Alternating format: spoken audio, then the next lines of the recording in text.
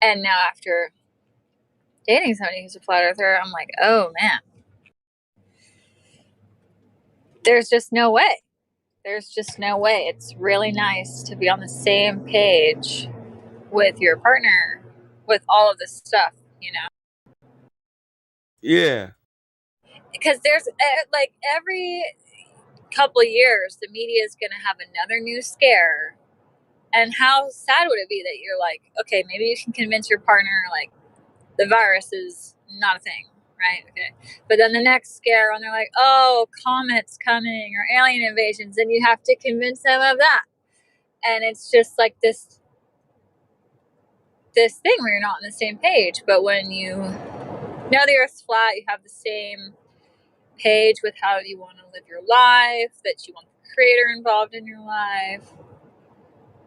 You're just able to like hit everything that's going to come at your relationship with regarding, well, society and also just marriage stuff in general. But oh, look, I'm not the only diehard romantic that's a deep thinker.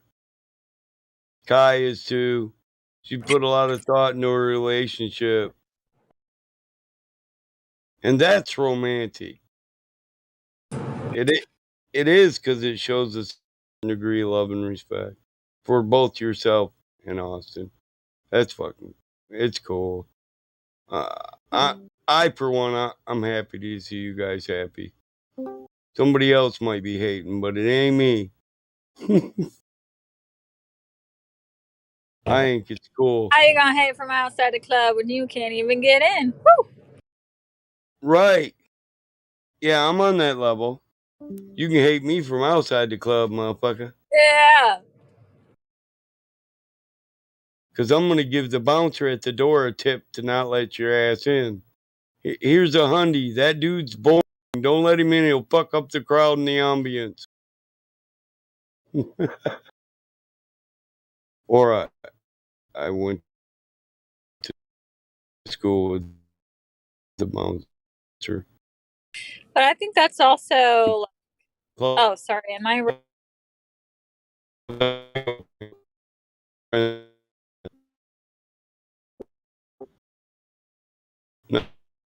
No, you didn't. I think you're roboting. Nothing. Let wasn't someone roboting either. confirm. Yeah.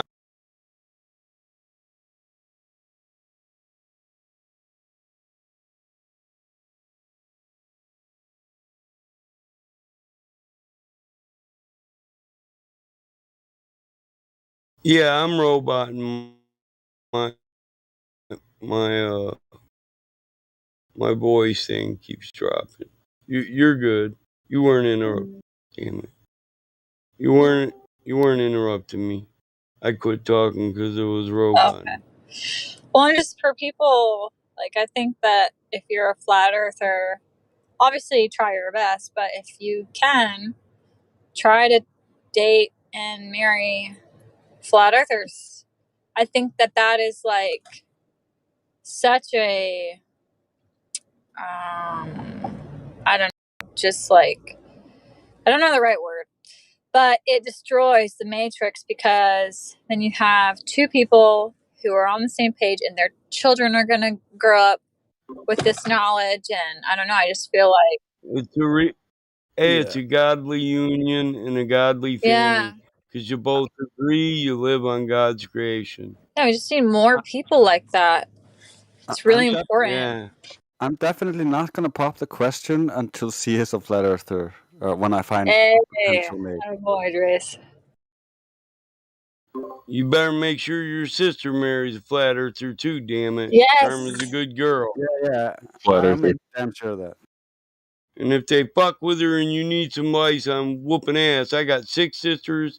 I grew up with 6 sisters, 5 brothers. I got my ass kicked till I was good at kicking ass. Then I got combat trained. And I got a black belt. I can help you out with that. It's fine. I got an active volcano. I can hide the bodies.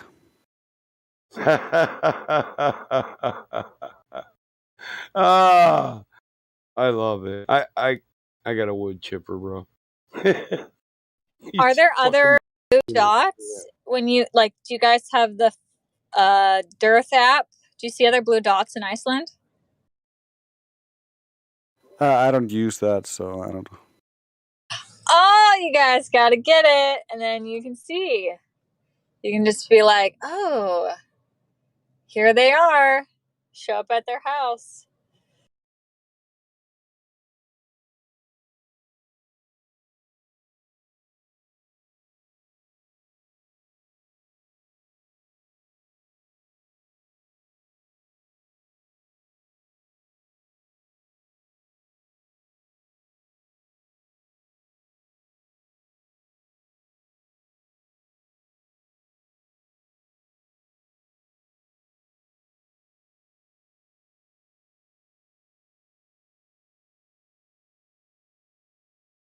Yeah, we have to start a generation of people that weren't like tortured as soon as they were born.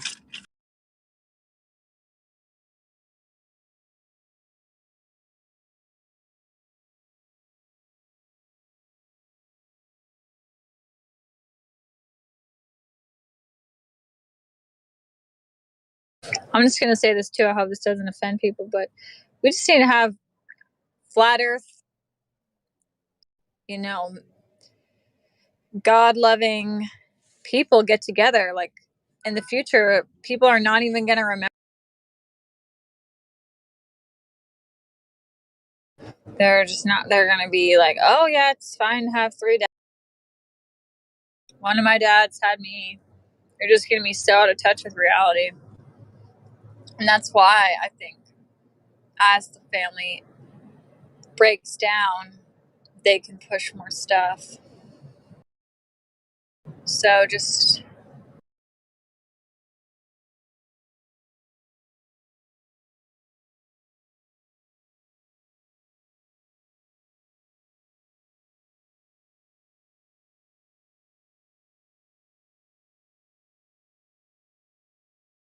So yeah,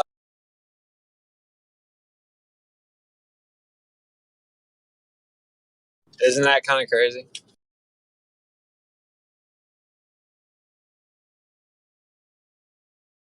So like a vast majority of everyone that's alive right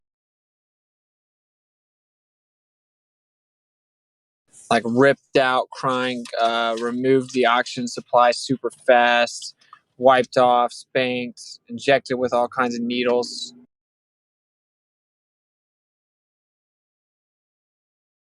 So you need people that build outside of that and raise a next generation that's not flooded down with lies and poison, and they grow up to know the truth and carry it forward, right?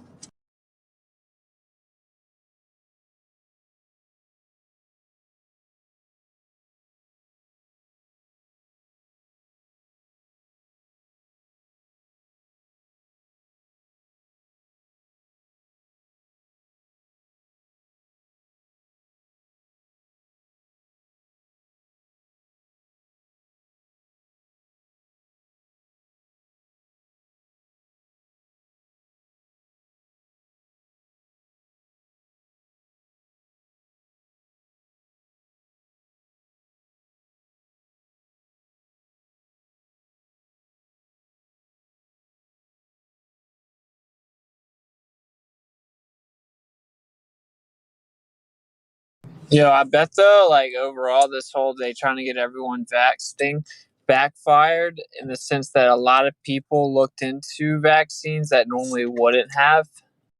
Like they had a reason to look into them. So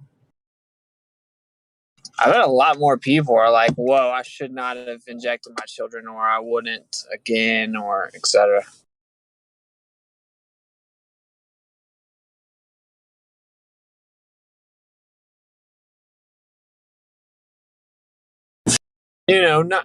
Not medical advice. Do you know? Isn't it crazy to insinuate something's medical advice if your advice is simply just don't synthetically impede a baby? Like to just leave it alone isn't medical advice.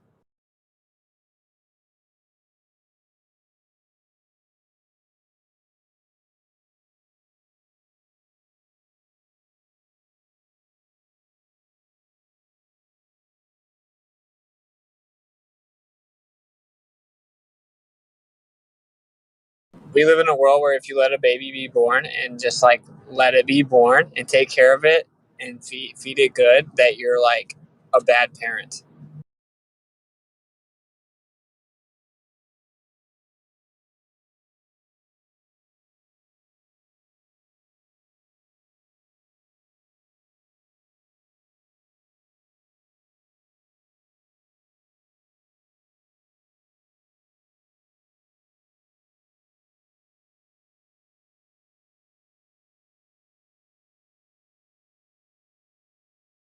It's so quiet.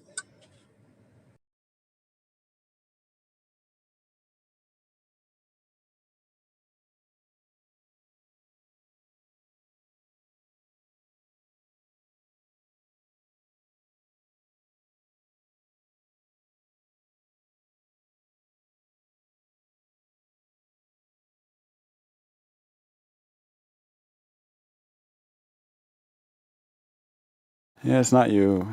No one was just talking. I've been writing down a bunch of questions for my little game show I want to ask the Globers when they come in here, as long as Creation Bear is here with his soundboard. So you want to defend the globe religion is the name of the game, and it's got 3 categories: the globe religion, globe zealots, or logic, and I'll allow them to choose one of the 3. And then they have 3 lifelines. They can call a friend, and they have 3 minutes to call their real life friend if they want. 50-50, 2 wrong answers will be removed, and ask a flat earther. They can ask any flat earther in the live stream. And it's kind of similar to the questions Austin's always walking around asking, but along those lines, and just much more of them.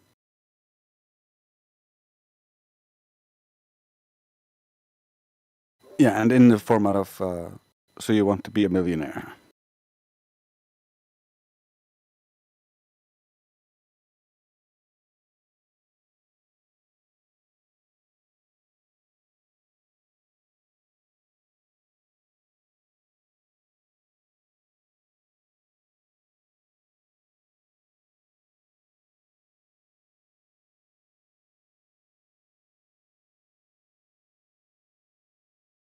Sadly, I have no test subjects, so it's not very useful. The Globers have become extinct.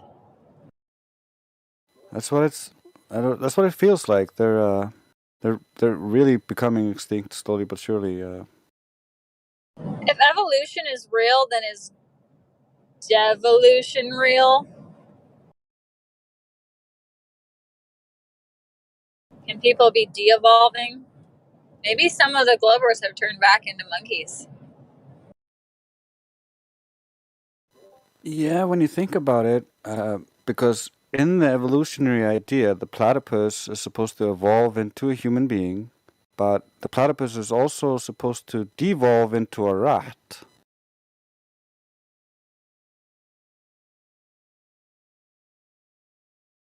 Wow, platypus is like the most important animal ever then?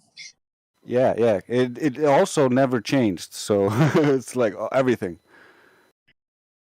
What's their infatuation with the platypus, yeah? I need to know. The real gravy, though. There's some real gravy. What's that really famous cartoon? The character that's pretty cool and funny. It's a platypus.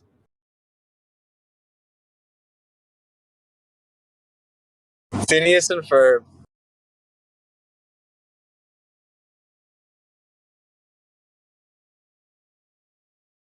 Yo, Kai knows the freaking song. He's Perry the platypus. Very little but never flinch from the fray.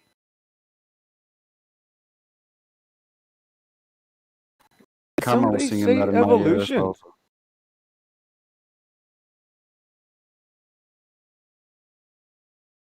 Oh, that's such a wonderful topic. I mean, where does it end? You know, it stays the same. It's evolution. If it never existed, it's evolution.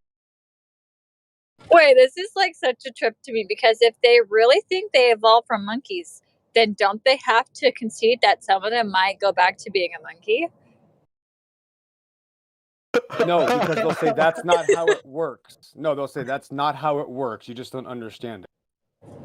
Oh, it's only one way. But I thought, why can't evolutionary be like binary? You know what I'm saying? Like go both ways. That's sexist. That's homophobic. We need a binary evolution. So my question is, why is there still monkeys and still humans? Why have, I mean, humans have been on Earth for X amount of time. It's the same answer that goes to her. You don't understand evolution. That's the answer. You're They so all mean. died, bro. They all died perfectly, like conveniently. Right, correct. So Witsit just proved evolution. They all died. That's also evolution. Thank you. Proof. If you Grace, find a I'd like bone to in the give a. ground, Is Drake still in here? I'm here. Grace, Go I ahead, got a suggestion for the name of your quiz, your show. It's Who Wants to Be a Helionaire? Oh, that's cool. Can you imagine like them having like Thanksgiving back in the day and like only half of them made it to like human status? Sorry, Uncle Rick. See you later. Yeah, well, that's how you also got the evolution. baboons. Yes.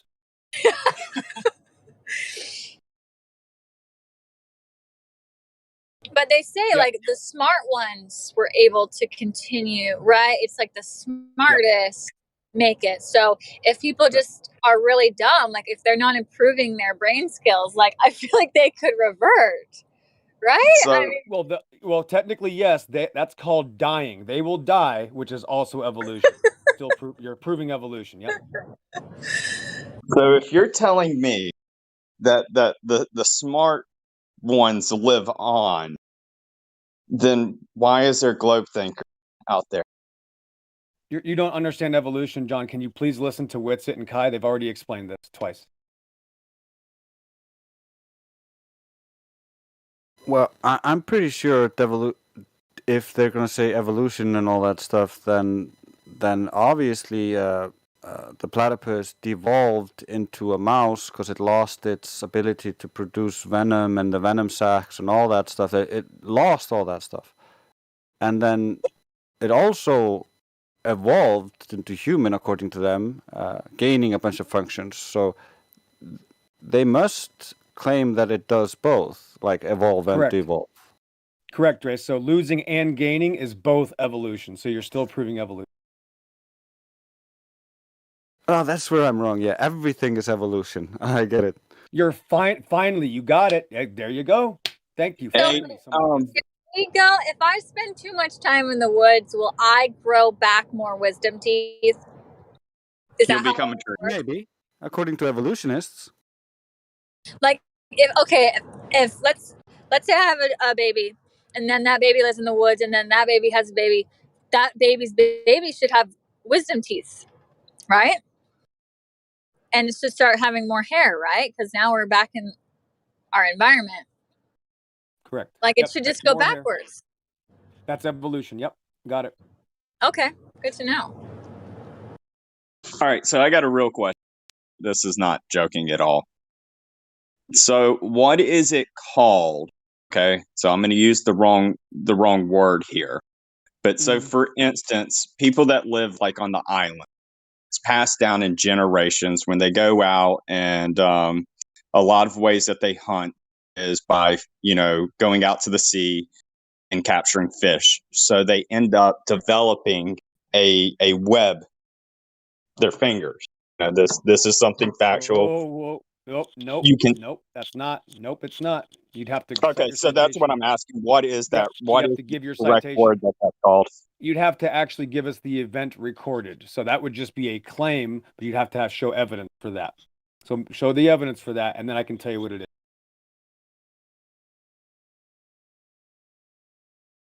Yep. See, it's a stalemate. There's no such thing. They might have said that on television. There's absolutely no such thing as that. Nope. They tried it with cats for years because of the reproductive cycles are so fast.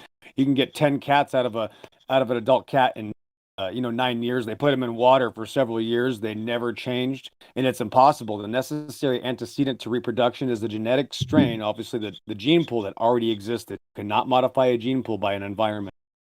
So go get I that got you. citation. Get that Yeah. citation. So it's not that I'm using the word wrong. More so of the fact that no one understands why there is people that live on the island down there that have webbed fingers, and no one can say Get the facts. citation. But you got to get the citation, John, because until then, we're just making a blanket statement that doesn't have any credibility. You'd have to show Exactly. me people with webbed hands first, which I've asked for years. I've never been shown an example of that. And then when you do find them, I'm going to show you it's still not evolution. In fact, it's not even adaptation. This is a big problem that most people are missing. Even Christians, even flat earthers, people that are skeptics don't understand. Adaptation by nature, but literally by design, is impossible. Because if something doesn't already have the ability and it needs it, it dies. If you need something you don't have and and you're dependent on this thing that you need, you're done. You're not going to die then magically get it. You see, it's a necessary antecedent. There's not even an example, bro. It just gets worse. It's easier to understand that if you can't get step 1, which is adaptation, you can't get step 1, 2, 3 to 99 to 100. You got to have step 1 first. Yeah, you explained that perfect, because when you said adaptation, I'm sorry, I'm not right on saying words, but when you said that word, you explained exactly what it means. I fully understand what you're. I appreciate your honesty in this. Thanks. Well, no, but just I want you to be, because this is a study that I was doing way before the FV. So this is where I kind of got to budge in and try to squeeze into this conversation, because even Christians like Ken Hovind make mistakes. Here's the problem. And even BattleBot knows this. Even BattleBot and the moderators know this. So I'm not going out of line here. It's an adaptation. There's no such thing as biological adaptation. Now, if I go out in the sun, right, you've been out in the sun, you'll get a tan. That's not adaptation. You already have the ability to get a tan. So watch this. Try to find an example of adaptation in creation and watch how that will just be. There's no such thing as adaptation, let alone evolution. If something can't even biologically adapt, you have no room for any evolution. So the best way to destroy evolution is to show them you can't even have adaptation. It's literally a guillotine to atheism. It's the most, and that's why I've been banned from literally 1,000 atheist channels. I'm actually banned from modern day debate Discord before I even joined. Go ahead, try it. Give me an example of adaptation creation. I can't, because I actually understand exactly what you're saying. Okay. Perfect. It is a problem, because people think, oh, there must be a form of adaptation, because when they teach you this in kindergarten, they say, little Billy and Sally, of course you believe in adaptation. The child doesn't want to seem stupid. The child shakes his head. Yes, of course we do, teacher. Then in first and second grade, they say, well, adaptation leads to what? Evolution. So if you admit adaptation, you've already lost the conversation. You've lost. And that's why it's very frustrating, because even the top evolution debaters that are destroying the evolution don't realize they still don't have a claim, because they're still advocating for adaptation. They don't even realize that you've already lost the conversation. Yep. You literally destroyed a saying that I used to say. I used to say there's evolution to a point, but the fact of that word that you're using, I mean, it's literally like when you remove that, now there's nothing that evolution has a stepping stone on. Not that I can think of. Right. So if it's like a chess game, right? If I show them you don't even have a king or queen, there's no chess. It's over. You don't even have a claim now, right? The king and queen, that's my claim. I'm trying to protect my king and I won't say just king and queen, right? That's a dynasty. You have to have a queen, by the way, guys. I know this might be confusing for the atheists. You have to have a queen to have a dynasty. If you don't have a king and queen, it's over. So you start that chess game and point out to the atheist, where's your king and queen? You need adaptation. So watch this. So like if let's say all of us move to a desert island, and let's say I die, right? Everybody else survives, right? There's Witsit and Kai. They survived. There's their family. No XO family. That guy died. Well, that means the people that already have the ability to survive on the desert island are the ones that are going to make babies. If the XO did not have the ability to survive, he's not going to make a baby with his wife. It's over. That means the ones that only already have the ability to survive will survive. Eliminate it completely. It's so easy. It absolutely eliminates 1 billion% any chance for adaptation. Before I get to evolution, it's over. Yep, I agree fully. Very Get well the word said, out bud. there. Get the word out there, because they're not at this level, obviously. When you go to those debate channels that are talking about evolution and creation, it's frustrating for us because they're missing many pieces to the puzzle. Until they get to this level of understanding this plane of existence, they don't know what they're talking about. They are lacking in a lot of fields, and that's why they can't grasp that they're still using words that are defeating their own arguments. Just like when you, right, like the first word you realize when you realize this plane of existence was that you got to get the word global out of your vocabulary, right? Where there's dozens of other words that are literally damaging that we don't realize until we go down the line and go, wait a minute, what does this word actually mean? Like species. Species means to speciate. That means evolution. There's no such thing as a species. When two cats get together, rather they're an ocelot and a cheetah, if they bring forth a baby, it's a kitten, no matter what. There's no other option. That's not a new species. That's a breed. It's a breed, not a species. So when you say that word species, you're handing that addict that to secular atheism cartoons, you're handing them a drug. And they take that and they win automatically. You're just handing them a win. If you say species, you're allowing them to keep that religion. It's a problem.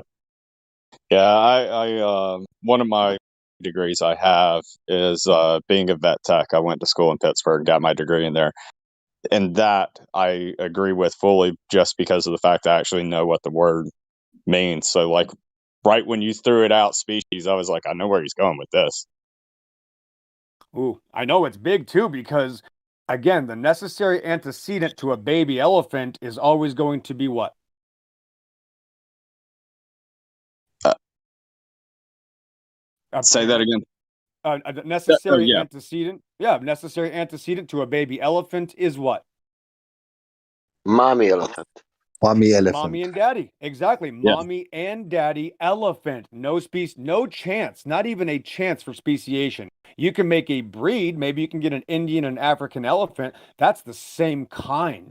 Literally, which Correct. another synonym for species, right? Even in my encyclopedia that I had 2 years ago, I lost it. It says kind is a synonym. So species is that irrelevant word that creates a fog of war. And of course, the fog of war creates confusion when people go, oh, I must believe it. And the confusion leads to the deception. And that's what these evil words are for lack of a better term.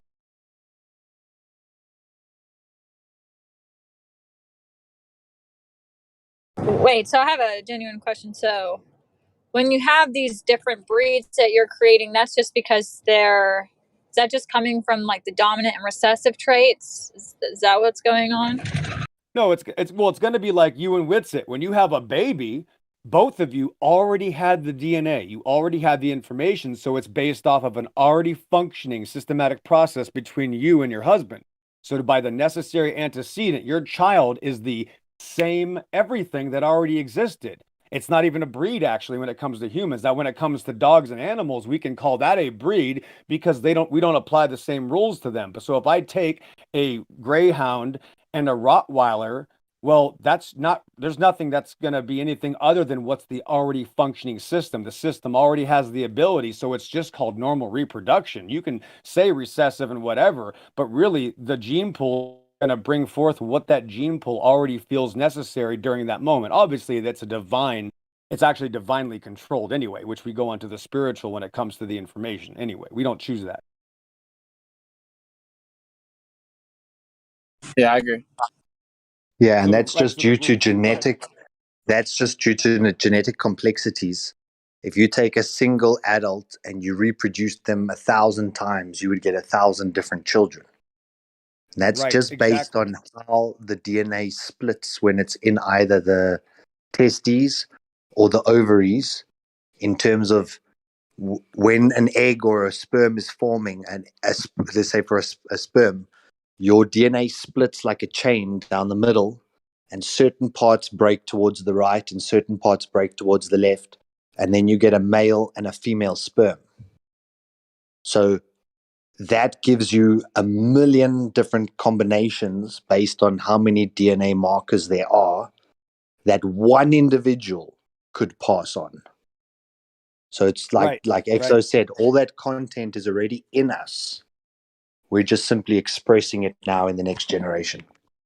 Right. 2 cans of paint. If I have 2 cans of paint, no matter what, I cannot create a combination of these paints that doesn't already exist. It's absolutely impossible. The DNA already exists. Now I can have a problem. I can lose, right? I can lose some of the combination. I can gain, and that's just how easy it is. Now, important factor though, they've been lying for obviously a long time. We know this. They have not been able to decode anything. They can't tell you what your children are going to look like. They can only tell you this DNA is similar to this DNA, and that's what they can do. Polymerase chain reaction, right? Oh, and that's why they have to have a computer that literally calculates billions of calculations a second to even tell you the numbers are similar. They've never been able to read it ever. And in fact, many FBI cases, when comparing DNA, has actually led to issues of actually creating suspects incorrectly, believe it or not, come from completely different families, going to the wrong family and saying, hey, your son or daughter or whatever might be a suspect in a murder crime.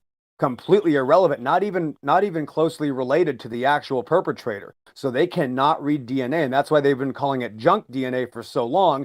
And it turns out, oh, oops, there's triple, secondary, and quadruple redundant systems. So when there is a problem, the DNA falls back on a fail-safe system that already exists. There's literally billions of computer processing codes on top of codes to protect codes that protect codes. Literally, humans can't even understand DNA. So when they say, oh, but DNA proves this, they're just lying. It's so complicated, we cannot understand it, period. Crazy. Like mapping when they say they've mapped the genome, it's like looking at a processor and saying, look, here's all the transistors on this side and here's all the transistors on that side. Does that now define everything that processor could potentially do? Of course not. But the humans have the audacities to say, well, we've mapped that DNA has these 4 letters in this many sequences. Therefore, now we can start manipulating and cutting it out and adding to.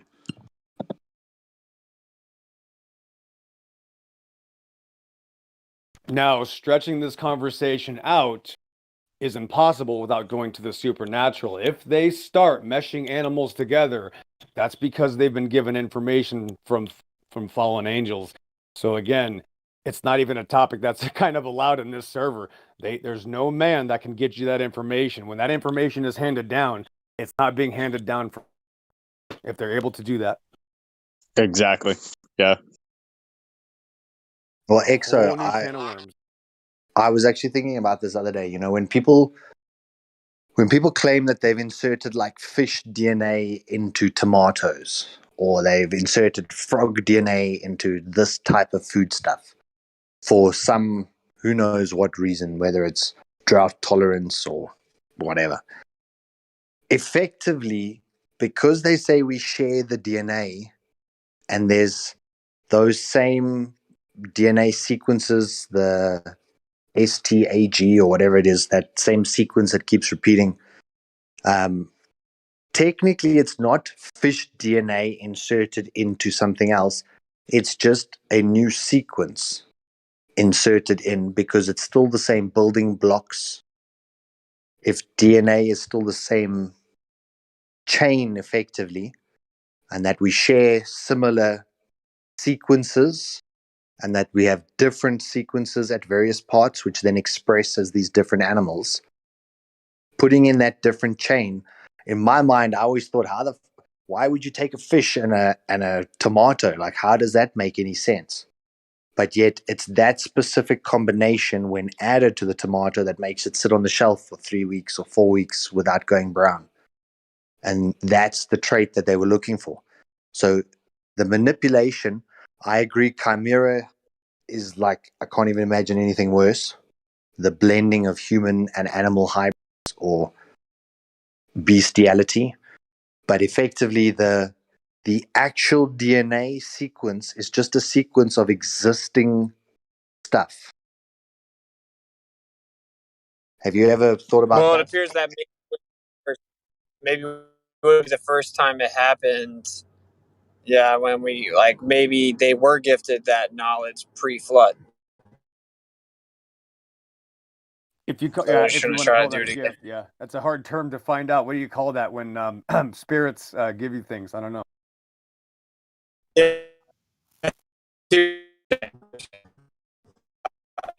You're robotic. Hey, with it. Mic check. Mic check. With the robot. Is this mic okay? Or shitty? Pretty shitty to me. Does it Yeah, really? same here. It's crappy. Terrible. Okay, hold on. I'll switch back.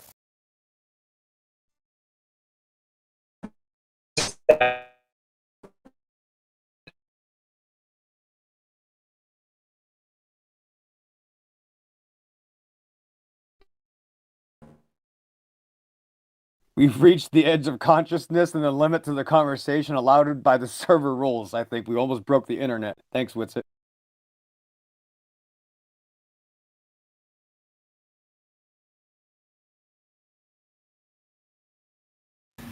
This should be better. Yep, sounds better. Cool.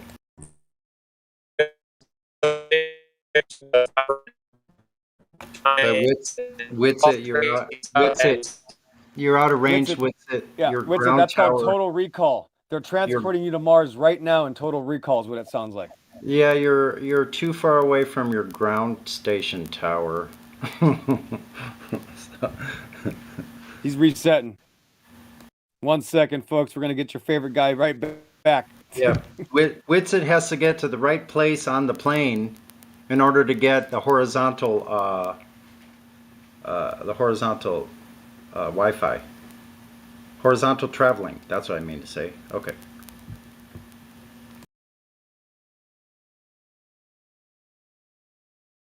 Just a tiny bit of static, Sonny. Not that it's going to kill us. Yeah, it's just my fans. I have fans going. That's probably what you're picking up. I try to get the threshold down as low as I can so it doesn't cut off. You know what I mean? But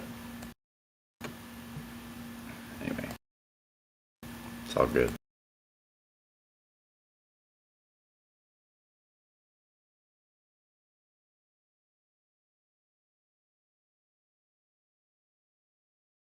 If you go any farther with this conversation, you have to take it to the Bible room. Go ahead. We're getting on the gravy though, because it's so interesting to think about what happened. Like, these could have possibly been real creatures, and then they were taken out because that was wicked to make them. Yep, literally washed out, flooded out. Yeah, I think. Well, and I just wanted to say, oh, sorry. No, go ahead, Kai. I just wanted to say one more thing, because I was telling my mom about this, because she's like Christian, but like very blue pill Christian, and I was like telling her this idea, like maybe the reason that they were so wicked is because of all the genetic manipulation. And I read her this part, I didn't even know it was going to be in there. It's Genesis 6:8. But Noah found grace in the eyes of the Lord. These are the generations of Noah. Noah was a just man and perfect in his generations, and Noah walked with God. So I thought that was interesting, because it's like he's a man and he's perfect in his generation. So maybe he had like pure bloodline still, like not genetically modified. I don't know. Just thought that was interesting. That's super interesting. Like Sounds like that's why Noah they'd didn't saved take him. the jab. Yep, he wouldn't take it. Anyway, hey, I was gonna say,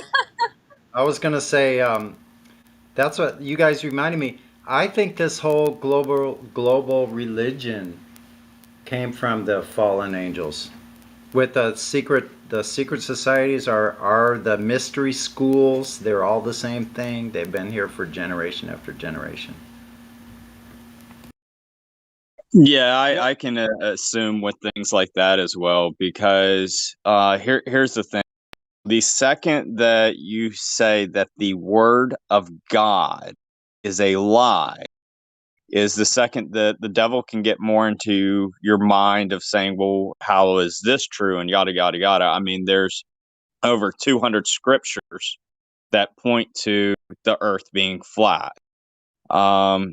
So that is something that's more of a deception, in my opinion, that comes from, if whatever you want to call Satan, but not from the fallen angels. I don't think that that was the fallen angel that did it. I think it is the deceptor that has done this to us to say, hey, your Bible is wrong, yada, yada, and gets to the point of how do you know that your God is actually real? Furthermore, I'll say this. We now have where our children are being taught that they can be any sex that they want. And I'm here to tell you, in 5 to 10 years, some of us are witness our own child come to us and say, Daddy, you told me I was a boy, but I found out later on I was a girl, and therefore I'm going to question your God. I can't even get my sex right. So again, a whole bunch of deception coming from the great deceptor of this world.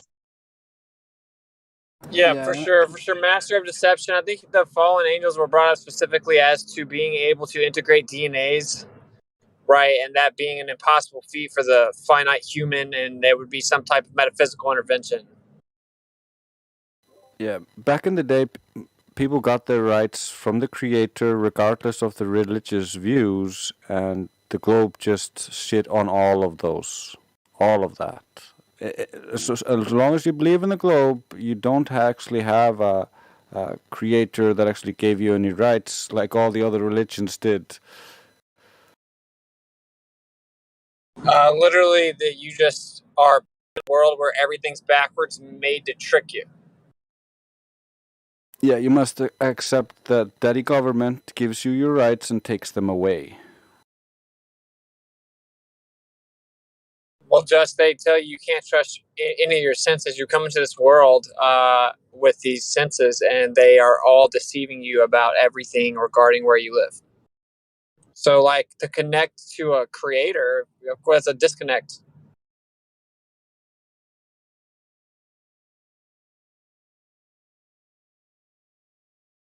Yeah, John, list though, just to let you know, that list is actually lacking a lot. That's a pretty old list, right? See if you can find Exodus 204 on that list, because I noticed that these lists are there's probably over 1,000. And remember, every time it says the heavens above, that's this topic. That's literally the more important topic, to be honest with you, that's related to this server. That it's hard to understand. You know, we break the rules, but anytime it says the heavens above, or the earth beneath, or the water under the earth, right? So there's a lot more than 200. There's probably over 2,000.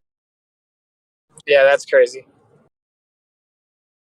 Yeah, I'll take your word for it. I'm actually look just to see, but I do agree with you that there is many things that God has said, you know, in the Bible, that it gets very hard to sit there and be like, do you really want me to list all 2,000? Let me leave it at 200. Well, it doesn't matter. You don't have to list them all, but do you agree at this point? Like, every time it says heavens above, that is only possible outside of this globe Earth delusion. Correct. Yes. Right. Yes. That's the yes, whole. yes, I That's definitely exactly what the target was. That's literally the target was getting rid of above. That means no God above. That's the was getting rid of the heavens above. But also, just look at the beginning of Job, when Satan shows up with his hands behind his back, twiddling his thumbs, trying to instigate a fight and trying to destroy Job. And God asks him, what have you been doing, Satan? And Satan says, well, I'm going to and fro and up and down in the earth. So we're talking about layers in the earth of up and down. That's not, there is no up and down on a ball. He's going inside the earth, above it, and across, right? And across, to and fro. That's, again, we're talking about horizontal and vertical movements. We're not talking about curved movements, you see. So it's very specific. There's so many little details that you cannot understand. That's why I heard the psychopath. This really pissed me off. Sorry for the language. Some guy earlier on this big Christian channel, and these people are awake, said Job is a poetry and a poetic book. By the way, 42 books in Job. That'll come up on the test later. But they said that Job is poetry. No, Job is literally the most literal, one of the most literal descriptions of God's creation in the Bible. That's how psychotic these people are. They think the whole thing's poetry when it's giving you an exact, specified, detailed description of reality. That's what they've been destroyed. This outer space religion destroys your ability to think. Dude, and I was really young when I was like, wait, if heaven's above us, like, was he just like out, the creator's outside of outer space? I'm like, what, he's Exactly. above the universe or what? Like, I was young and I didn't make sense at all. Right. Who can point above? Like, which country is pointing to the right above? Is it China? Who's the special country? Of course, some extremists will probably say, oh, it's Israel. But that's the thing. Nobody can have an above. There is no above. There's no down. There's no below, right or wrong. So there are so many layers to this perversion. This is the number one. You got to admit, Satan is pretty smart. Yeah, yeah. master of deception. But where's the bottomless pit? And I think you said this, but they actually inverted that. Now the bottomless pit of nothingness is omnidirectional all around you, quote unquote. Above. The outer space. Yeah, essentially they want to put you mentally into the pit. Yes. Yeah, another thing that when I hear, I'll hear sometimes when y'all ask a globe person, when you drop something, how does it fall? And they'll come to the conclusion that's down. But the question that I have asked them before, and I'm waiting on one of y'all to do it, but ask them, like, all right, so if you drop it from Greenland, and then you drop from Africa, and then you drop from Antarctica, like, which direction then is it going? Like, they have to admit that at some point in time on their globe thinking that it's going down, left, right, up. Well, they say down relative to center of mass. So listen, that's a really good point. I want to interject this right now because it's perfect timing. So why is it that nobody thinks of another country, let's say something far away, as down there other than, okay, down under Australia?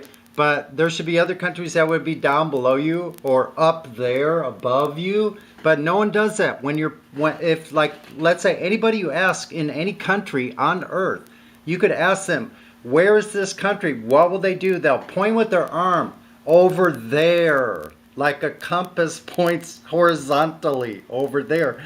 Everywhere you are, you could point to another place, and it's over there. You could stand up and point with your hand, with your finger, not up there, down there. Just a point I thought I'd make. Right. So whenever they say they get in orbit, right, they say that it's effectively free falling. So think again of the bottomless pit, right? Like you would free fall infinitely, right? It's bottomless. Right, which with these people like these psychopaths like Matthew Learns apparently think 4,000 miles or whatever is bottomless, right to the center of this ball. That's bottomless. Yeah, it's crazy, bro. It's so patently impossible for the heliocentric model in the scriptures to coexist. Well, remember though, that's the thing. Remember, it's a black hole centric. It's actually great attractor centric now, right? So that's the thing, is that it's not, the sun is not the center anyway, right? It hasn't been for over 35 years. It's been this black hole created everything, and now everything spins around it. That's another name for Satan. If I said there was a giant walrus in outer space that everything rotated around, that would be satanic, let alone calling something the great attractor. This literally means that this religion is now Satan-centric. And that's a hard adjustment, but it is not heliocentric now. It's admittedly Satan-centric, a void of nothing. Instead of the creator of everything, now we are the God of everything is a void of nothing. Can you please think of a better name for Satan or a description of Satan? No, you can't. That's right. I mean, where's he at, right? Where is he at? The most, he is in that literally location. Exactly. That's actually a pretty accurate description of where he is. Right. The void of nothing is the center of our world. We are rotating around this black hole that exploded actually 15 billion years ago, and now we just rotate around this magical. I mean, that if that's not Satan centric, then I need to, go to another topic, because then I not anything. But that to me is the most satanic belief system you could ever imagine. Well, the beast does come out of the bottomless pit when the key is given to it. So, like, it's pretty blatantly Satanism. Right. So they're literally saying that we are bottomless pit centric. But it's called the So Great crazy. Attractor. It's called the Great Attractor. Doesn't that sound like somebody tempting you? I'm trying to attract you. I want you to listen. I'm going to whisper in your ear. I want you to do what I tell you. You don't have to worry about good or evil. Just listen to me. For sure, yeah. Bruh.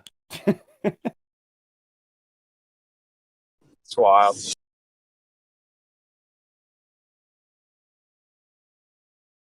I stop them in their tracks, like at question 1. And I go, wait a minute. You do know that you believe you revolve around a black hole now, right? And then you just watch the eyes look up at me and there rolls back in their head like, oh, you didn't know that? Yeah, it's called the Great Attractor. Just type it into Google. That was easy. And once you do that, you're already showing them that right as this chess game is about to start, they don't even have any of their pieces ready. They haven't even set up shop. Now they got to start over. And they're never going to forget that. That's a seed that they will never be able to remove unless they admit that they're wrong about all of it. It's like an instantaneous, sorry, I'm going to win either way. It's an instantaneous extrapolation. Sorry, here's your brain back to you. Next.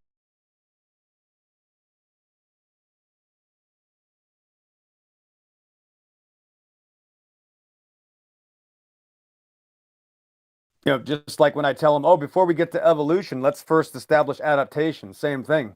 They got to start all from scratch. Their entire chess gets wiped out, and now they got to find out what adaptation is. They won't be able to do that, so they won't even be able to set up shop. It's over. They won't even have a claim.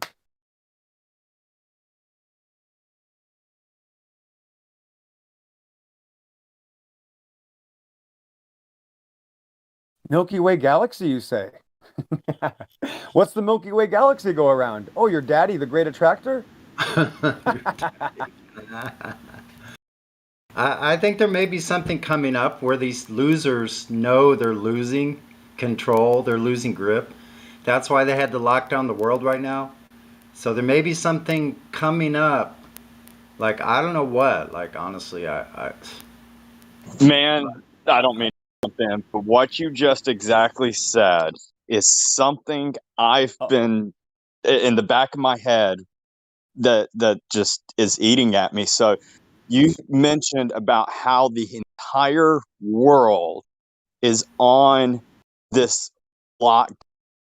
I have been sitting there telling like my wife, because she's the only one that really listens to me, but I've been sitting there saying, why is it the entire world has decided on a lockdown? Like, we've gone through hundreds of viruses before, and you would have a few countries who overreact, but this is the first time that is recorded for history, so to say, of the entire world being locked down. Even for the Spanish flu, there was no entire world that was locked down.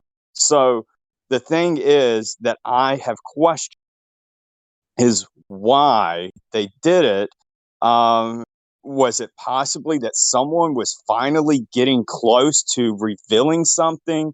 Was it to stop people who actually go to places to see these sculptures and ancient history? Were they about to unlock something? So it was like, holy crap, we got to shut this down and cover this crap up. Are you ready for the answer, John, or is it too early?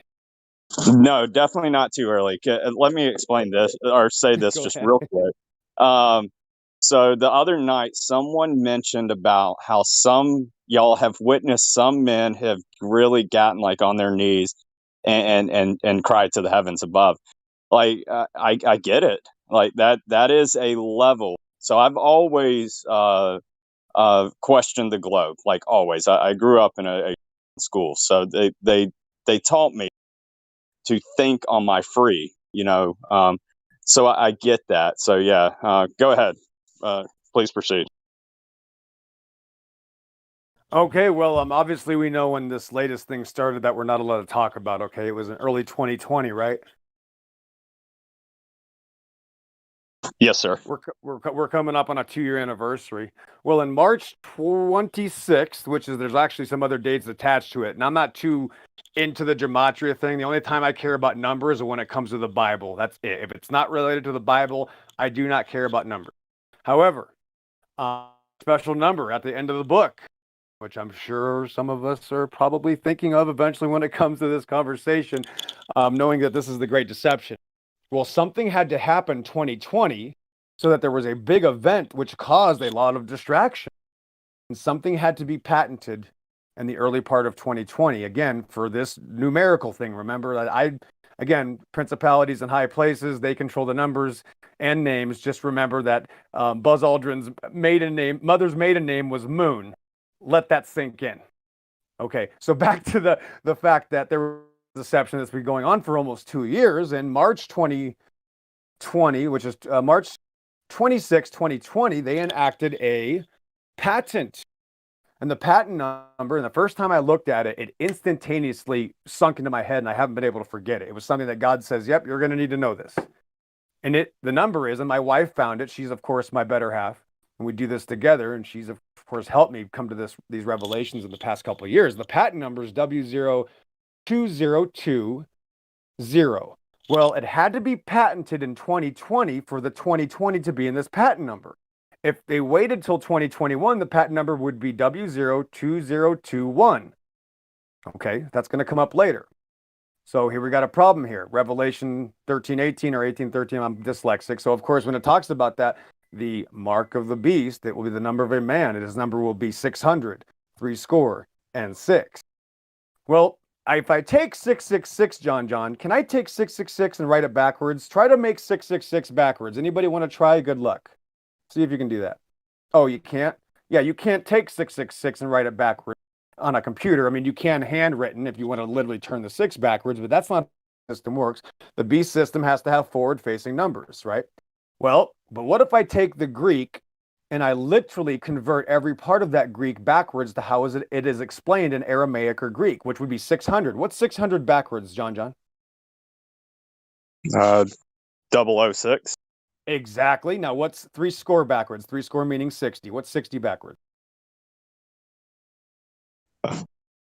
06. Correct. And 6, okay? Here's the rest of the patent number. W02020060606. Welcome to the patent number of body activity data monitoring system, which will be a implant that will monitor not only everything in your body, but your brain as well. It will act like a polygraph system. So when they give you this for your currency increasing ability so that you can make money, you will not even be able to fool them. There won't be any Indiana Joneses or Sean Connerys going into the system and saving us, pretending. Once you accept this, they will be able to tell who you are and what you're thinking to make sure that you're not going to trick them. And again, just look this number up, W02020060606. This was patented March 26, 2020 by Bill Gates. And that is the admission to the mark of the beast. Everybody was looking the other direction because they were looking about what? They were looking about the other subject we can't talk about. Everybody looking about information about the other subject we can't talk about. They patented this number that had to be patented literally within weeks of this latest deception going on, which has to do with what, ladies and gentlemen? Cryptocurrency. That is a cashless society coming to a city near you. And they've not only patented it, they've admitted that they're going to keep the patent number and continue to upgrade the already existing number. Welcome to Revelation. Wow, they needed the zero. They needed the zero from 2020. Yeah, in order to make it backwards, the exact Aramaic or Greek of the Bible, they had to literally do it in March 2020. That's why everything has been fast forward, John, because we were about to enter Revelation soon. Not sure when, not making a claim when. Could be 5 years, could be 10, but it's already on the books. It's already admitted, and it is an implant system. And look at the anagram. Look at the is that called BAD? BAD. It's called a bad body activity data system. So it even says bad on it. So when God tells you there's no excuse, there's no excuse. And I guarantee, watch this. Everybody was hiding from this other deception to survive, people will be begging for the mark of the beast to survive. Thanks. Oh yeah, because that's man, all of that is. But also like when I look at mark of the beast or anything in scripture, I actually read the entire passage. And when the thing of right after the mark of the beast, what is the purpose? The purpose is to buy or sell of goods. You can't do it without that. And I keep pointing more and more about how there's things that we cannot buy, there's not sell. Well, that's what it's working up to. Again, it's not the other topic we can't talk about. That's why this system, the body activity data monitoring system, is going to be able to read your mind. You got to hear me out. It's a polygraph system. That means it might be located on the forehead, and there might be a secondary satellite system, pun intended. Maybe it's on your right hand. Well, if you don't have a right hand, they can still put it on your forehead. I think most people that are alive are going to have a forehead, so it's a fail-safe anyway. But in order to read your mind, it talks about understanding the impulses of your brain like a polygraph system. That's what it does. A polygraph system just monitors your heart rate and sees how you're expressing your emotions. That's what this system is going to do, and that's how it's going to dictate you receiving currency. Again, don't miss this point. It's attached to cryptocurrency. So yeah, everybody investing in cryptocurrency, I got bad news for you. The more money you make with cryptocurrency, the worse off you are. That's what Satan does. I'm sorry. I know it hurts. I'm sorry it hurts. The quicker you get out of that system, whatever you think it is, the better off you are. It's better for a man to literally lose his arm if it causes him to fall than to enter the kingdom, because he won't enter the kingdom. You will be going to hell with both your arms. Guys, you got to let it go. The only time that Jesus absolutely lost his temper when it came to people multiplying money, changing money, for the record. That's the one time Jesus lost his temper and had to chase people with a whips and flip tables. So please wake up to this deception. Please, thank you. I tell my wife all the time, pass a church, and they have, even if it's something simple of like a yard sale in front of it, she literally has to hold the steering wheel because I'm like, I just so badly want to go over there and flip tables.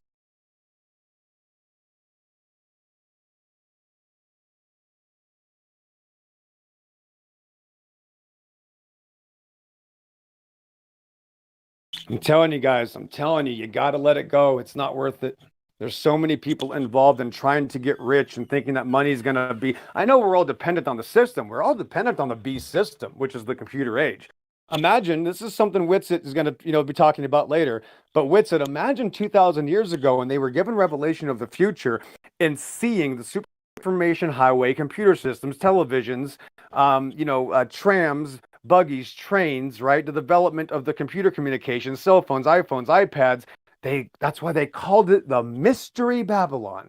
See, they could not them. It was like, what is this hysterical witchcraft of everybody talking to each other with black mirrors in their hands? They called it Mystery Babylon. So imagine 2,000 years ago, we're on a farm. We have cows and sheep and maybe tortoises if you're lucky. That's what normal life was back then. So to go from that way of life into herding sheep to seeing literally lights going back and forth on a highway, there's little things that people drive around in. There's no more horses. These chariots of fire in the sky, the airplanes. That's what the mystery is. That's how they described it, right? It's very simple, guys. This is Mystery Babylon. It even says fine linen, scarlet, and purple. That means red, white, and blue, guys. I can't force you to believe it. Check it out yourself, guys. I'm telling you, we are on the door of something that I'm not sure I got the stomach for. I'm ready for anything. I fear no man, and I only fear God, but there's going to be some different times coming. Trust me, you won't have to be trying to fast in the near future. You'll be trying to find anything you can to eat. You'll be fasting just fine pretty soon. Don't worry about your weight issues. Thanks. Wait a second. Can you give a little advice for the people like me that are string beans? Bruh. I'm not a big guy. I mean, look at me and Whitsitt. We're thinner dudes.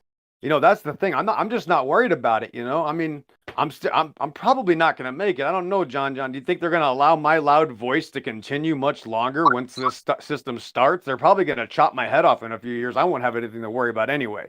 My advice is that you got to get your nose in that Bible and have God show you what your mission is. Reach out to him, say, I'm ready for the next level, God. Even though no other man can or what, because remember, this is a rare group. You guys are the first generation to have this knowledge. Your ancestors did not recently. Your parents had no idea. You are the first generation waking up to this great deception. Literally, the first generation. It's on your shoulders, guys. That means you turn to God because you can't figure it out anyway. And the fastest way for understanding is to admit you don't understand, and that the only way you can understand is that Elohim can give it to you. That's the only understanding. Fear of the Lord. Read the book. Get your nose on that book, read it, trust him only above all, and that's the only advice I can give you. Love it.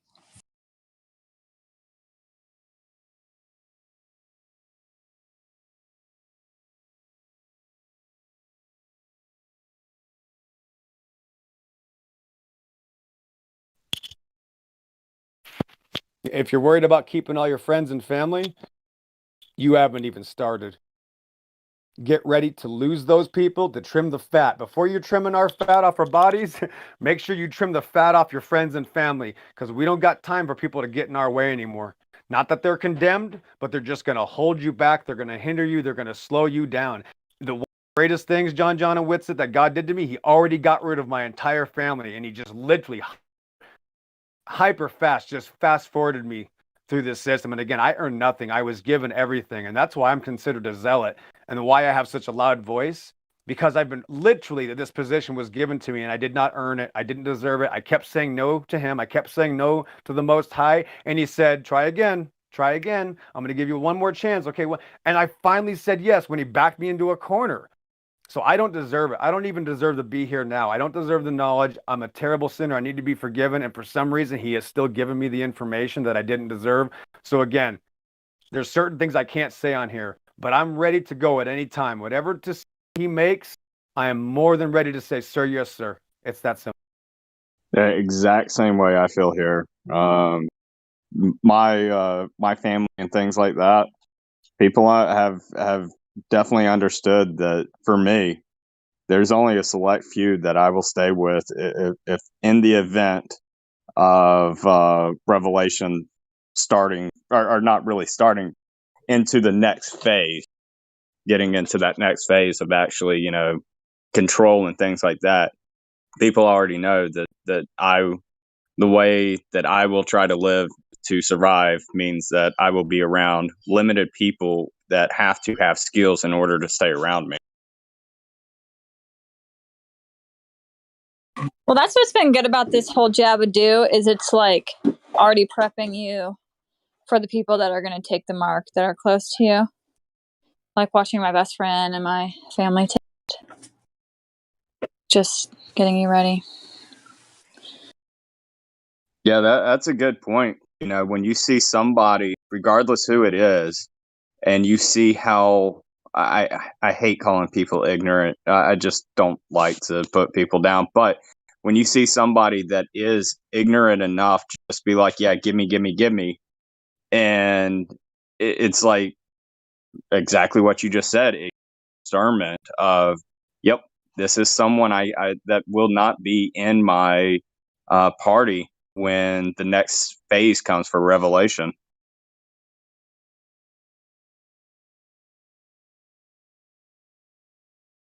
Yeah, and I think you said the most important part. Like, we're the first generation to really get this truth and come out of the great deception. And so we have a big responsibility to protect that truth, convey that truth, create families that know that truth, and then represent that truth, and then see where we are in the end as it unfolds,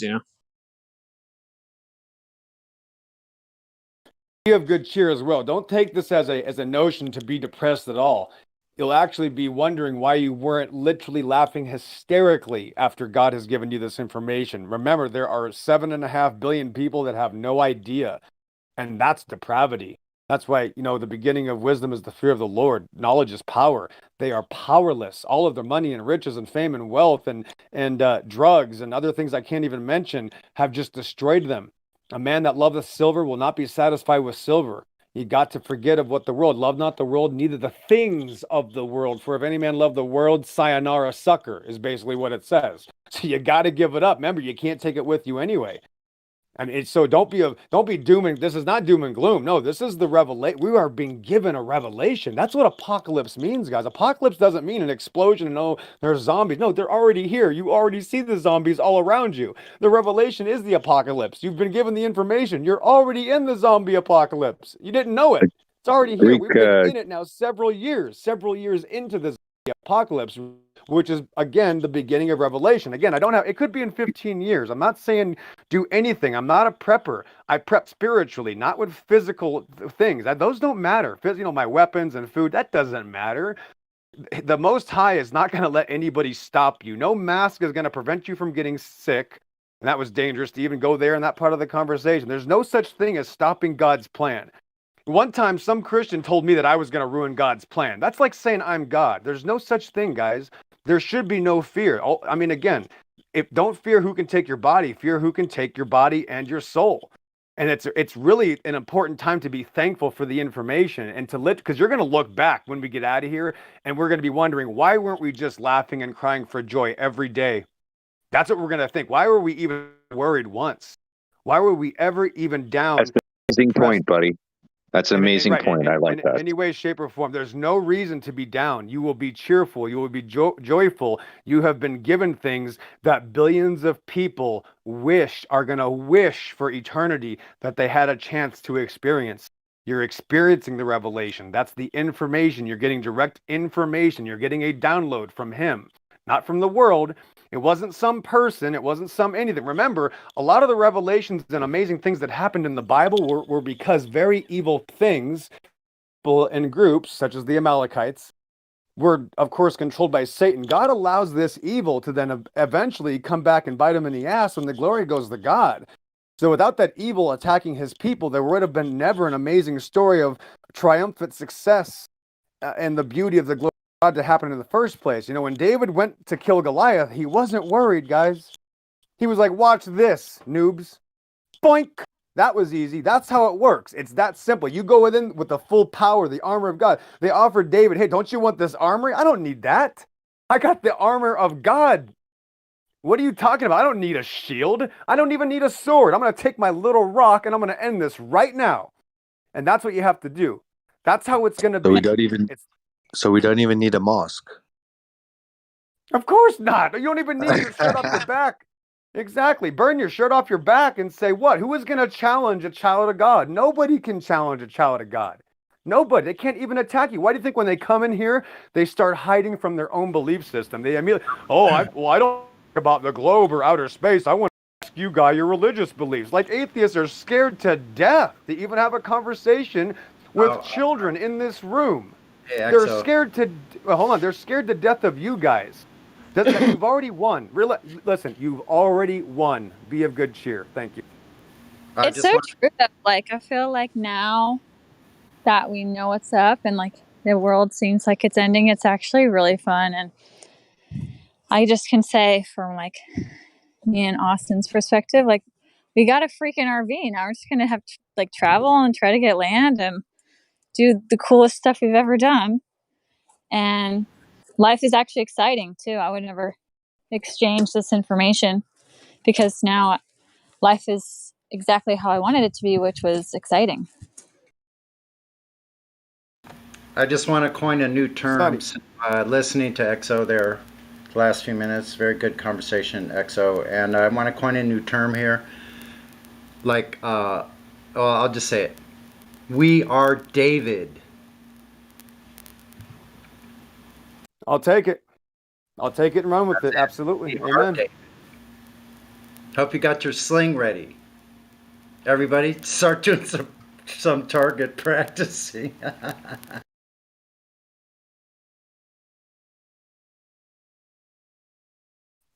Well, have you been to the Grand Canyon Nitwits?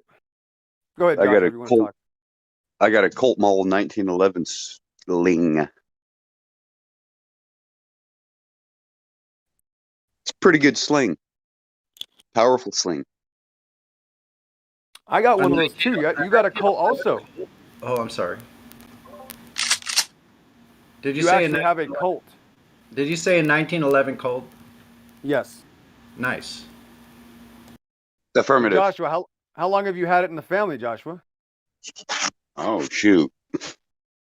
I know my grandfather had it since he was in Korea. Mm-hmm. I could tell you've had it for a while, but I won't tell you who told me that. Thanks. Yeah. But as far as that, that's like the person that had built that individual piece is like a family member. So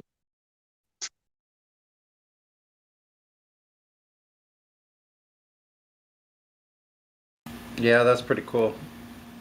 yeah, they stamped it and initialed it.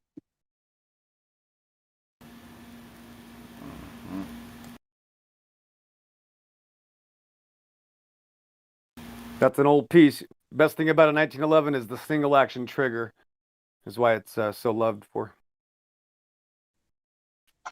If you The get thing that, I like about it, what I like about it is 3-digit serial and the numbers or the barrels serialized with the frame, so it's the same matching serial. nice. It's not the original slide though. I don't know where that one went.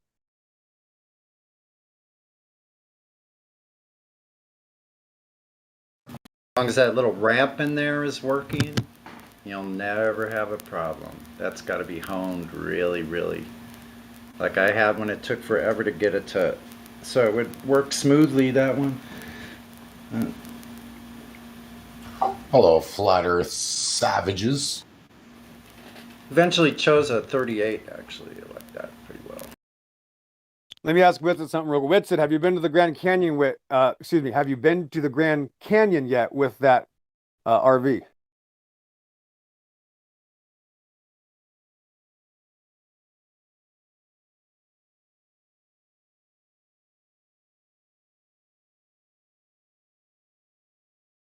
Did I lag out?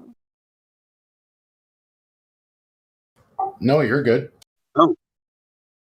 Okay, Witsit is on a break right now. He'll be back shortly, so just one second. Yeah, Kai and Witsit, they drove into infinity temporarily. I'm sure they'll be back.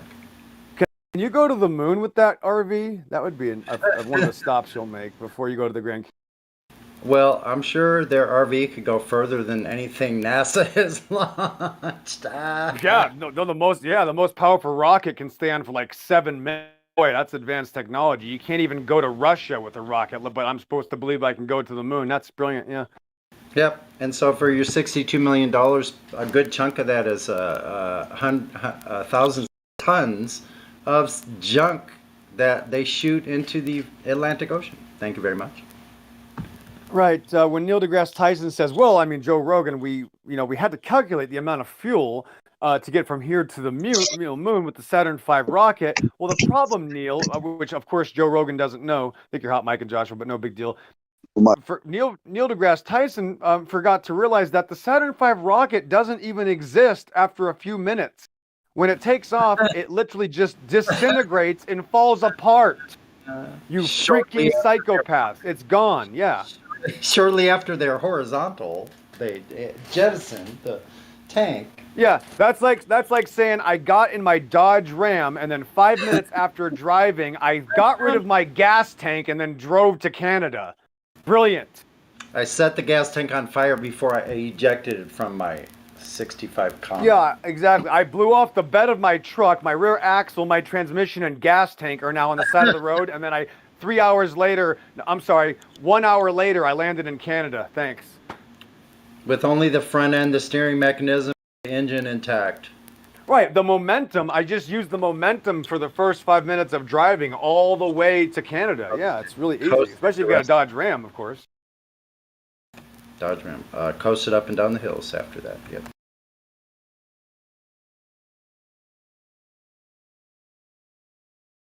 So you have to take here's the hardest part for all of us, is to take some spiritual mercy on your enemies. You don't realize how sorry you're going to feel for these people, these crazy people that believe in an outer space cartoon religion. Do you not know by now They are the dumbest, most depraved, pathetic, psychoanalyzed, reversed, stupid people in the history of existence. And there is no close second. And they now, are literally destroyed. I mean, you guys got to feel sorry for them. I do. You know, so you got to be nice to them. I'm just saying, you got to be nice to them, you know? Pray for them. I'm not kidding. And now genetically modified as well. It's just unbelievable. It's scary. I'm done being nice to people like Zanuck, buddy. I'm done being nice to people like Bob the Science Guy. I'm done being nice to any of those people. Oh my gosh, wait, no, let me explain. This is a different level. Now you're talking about Antichrist Satanists. Now those people are literally the worst of the worst. They are literally on that mission. When the Bible talks about a group of people trying to kill God, that's who he's talking about. How stupid can you be? That's how it's just so sad. I don't even know what category to put that in.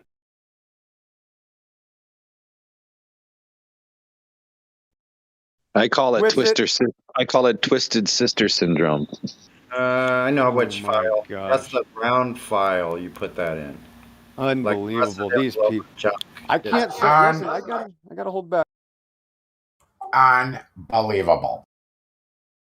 I gotta hold back. I gotta keep it clean. We want the server to stay intact. If everybody's gonna be real mad if I start saying stuff, but listen, I'm telling you, it were worse that they were never been born, guys.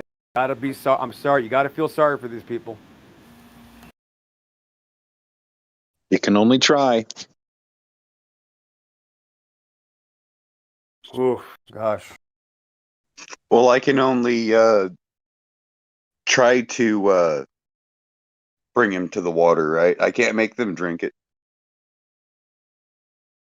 Yeah, I know. We're about that point where I'm going to start holding their head down into the water and dunking them in the toilet. You know, I'm desperate. Yeah. they openly deny creation. Openly deny, or they openly promote their hatred towards creation. They do it in subtle ways. Oh man, well the next big red pill I cannot give here, so that's what I'm trying to find. Where's Witsit? Because we're gonna have a meeting in the Bible room in the near future, and I'm serious, and I'm talking about Trinity, Sonny, whoever wants to be there, everybody's invited. But there are certain things that we cannot talk about in this room that'll go too far, and there are next levels. There are red pills that maybe even some of us aren't ready for, and I want to know when Witsit can be there because he's very popular.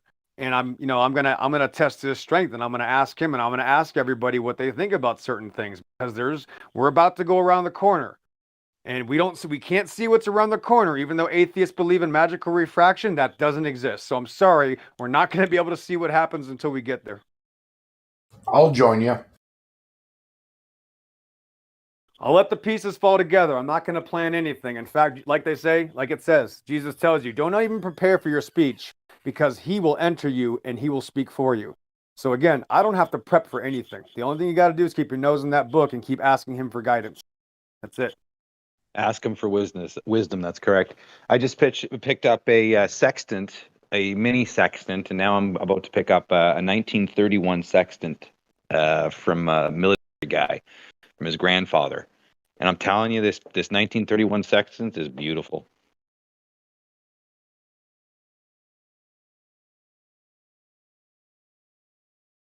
Well, I'm going to give you a hint. That's cool, man. I was going to recommend it. I was just recommend everybody get one. You can get a small brass one. It needs some calibration on Amazon. It's $100. It's by J. Scott London, 1753. You need to calibrate it because the mirrors aren't lined up in the beginning to get your angle. But this little booklet discloses perfectly how to operate it. Shows you how to, gives you the basic rundown on it. But it's actually a well-built little toy for $100 on Amazon. Well, you need to take a picture of it and put it in the live stream voice text. Doing it right now. Yeah, okay, good. Follows orders well. Perfect. Now, what I was going to say, I don't know how I get there. This was another gift to me, but I often look for old dictionaries. I grew up with one and I lost it.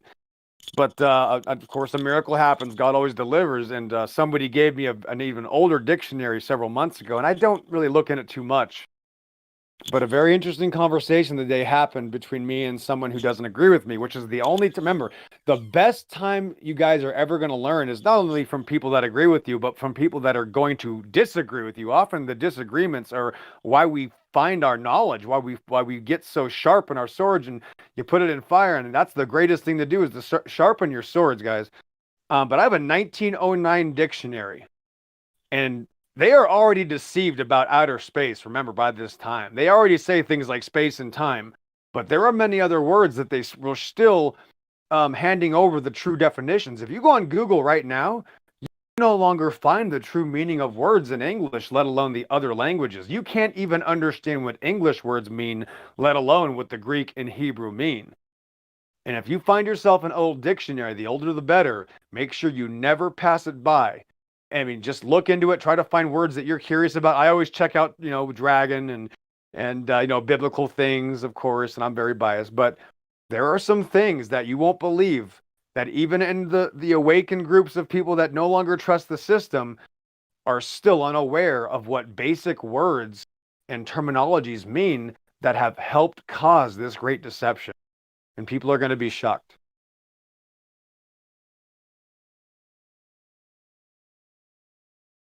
1909 is my latest.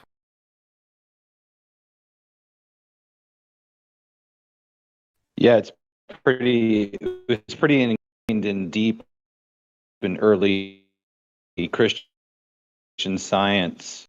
The Hellenistic, what do you call it? The Hellenistic teaching, teaching, and then if you look at all of the Christian scientists in the earlier day, they bought the orbiting spinning water ball because the Roman Catholic Church did drawings of it as an egg or as a ball in a womb, and the womb was outer space. They have lots of drawings. The Catholic did all these drawings of what the Earth was sitting inside this womb of water. It all comes back from that philosophy, right? Yeah, philosophy being the problem in the beginning. Remember, philosophy is the love of man's wisdom, which is another thing that does not exist. That red pill I'm allowed to give. There's no such thing as philosophy because you can't get your wisdom from anything but God as it is. Remember, philosophy is how we got into this mess, right? That was why it was created. Philosophy is the replacement of the unknown, and if you can't determine the unknown, you create philosophy. Philosophy is just tapping into your own. We're all philosophers. It's our imagination. No, I'm not. I'm not a I'm anti-philosophy, bro. Like the Bible's an anti-philosophy book. Not saying you need to be a Bible guy, but I'm anti-philosophy. There's no way. Nope, well, wouldn't philosophy be stemmed from our imagination? No, that's the thing, is that I don't believe in my imagination. I believe in the word of God. That's the thing. That would be carnal knowledge. That would be the problem. The imagination is where we got this perverted psychopath, sycophant, outer space cartoon, magical spinning. Well, think about it. Think about it. If you were cast down from heaven and you wanted to emulate heaven, how would you go about doing it? Well, you would convince all the people on earth you were cast down on to. You would convince them of what your idea of heaven was, right? So Lucifer has his own philosophy of the heavens, right? That's the way I look at it. If you're cast down to heaven or cast out of heaven, heaven looks one way. Well, what you're going to do is you're going to invert that heaven. You're going to get people not to think of it just being enclosed and God up there. You're going to think that it's open, vast, meaningless, empty, random, right? There's nothing up there. It's a vastness void of space. But it's the opposite Is that of that. Data? Data, did you change your name? Is that Data? Okay. I did. I have an ear. My ears still work very well. Okay, so very good. Okay, that's why I know you. Is Witsit back yet? Where is this guy? You guys making a souffle or something? Did you put a turkey in the oven? What are you guys doing? He's probably listening. Witsit has big ears, so he's listening. Yeah. Okay, yeah, I just noticed Shinji is still having his. Is there a moderator nearby? Because Shinji, of course, I know I'm not a moderator. Is Shinji able to? No, so you can't join Shinji. Shinji continues to try to join the live stream and he keeps getting kicked. I actually had this issue many months ago and a moderator had to fix it. So I think it was Mimus Tollins, if he still has the name. Mimas, I think, was able to fix it. But I would ask Indio, Shinji, if you can hear me, Shin, you got to contact one of the moderators and ask them to kind of help you out with this problem, because I can see you're trying to get in and it's not working.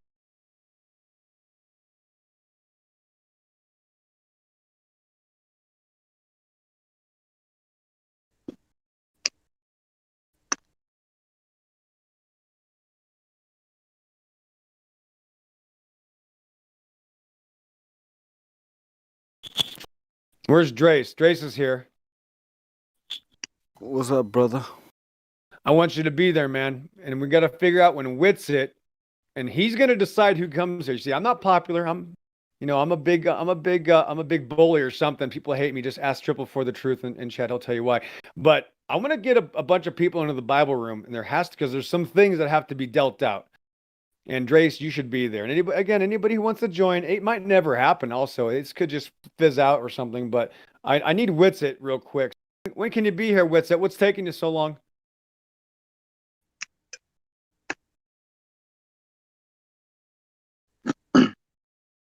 I always bring my my soapboxing into public, Drace, so I can make sure that there's no mystery of what I was trying to say. Because if I just do this in the back chat, I'll never get a reply. Yeah, I'm looking forward to hearing it. What happened? Someone said I heard my name, I think. Yes, I've been calling your name, man. What are you doing? Did you make a turkey or something? He's been dancing with the ball. What are you doing? Yeah. Okay. What was that? What are you trying to do? Trying to put some chairs, install some chairs.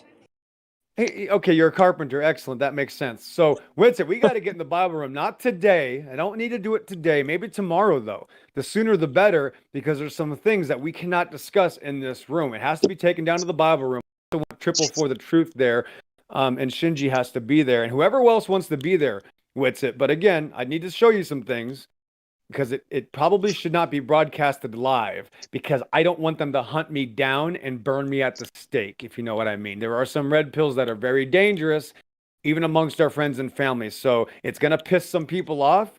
But when can you and I get into the Bible room, Witsit? Not today. I don't want to rush anybody into this unless you have to. But when can that happen? Because I'm calling you out now, because if I do it in a PM, which I don't do anyway, people don't want to talk to me in private messages, Witsit. When can we have this Bible conversation? I don't know, man. I'm pretty flexible to do it whenever. You can DM me though. I'm terrible about them. Well, bro, I know. I DM'd you like 6 months ago. Let's do it now. I'm curious. I'm too curious. Let's go with it. Let's go. Listen. Come on. Let's go. Listen. What is it? Listen. I'm too curious now. You got me hanging. Listen. Listen. I already wore him out, bro. I am shaking people's souls right now. I'm trying to shock you, but here's the deal. Witsit, I sent you a PM several months ago. Yes, I'm still waiting for a reply. I sent you one earlier, about an hour ago, just to say hi to you. But I sent an encrypted message because I'm sure you might know what I'm talking about once you read it. That would be private, though. If you'd like to give my information out, I don't care either way. It's not going to hurt my feelings. But yes, in the near future, since this is a public message, we have to go to the biblical room, and there has to be a discussion. And yes, I even have nice pictures. It'll be a show and tell, like I always do. All right, cool. I'm down. I am setting the phone back down to try to figure this chair out. Okay, perfect. Well, then I'm sorry, because I know you guys are going to capture me. You're going to back me into a corner right now, but please go ahead and talk. All right, yeah, sorry. I just got to figure this out. Yeah, go do your thing, Witsit. You're off the hook. You can continue to build your cabinets, if that's what you kids call it these days. That's fine. Congratulations. I got to install these chairs. All right, bro. No more information. I don't want to know about it. Thank you.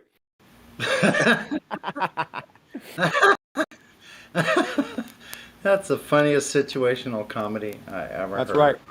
Gosh. Right. Yeah, those look fantastic. Bong, Sir Bong. Down there in the sun, shine. Oh, hey, Sonny. Hey. Just wanted to say that it was a good job on Sunday. I was listening to everyone's thing about Nikola Tesla. Good job.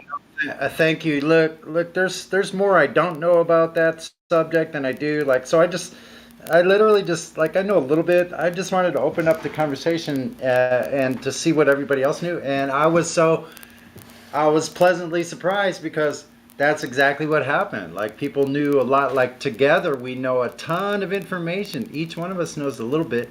But when we put all those bits together, it's astonishing the amount of information we get. So, Oh yeah. yeah.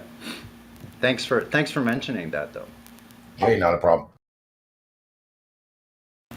I'm not like this formal presentation type of person. I mean, I could be actually. I've taught guitar before, so that takes some formal teaching skills, but I do much better. I do better with diagrams. Like I can draw stuff and on a whiteboard. I can show stuff really well that way because I know how to express myself in drawings, like figures. Like, well, the more you do it, better you'll get at it. More and more. Yeah. Actually, I've done a couple of videos on my channel where I've kind of done it. We should do one on Captain Cook. Yes, it's hard to find information, man, due to the modern book burnings we're currently apparently here. Correct me if I'm wrong. Apparently, Captain Cook was pretty much a liar and a thief. Well, he was a rapist. He was murdered on one of the islands. Yeah, he was murdered over there. And well, that was it. Yeah, but the reason there was a lot of shadiness going on. He stole a lot of discoveries apparently because he was a thief and a murderer. And I guess according to my research, Russia discovered a lot of stuff, and the United States took over the discoveries. That's right. That's true. Well, the best way to know Captain Cook is through his crew. And if you get your hand on his transcripts, which they are posted online, his crew. At the end of the day, his crew loved him. Is where I got the Library of Congress is where I got a lot of the information. Yeah, from about Captain Cook. Sorry, you're kind of choppy a little bit. You're chopping up. One at a time, please. All right. It's very interesting about Captain Cook, though, because he worked for the Queen, so. Yeah, there's a lot of controversy on that voyage, some of his voyages, too. 1776 to 1779. Yeah, the Age of Discovery. And then correct me if I was more about. Correct me if I'm wrong. A lot of these guys were Masons, right? Guess you couldn't hear me. I'm not 100% sure about that. I'm cutting out. I'm cutting out on all this stuff here. Well, if they worked for the Queen, I would say they had a high standing with the Queen. They were a servant, a subject of the Queen. They were one of the Queen's faithful soldiers or sailors, captains of a ship. Well, the crew, Captain Cook's crewmates, his crew, they adored him. So being at sea with someone for 3 years straight, you gotta have to love him or hate him. Yeah, they speak a lot. They speak highly about his character. So, who knows, right?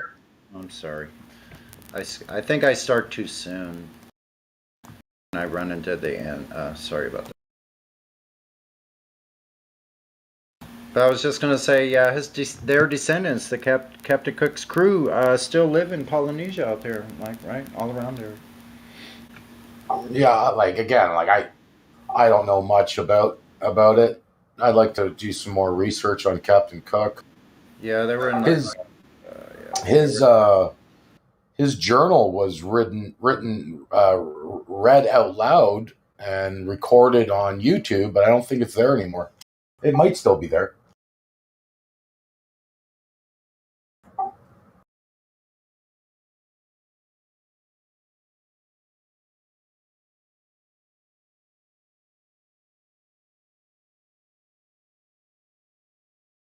Yeah, we just don't have any modern.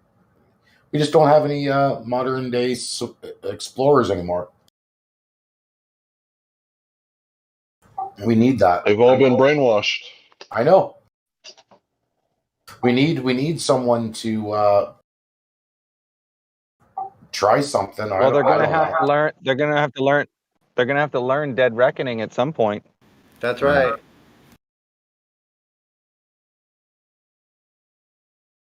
So the thing is, we've been stripped of that technology. In other words, there's lots of boats and ships out there, especially small boats. But your average person, whereas before had shipbuilding skills, like everybody they took with them, could build a ship with a few basic hand tools and a forest. That's all they need. Like a Loki from Vikings. All he needs is, like you said, a couple hand tools and a forest. Guess what? Joshua Slocum, he sailed on a sloop. Like, you got to read his adventures. If you like sailing and sailing adventures, this man was amazing. Sailed on I forget what size sloop, like a 36-foot sloop. He sailed, I think it was in, like, right around the late 1800s, maybe. Could have been earlier, maybe a little earlier. But he was shipwrecked. His boat dashed under the rocks. Way down at the end near Tierra del Fuego, and said there were headhunters coming to get him. He had to build a ship himself and single-handedly and sailed it out of that place. It would take you at least a year, maybe 2, wouldn't it, to build a ship? Like, how long would it take? He didn't have that long. No, you're relying on skills there. He had headhunters. That's enough. Yeah. That's motivation. Yeah, that's a motivation, right? So he either completely repaired his ship or he built a brand new one. But if you read his story, it's amazing what he had to do. And was able to sail. Like, same thing with, who was it, Captain Bly's crew? They sailed in a dinghy all the way back to England. Crazy. From the Pacific somewhere. Yeah. It's a gorgeous and eerie, creepy feeling when you're in the middle of the ocean. The only chance I've ever had a chance to do that was on a boat cruise, not a small vessel, but even on a cruise ship, it's wicked. If you've never had the chance to see the night sky or even the beautiful crisp daytime in the middle of the ocean, pretty wicked. What I like about the ocean, being on the ocean, is when the swells are going and the wakes are going, a lot of people don't like it because they get seasick. They're just pussy landlubbers. Yeah. But when it comes to one of those kind of things where, you know, the sea is really pitching and rolling, and you know, it's quite high on the swells, right? Yeah, that's like a roller coaster to me. I'm just like, yeah, it's time to have some fun and check it out. Look, we're up and you can see everything above the water, and then we're down and below, and the water's all up above us. Oh no! Some people are just hurling. Listen, I've sailed almost my whole life since I was 10 years old on the Mississippi River. When I started sailing on Lake Michigan, and when I was Huckleberry fan. Huckleberry. And in the Pacific, I got seasick as hell. Well, you know what I had to do? I had to always stay above deck in the fresh air. Like, I know the best way to cure seasickness. Best way. Throw up and then get over it. No. It will literally go away within 30 seconds. Okay, guaranteed. Plug your ears? No. You need to get in the water. Every day.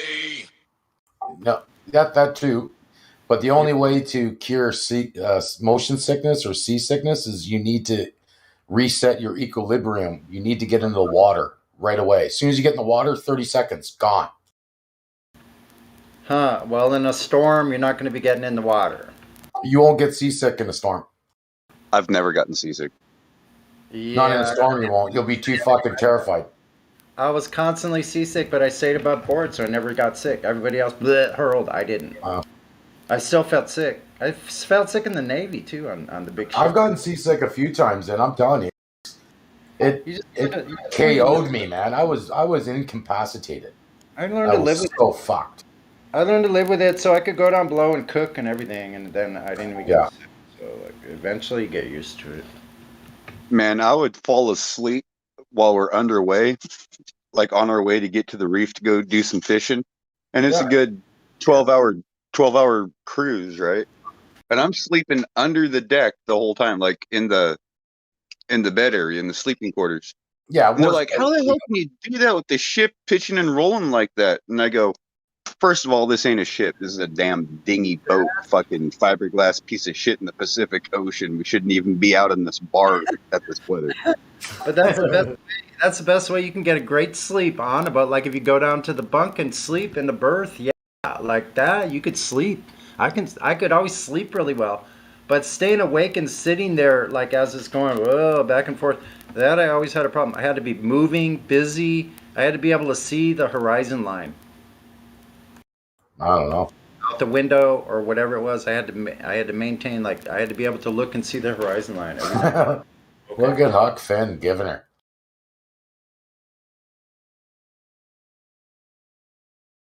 I'm just looking at the picture posted in the live chat. It's funny. I saw things that looked supernatural to me out in the ocean. I swear, I kid you not.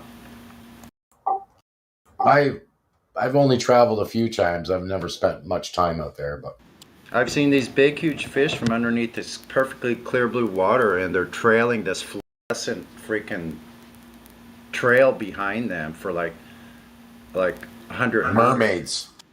No, what it was is plankton. No, it's not plankton because they're fish. That was a huge fish. Mermaids. Oh, because sometimes plankton, like if you like go real fast in the water, like fish will move and they'll light up.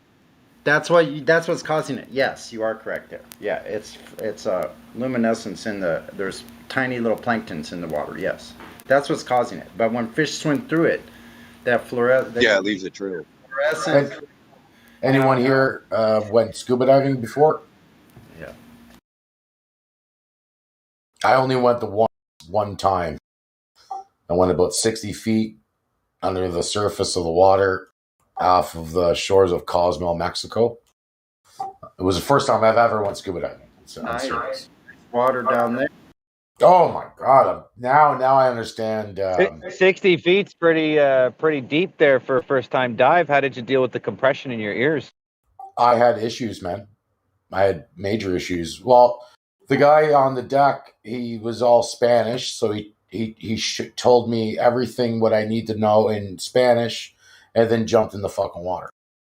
I don't understand Spanish, so when I jumped in the fucking water, I forgot to inflate my chest. I don't know, it's the thing that goes over my neck. PC. Yeah, thank you.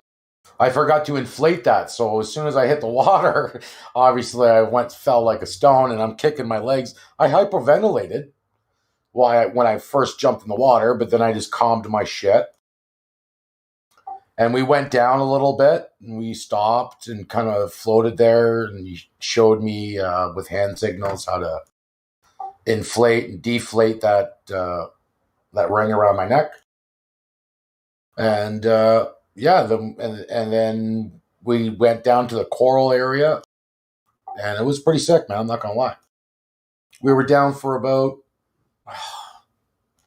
probably 25 minutes, maybe. It felt like an hour. I don't know. I didn't want to leave. I can understand why people could run out of air. Tell you that for sure. And then we had to stop coming up. I think we stopped twice before we reached the surface. But that was the only experience I ever had.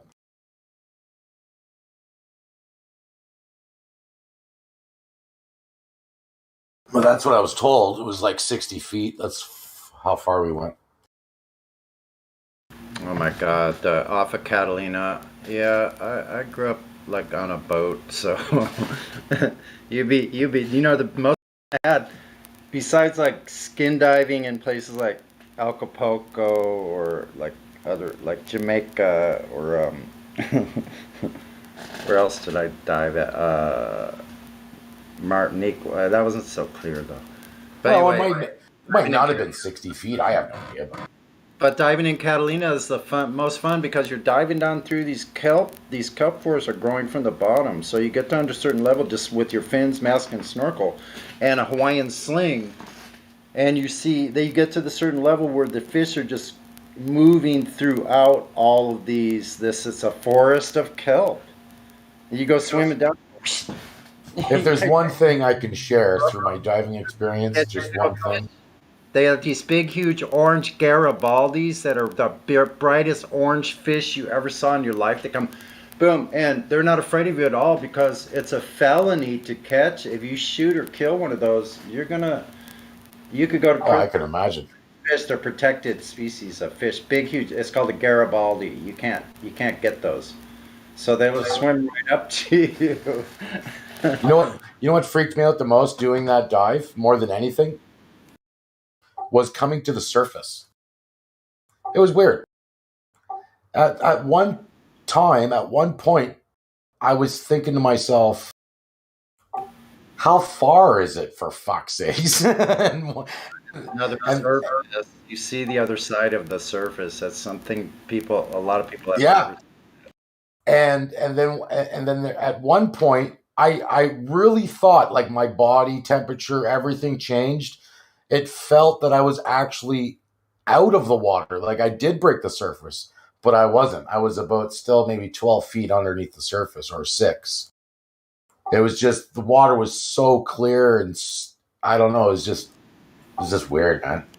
Yeah, I've been surfing before where I got wiped out, and there's rocks down below, and there's little canyons and stuff over by the point. So I was in 15 feet of water swimming upward after I got crashed in this big wave.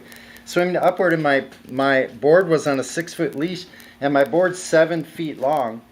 I was swimming upward, and my board was still down below me. Yeah. And people that got caught there before with their boards and couldn't get their leash off and drowned. So that's a little bit kind of terrifying. You go, holy shit, I never experienced that one before. First time, but I definitely would like to go scuba diving again for sure. I would like to buy my own gear, take proper classes and shit. Yeah. I don't know. I had problems. I stopped diving because I couldn't equalize one of my ears. So that's a problem. Too much time in cold water. You get what's called bony growths in your ear.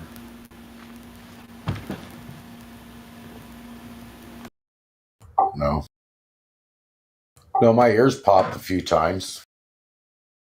That was about it. Mostly going down.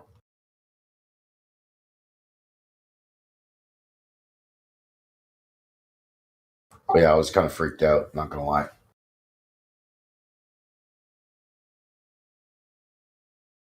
But I could stay underneath the water for hours, man.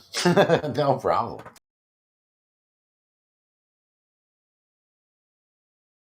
What's the longest you can scuba dive for? How long can you stay under the water for? Does anyone know that? Like, I see these guys do cave dives with like, I don't know, 4 tanks on them or something. They look like wings. I think it's 1 hour at 60 feet or something like that. Let me see. I used to know that stuff. Well, I dove off the coast of Cozumel, Mexico, on this reef, and we took like, I don't know, a 23, 24 foot boat and burned way the hell out there, and then dropped everything, and then went overboard.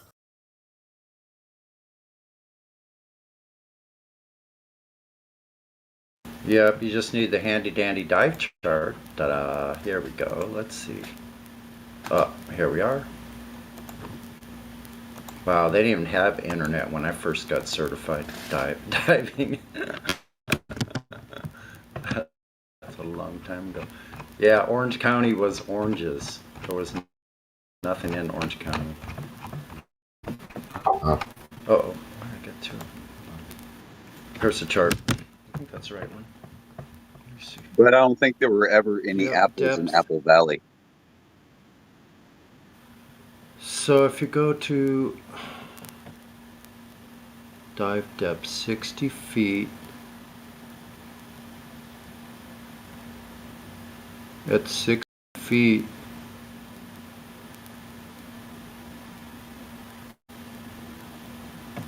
you'd explode. Or implode. long as you hold on, let me look here. I'm looking. What does this mean?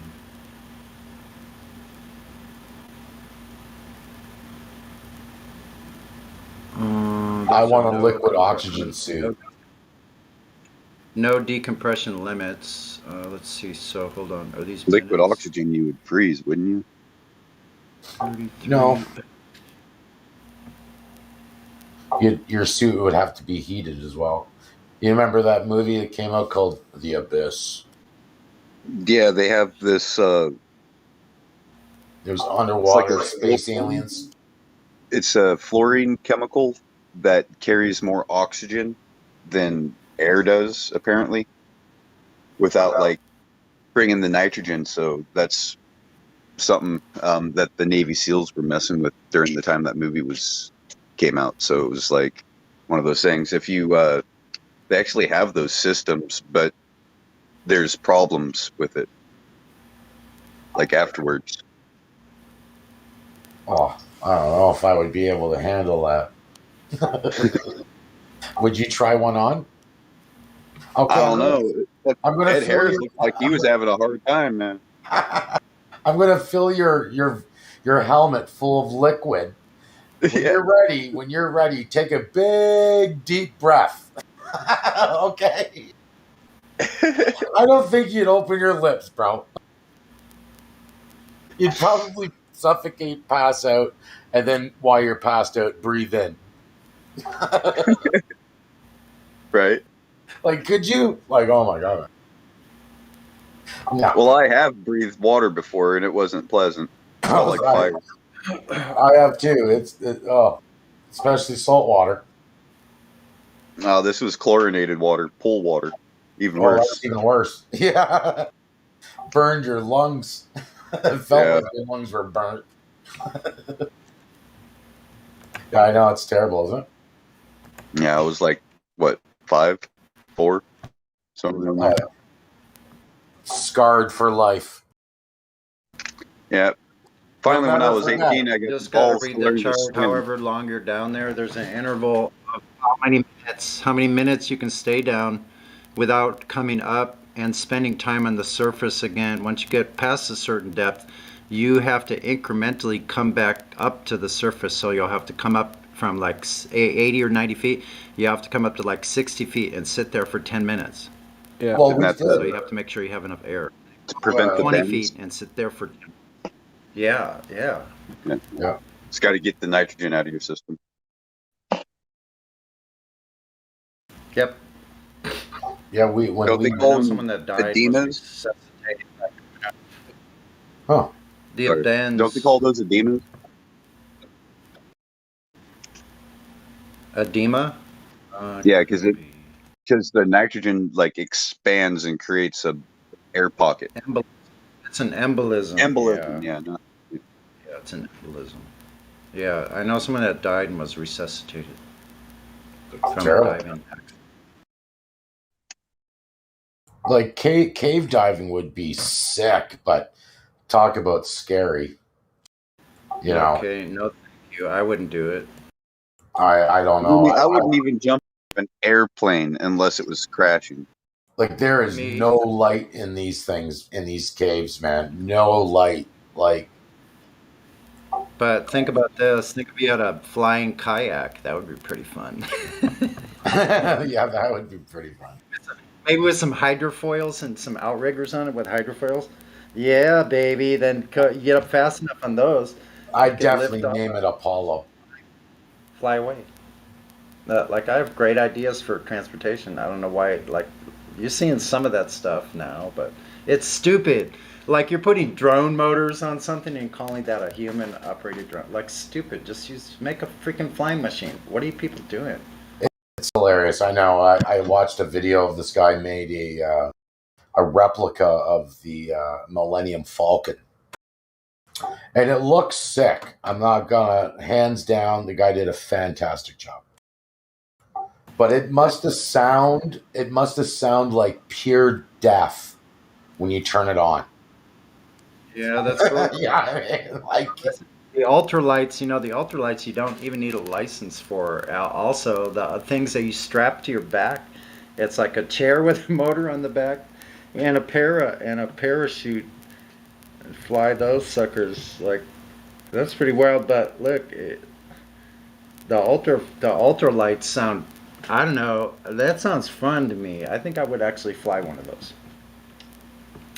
And I'm not one to I never wanted to fly. I was only recently in the last couple of years I thought, that would be really a blast because you just get up above the ground and you don't have any of those problems related to tire to surface.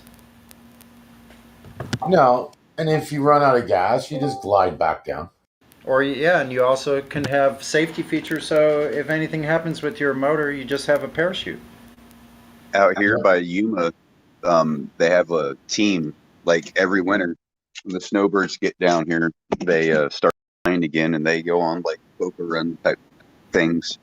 They go up on mesas, land on mesas, have lunch, and then come fly back. Have you seen those wingsuits? The guys jumping off the cliffs of Normandy and Swiss Alps? That's another level. I would not. That's a young man's game. Hey, have you seen any of the videos? I think one guy got clocked at 300 and something miles an hour, and he's going down the mountainside so close to the side of the mountain that he's touching the snow with one of his gloves. It's crazy. Yeah, anyway, I got to get going because nice talking with you, Holy, and the rest of you. Nice speaking with you. I got to go. Yeah, later, man. It's gotten warmer. It was 70, now it's 71 degrees. Got to go outside while the daylight's here. Catch you guys a little later. Oh, I've been outside, Sonny. Nice, huh? Yeah. I'm in the garden. Yeah, those wingsuits would only happen on a flat Earth because of the Coriolis effect. What happened, man?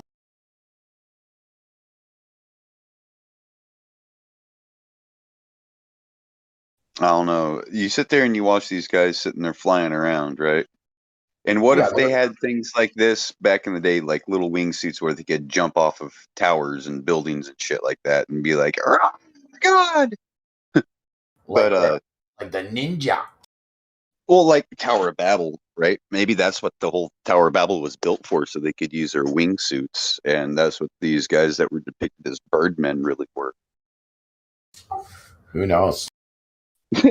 Yeah. I don't know. It's fun to theorize about shit, right? But anyway. So, how many Globers don't realize that the platonic solid is what the atoms actually look like? These geometric platonic solids. And yeah, they're not balls. They're not little spheres. They're not little marbles, not little BBs. They're different shaped and they stack together like a fucking Connect set or whatever, one of them fucking Lincoln Logs. So it's almost like this. The platonic solid set, the first solid, right, is the tetrahedron or the tetrad. It's four-sided object with all faces being equal, right? Yeah. All faces and all angles being equal. It's basically looks like a three-sided pyramid because the bottom side is the other triangle.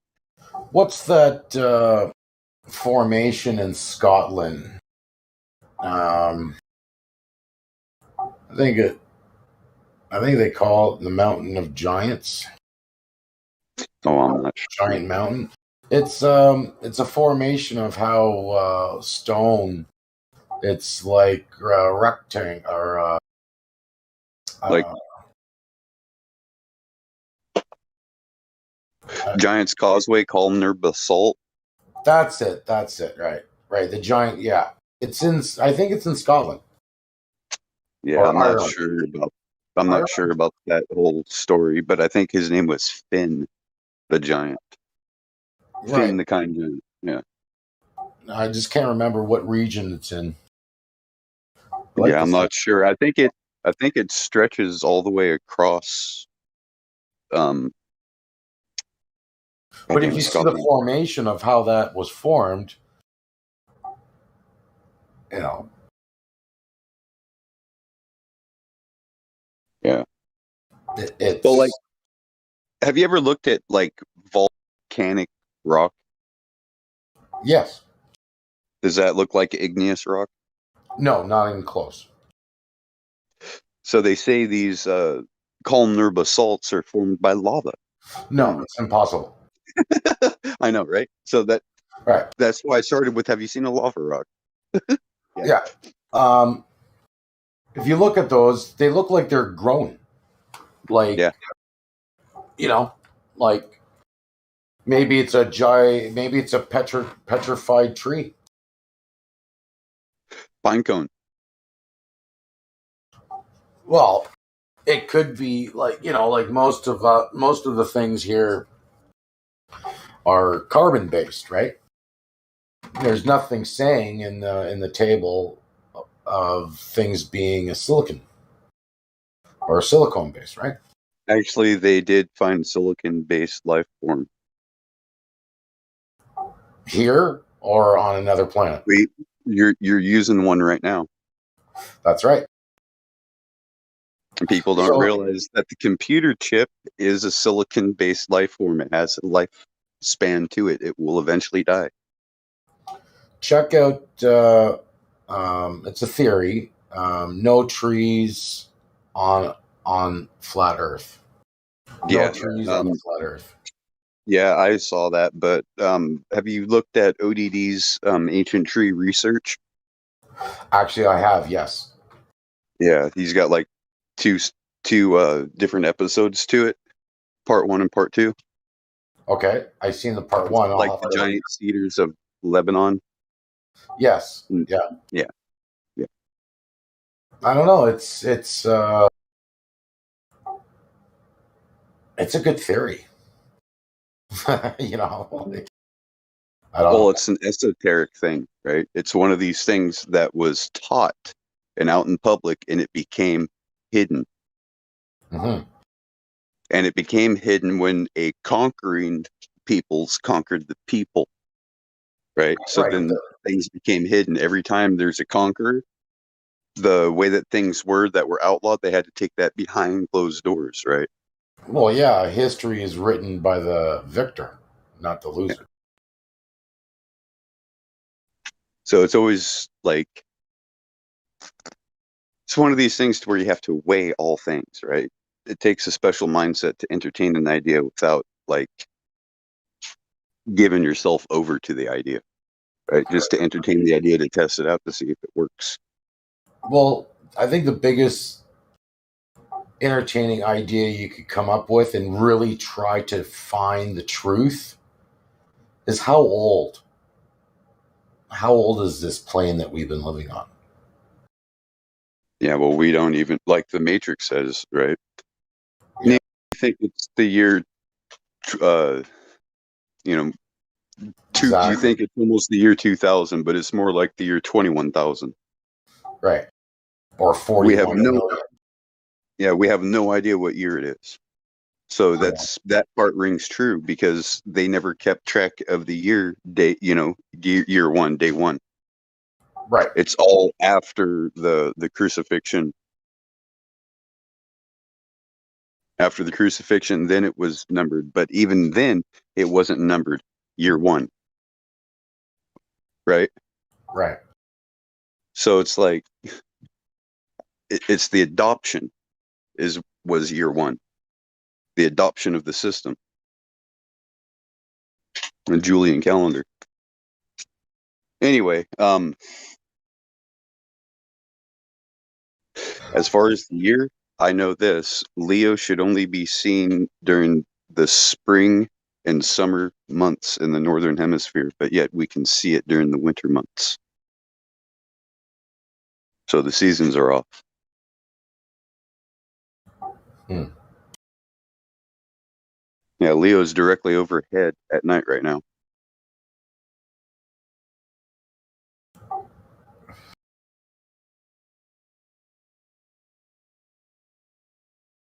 Yeah, because our concept of time is how we have measured the stars above us.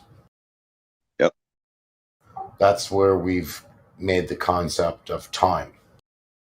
And Yeah, we can understand time. if only we could decipher the sky calendar, then we could know what year it is. Right, but as far as we know, the sky calendar has always been there, right? Yeah. Now, the answer of how old is this plane? How long have we been here? Maybe the answer is an answer that we just can't fathom it. Maybe it is as simple as it always has been and always will be. We can't understand that. What do you mean it always has been? See, I think there's only been about 4.5 days without man. Some people say, most of the time was without man. It's like, no. I think man was, created on the fifth day, 4th to 6th day, right? Because the first day, it said he created the heaven and the earth, and then everything came to form afterwards. So,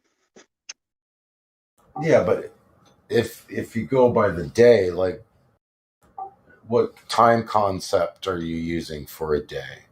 Human? It starts with darkness, and then light was created. So first was darkness, and then the light the first day. So darkness, day begins with darkness and ends with the end of the light. I just realized that fits with the Nordic mythology because they just frame it differently. Because they say, in the beginning it was cold and then hot, and then where the hot and cold met. But that's just darkness and light, right? Yes. Yeah, because darkness is cold. Well, that's how you would just describe it to a blind person. Well, not just that, but whenever, like we know with weather systems, whenever a cold front meets a warm front, there's a storm that happens. Yeah.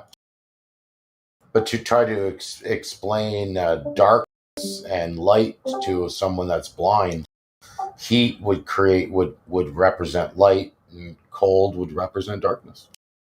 Exactly. It's like he says, just how it's worded differently. It's, I don't know, like there's some, there's something going on there. Don't forget, a lot of this information has been suppressed and rewritten and fabricated. Yeah. For eons or decades or whatever, right? We don't even know how long civilization's truly been here. We really don't have any idea of some of our ancient civilizations that we have. We still say some of these buildings and structures must have been built by space alien because we can't come up with a better solution ourselves. We can't recreate some of these things. Come on. Hey, Drace, it was the mingling of the hot and cold where the hot and cold met, where the gods were shot out, right? Yeah, that's where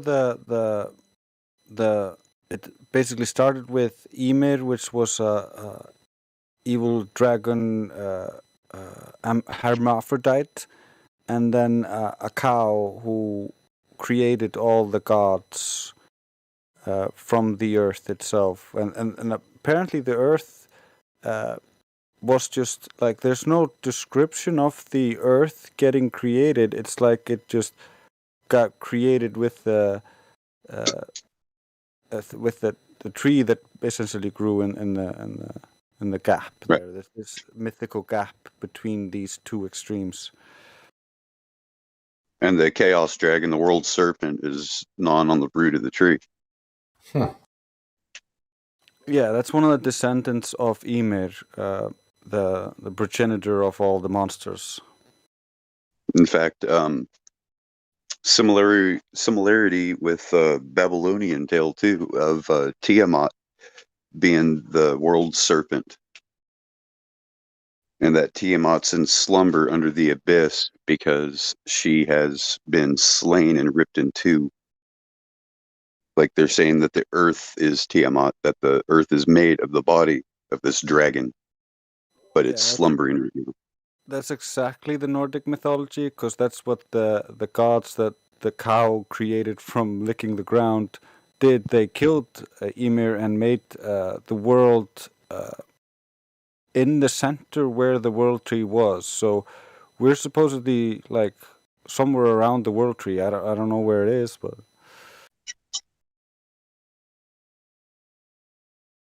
Well, isn't there a realm called Niflheim?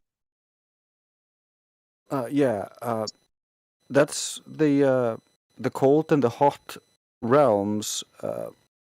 Supposedly are still exist outside of Midgard. So if you go into the center or up, you're basically going to Asgard. And if you go out, you're going to the outer worlds or Niflheim what's it? Albion. Surtsheim or something like that. Avalonian. The English translations of it. But one is Yeah. hot like a fiery hell, and one is cold like a frozen hell. And one of them is where the frost giants come from. Another one, what about the stone giants? Is that from another realm, or does they come from the Agigi, those born on the earth, born on Midgard? The giants are all descendant of Ymir, just very far descended from him, essentially.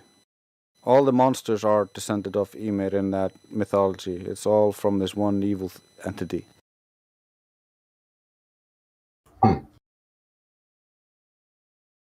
So kind of like Tiamat and Kingu. But what's Kingu? Ah, Kingu, yeah. Kingship.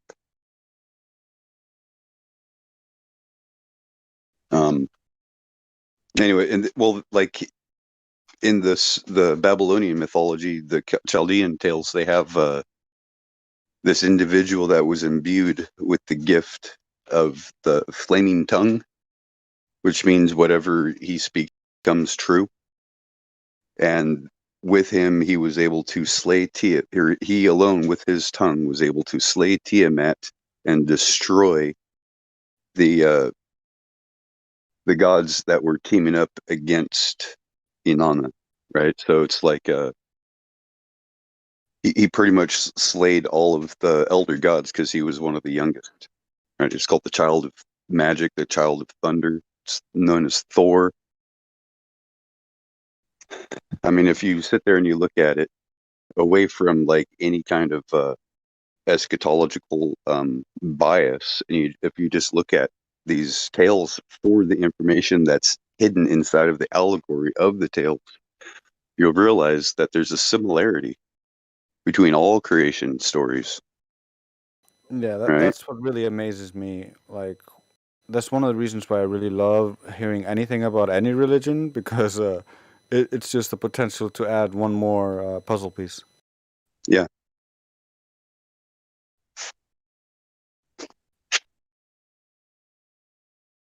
But anyway, you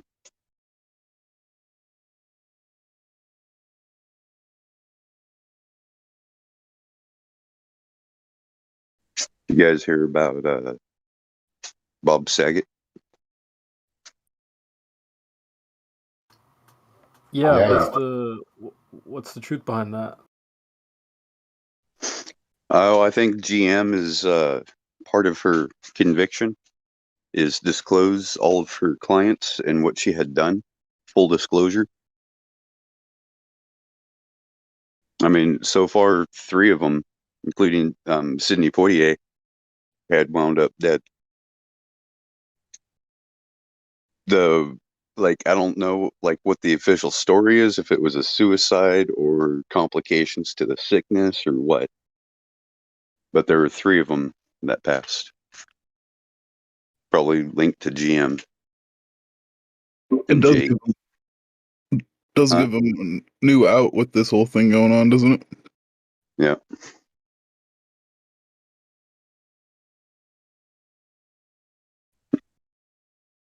Don't have to use the suicide trick as much. And apparently, Keanu Reeves, right? He donated all of the money he earned from the Matrix movies to the studio that's making the Matrix to help create better graphics and further the franchise. Something like $100 million he's donated to them. It's like 80% of his proceeds from the Matrix films.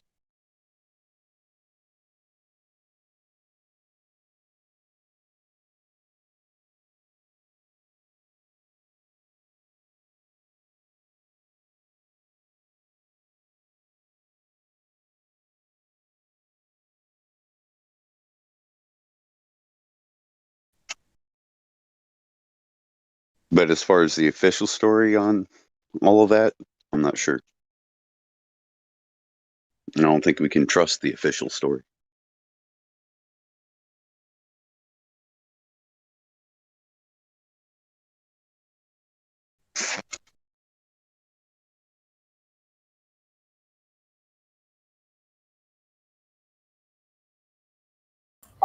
I'll be back later. I'm going to grab something to eat.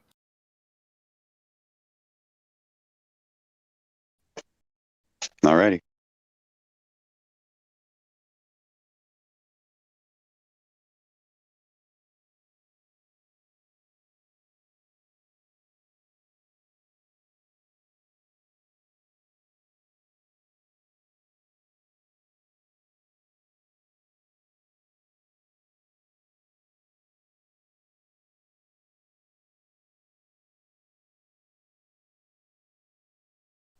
I was just finding the similarities between Niflheim and the Nephilim. Like maybe there's something like what is the word Nephal or Niffle mean in your tongue, Trace? Or in the Nordic tongue? The Nephilim? Like like Niflheim? Like it's land of something, right? So land of fire or land of frost. It's like Nilfheimar or Heimar. Heimar just means worlds or world, and so it's just Nilf. I don't know what Nilf stands for. Oh.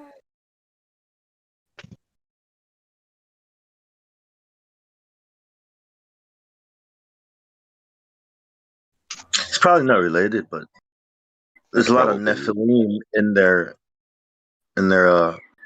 mythologies. You know.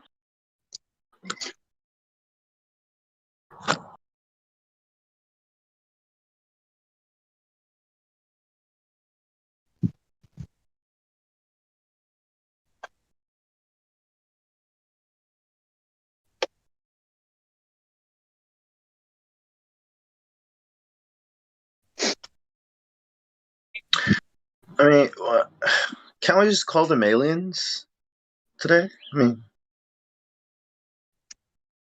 Well, technically, if you look at the world tree scenario, these different realms, right? You have these different creatures that live up in the boughs of the tree, these other creatures that live on the branches, these other creatures that live on the ground, and then these other creatures that live underneath.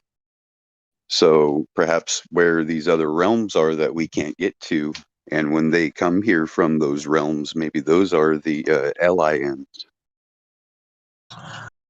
I think of that tree the way I think of how Babylon's Nebuchadnezzar was described as a tree in his dream. You know that he is this tree, and all these birds and creatures have come to live.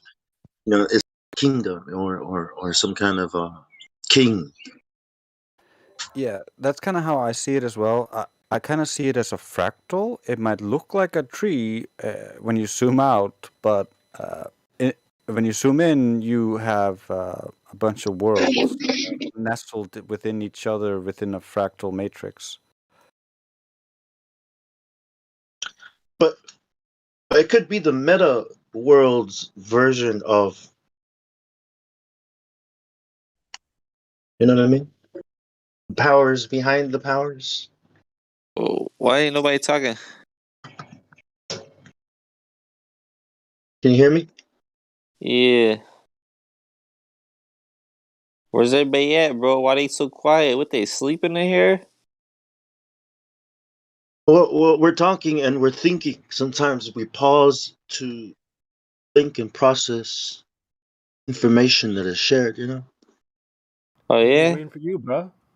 Oh, yeah? Oh, that's nice. That's Number real cute. two, you got something to bring up? Something to bring up.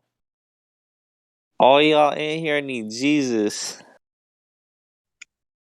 That's why I want to bring up. You need Jesus. Well, you can bring that to biblical VC, but The earth is flat. do you want to play the game so you want to defend the global religion? What do you want to talk about? The globe religion? That's not religion. It's the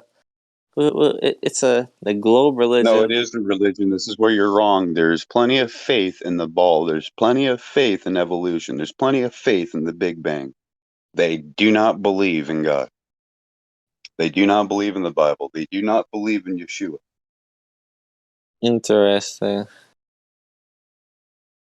What topics can we talk about in this stream right here, in this little section?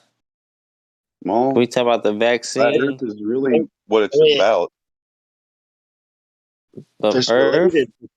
If it The can Earth. relate, you can relate it to flat Earth. You can talk about it. The flat Earth. It's all happening on a flat Earth, not on a ball. Have you guys debated like school scientists and stuff like that? Yes. Did you guys win? Yes. We always win. Interesting. You know why? Because Why? the Earth is on our side. That's why. Because we don't we let have, them obfuscate with sophistry.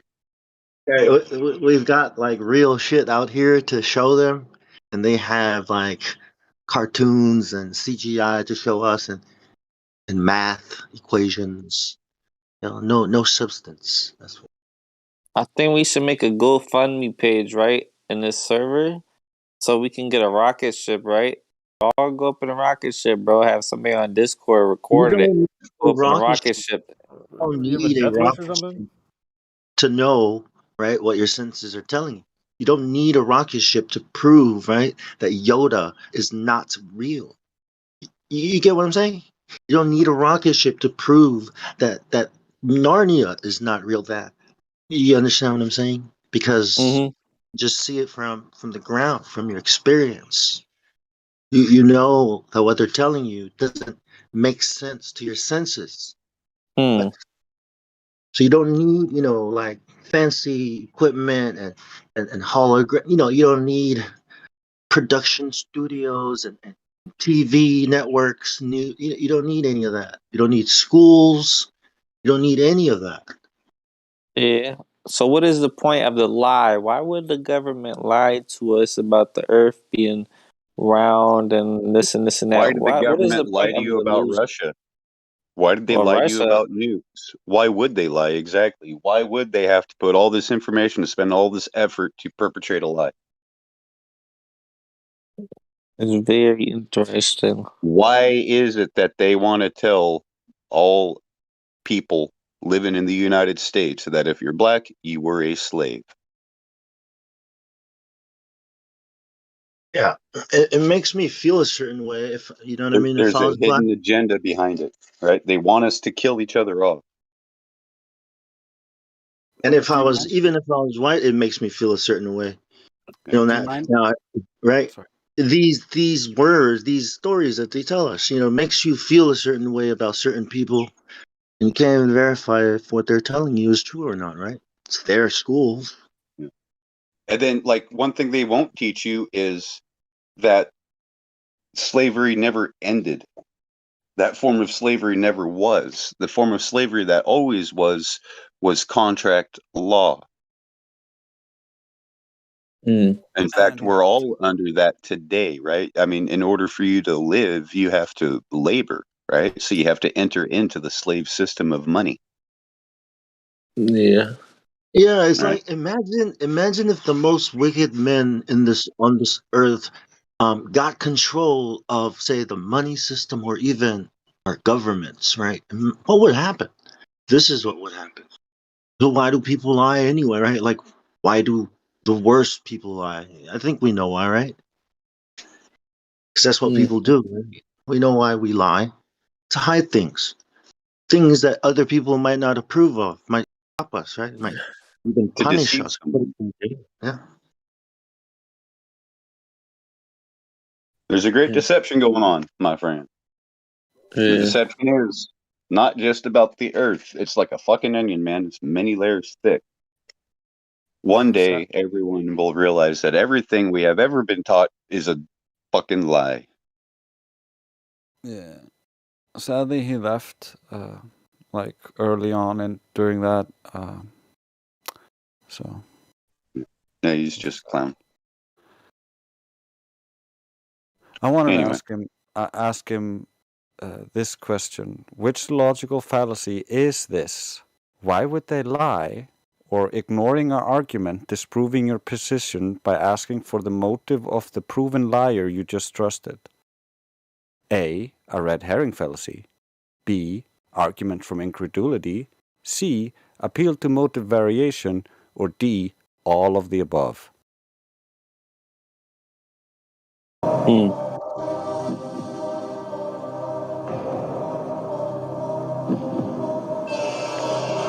Were you asking a question? Yeah, I think the answer was obvious, right? It's all the I above. was zoning out a little bit. Dude, like your question is assuming, right, that the people who are in charge of the world, right, the world leaders and the banks and the governments, you're assuming that they're good, right? You're assuming that those people in those positions are benevolent, right? Have you considered the possibility that they're not good? I mean, they portray him as good to us. Of course. I mean, that's how we all lie, right? When we are lying, we pretend that we are not lying. Yeah.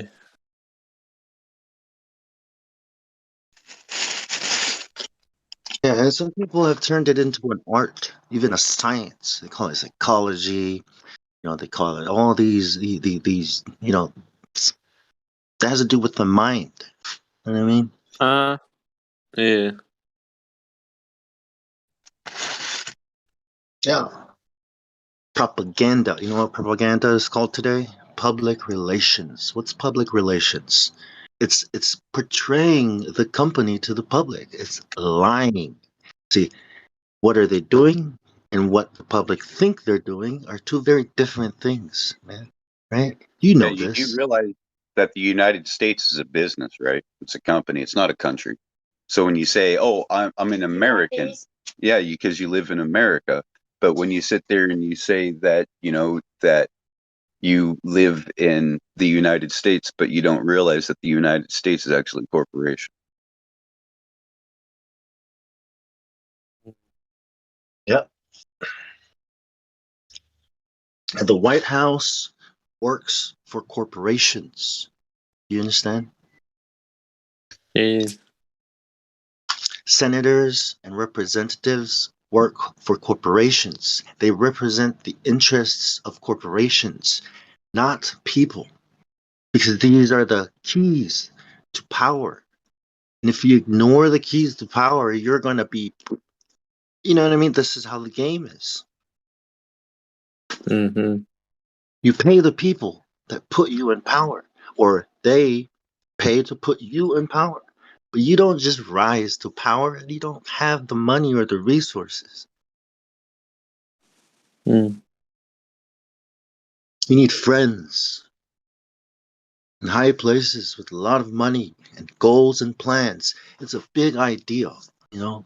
New World Order. Have you ever heard of that? Yeah. And talk about it all the time.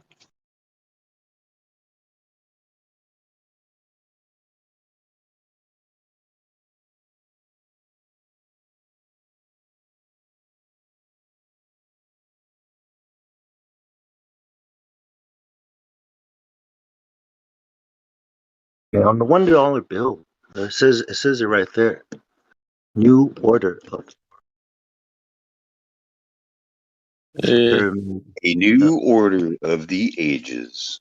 of the They call age. it the Great Work. You know what else has a system called the Great Work?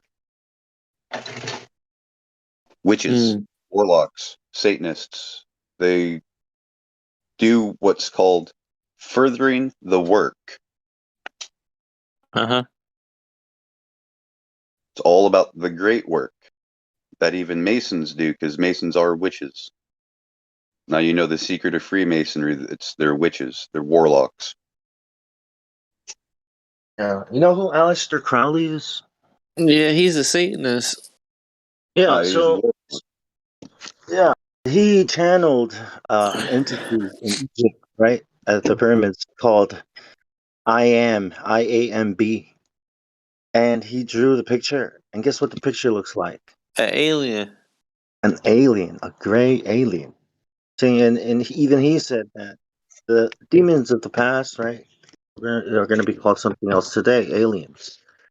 So here's your great work. The Earth is a ball. People think aliens made them and are coming to, I don't know, right? And you can become like them. You can become like Jesus. You can become a god.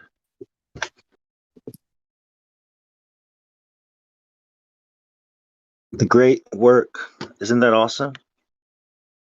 Mm. Elon Musk Yep. says, with AI, we are summoning the demon. That if we don't incorporate, if we don't integrate with the machines, we're going to be like a household cat or something like an ant.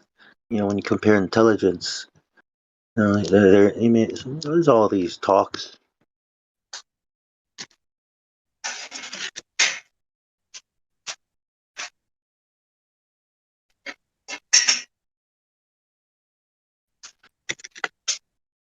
What is this for?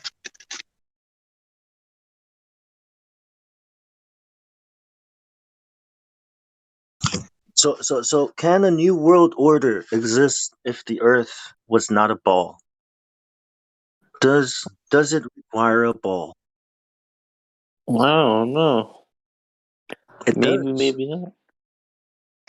Because what would aliens be if it were not for the heliocentric model?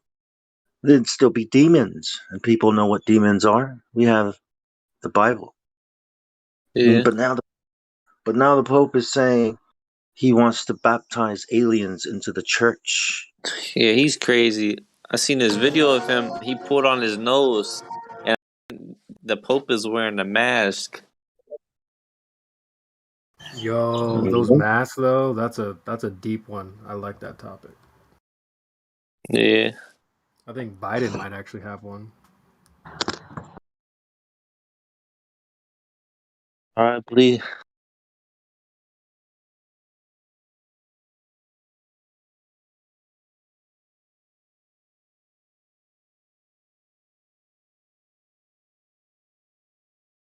What you think about weather control since the Earth is flat? Do you think the government controls the weather, or does God control the weather? There's like scientific stuff. Well, both, right? Because like quote unquote they are manipulating it, aren't they? They even admit Yeah, they can make it rain and stuff like that, right? yeah, yeah. They admit that they do geoengineering and cloud seeding and all that kind of stuff. That does not mean that they control all of it. Like naturally, pressure mediates and hot gas rises, cold gas falls. It constantly is moving all over the place in this dynamic system. Mm.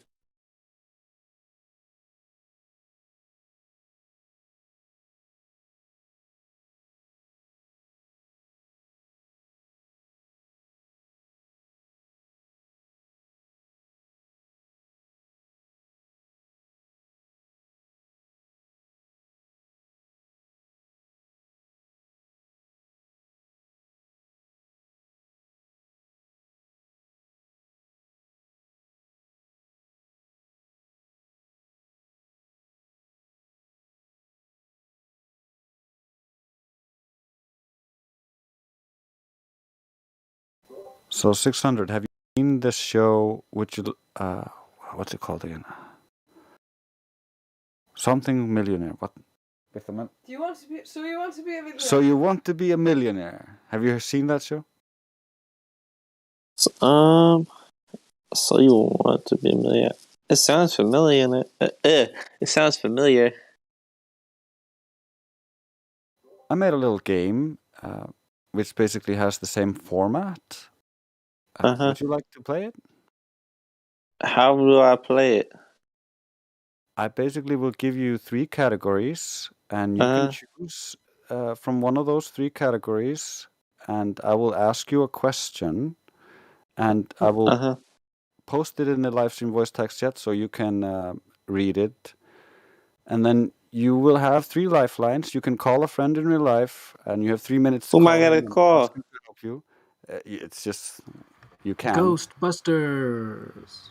You also have a 50-50 lifeline, which will allow you to have 2 of the wrong answers removed, so you will have an easier time to guess it. And the third and last lifeline is you ask a flat earther, and you can ask anyone in here, and they can help you. Okay. All right. Let's do it. Okay. The first question, which category would you like? Globe religion, globe salads, or logic? Logic. Awesome. I remember the Millionaire Show. My grandma be watching that stuff.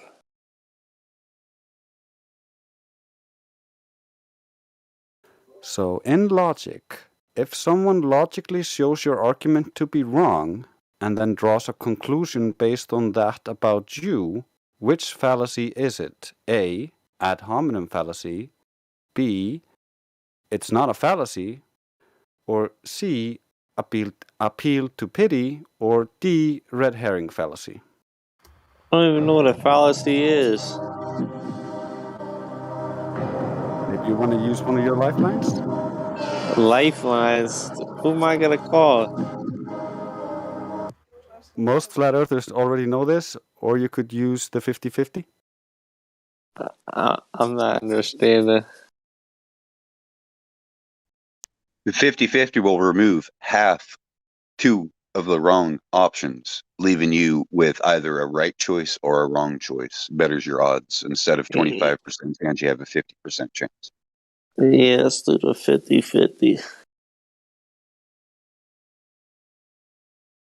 Okay, so that removes C and D. So you now only have A and B. It's not a fallacy.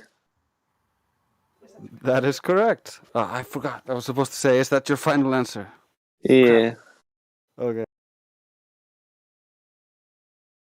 Great job, though. You did that correctly. So do you want to try again? What? Another question? Yeah, you could do a different category because logic, since you don't know much about fallacies, it's not going to be easy. I dropped out of school, so all these big words and stuff like that, and all these words, like, I don't know, I just don't know what they mean. No problem. Sure. What else can we play? What we Globe got? religion or globe salads? What is salads? What does that mean? You can try that. That's no problem. What is globe salads? Yeah, salads is someone who believes something very fervently or very hard. And, Does not want to hear anybody saying else. Yeah, it's very hard to change his mind because he's just utterly convinced. True believer. He's a true believer. Aggressive true believer. Yeah, aggressive true believer. So the first question I would give you is, this is based on, all of these globe salad questions are based off of our experiences talking to them. So here's the first question. For a globe salad, what does level mean? A, a curved line. B, a flat line. C, a position on a scale. Or D, all of the above. A flat line. Is that your final answer? Yeah. The answer is D, all of the above. A curved line. That's what they say, man. Yeah, they're pretty crazy. Interesting. Yeah, they will actually come in here and argue that level means curved line. It's kind of crazy. Yeah, because when you think about a level, like you want to level something out. Like I did construction with my uncle, and you got a little thing called a level, and you got the little like water or whatever, and it got the little bubble. You got to put it so the bubble lines up in the middle and stuff like that. Yep. Yeah. Yep. It's called a spirit level, right? Yeah. And it uses a liquid to find level. So what does that tell us about liquids? That they are level. They find level. Yeah. That the fact that level is determined by liquids, and then they want to sit there and say that there's a water bulge. How does water bulge? If it's level, you know? Yeah. Can you explain that C answer, a position on a scale? What exactly does that mean? Well, that's what the Globers would say. They would say, well, on a scale, it's relatively level. If you get on a large enough scale, enough metrics, it's all level. It's also like this. You're not at my level yet. That is a position on a scale, not a flat line or a curved line, but they will still call it level. Okay, got it. Going to school feels like a waste of time because they just taught me a bunch of bullshit that doesn't matter. Now, see, they didn't teach you how to read a tape measure, did they? Not really, no. See, what the fuck? How come they ain't teaching us shit? Yeah. See, I think something that's more like needed than like say social skills Yeah. would be how to properly use a hammer and how to measure twice and cut once. You know what I mean? Yeah. Because anybody can be a carpenter. All it takes is being able to build something, right? But most people don't want to be a carpenter, which is fine because, you know, other people like myself and yourself and Mimas have a job because these people don't know how to do these things and they need someone to build them a house, right? Perfect.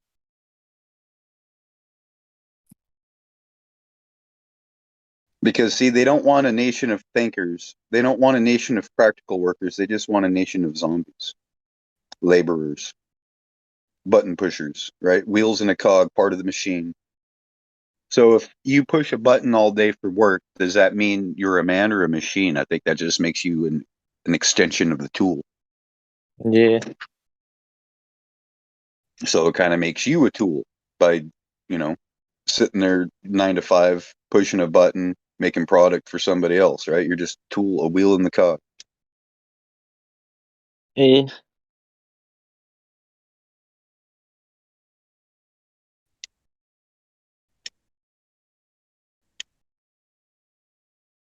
Now, why is it that they're not teaching us these things?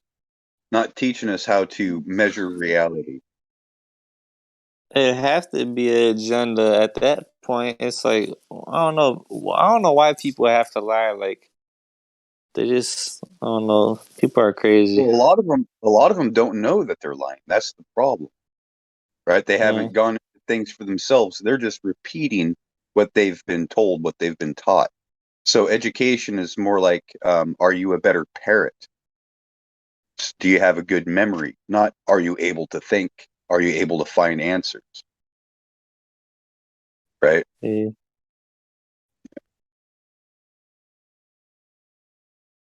It's one of the reasons why I never did so well in school. They thought I was cheating all the time because I would just goof off in class and ace the tests.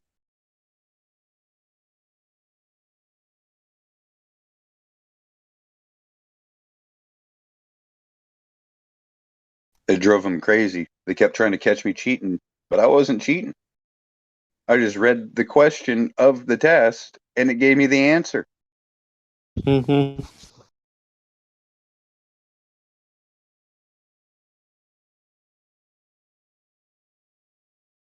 So they called me a problem because I was able to think outside of the box. Mm. Started telling all the other fellow students that I was sitting there with, go, hey man, they're lying to us about this. This didn't actually happen. This is not how the Civil War happened. In fact, the Civil War never even happened.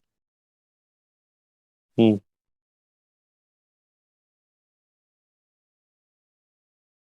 It was a Masonic theater.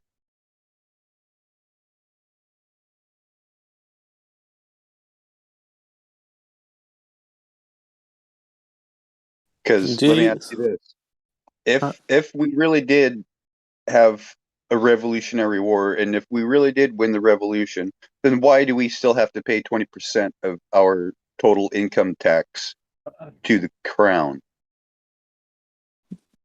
Oh no. Because they are the landlords. We have to pay our rent. Mm. Unum sanctum.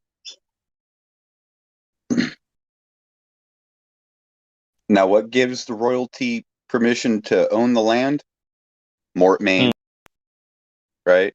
Law of Yeah. Mortmain. The papal bull, Magna Carta, means that what the king owns is what the king owns and can never be given up. It is not subject to the regular ways of people that after a person dies, their estate is put into a hiatus, into a probate until the legal situation is taken care of, until probate's done, right? That doesn't happen with royalty.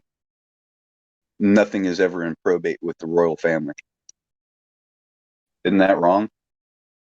Mm. Because they have to make sure that if there's any claim still laid to the land by a baron, the baron has the opportunity to levy against it to get their rents.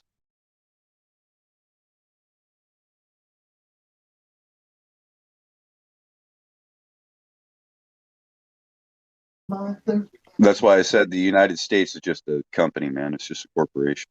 It's the largest drug gang out there. I mean, we sell more weapons and drugs around the world than anyone else.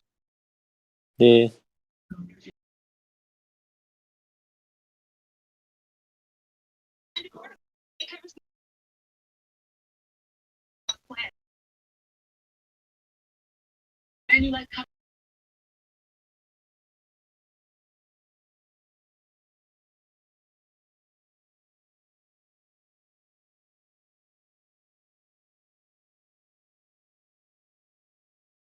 So why would they lie? That's a good question. Why would they have to lie?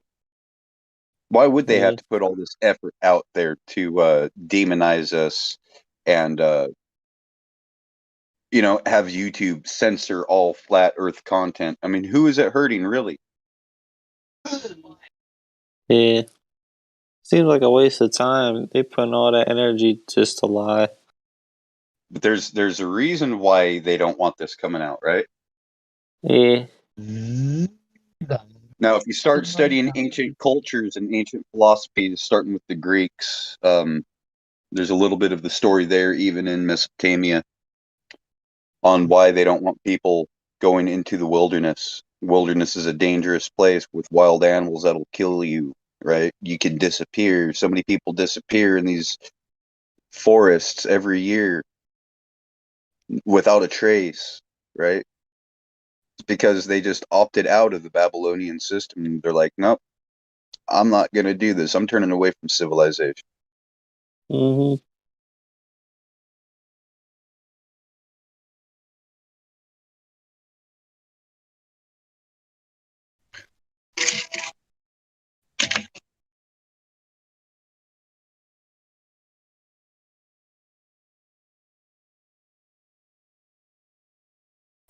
Like, see, we don't need to come up with a reason why they would lie to know that they are lying. All we need is evidence of the lie. And the fact that they tell us that the surface of the Earth is so far from the core, which would indicate an arching ground, instead of, being able to measure the arch and confirm it, they're just going off of mathematics to confirm it. And every image, it's at a different supposed distance, which is why it all looks the same size, but the land masses are different sizes. I mean, if you buy that they're actually out there taking these things from a rocket ship out in the fucking cosmos, you're fucking crazy. They're planes, U-2 planes, and other high altitude spy planes, able to take pictures.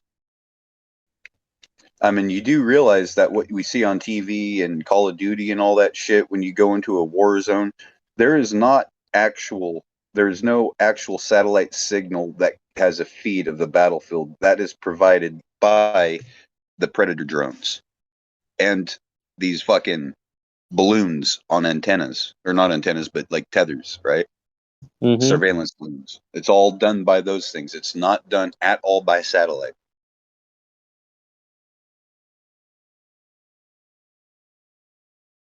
In fact, we would, if there really was a satellite up there, it would be too far away to get an accurate rendering of the ground. Too far away and moving too fast to get an accurate render of the ground.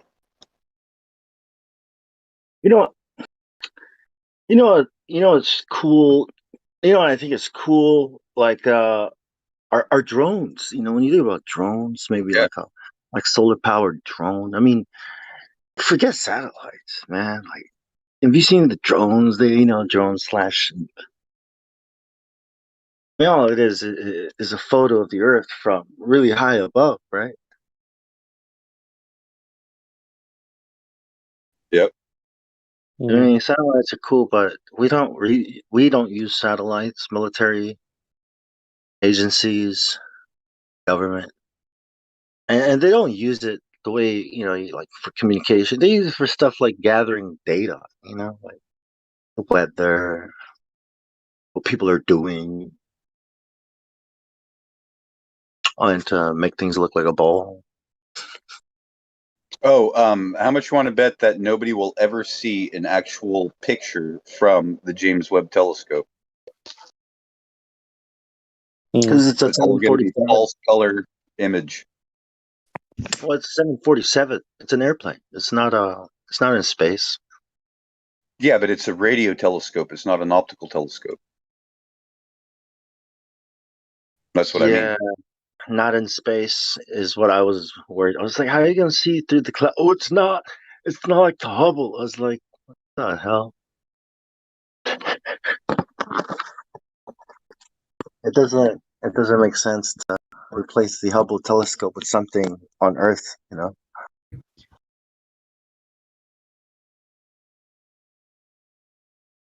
Well, they had to decommission the Arecibo antenna.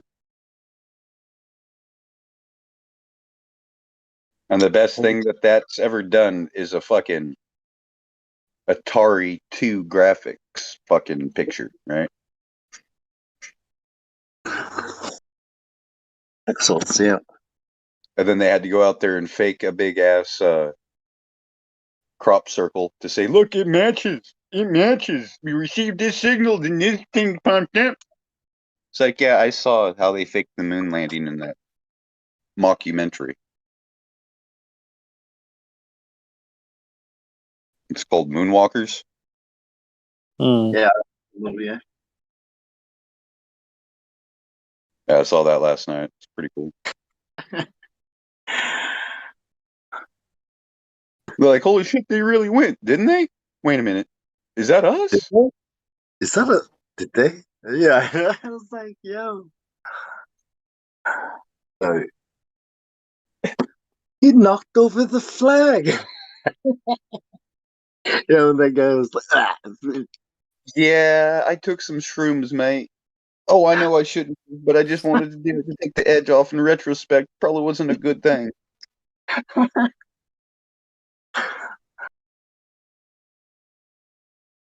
Are you okay? Well, no. I hear voices in my head, and they're telling me that my parents are cousins, but I don't believe them. You might be from Alabama. No, he was from How England. about when the CIA agent was tripping on LSD, right? He's like, it's like, it's like I know I can just snap your neck like a twig, but I don't want to. For the first time in my life, I actually feel like I want to, like I don't want to kill anyone. Yeah. He's like, that shit doesn't do anything to me. I'm CIA trained. My mind is too strong. Here, give me that. Next minute. See?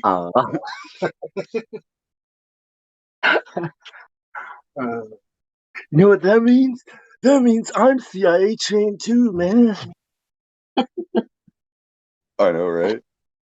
I was like, so this is what was happening in the world when the moon landed, when the moon landing was happening. Yeah. So everybody was high. Yeah. Yeah, everyone that says they saw the moon landing was on fucking LSD, man. Tripping balls, right? Eating shrooms and popping acid. Like, yeah, man. We went to the moon, bro. Fuck yeah. Peace on earth. I think my mom was 14 the first time they quote went to the moon, so she would have seen it quote unquote on TV. Oh, I should ask her about that. Yeah. What was her? Can you imagine being 14 and seeing that, just like impressionable, just starting puberty, and like it'd be so ingrained, right? After that, Yeah. You'd be so proud. Sure, because your parents would be like, "Look, honey, you're seeing the greatest achievement of mankind at your age. What an Greatest honor!" achievement by the greatest country on earth. Sure. That Number country one. egotism that we don't need. We won. We won the race to the moon. America is number one. Fuck Russia. Yeah, see? America always wins. We never lose. We're fucking America. Even when we lose, we win. On my watch. Who said that? Who said not on my watch? Was that George W. Bush? No, it was that movie. A bunch of them. Yeah, it's that movie Moonwalkers. He was like, you know what, man? America never fucking loses, man. We never fucking lose. Not on my watch. That's great. Speaking of the watch, holy shit, where's my watch? I have to call. I'll bet George W. Bush did say that during his 2 terms. Not on my watch. I can't imagine him saying, I hate him. I was in the Navy when he was the commander in chief. I was like, this is my mission commander. accomplished. Mission accomplished. I can't even talk like him. Mission accomplished. Why is a cowboy the boss of me? Like an idiot. We're gonna rain down on terror. Now watch this drive. Now watch this drive. What the fuck? Everybody's waiting for orders. He's playing golf, reading books upside down and shit. I'm like, what the fuck is he doing? Yeah, that was such a slap in the face. That upside down book, man. Goat. iPad goat. Yeah, and that's not really what pointed it out to me. Alex Jones did back in the day. But yeah, iPad Goat 2 is also that's a good way to learn about it. That's the book he was holding. What was the book called again? iPad Goat. Oh, okay, there we go. Okay, yeah, so that's why it's called iPad Goat 2. Yeah. iPad Goat 2 is a Masonic thing, and it all has to do with what happened in the last 2 years. It's ritualistic. Wait. I just jumped on. What are y'all talking about with iPad Goat 2? Because I get into this stuff. It's Masonic, and it has to do with the events that happened within the last 2 years and prepare for an earth-shattering event for the sky to crack, because that was also in there too. Yeah. By chance, do you know that if you look at the drawing, I'll have to look and find this, but the gentleman who did that video is from Canada, or was, and he that was the only video that he's ever made. Nothing else, nothing more. Right. Someone noticed maybe 3-5 years later that he or that artwork at the when Jesus is coming out Fake of the cave. Jesus. Yeah, that those pictures match up with NASA's pictures that ended up coming out way later on. So a lot of people have, I hate saying this, but have speculated that he actually works for NASA now in their art. Huh. Okay. All I know is the video is creepy as fuck, and it lines up with a lot of shit. Yep. Yeah, it definitely does. You know, like the beginning, the very beginning, you know, when it's showing Satan and everything. People don't or some people don't understand what the dollar symbol was on his finger, that ring. And some people don't understand or don't know that back in the 1930s, the dollar sign changed from 2 bars, I mean, from 1 bar to 2 bars. The reason being is because before the 1930s, our money in America was backed by gold, and then it changed after that. I can't remember exactly what president did it, but yeah, that is why the dollar symbol changed. And I mean, there's so much detail inside of Well, it. and the S is supposedly a serpent, right? Wrong? That is a thought as well. Yeah, I don't know. But yeah, it's what it keeps, like, it resonates with me to a little extent, but I also feel like that's kind of like some diet woke shit. I don't know, though. Well, the ancient Cairo symbol had the dollar sign with 1 bar on it. The ancient Cairo symbol before Constantine supposedly saw this and said it represented Jesus or some shit like that. Huh. So it's the Cairo symbol. It's ancient. It's more ancient than Christianity, which is what the signal is supposed to be, right? So Cairo looks like the P and the X together. But if you look at the ancient depictions and carvings of the Cairo, you will find also Tubal Cain, which is the arches, McDonald's. You will find the trident, Shiva, Tubal Cain, Nakash on a serpent, or Nakash on a staff, which is the dollar sign. The serpent on a staff. Yeah.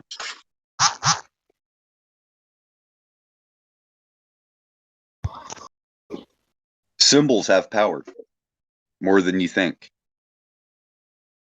It's like a old school meme. Conveys an idea instantaneously. Check this out. Exactly. My mom sent me this. This kind of has to do with it. My mom sent me this, I guess not really, at Calvin and Hobbes, where Calvin's showing Hobbes a camera, and he says, "This is what I like about photography. People think cameras always tell the truth. They think the camera is a dispassionate machine that records only facts, but really, cameras lie all the time. Select the facts and manipulate the truth. For example, I've cleared off this corner of my bed. Take a picture of me here, but crop out all the mess around me so it looks like I keep my room tidy." Hobbes goes, "Is this even legal?" And he goes, "Wait, let me comb my hair and put on a tie." It's cute because enter Instagram, enter Facebook, enter all these personalities that are online, but not us. That's awesome. Yeah, Calvin and Hobbes had it nailed back in the day. Bill Watterson, he's the guy. Anyway.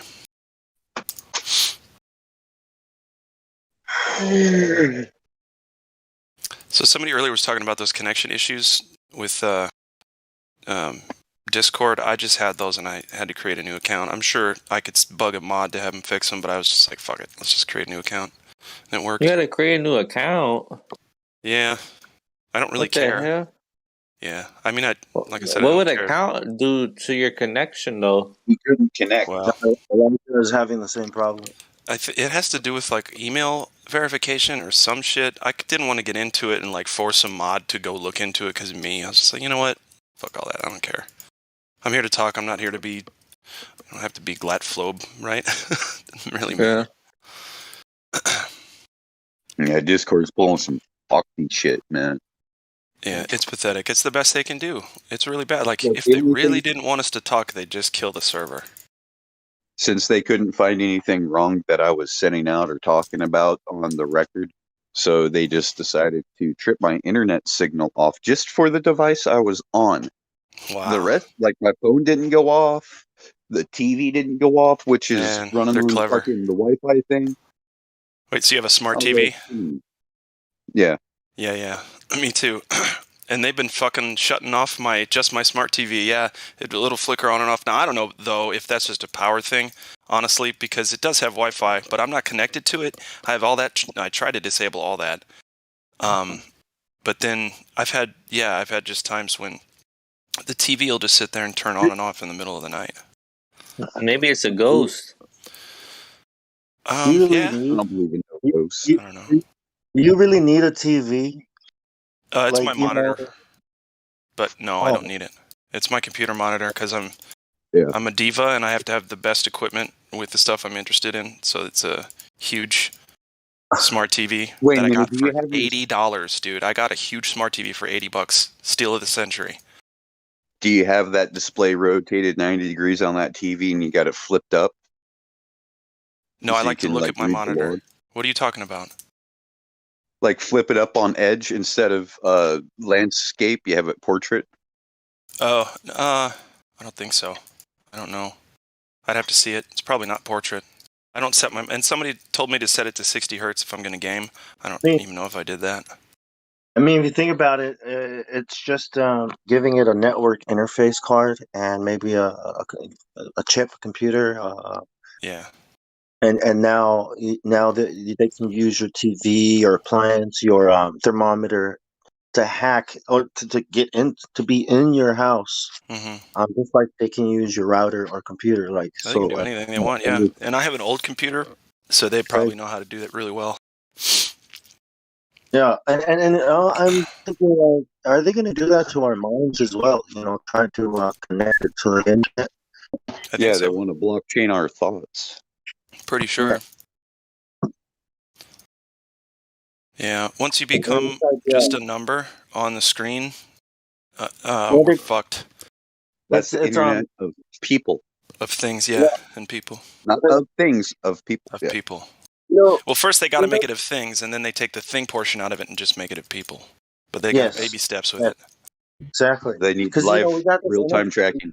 Yeah. Yeah. We have these interfaces like the screen. You push the button. You got the mouse and the keyboard, but the technology is already there where you can just think it right, and it'll type the thing you're thinking. You know, just remove. Oh yeah, it can already do that. Now they're reading your thoughts.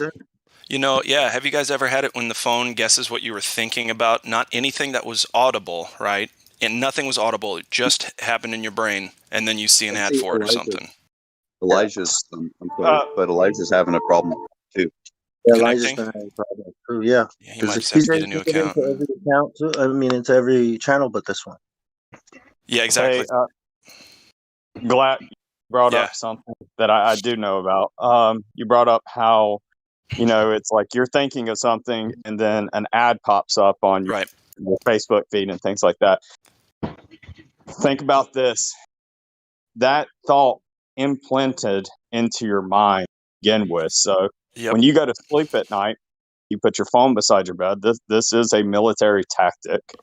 If I ramble too much on, tell me shut the hell up.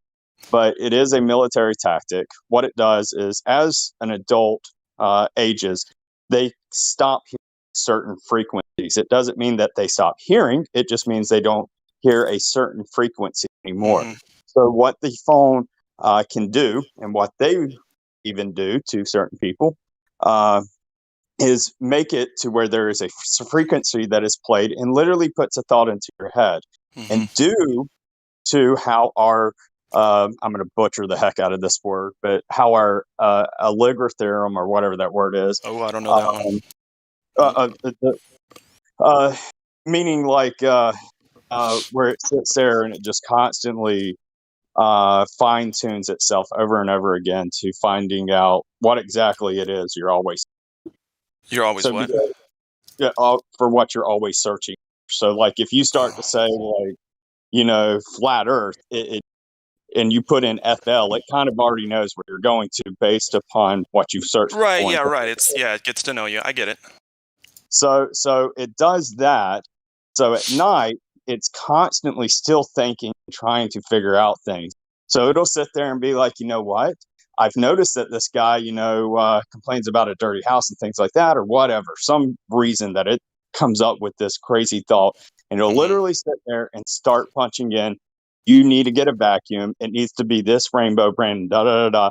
And so when you wake up the next day, your subconscious will sit there and be like, why the heck am I thinking about this? And literally it goes to your forethought. And then your forethought goes, you know what? Maybe I need a vacuum to sit here and clean up my house. So, yeah. Okay, check that's this out. I want to talk about that real quick, since we can. So, like, if you just think about it, sit alone in a quiet room by yourself, have thoughts, talk to yourself, and then realize that thought is happening in English in your mind, in your voice, before you say it, and there's no way to stop that. It happens a split second before you say anything, or even think. When you think it, that's the original, the origin of the thought. So, like, it'll be like da da. That's how quick it is. Like, have the thought, say the thought, and so you think that you're speaking off the cuff, but there's something happening in your head, giving you the next impulse to speak and thing to say, and you can't control it. It's like a 1-2 punch. You can't say something without having first heard it in your head, like heard it, having your voice say it to you. Strange. Agreed. So strange, and like you try to trip it up, like try to not have the thought before saying it. There's no way to do it. There's no way to do it. Anyway, it's just a weird thing. Well, it originates in the mind, though, right? Like, just like when you reverse it, sounds go in the ears before it becomes a thought in your mind. It has to go through the ear. You know what I mean? And for the thought to come out, it has to form in the mind. It can be, like conceived. Yep. So I'm sure they have ways to manipulate all that stuff. I just wonder if there's some of us who are not as susceptible as others.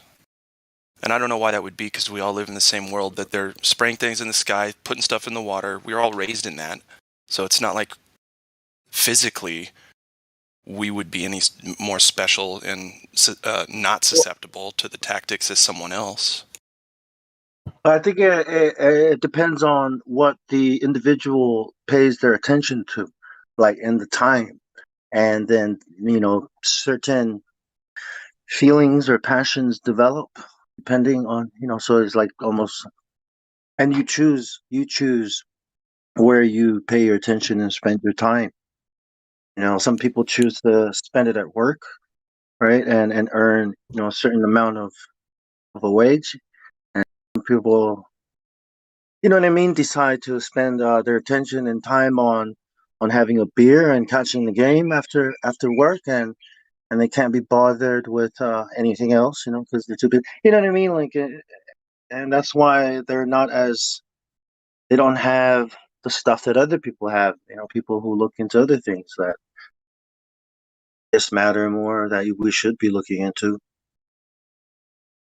So I think it's a matter of just exposing their, mind to the information. Right. I just wonder which one of my thoughts are mine and which one of my thoughts aren't. That's all. Yeah, I thought about that. When we're little, you look at things, right? in thoughts form, but you don't know how to express the thoughts.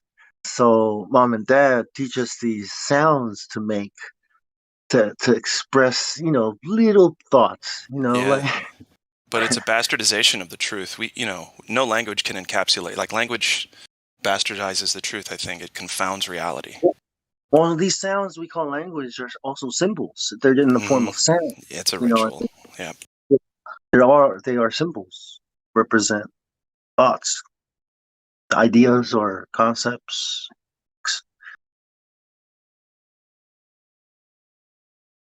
Some languages or some symbols are more effective than others.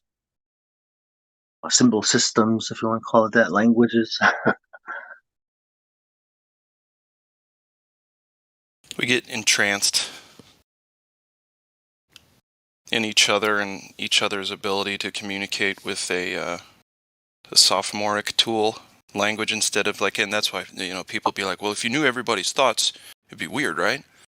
I think it would be exactly like that. It's not like you'd be hearing everybody's voice around you saying stuff in their voice. I think it would be a different kind of thing. But it certainly wouldn't be words, I don't think. Who knows?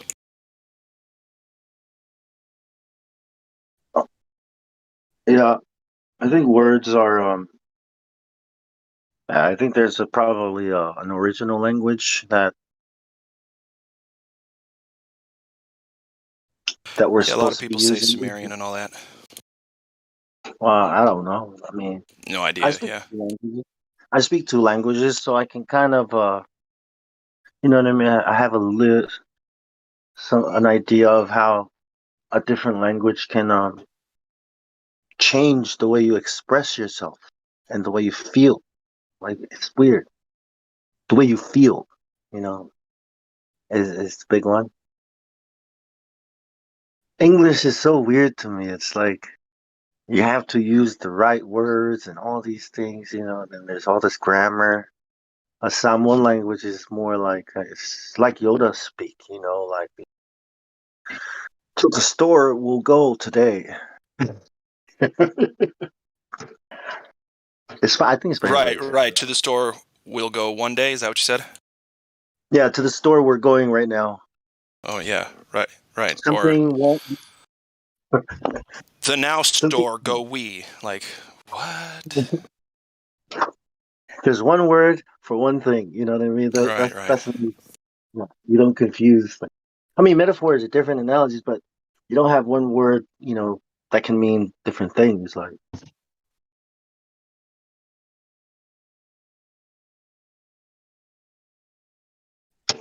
Like the word earth.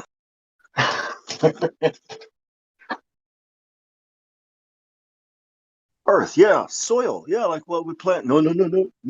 I'm talking about a planet. Oh, What, right, like yeah. with water soil? No. I'm talking about a ball. Oh, like a basketball? Like, no, I'm talking about the world. You know what I mean? It's like, yeah, but that's not what Yeah. the word earth means. It's like, Earth well, what do is you an think? anagram for heart. Yeah, Right? it's like that was it's like, yeah. That's how I see it. If I'm going to call this place something, I'm going to call it a place of love, heart. That's fine.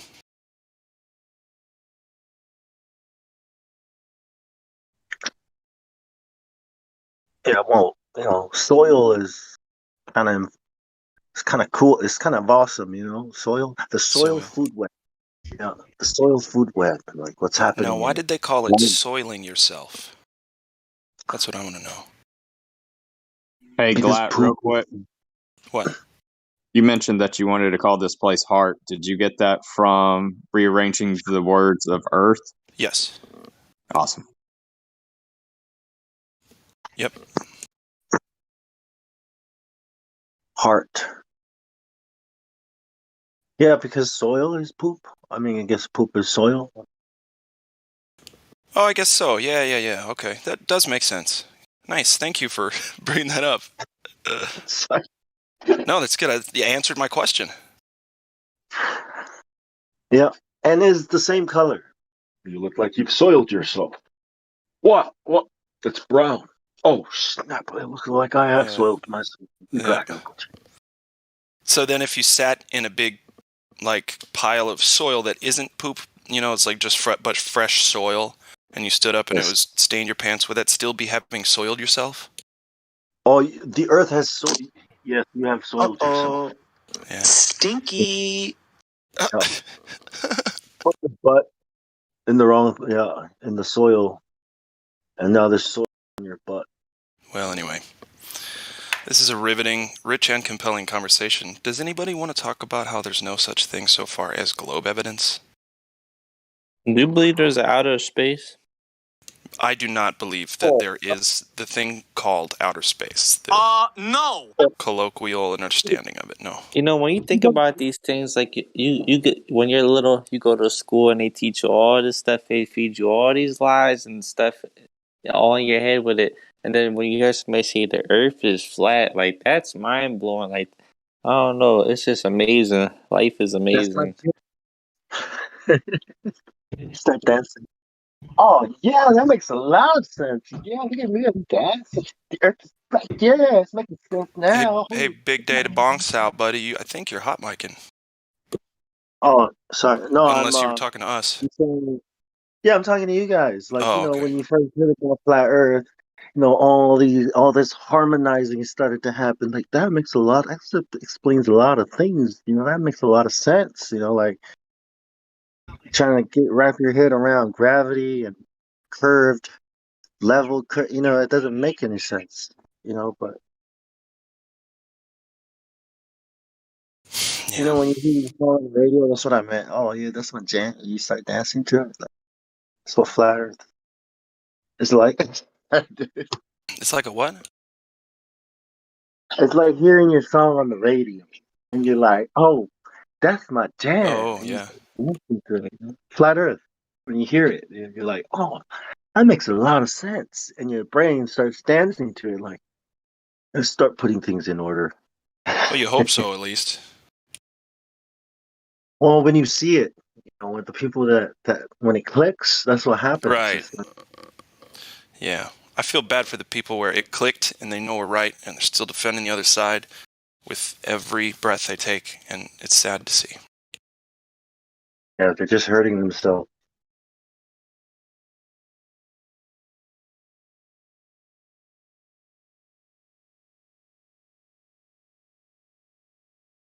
I mean, some people aren't here to use their brain. They're here to tell people that, I trust scientists, and why don't you? That's what they want to know. It's like, why aren't you trusting people who are experts in their field? I mean, what are you? You know what I mean? Like, so they don't When did the even try. so-called experts actually work it all out? Right, and they won't even try to understand it because no, they're not experts, but they'll repeat what the experts say. That's a faith, right? I mean, that's a faith. That's a religion. Ain't nothing but.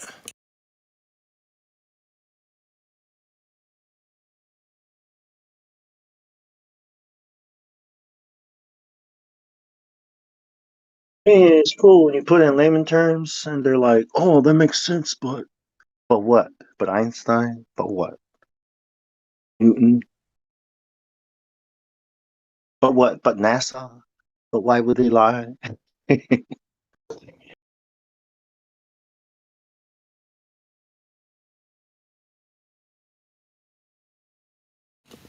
Why would they not?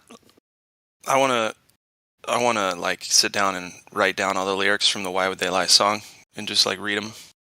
There's so many good ones. Why would they not? Yeah. Why would they not? I love it.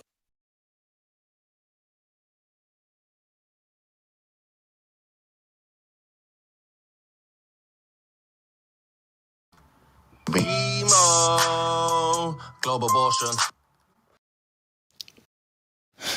Yeah, yeah.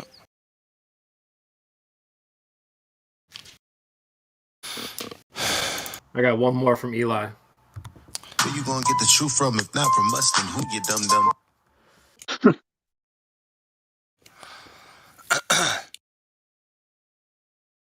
Dumb.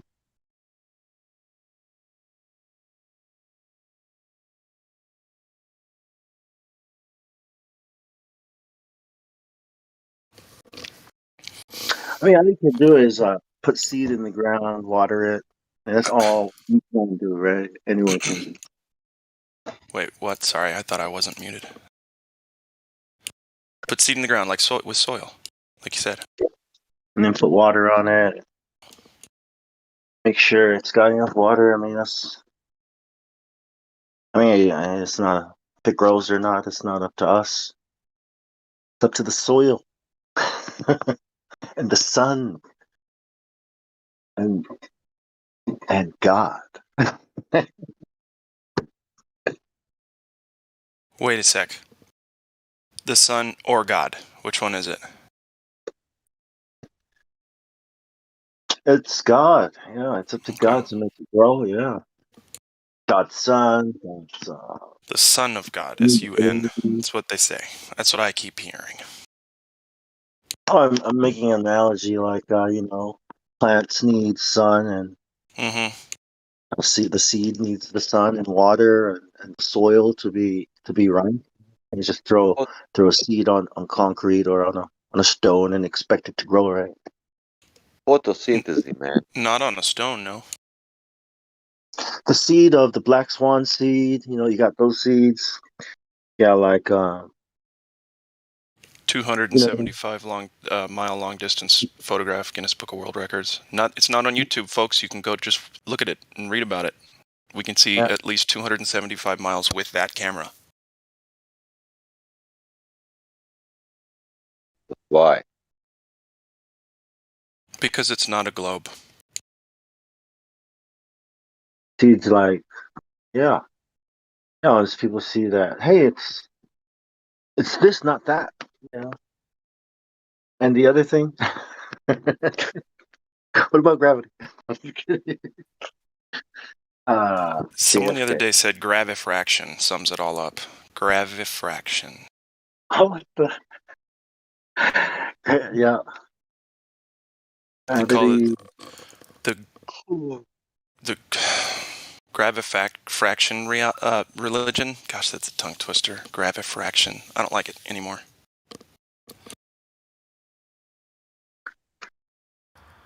How about refravity? Now you're talking. That's what it's refravity. The religion of refravity. You say 3 times in a row, you can hurt your tongue. You hurt your yeah. Gravity. Yeah. Roger. I'm full stilts. I know what the sun's being blocked by, Globers. It's all your hot air out there. I'll tell you what.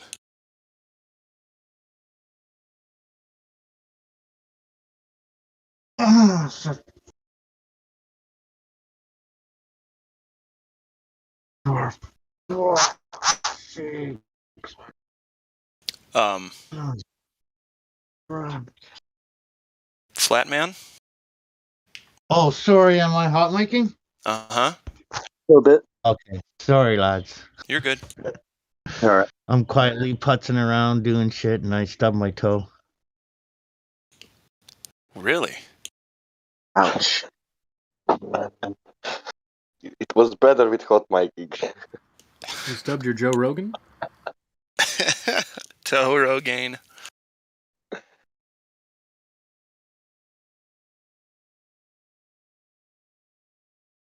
What's up? I think Joe Rogan wants to be a monkey more than he wants to be a human. He does some stuff on stage where it's just like, not only is that not funny, but looks like something a gorilla would be caught doing to another gorilla out there. Anyway.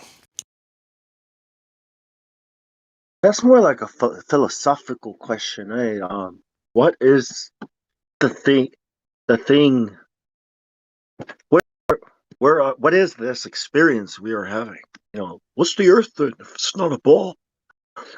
You mean what's this experience we're having when we're not asleep or dead? You know what I mean? Well, we don't know. That's Not kind of even a why we're sound. having this conversation in the first place. Otherwise, we'd just know it and act accordingly, I guess. But if you sleep, you can prove the globe. Yeah, I can fly in my dreams. I fly so often, guys. I do a little bit of lucid dreaming sometimes, and I don't mean to. I don't know how to do it, but sometimes I'll be lucid, and I'll say, no shit, oh, we're flying, and I go fly. It's pretty cool. Did you see the sphere in your dream, Sean? I've never seen that I remember any kind of sphere in any of my dreams. But you're a zealot then. I saw so many spheres in dreams. No, I lied. I've played pool in my life, or in my dreams. So there. Come on, man, you saw also act like a sphere in dream. I saw that. I can't say I did. But I also noticed that when I was trying to fly high enough and fast enough to get far enough away to see the ball as a ball, I would go through like almost like a shift before I would actually see anything like that. Yeah, I've been the exact same place. It was weird too, because like I went to whatever, I just flew as straight as far as I could go, kind of up and diagonal, and just and my what I guess whatever I've learned in my life stopped at the sky, but then I had this really weird feeling like I was caught in something else, and I had to bring myself back to the dream. It was really weird. It was kind of like sleep paralysis. I've only had that a couple times, but it's nuts. It is crazy.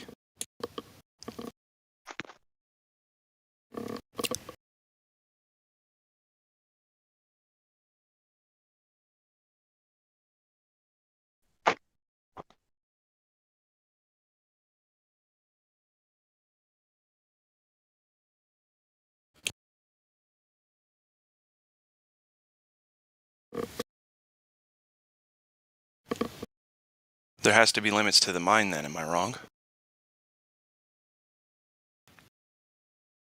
Or you can imagine anything, like, can we? Yeah, like Einstein. No, I read the Bible and it said somewhere, and if about the Tower of Babel, it said that let's go down and confuse their language. For if they do this with one language, then nothing they put their mind to will be impossible.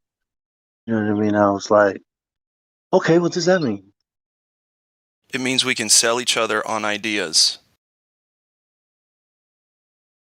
And then French guy came here and we meme asked him if table is not curving, what it is. And do you know what he answered?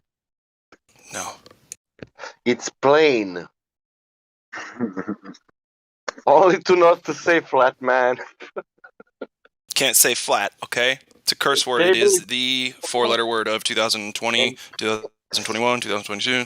And listen, this practically he said table is a plane, and then it's plane. Can you say it's plane? Is that all right? FLA. He didn't want to say table is flat, and he said I'm struggling with it's a barrier because of language, And then I find out in French how they are saying for table is flat, and they are saying table is flat. No, table is flat. But yeah, are planes something like that. Are planes curving Flit. though? Table is flit anyway. Are planes curving the way their level curves? Well, technically, come on now. Planes wouldn't have to bend like in the structure of them, but they would have to, as in air, they'd have to account for the curve somehow. But yeah, they call it an airplane too, because there's a plane that runs through it, keeps it straight from tail to tip. It's a straight line. People don't know that planes actually don't fly perfectly level. They actually tilt upwards slightly. Tilt upwards, right, to get the draft. Which is the exact opposite of what you think would need to happen to follow a curve. A curve, right. But when you say plane, you're only stating, you're saying there's a face, right? There's a surface, area, right? You're not stating a shape like a sphere, or like so curved versus plane. These must be opposites, right? And Well, it depends planes on who must be you talk tangent to. them. Yeah. Sometimes Earth is a perfect sphere. Sometimes it's lumpy. Sometimes it's pear-shaped. Sometimes it's and so at the same time, it can be flat. It can be curved. It can be whatever the fuck they want it to be, for whatever mental gymnastics they're doing. But Everything from but space, flat. but Isn't from it also space, it's funny? always perfect sphere. Exactly. Isn't it funny that the only photographs or pictures or CGI composites that they've ever shown us have been perfect circles? Yeah. Yeah, but So that kind if of we live ruins on an geometry. oblate or a pear, please, I beg you, show me that picture of an oblate or a pear. I would love to see it. On equator, it's a more it's 20 miles. Who said 20 miles? It's going up. Because if we have that many flat spots on Earth, it would have to make up for that somewhere, which means the curve would have to be exaggerated somewhere else.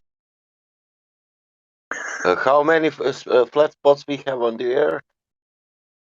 All over the world. Whole Sorry, world, dude, you but cut out and cut back in. If you take the mass of the land and the water, it's more than 80%. Well, it's weird they say that the flat areas are infinite. And if you think about it that way, they're basically saying it's curved. And then you know what I mean? Like you're saying it's curving. You're not when you say there's infinite flat surfaces and you put them together, you get a curve, right? You're saying it's curving. So it's like Because it's you big. know what I mean? You're not saying that it's locally flat. You're saying it's infinitely local flat areas, which means you're saying it's curved. So it's like they don't even know what they're saying. Yep.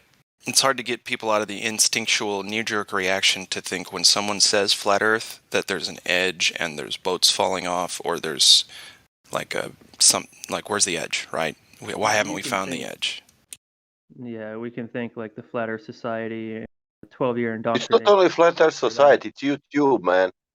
You cannot reach the point. You get to YouTube, and first things what you will get all debunked things, and you will get shit, and that's it.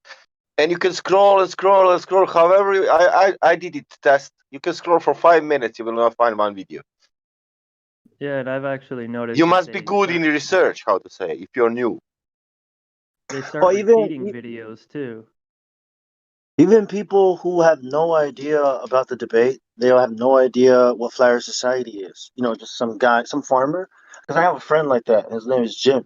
Doesn't care, doesn't know anything about it. But when I told him, about what I'm listening to, he said, "Well, if the Earth was flat, then where's the edge?" And my father even asked me that. So I know, like, where the hell do people get the idea there has to be an edge, and what do they mean by edge? Is It it? was embedded into their minds from Yeah, yep. youth, from Predictive school. programming. Yeah. And then every time that they bring up or do an article about it, they always show the disc in space with water falling off and the boat ready to fall off. I mean, that's just Maybe what they do. because So our perception is better because we have knowledge about it. We cannot go 60 degrees south, and because of that knowledge, we cannot assume anything.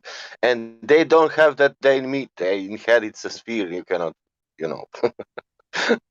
do anything. and when you tell them, when you tell them that Antarctica is on its average the highest landmass in the world, right? So a true measure of intelligence or intellect, whether you believe in a ball or a flat plane, doesn't matter.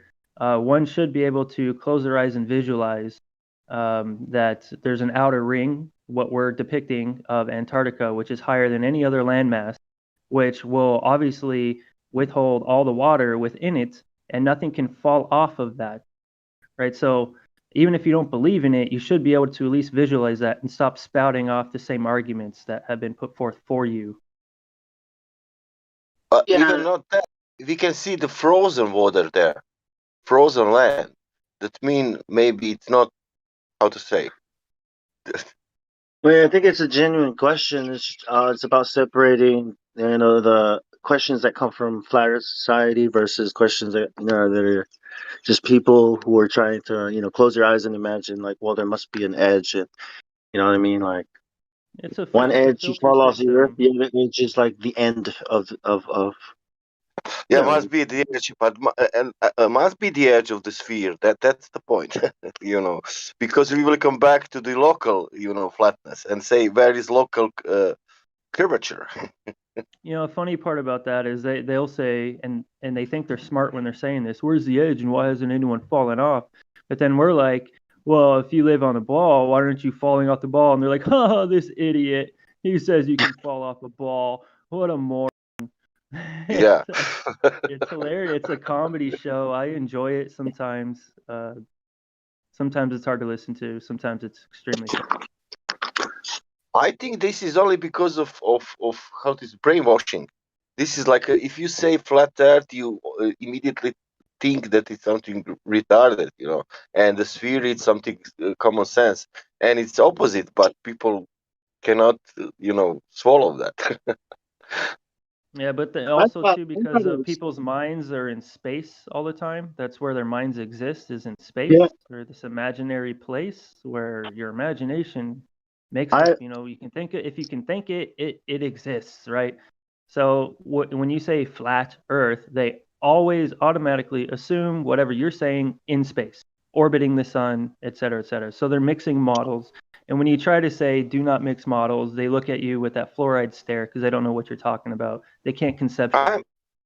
I'm all right with that story till I not put atmosphere inside everything what you said, and then how that fucking going together with the Earth and orbiting through the vacuum, that's I, impossible. I And thought Fallout was stupid, and if it wasn't for Rob Skiba, right, that I was following for Nephilims, right, I never would have looked into it. I was too arrogant, like lost in space. I was falling asleep to like Journey to the End of the Universe type shit every night, like. And if it wasn't for him, Rob Skiba, if I wasn't, following him, I would probably, I probably wouldn't look into it. But it's everywhere, so who knows? It's everywhere now, so I probably would have People out eventually. there that there's people out there that believe he's still alive, and one day he's gonna pop up and show face and laugh at everybody. And Punk, do you know I think what is the main point? If you're honest with your mind, you cannot escape with this. Yeah. It's only that I think. If you're not honest, that means it's that you want to believe something or blah blah blah. But if you're honest with your mind, it, it you cannot escape. But the idea that the Earth could be flat, to me, when I was going through the change, was so. Every day I felt like, no, no. What are you? You think you're in some kind of movie? No, that's not reality. What are you, stupid? Science, bro. Every day I thought that. Like today, if you think the Earth is flat, you're a fucking idiot. You think you're in a fucking movie, some kind of fucking movie. Like, are you serious? Every day In a this happened. time, Punk, in a It, time, 5 years, I don't remember now, 5 or 6 years I ago, I remember. don't remember. I tried. I I remember tried. Even. I Yeah. remember only one thing that I was watching so many documentaries about ancient cultures, these even that bullshit how it's called ancient Yep. aliens. But I Yep. didn't watch. I didn't fucking care. I wanted to watch what is on the what we fucking have on the earth.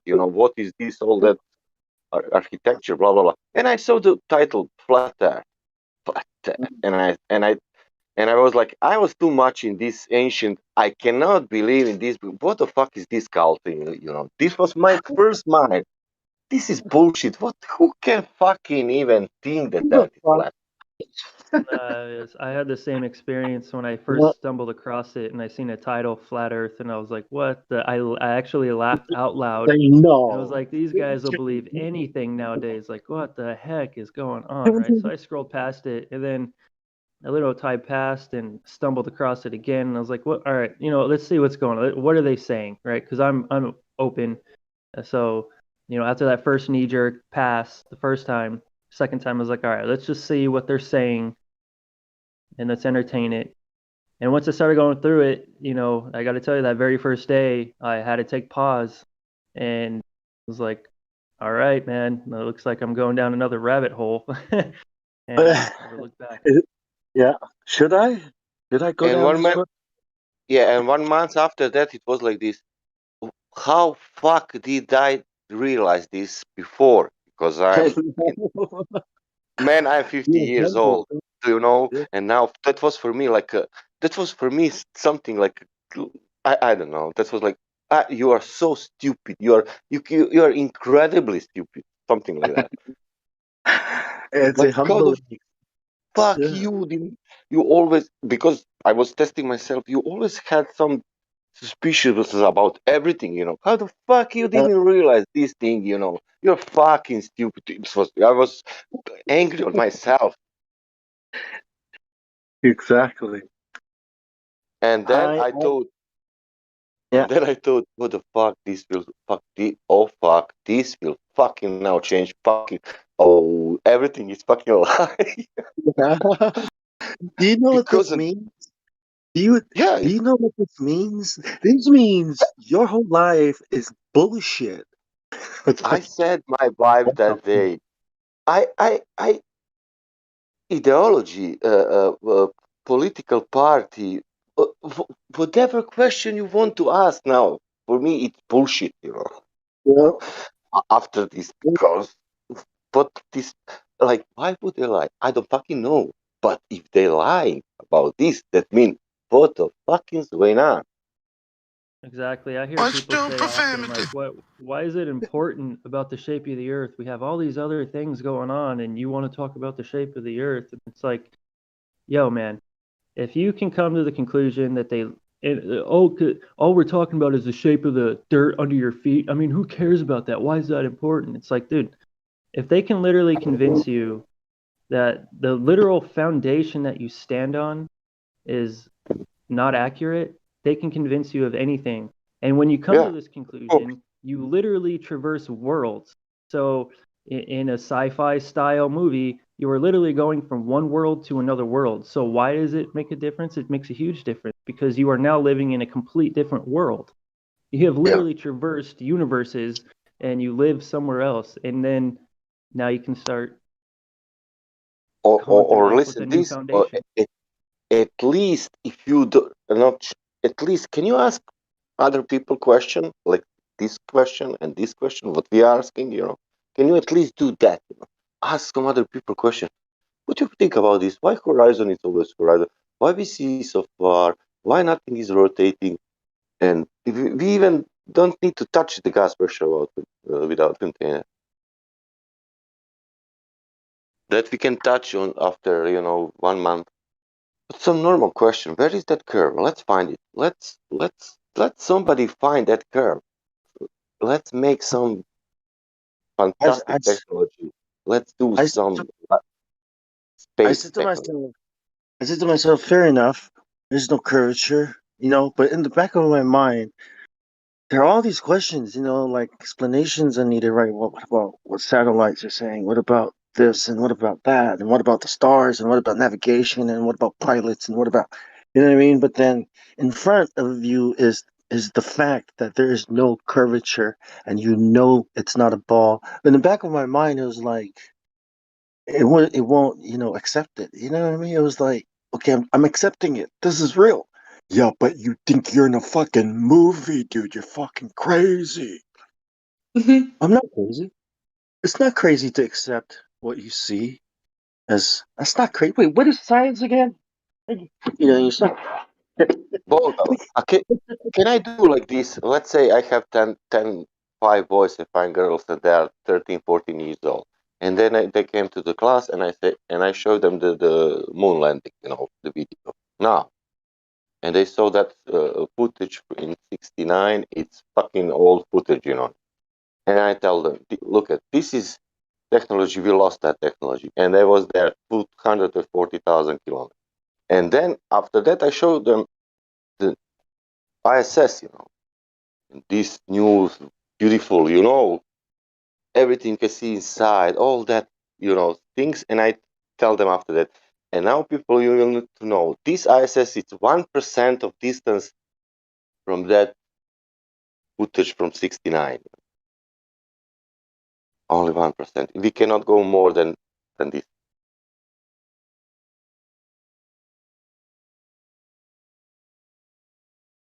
50 years after. Wow. Oh well, the '60s technology, something to behold. We lost it, get it back. So Yeah, like that is somehow you know how that look like. Not even that comparison is not good. Now, in a sense of like we have nuclears or blah blah blah. We should to have now something arrows or even not that. Maybe stones in the hands to fight each other. That is comparison yeah, in military. technologically, in the '60s, yeah, we were throwing stones and shooting rocks from slingshots compared to now where we're using laser guided, you know, technology, which automated can drones. follow and move and do its thing. Like that's the difference in technology. And then they're trying to tell you that with this laser guided technology, we can't go to the moon. We can't even leave Earth's atmosphere. Yet in the '60s, we did it no problem just because we didn't know about certain. But I told you now we can go 1% of that distance today, not more, not 2%, man. Understand me? 2% is double of this distance. Where is ISS now? 3% is triple, you know. That's so ridiculous. But you know that we have reach simply because of all the reactions from the establishment, such as NASA now saying that the moon is in the Earth's atmosphere. Right? So you know that what we're doing has reached when they have to start saying that the moon is within the atmosphere. So Yeah, also that. But now for me it's even clear because of story, because of Cold War, because of Russia, Soviet Union in that time. Everything for me is clear now. That everything is bullshit, you know. How can if the moon when you look at the moon at night and how defined it is, how you can see all these details. Like, if you scale up, if that's the size of the moon at 238,000 miles, damn, that's a big moon. That's like way bigger than the Earth, right? Yeah, that must be yeah, big, I think. I mean, trying You see like trying to that, yeah. view the Earth, trying to damn. view the Earth from the moon, it would be much much bigger in the sky. You know, and we get these pictures, so-called pictures from the moon, from some set somewhere with this little tiny little moon or Earth in the sky. Yeah, because And Earth then should their be. excuse is, oh, it's just the zoom and yada yada Yeah, yada. because Earth should be, I don't know, 4 times bigger or what? Well, what I'm saying is you can't really tell how far the moon is. But if they're saying that it's 238,000 miles, and you look at the size of the moon in the sky, it doesn't match. Well, that would mean the moon was like the size of the sun, or I don't know, bigger.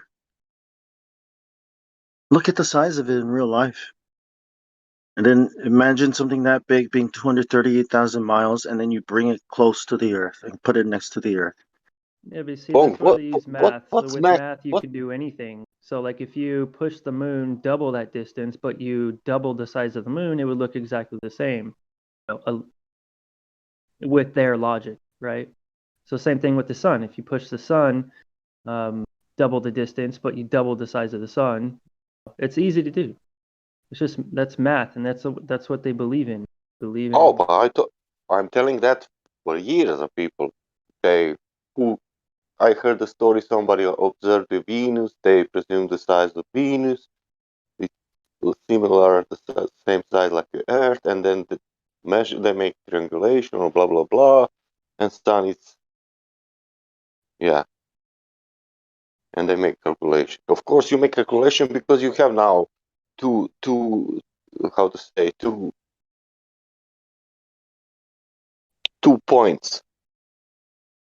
You assume the size of Venus, and if you assume the size of Venus is double, what will happen? Or it's half of size of Earth. What then will happen? Nothing. Only numbers will change, and in your mind, nothing will change. The sun will be maybe 186 million miles away, and what that means for you. It's the same like a 93 million miles away.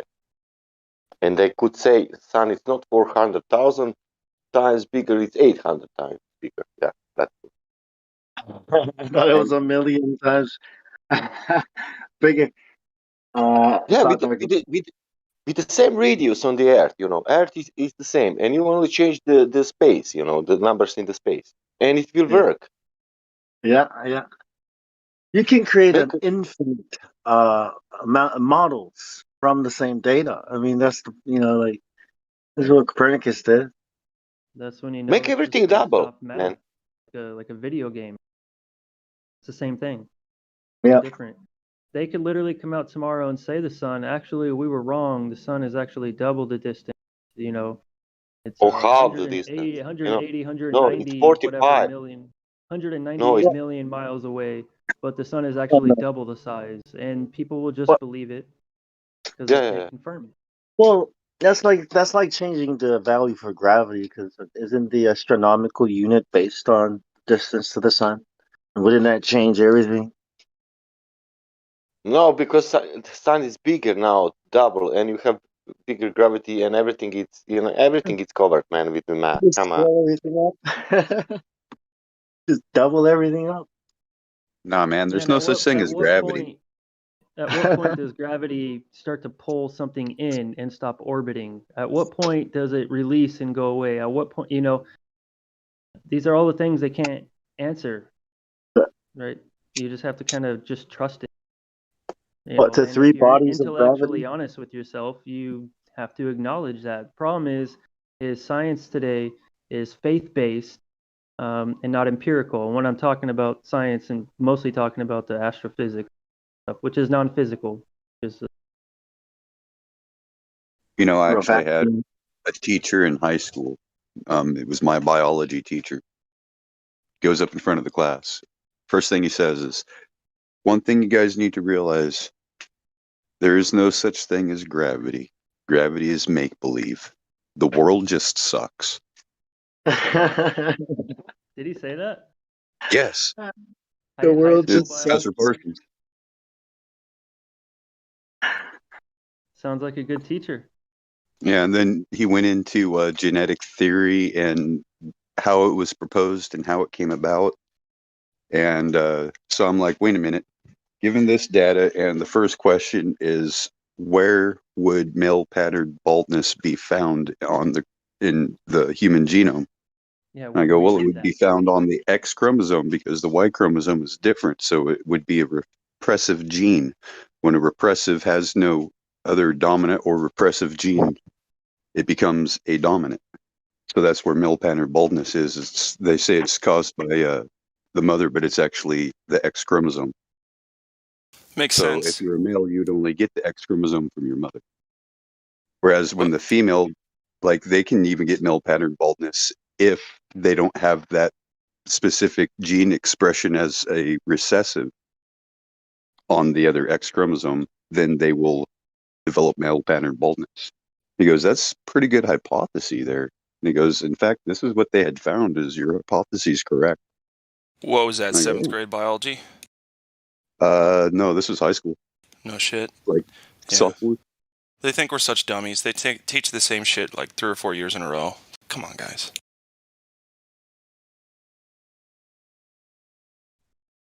Oh, And but they this fill was in the rest of your advanced. time with garbage, social studies and stuff like that.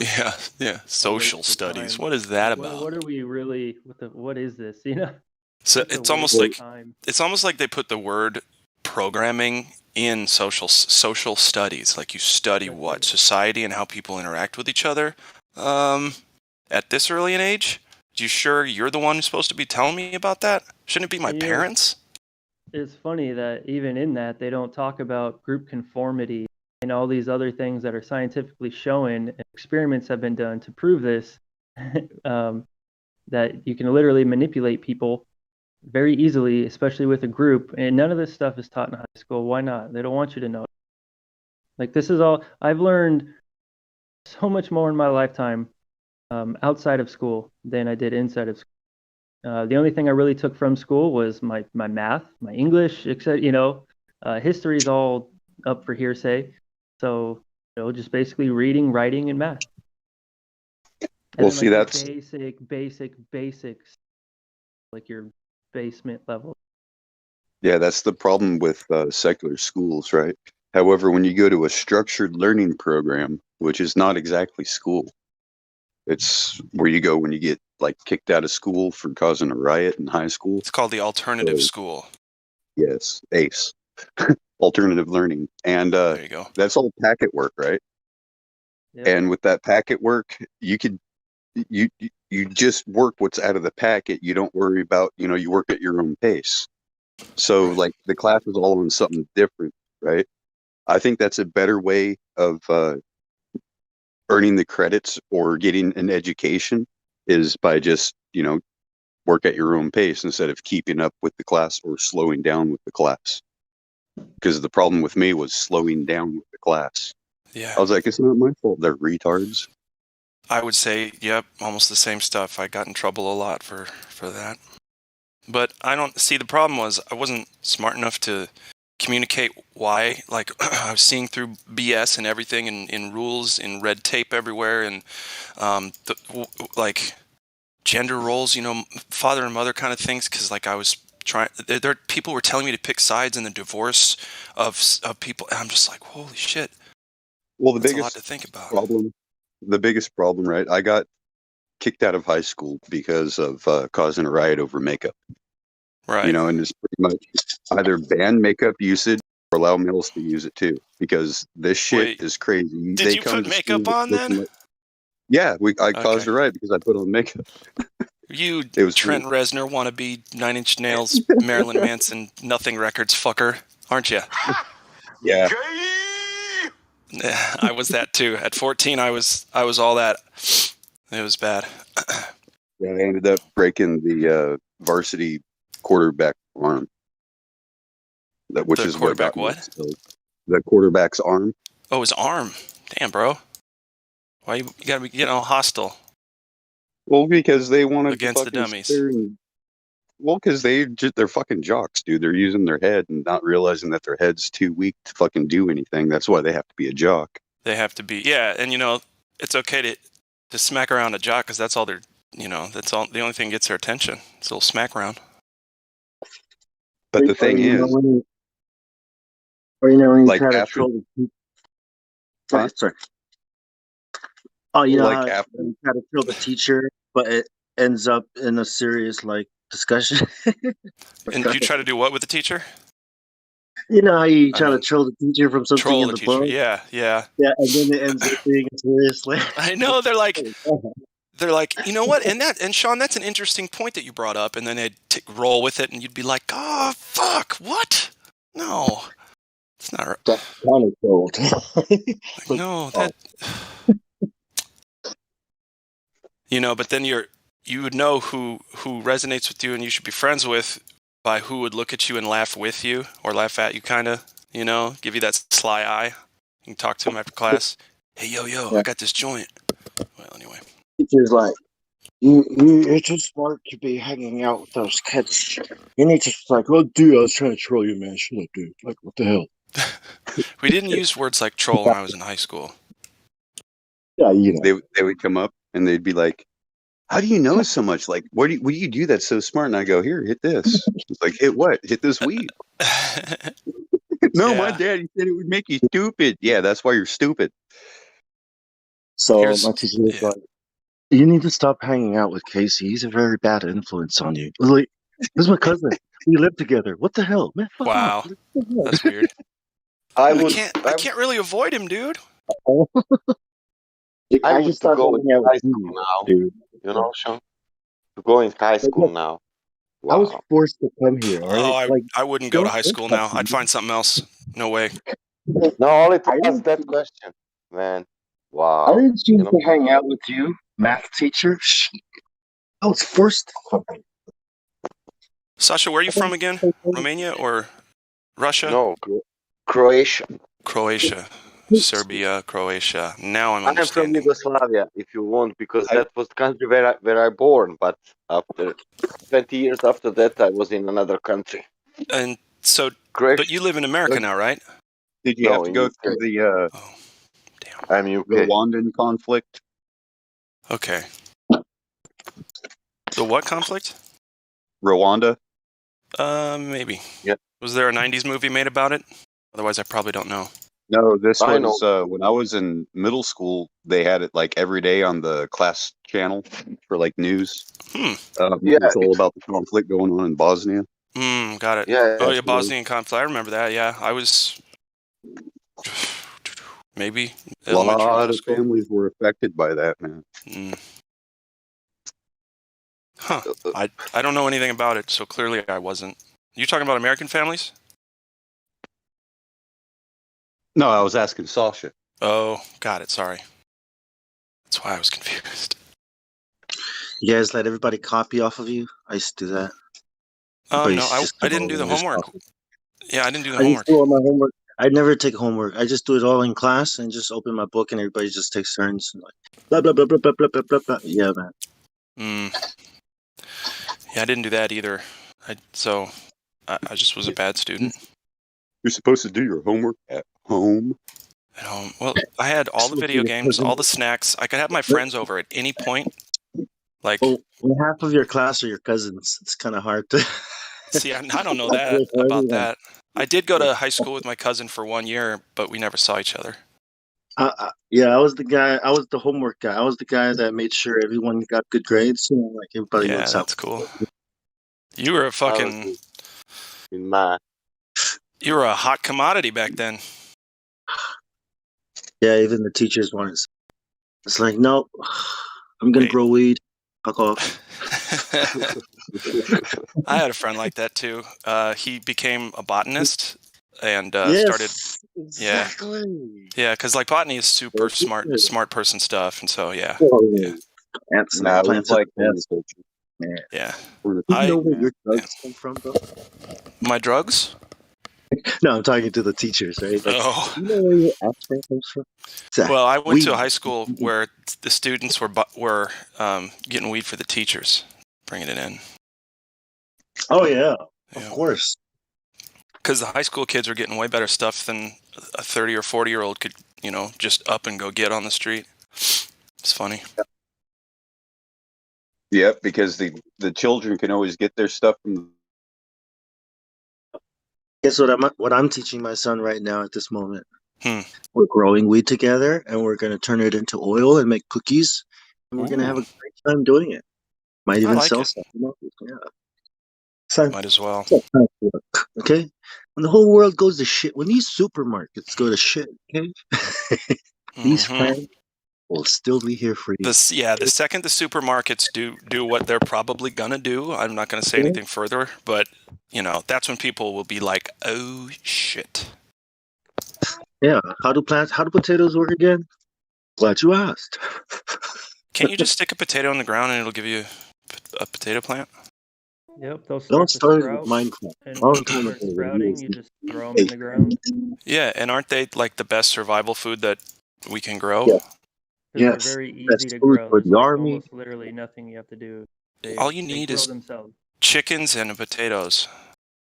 Pretty For a much. small, military group on the move, if you got to move around a lot, if you got a unit and you need food, potatoes is the thing, yeah. Yeah, gosh, what a terrible living. Yeah. The earth is so abundant, but they try to convince people everything is scarce.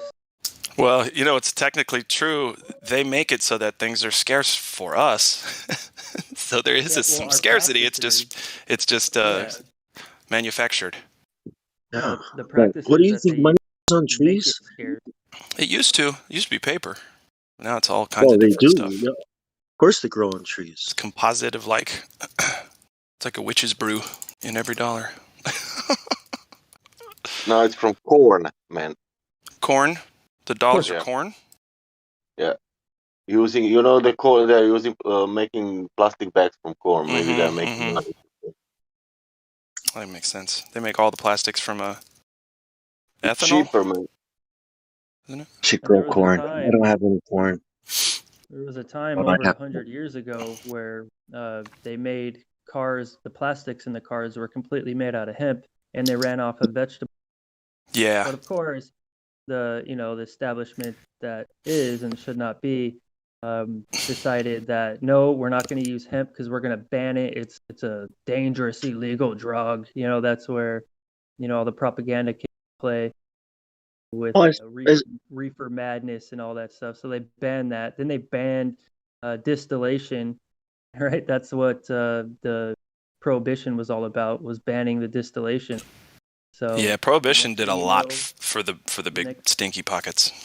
And then next thing you know, everything we have is petroleum-based, petroleum plastic, petroleum fuel, etc.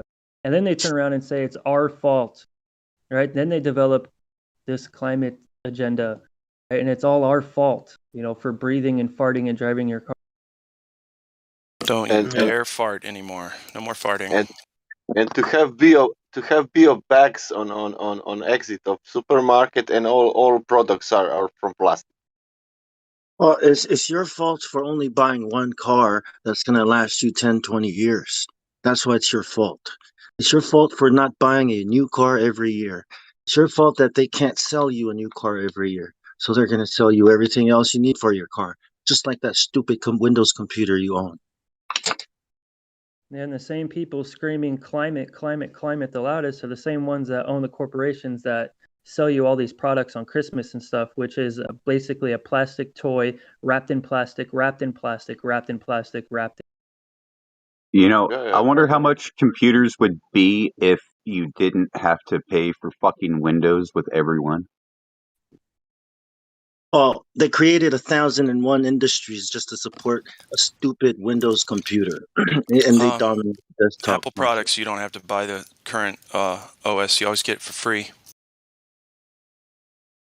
Bam.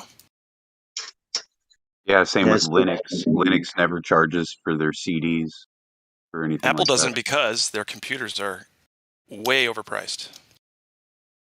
Oh, Linux doesn't. Yeah, you can't repair your own computers. Yeah. Imagine what Windows and Apple would do if it were not for the open source community to fix and build code for them. Well, they'd probably just find Nazis to do it, Stealing from the free world and then repackaging shit for your convenience, and then we have to buy it, and now we need it.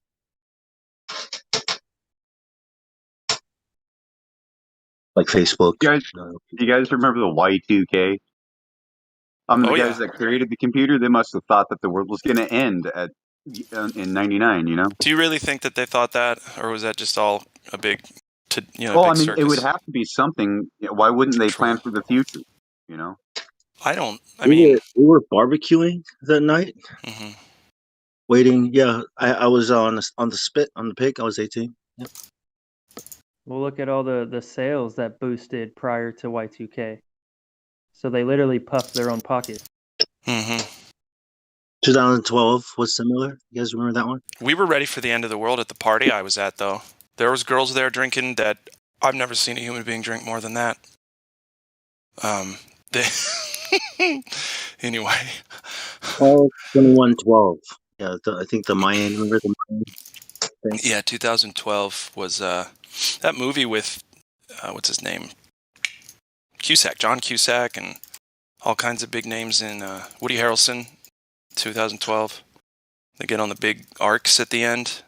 The big modern day Noah's arcs. There's supposed to be 3 or 2, and only one gets out. Anyway, it's a cool movie because it's like all of the apocalypses, except for an ice age, that can happen.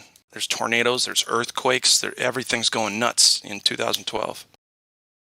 I forget what sets it off. I'm not sure if it's something from space or not. I don't think it was. It's internal. They try to blame the core. Did they? Fuck.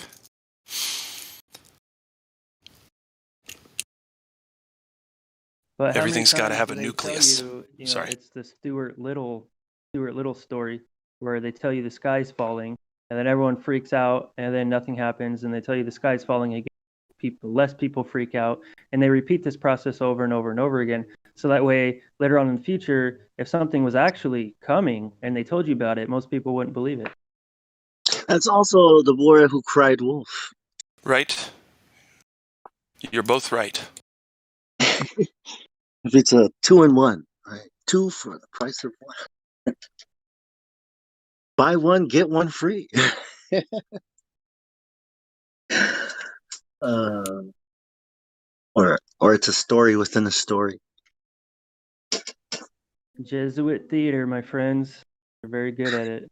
They're the ones that It's make all all your predictive Hollywood movies. programming to prepare you for what's. Okay, so my mom went to a Jesuit law school, and she still works with them. Like her husband sat on the board and all kinds of things, and so she's really into this Jesuit school. And I've tried to tell her so many things, and she's like, "Oh, honey, the Jesuits are harmless. They're such good people. They only have humanity's best interest in mind." And I said, "Okay, so do you want to talk about anything else then?" And we did. We changed topics. Yeah, so does God. Just like with the Freemason, you know, there's a lot of Freemasons in the world.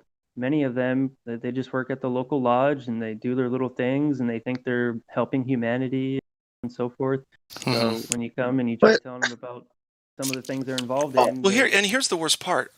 The Jesuits get, in my opinion, all that money and power to do like really quality education and they're like upper tier in society kind of things is because of all the bullshit, all the nonsense that they're part of. But then it trickles down, obviously, as it should, a lot of it to the lesser thans that run things like congregations and Catholic things all over towns. And it's crazy because like the football or the women's soccer team at this specific university is the best in the state. And so without the Jesuit university, these girls wouldn't be able, I don't know if they would be or not in other schools, but they, you know what I mean? Like they can celebrate having been best in the state times over. And so it's stuff like that that really, it gets to me because that exact instance of happiness and success for those girls isn't possible in any other way. So like if the Jesuits didn't have the school they could go to, but it wouldn't happen exactly like that. My fear would be that in another life, you know, going to a different school, that's something that the Jesuits didn't provide, would they have a similar or better experience? So that said, what I guess my conclusion is the Jesuits, no matter how bad the ones that actually control things are, there's always going to be tons of good people in the mix. Always, every time. and it has to be that way. And that's why like they have levels, Freemasonic levels and degrees. Well, I right. would go a step further and say that's exactly how all these churches, recognized by the state that has a doctrine are like. They're full of good people, but the things that they're teaching in churches are totally controlled opposition. You know, it's not the real thing. You know, of course, they celebrate Christmas and they go to church on the Sunday, not the Sabbath. They think the earth is a ball. You know, so it's like the same thing. You know, yeah, they're full of good people, but there are also you know, like real people in there that are not good. Yeah, You know, it's the ultimate blessing and a curse, something like that. Yep. In Jesuit grade school, I know people who have gone to Jesuit grade school, and so you sit in one class and you're learning about God and the Bible and the religion that they put forth, and then right after that you go over into the science class where they teach you Big Bang, evolution, right? So you have like this opposing, confusing, you know. Then they try to mesh it together, and then by the time they come out, they don't know their ass from their face. They're just, you know, completely lost. Yeah. That's where they get confused and they get emotional at that point. That's when they get confused. Go ahead. And I don't think they really care. I think they want you to buy into one of them, right? So like the Catholic style religion of Christianity, buy into that, or buy into the science that we created. I mean, it was a Jesuit priest that created the Big Bang. So they want you to believe in one of these religions and be stuck in that dogma. yeah, but being a mystery school, a mystery religion, right? There's the outside. You know, there's people who don't get it, who oh yeah, I choose to believe this over that, and then there are people who actually believe in God. Okay, like, but not the same God. So it's almost like you have to understand the mystery they're trying to teach you. You know what I mean? Like, in order for you to be in that circle of the things they do. Yeah, you have to believe in God, but then you also have to understand the God you believe in. You know, everyone else is just good people. You know, quotation mark. And then there's the, you know, the actual mystery, so-called mystery that they want you to, you know, be enlightened with. And if you're one of those people that get it, then you know. I mean, you know what you're doing, right? What you're Yeah, most entering those are all into. the families. So like their children, when you go to like the Rockefeller tree, family tree, the schools that their children are going to, what they're teaching them is not what they're teaching in the open Jesuit school. It's not Exactly. it's completely different. So Right. you have the slave side, and that's your standard Jesuit schools and all these schools that anyone can go to really. Then you have the Yeah. ones that they go to, which is very controlled. And then you have like your universities, Yale, Harvard, etc., where they actually recruit people. And that's why they created like all the, Alpha, Omega, and and they recruit you. Yeah, and they think they will. And if you play ball, then you're going to get the president position at this corporation. Yep. And if they think that they can actually become equals, but they never will be equals. They're just going to be Never. puppets. That's right. Yep. That's correct. Only the Elites, and you can know that the Elites is who we're talking about because they're the ones that interbreed. They breed within their own cousins, right? They marry their own cousins to keep their bloodline pure, for they must never mix in with the monsters. That's why they're all related somehow. Yeah. They're all very closely related. Well, it's also to pass on the the gene, because they got these rituals where they traumatize you, and it is hereditary. So the next generation will be more easily susceptible to trauma-based mind control. And I think that's where like the sins of the father comes into play, and these traits can be passed down. Now, what they put forth as far as genetics and cancer runs in the family, I'm gonna go get tested, and no, that's all bullshit. But like trauma and stuff like that is a lasting thing, I believe. What if cancer's a curse? I don't know. I mean, I got to be careful what I say on here, but a lot of the programs that they have running, the whole idea is for that to manipulate your biology, and when you manipulate your biology so often, you're going to start having problems. The protein folding isn't going to work properly. Your RNA transcription is not going to work properly, and eventually things are going to be made. That's when you get deformed children, and the same thing can happen internally to your biologics. Things don't fold the way they're supposed to fold, or go where they're supposed to go, or do what they're supposed to do, and then you eat the stuff they provide you, the poisons that they give you. You compile all this stuff together, and this is why instead of 1 in however many 120 whatever of cancer over 100 years ago, now it's like 1 in 3 or something, 1 in 4. All this money they put into cancer research, and since that has existed, cancer has done nothing but grown and become more common. Right? I mean, these are simple things that even globies, that everybody should be able to look at and say, yeah, there's a problem here. But they don't. They'll still say the best thing we have is radiation, chemotherapy. I like what you said about cancer research. That's the misnomer. That's the ritual they're performing. It's not cancer cure research. It's cancer research. That's right. And how to improve on creating it. Isn't cancer a crab? It's a crab. I don't know. I've never known the correlation. Blue blood. Malignant tumor, from Latin cancer, a crab. Later. Crabs don't have iron-based blood. They have copper-based blood. How is that bad? They're blue bloods. So why does it get in our body and do bad stuff? Well, it's not necessarily like that. Remember, these other guys, they call themselves blue bloods. Mm-hmm. Yeah. So what does blue and red make? Purple, right? Isn't purple the royal color? Uh-huh.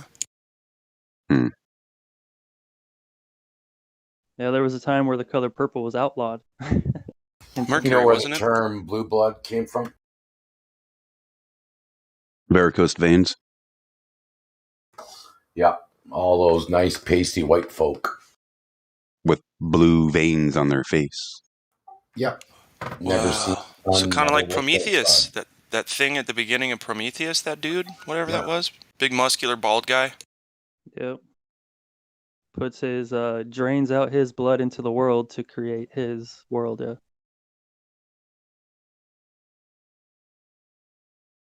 Prometheus. In Greek mythology, a demigod, son of the titan Iapetus, who made man from clay and stole fire from heaven and taught mankind its uses, for which he was punished by Zeus, being chained to a rock in Caucasus, where a vulture Caucasus. came and preyed on his liver. Yeah. And the Caucasus Fourth Mountains. Story.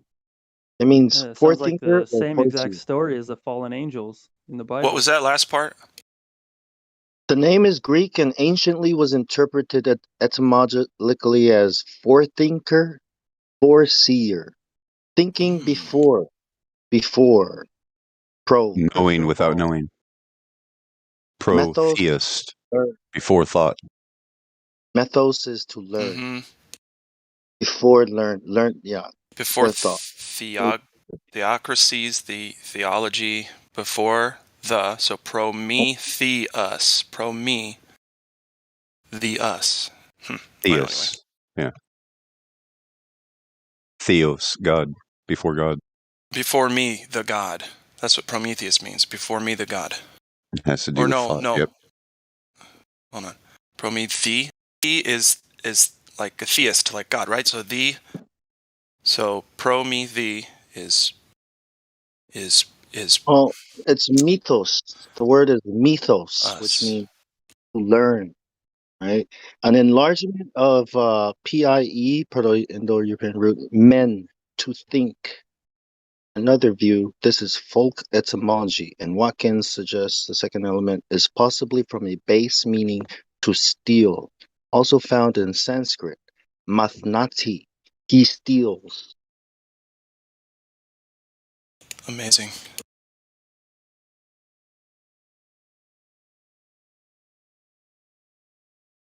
Who made man from clay and stole fire from heaven. Interesting. So they're saying, made man from clay. Hephaestus? They're saying Prometheus is the god of humans. That's what they're saying. That's what that says. Because of Zeus and all that. Hey, right? Ridley Scott.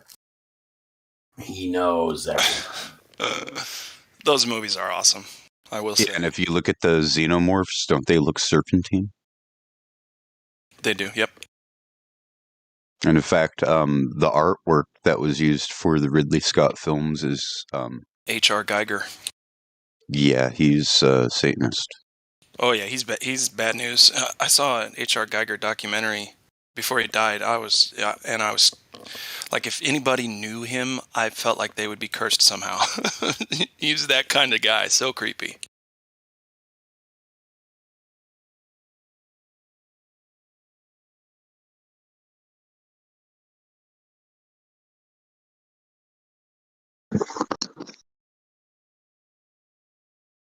So I'll address the YouTube chatter. Knocker Norton, you say you're a Glober? Please type in the YouTube chat or come talk to us in the Discord, one of the two, your evidence for Earth being a rotating globe in a physical violation of reality. Go. Who said that?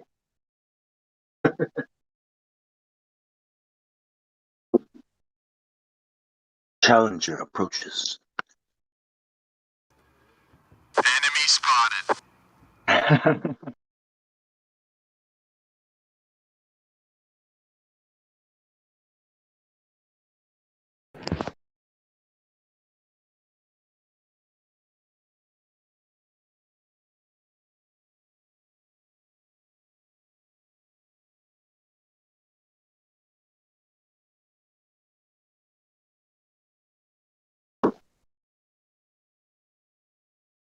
I think Prometheus and like all these other stories are all part of the same story.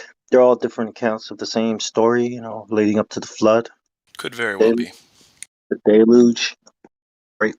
Deluge. I don't know. I don't know any of that. You know, like, yeah. It seems like it's all the same stories, you know, everywhere. That's what I was saying. The Prometheus, what you guys were describing on Prometheus, it sounds exactly like the fallen angel stories of Enoch and stuff like that. It's like exact same thing, just the names are changed and slight differences. You know, it's literally all the same story told over and over and over again in different ways. Yeah. And it's also the alien story that's being told today. And AI, you know. There you go. And that's so the religion of scientism and atheism, that's their version of the story. Correct. Yep. So we all got it. Everyone.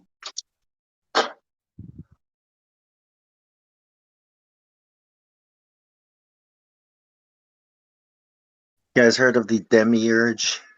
Uh-huh. I always wonder, well, who is this? Wasn't it Sophia got with the demiurge and did stuff?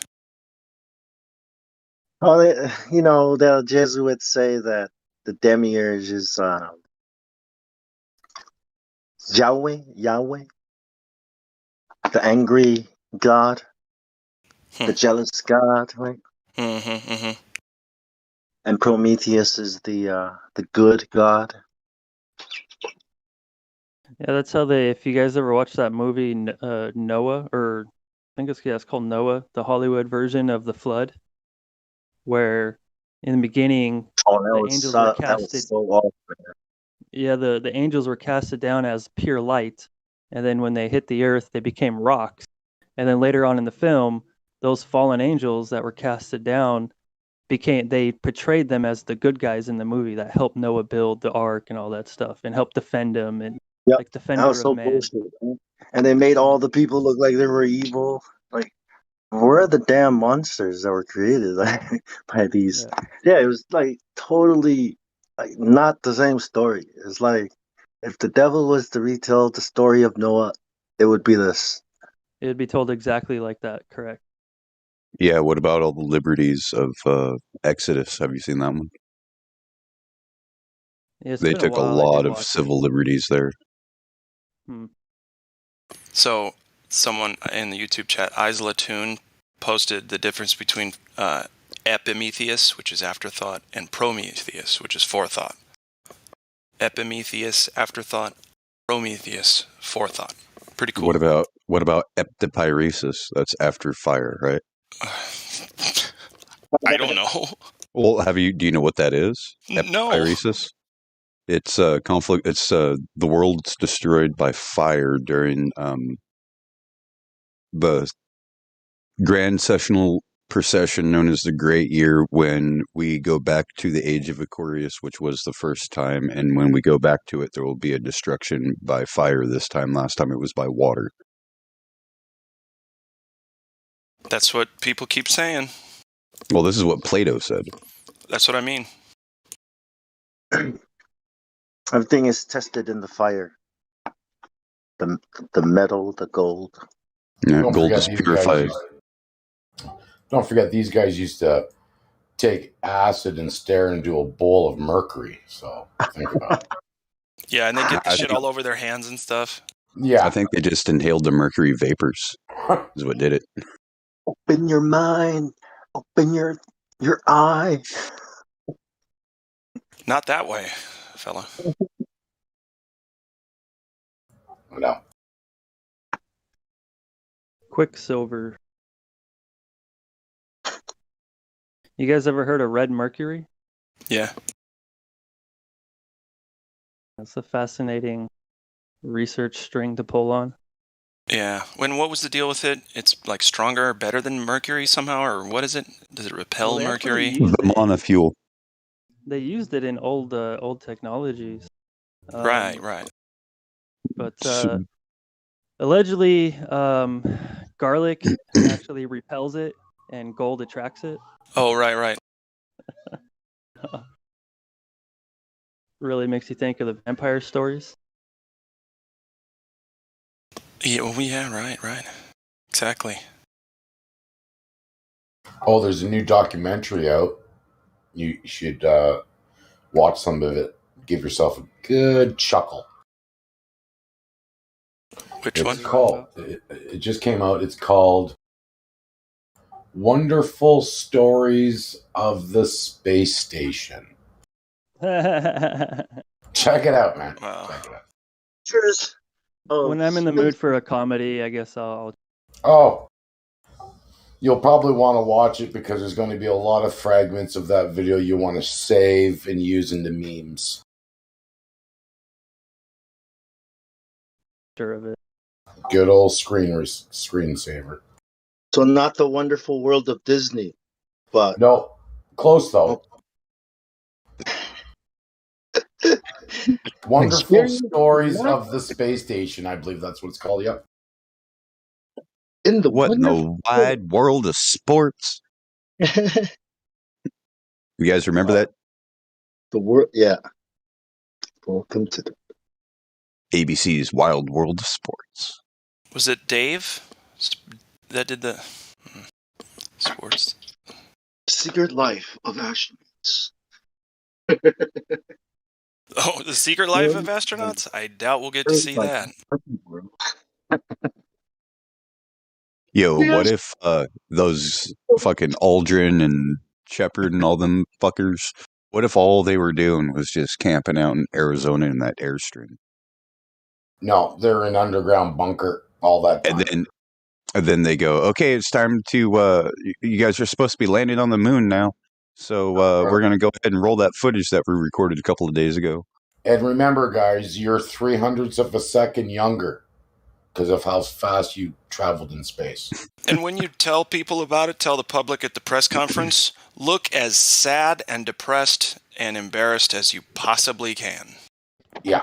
Look like dogs that just yeah, you're in the doghouse, you just cheated on your wife, and she's yelling at you about it before she kicks you on the curb. Every one of those guys had that look on their face. Yeah, don't act like you just landed on the moon back to Earth. Don't do that. I'd be doing cartwheels, slapping people in the mouth. I'd be like, what's crazy? you stupid fuckers. I'd be like going ape shit. You know what's crazy? When those guys came back and they did that national parade for them, yeah, they had streamers in New York that was saying, "Welcome home, Apollo 2," but it was Apollo 11, but Roman numeral 2, the giant. Well, how Do would you feel?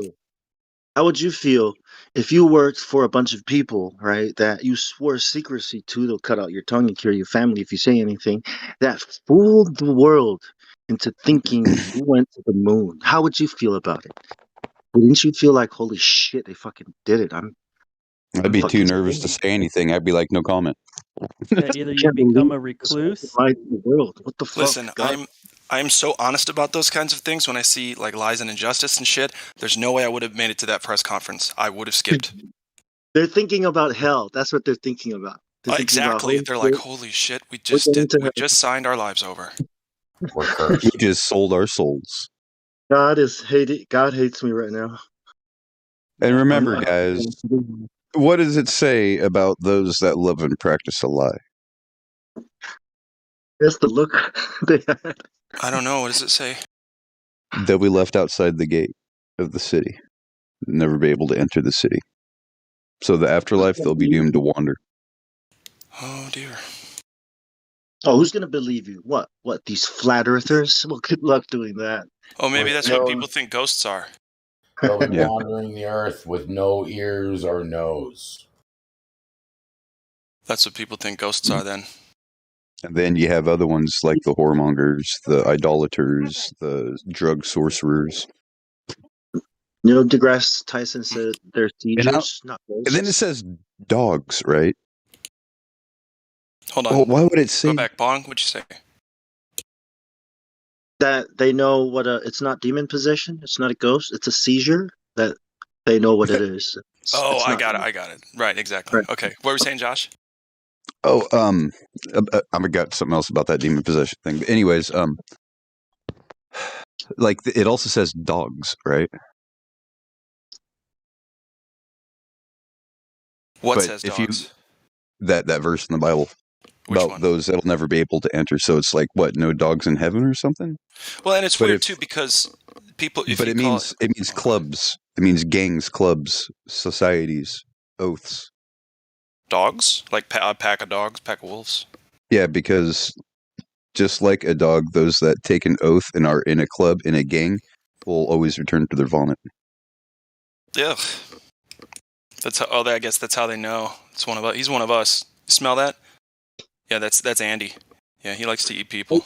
It's weird. You can't really approach something sacred and so holy with the proper clothing, I guess, right? And if you're a Bible believer, you know the blood, you know, is supposed to be, it's a gift, right? And if you reject it, I mean, how can you approach the throne of the king dressed in rags? Like no, the guards are going to be like, what? No, like get out of here. Well, it is I said. show up naked. Yeah, It is said that. Well, and it's symbolic. I think it said that blood is spiritual currency, and our souls are weighed before we pass on to the next step. And if our souls are heavy, and our blood is heavy with iron and stuff, I don't know. It's weird. Well, life is in the blood. Right, exactly. But we have way too much iron in our blood. Yeah. Would the blue bloods have been able to pass between those lives, and that's why it was blue everywhere with the Egyptians? Does Anubis show you where to go? And I don't know. It's like, is Anubis Saint Peter? It's a different It look at it. says, who has believed our message? Is it the leaders? Is it the wealthy? Is it the highly esteemed? No, it's the poor. It's the children. It's the broken and the contrite. Like, the message that the blood covers you and allows you to approach the throne. You know what I mean? Like, such a simple message, right? Like, sorry, religion talk. Well, yeah, you're right. No, it's kind of religion, but it's also kind of what's happening in current event style with people putting things into their blood, and let's just say ambiguous at best substances, and that's all I'm going to say about it. All blood, right? Like, it also says like blood of animals, or doesn't really, but the blood of the Lamb of God is kind of a different thing, isn't it? I'm just sorry, it's still religion talk, is it? Are we in the biology talks? I think. We should stick with biology, yeah, but really I want to talk about the flat Earth. Okay, yes, flat Earth, yes. You know what's crazy? Yeah. You take a vessel, fill it with blood, and that blood will find level. Just like water, because it's a liquid. Yes. Blood seeks its own level when it's warm. Most of the time, yeah. Well, if it's alive, otherwise it gets sticky. I've never seen a blood cube. Well, a frozen piece of blood, have you? Mm-mm. Yeah, I've never seen that.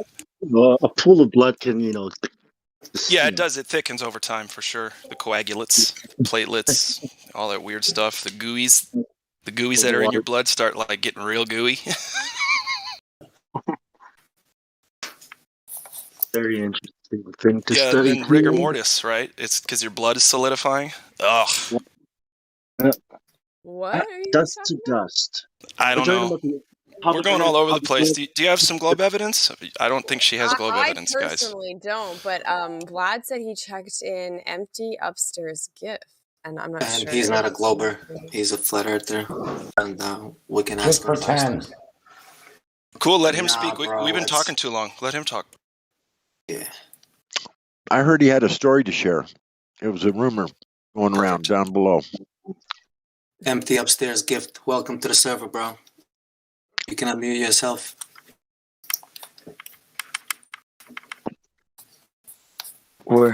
Where? Sorry, Hello? he was muted. I unmuted him. Hey. Oh, good.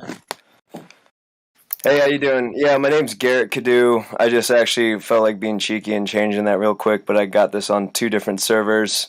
Yeah, it's what that literally translates to is Garrett is an empty upstairs room, and gift, Cadu, is my last name in French. So, nice to meet you all. Nice. Yeah, man. Welcome. Nice. Yeah. Nice.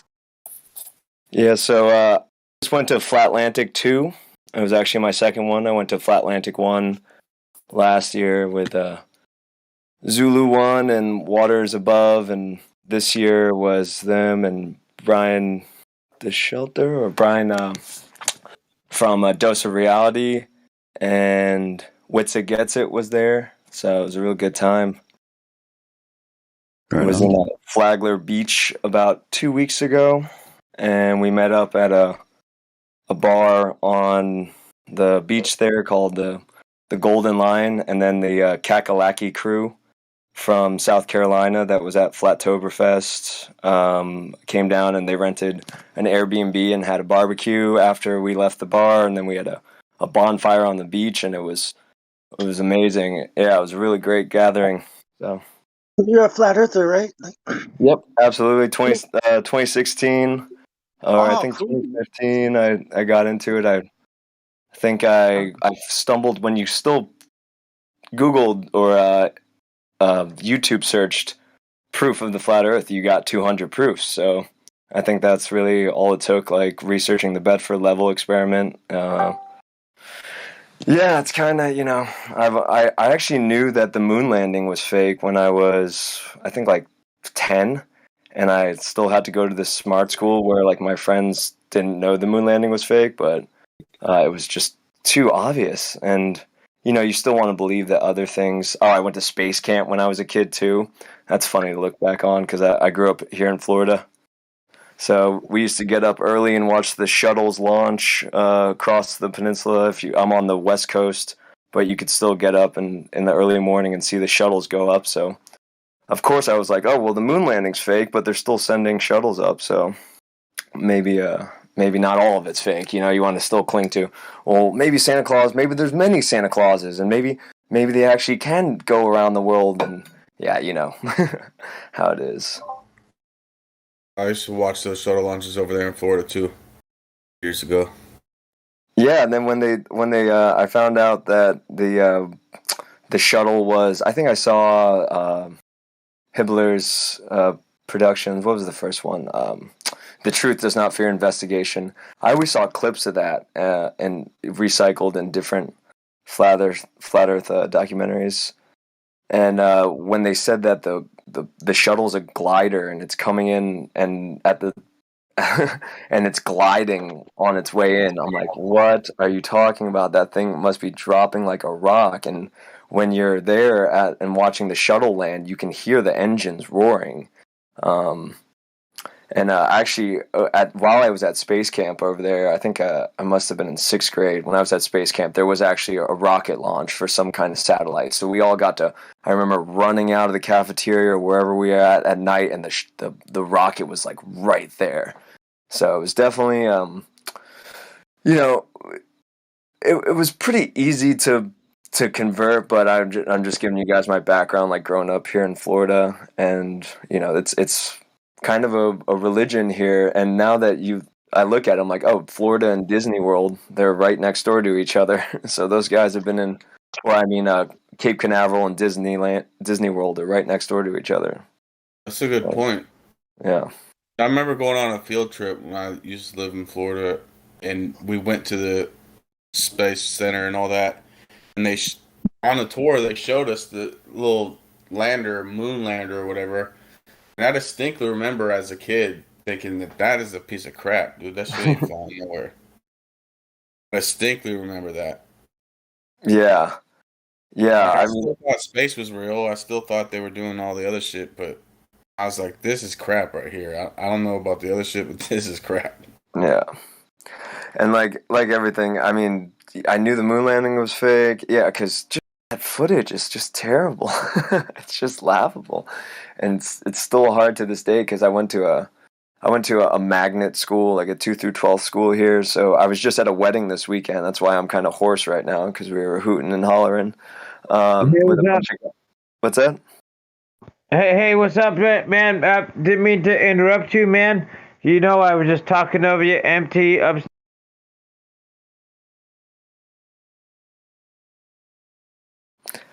All good. Yeah, I was just saying. Your name is that your name? Empty upstairs gift. Garrett.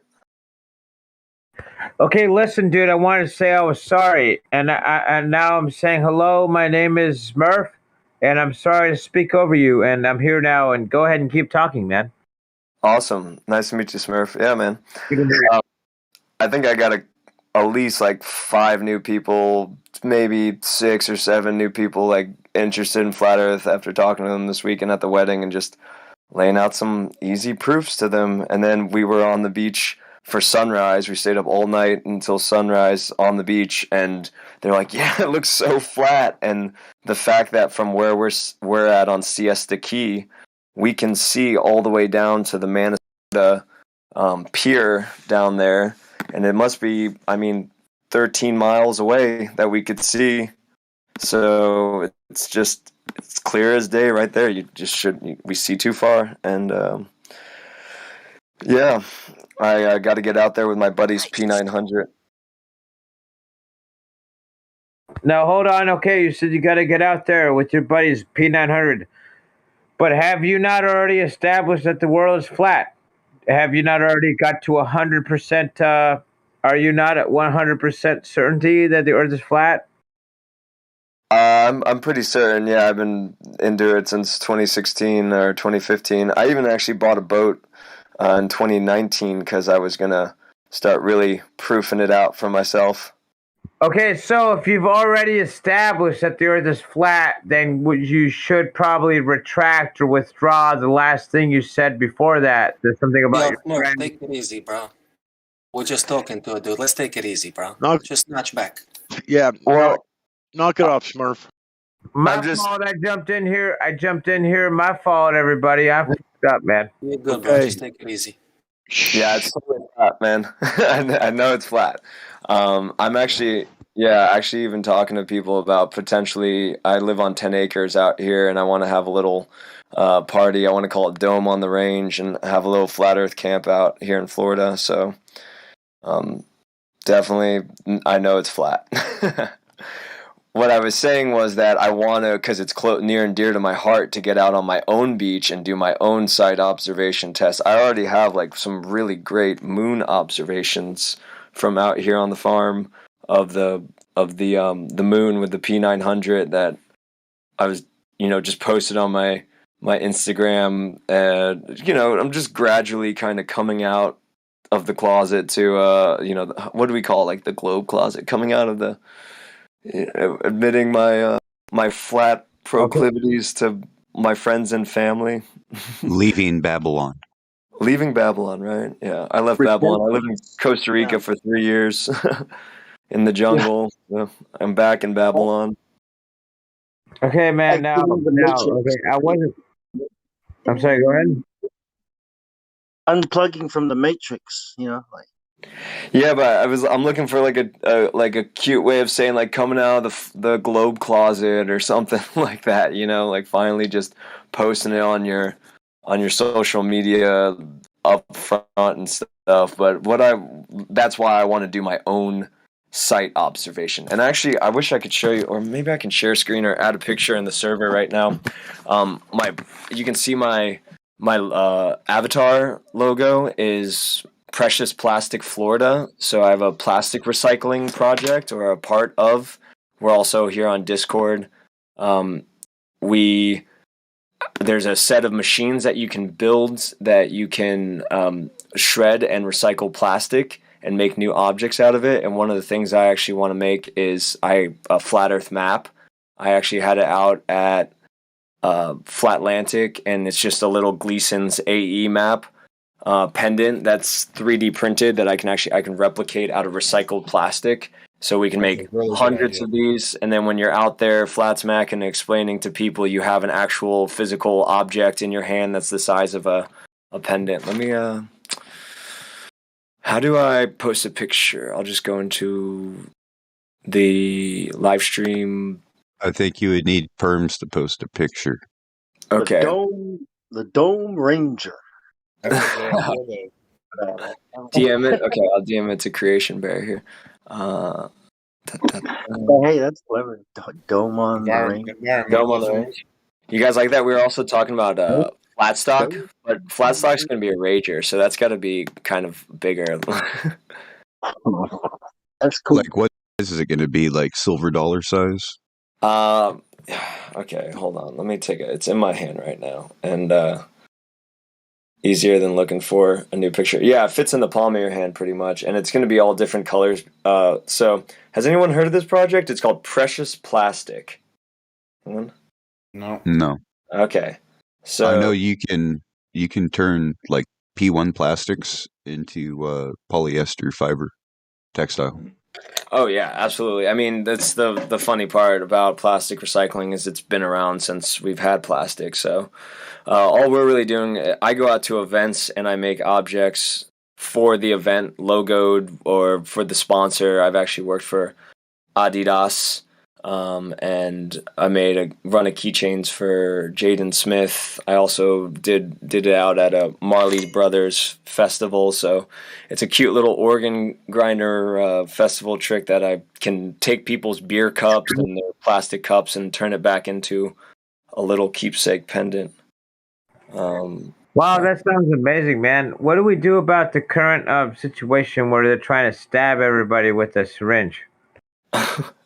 Yeah, the syringes are made of plastic. You dodge. Yo, we don't talk about that stuff, bro. Smurf. What the fuck, Smurf? You know this, Smurf. It's live on YouTube, right? Yeah, lay off the Smurf My behavior, name is please. Smurf, and I come from a long line of Smurfs. Lay And off we the come Smurf. to Take it easy, perfect buddy. round. Hey, Yo, Smurf, take it easy, buddy. Give Take some it of easy, them man. films, bro. Oh man. Okay. Go ahead, bro. No, I'm just navigating from my phone. I'm still working. I'm still rocking an iPhone 6 Plus. It's hard for us because we can't even get the Flat Earth, Sun, Moon, and Zodiac app. You can't get the Friend Finder with iPhone 6 because you have to update. So you still gotta kind of be in the matrix to participate with this Flat Earth community. All right, Creation Bear, I'm sending you the picture of the Placidalian right now. And I just want to say that the meme that just came up with the little girl that says, so you're saying sometimes gravity makes it stick to stuff and sometimes it makes things orbit around things. That was gold. I sent that immediately to my yoga instructor who always loves to say when we're bending over forward, he always says, let gravity pull your arms down to the ground. And like I smirk. He knows I'm a flat earther. We've gone on long car trips together, and I've told him all the proofs you need to hear. But so it's kind of, I think, our inside joke. But yeah, so can you guys see the pendant? Yeah. I had Yeah. a boss. Yeah, my boss at work. He's like, "It's gravity fed." There's this machine, right? Yeah. It's gravity fed, and I'm like, yeah, gravity so fed. gravity feeding it. Oh yeah, that was a great one. I was like, when you hop it up and down. Oh, get this! One of the guys from the wedding I was at this weekend said he just got done working for the Rothschilds. I got to get more info on that. But then we started talking about space, and he was like, "Oh, the James Webb satellite is gonna see 14 billion years in the past." And I was like, "Obviously, they didn't let you too far into the club because you would fucking know the Earth is flat, because all the Rothschilds know that." Is that it? 14 billion? Not a 100 billion? Sounds kind of weak. 100? Have you ever spoken with a 14 Rothschild? billion years old. You know that. It's so fun. Imagine the ignorance is bliss aspect of actually having your mind blown and really thinking that thing looking 14 billion years It's back. not even a trillion. It's like, Imagine having your mind blown by that, like really believing that. yeah. It's like I wonder Did you what a trillion years, looking into a trillion years into the past looks like. Their Why minds are 14 billion? their Exactly. minds are already blown. It's like to the point to where they're destroyed. Their minds are destroyed. They're so blown. Yeah. I mean, it's like a bomb went off inside, dude. There's nothing left. Is it the Big Bang? Sounds Is that kind of it? fun. Like where stuff like that could It be. was really fun messing with him all weekend because I gave him some mushrooms too, and I said you're gonna know the Earth's flat after this. Hey, yo, listen to me. Hold up. That's a good one. That's a Hey, good one. listen, everybody. My name is Rothschild, and I don't know what the fuck I'm talking about. So you have you have a problem too. Thought someone muted. I was gonna say thank you. Sorry, I hit the wrong button, man. You're fucking with me, and I'm a Rothschild myself. So why don't you help me understand what you're trying to attack me? I'm making up. You're saying that I'm the problem. You know what? I'm here, dude. Like I'm here to talk with you. I'm a Rothschild. I'm my mother's cousin. Bro, what are you talking about, man? Murph, calm down, bro. Put Okay, the man, mic they're down for 5 minutes. He's talking about your cousins, not you. My we can use good a submarine. God. It's a big club. Unbelievable. He gets worse and worse and worse all the time. Now he's gone completely off his rocker. If a Dude, Rothschild Murph asks berry you, juice, man. I like the mushroom emoji. It's literally odd that we're talking about the Rothschilds, and then, well, no, there's a Rothschild in here, and now he's offended that we're talking about the Rothschilds and the evil that they do. I know. I thought he was a Smurf. I think we should. I bet the Smurfs As has long as he's not a gnome. a lot of predictive programming in it. I should go back and watch the original Smurfs. I mean, if a Rothschild wants to help us out, I think we should ask for like $1 billion or something like that. Too much. You can get that yourself, bro. You don't need the Rothschild for that. Right Think now. about it. Who was in charge of Smurf Village, right? The Smurf that had the red dress, the red shield. Papa Smurf, dude.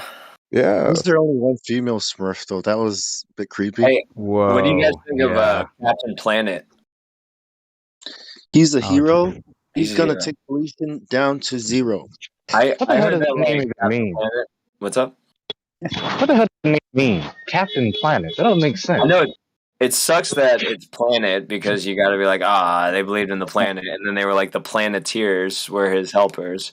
But I was thinking about how Viacom got it bought out by some oil company, and because Captain Planet took down all the oil companies and the loggers, they just had to cancel that show because kids were getting too inspired. Should have been called Captain Steroid. Yeah, but if you the name don't make sense. It needs a Hollywood reboot, you know? Well, think about it. The name Captain Planet, right? They're talking about Saturn. Hey, the ask chief of Smurf to stars. prove he's a Rothschild. He's saying unmute him. Tell him to send us $1 million, and that's enough proof. $1 million. Shiba Inu. $1 million.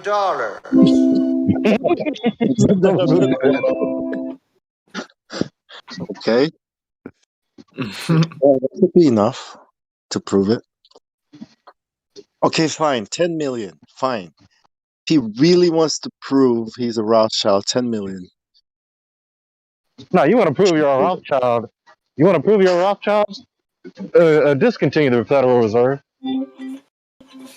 Discontinue the Federal Reserve now. Oh, that's a good one. Show me You your have the same silver. last name as Rothschild doesn't mean you're Rothschild. Yeah, show me your silver. All right. Discontinue everything you're doing too. I think $50 million might do it. Will totally prove it to me. Up it to $1 billion. Billions. Okay, If $1 it's a billion. Rothschild, 1 billion is the minimum. 1 billion. Billions and billions and billions For the Rothschilds, Tons of silver. Don't you remember that everybody at the same time. that photo that came on Jacob Rothschild said, "You don't know who I am, but my name is Jacob Rothschild, and my family is worth over $500 trillion." Okay. And we That's what I'm finance saying. and we Millions is financed cheating. and we financed every war, both sides, since the Napoleon War. And so, yeah, there you go. This is Jacob Rothschild put a thing on the internet saying, "You don't know me, but this is who I am, and this is what I'm worth, and this is what we've done." That was really Yeah, I've seen that. so sweet of him to admit that he's such a criminal. So basically, you can Montgomery pay off Burns is all the modeled debt. after him. So basically, they can pay off all the debts of all the governments in all the world, and create all the hospitals and like all. No, actually, no, they cannot. They can only pay off their portion of the debt. The debt, the national debt, is owed to the citizens, to the public. Actually, Yeah. if you learn about it enough, and Well, we so could all only each individual citizen can take on his portion of the national debt because the government has been borrowing from us. We are the surety for their money. Right. We are the So, ones backing and underwriting their money. so he can just pay us all a check then. $100 billion. Okay, we totally Each. let him just obviously the conversation. We're still talking about the Rothschilds, but his gift, you posted a link. What was that? Wait, it would be like. Hold on. So you want to be a. What is going on A here? baller. I don't fucking know. I'm sorry, that was Cypress Hill Rockstar, but I was gonna parody it and sing "So You Want to Be a Rothschild." Oh, I see. Yeah, sorry about that. It was probably choppy. I'm sorry. I gotta get on that remix. Yeah, what were we talking about before the Rothschild? Wallflower Declaration in his hallway and burn it up. We were talking about the perpetrators of the flat Earth and why would they be instituting everyone this cosmology when cosmology is just theory, right? I think it's just the animal wall or the Animal Farm wall. Like they just keep changing it. Like they've changed so many numbers and so many the Earth and the mathematics of everything is just so mind-boggling that we just give up and we say someone smarter than me figured it out, like that meme. You know, we just give up and we say, "Hey, football's on Sunday," and go about our lives. But when people really do, intelligent people, you know, part of the 144,000 or whatever you want to believe of awake people on this earth actually hear this, they do respond pretty well. Like my friends this weekend were like, one of my buddies had his head in his hands and was like, "Oh my fucking God, it's flat." Like, you know, when people just need to hear it, because if they go to try to YouTube flat earth, they're going to get fucking Professor Dave Explains. And oh my God, when I hear him talk, I want to push my finger through my eyeball and swirl my brain up. Please, no! Those are the Why would you people do one that to day at yourself? work that you can just walk off. Just Where's do he that going? to Professor Dave, not yourself, for hell's sakes. Violence is not the answer. In this case, it Where are you is. going? Going home. Fuck this job. The earth is flat. I gotta go You rethink know, my think life. about this. Think about a zoo. Think about the animals in the zoo. They know they're in a cage. They're miserable. You go to a zoo, you don't see happy animals. You want to see happy animals, you go to like a wildlife safari zoo where they have a large area to roam where they don't always see their enclosure. Yeah, I gotta put 2 cents in on this because I have these two birds, and I leave their cage door open, and they don't leave. Like they're chill. I don't know what to say about it. It's wild. I've never seen it happen because usually what you're saying is they're unhappy in the cage, but not these guys. Anyways. Do they Well, know it's what like a sense of safety. Yeah. Have they flown before? Oh yeah, they'll come out and fly around, but like they will sit with an open cage for hours. It's just I've never seen anything like. Well, dogs go into their crates on their own, you know, because it's their house. Their kennel. Yeah. Little sense of safety. Yep. Yeah. But like, think about it, right? If they cordon off this area, it automatically makes us think that there's something there that they don't want us to see. Like we'll know that we're in an enclosure. I thought we already so to knew that. keep Oh, I know that, but to keep us from knowing this, what I mean by us, the general public, is they say, oh, we're just on a ball and, we're just flying through space. And the reason why you don't want to go down there because it's protected and we don't want to kill the wildlife, even though nothing's fucking grown there. It's the largest desert. So, anyway, it's like stupid. There are reasons for the Antarctic Treaty. I wanted to make the allegory of like I live out on a farm and we had some animals and stuff, and it's just the same way that people care about their cattle. Like they care about their cattle enough to keep it alive, and they feel a certain sense of pride in how their flock looks and their herd looks. Though that they'll vaccinate their cows enough to keep them alive and stuff, but they don't actually care because in the end they're cattle and they only exist to be meat. And I think that's what we are for these energy vampires that are out there, and whoever tells us that this place is a globe to make us trapped here like the Truman Show, and and then we're cattle. That's not really how the system works, bro. I mean, I the whole know you. I government. want to hear more about what you're I'm just saying saying. of like we're owed the debt. Like I'm into this sovereign law and living man kind of stuff. Oh no, sovereignty. That's a bad idea. You don't want to be sovereign. We're all already sovereign. They just don't recognize it. But yeah, it's the way that everyone views the government is very convoluted. I'm not saying that they're good or that they have always done good things, but it's very convoluted. That's all I can say. Well, do you think that anything that I said about us being their cattle and us just them caring about us enough that we serve them is apt, or do you see them as like the government as a beneficial or a benevolent grandfather for us? No. I see the government as mind control. A way for the population of a nation to be under one mind, a cult. It creates the culture of the land. So people that don't realize that they are in a cult, but yet they say, oh, I'm an American and we do all of these things. It's like, well, if you're an American, you do the 4th of July. That is an American cult holiday. No one else Well, I does went and celebrated Yule. You guys want to hear about Yule? Well, I went to a pagan hippie commune and celebrated Yule this year.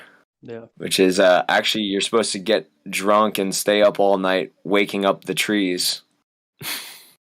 The government, by That's where definition, caroling the came government from. is mind control. I mean, what is the primary function of government? They write laws. Well, that's an oxymoron because only God can write laws. Period. Just because you wrote something down on a piece of paper doesn't I agree. The government means to control the mind. I am an anarchist. I got into that extreme than him, and he probably cucks to the system way more than I would. To quote the great work, June 6, 2016 or 17, the word government actually means mind control. It is etymologically originated from the ancient Latin language. It splits into two words, gouverne, meaning to control, and to mentis, or menace, meaning mind. So control of mind, thought control. Remember when Pink Floyd, we don't need no thoughts control, we don't need no education, we don't need no walls around us. But what source actually says that? Because I've actually tried to find a record of that etymological explanation, but I can't find it. Well, just look up the words governo. It's just the definition of governo it means to govern or control. And Can then I mentis read something to y'all? also Latin for mind. So when you combine those together, it's control the mind. And because it's Latin, you kind of think about it backwards because we're speaking English. So it actually would be mind control. But the ment element of the word government isn't referring to the mind. So we can't just look at the superficial similarities. All mimic similarities. No, it's not the ment, it's the mens or mentis. Mente. En español, mente is su mente is su mind, your brain. Su cerebro. Mente, it's Latin romance language. But when you're looking at them online, it doesn't say that. I'm wondering what record you people are Well, referring to. you can't just look at entom online, you have to look at root words. So find the root for govern and then find the root for mind. But like I said Can earlier, the word can meant I read and something? the element Oh, meant is elevated referring to the mind.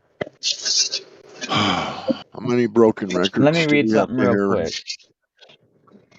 All right, so I was reading this this thing today, and it brought up Job 30, 21, and 22. And I'm not reading the Bible right now. This is he expounds on it, but just listen to this. It'll take like 3 minutes.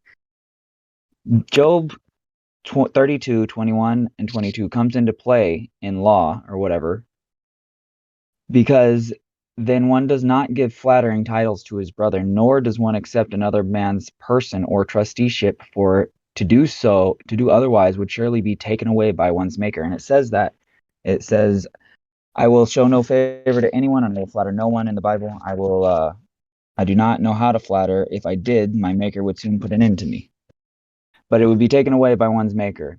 All of it serving to honor God on earth by giving the glory to the god of this world, or Satan, and fulfilling God's promise to Satan to give him a kingdom to rule over, which in turn gives glory to God in heaven, because you honored God on earth. Satan is still a servant of God, but is bound not to disturb free will, which is why there is advertisements or adverse enticements. Satan can never deliver or free from wardship. Satan can only promise delivery. And deliver means like your livery, your colors. I don't know. It all gets really crazy. I just somehow I don't know. This is crazy shit. Colors.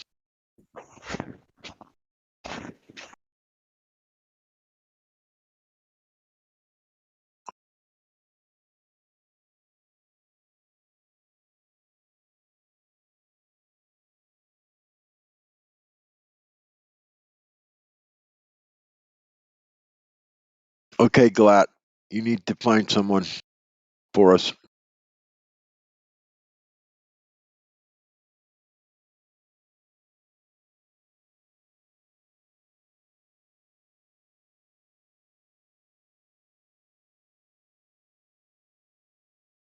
Probably just no one here, I guess.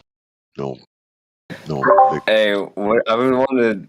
Do you guys know Oh, about 600. Jeff Berwick? What do you guys think of him? I like him. That's the crypto guy. Yeah, the crypto dollar vigilante. We got 3 guys up here. He's 600 ERAM, Adrian, and Andy Level Up. They're all brand new. It looks like. Oh no, Andy Level Up's been here for a very long time, but he's never leveled up. I see. What's his problem? I've never heard I don't him think he talk. talks. He doesn't talk. Oh, then that's nice. ERAM, 600 ERAM. Are you new? He was chatting with us earlier. Oh, was he? All What right. about Adrian?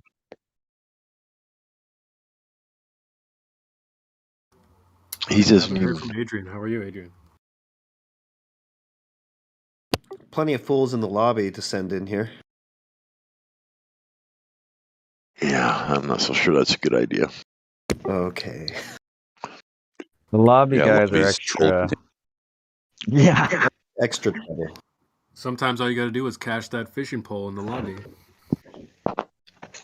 Is Andy Don't leveled up our resident FBI agent? Quite possibly. He is wearing a 3-piece suit.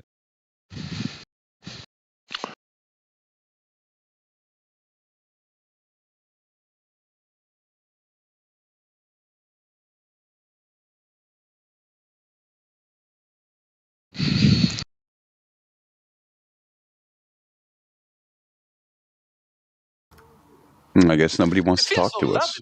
I guess.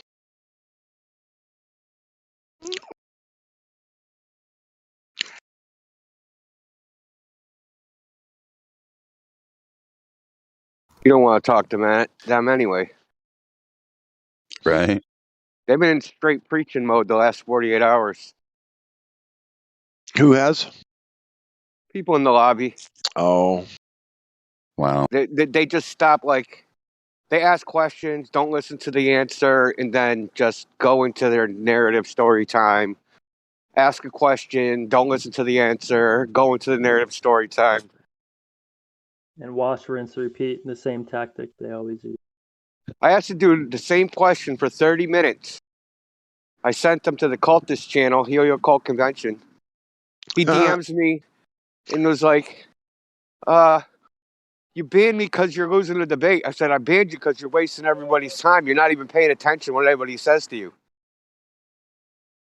So I'm like, well, answer my question. I'll unban you. He said, what question? Jesus Christ. I'm like, I've been asking you for 30 minutes. You're not even paying attention at all. I literally posted it like 20 times. And other people in the chat are asking him to answer the question at the same time.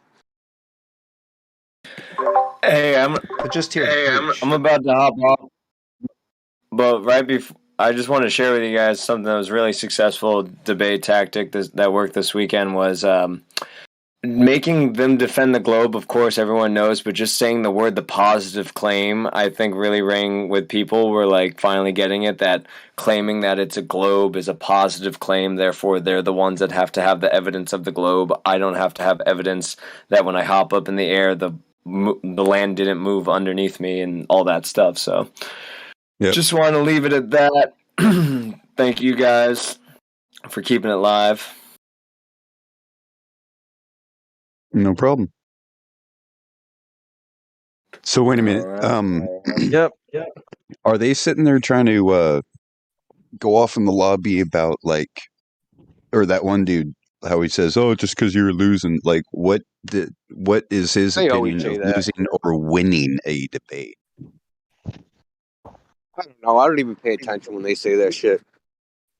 This is I've garbage. never won one before, Josh. They think that what I'm saying is they're in preacher mode, right? So they think just sitting there talking about black holes, quasars, UFOs, whatever they want to talk about in space, and you just go like, what about the curvature? Somehow you're losing the debate because you didn't address their facts. Right. And then when you give them an answer for like 20 minutes today, dude's like, well, the black hole, we took a picture of the black hole. So I keep asking him, we took a picture, huh? Okay, what frequency was that taken? Won't answer. It wasn't taken at any visible frequency. It was taken at like 297 gigahertz, right? Yeah, Which it is was not visible. Which is angstroms. not visible light, right? So, but he didn't know any of that. He just has these guys. They just read a headline. They read a headline in the newspaper, and they're like, "Yeah, it's proven. I saw the headline." Wasn't it like 1280 angstrom? I mean, that's I don't know. just a All I know fraction is of a like wavelength. I know it was 1,760 times beyond the diffraction limit, so it's basically impossible to take that image anyway. Yeah. And He yet, said beyond the and yet they got it. diffraction.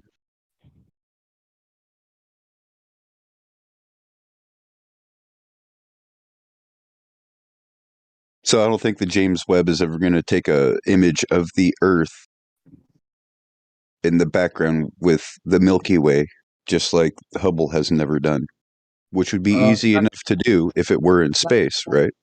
Not calibrated for that, though. We can't be expected to just dance around whatever flat earthers want to see. We got science to do up here. They don't know what science is. I'll probably say something like the Earth is too bright and it'll burn out the telescope. Yeah, it'll burn out the telescope, right? It'll break it. We can't afford that. Insane. It's not even No, they capturing lost the technology, and it's a painful visible process light. to build it back. It's a radio telescope. It's James Webb is supposed to be infrared. Yeah. Yeah. So the Earth is too close. It's calibrated for things a gazillion light years away. So they take a picture of the Earth, it'll burn it out. It might even end all life on Earth. We don't want to That's mess their around. story, and they're sticking to it. Oh, they got some good stories over in Gem Pandas lately. Science proves nothing, and observations are the scientific method. Science proves nothing. That's wonderful. Just rolls off the I'm gonna be doing tongue. some science on Pornhub tonight. High science.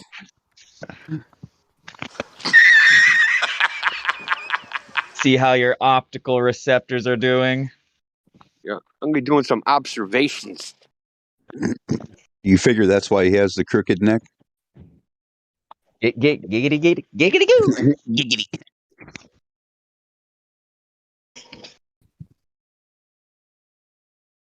We'll not be watching black holes though.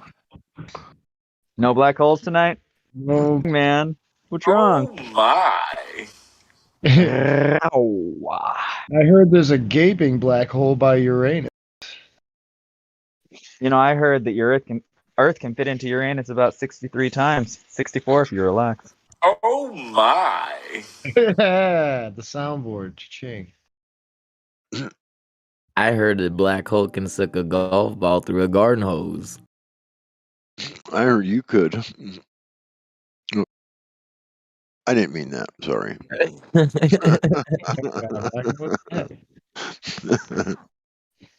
I was gonna say only part time, but it's not my forte. Okay. Yeah, but see, actually, so gravity is the thing that sucks because vacuum doesn't suck. The air pressure pushes into the vacuum. No, it right? doesn't. Can't get past gravity, so it doesn't push. So your what is pushing the object into the black hole, right? Because gravity, right? It wouldn't pull it in, it would cause it to orbit and spin. So what the fuck? Makes no sense. It's either, oh, well, a special type of gravity.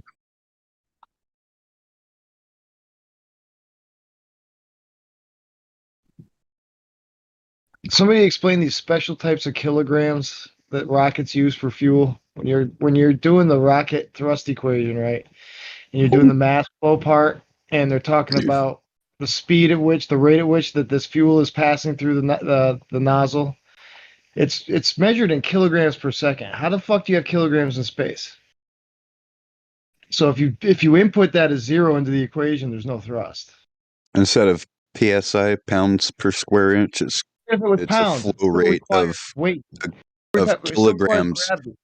kilograms of fuel passing through per minute. Right, but there are no kilograms of fuel because the fuel themselves have no kilograms in space, right? Grams are a measurement of mass, not weight. Okay, so here's the problem, Grams is a right? measurement of weed. Weed? Yeah, that's true. 7.5 grams. No, I'm talking about half ounce. We're talking about weed. Half ounce is a quarter. No, half ounce is 14 There's grams. 14 ounces. Quarter. 14 grams. Sorry. Stand corrected. 14 grams. A quarter 20, is 28 grams is a quarter ounce. All right, so anyway, if the thrust, if we're talking about mass, why isn't it being input and expressed in the equation as newtons? Newtons are a measurement of force, grams are a measurement of mass. So grams are a measurement of mass. Just Google it, man. It's on Google. I understand that. But it says multiple things about how to describe mass, its relationship to weight. Density. Density, volume, yes. There's gravitational constant. There's lots of different ways to describe mathematically mass, right? Yeah. Yeah, so that was the problem. I'm looking at it and going, well, what is the... I thought it would be why did I thought it was like kilogram something that it would be for mass. I don't know why that's coming into my head from fucking 25 years ago. It's like kilogram something. But it wasn't like a standard kilogram like you would think weight for mass. Am I making that up or did that... Think about like kilograms to newtons?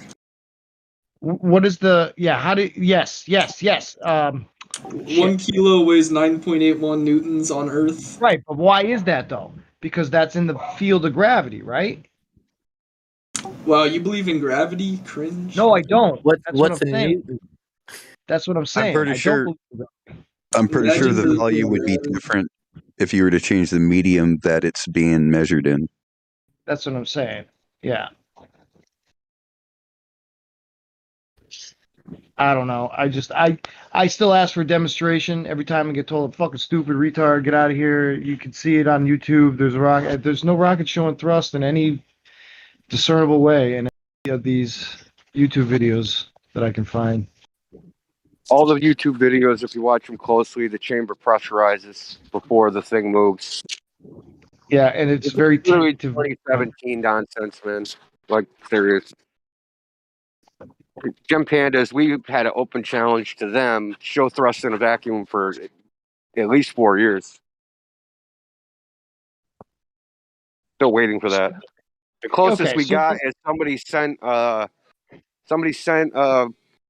document that was done like in 1964 with a bunch of graphs on it that said this was the thrust that they measured in the vacuum, but it was like a contractor for JPL, and there was no documentation other than these graphs. So flimsy as usual. Well, yeah, I want a demonstration. A demonstration isn't words on paper. It's overwhelming evidence. So I'm saying this ball is so obvious. Why is it so fucking hard to manifest? The many ways to perform. A ball is obvious. Where is it obvious at? Allegedly is obvious. I'm saying their side of the story. I gotta see. That's what happens when I spend too much time in that room. I start saying things like they say it. The ball in their model. It's like and in their minds. Oh, you can't see it. It's all around. Minds, it's the only place it exists. I know. Yep. Because if it was obvious, then the burden of proof would be on us, right? Wouldn't be on them. And that's their new tactic as well. 2022. Now the flat Earth needs to bring us proof. We're sticking our got ground now. That's old news. They've been asking us for already proof have it. since they came in. You did it again too. It already exists. You used the word model for the heliocentric model. Has any one of them shown you the heliocentric model yet? Yeah, I'm curious. Where is that? Is it time and date? Like, is that the heliocentric model?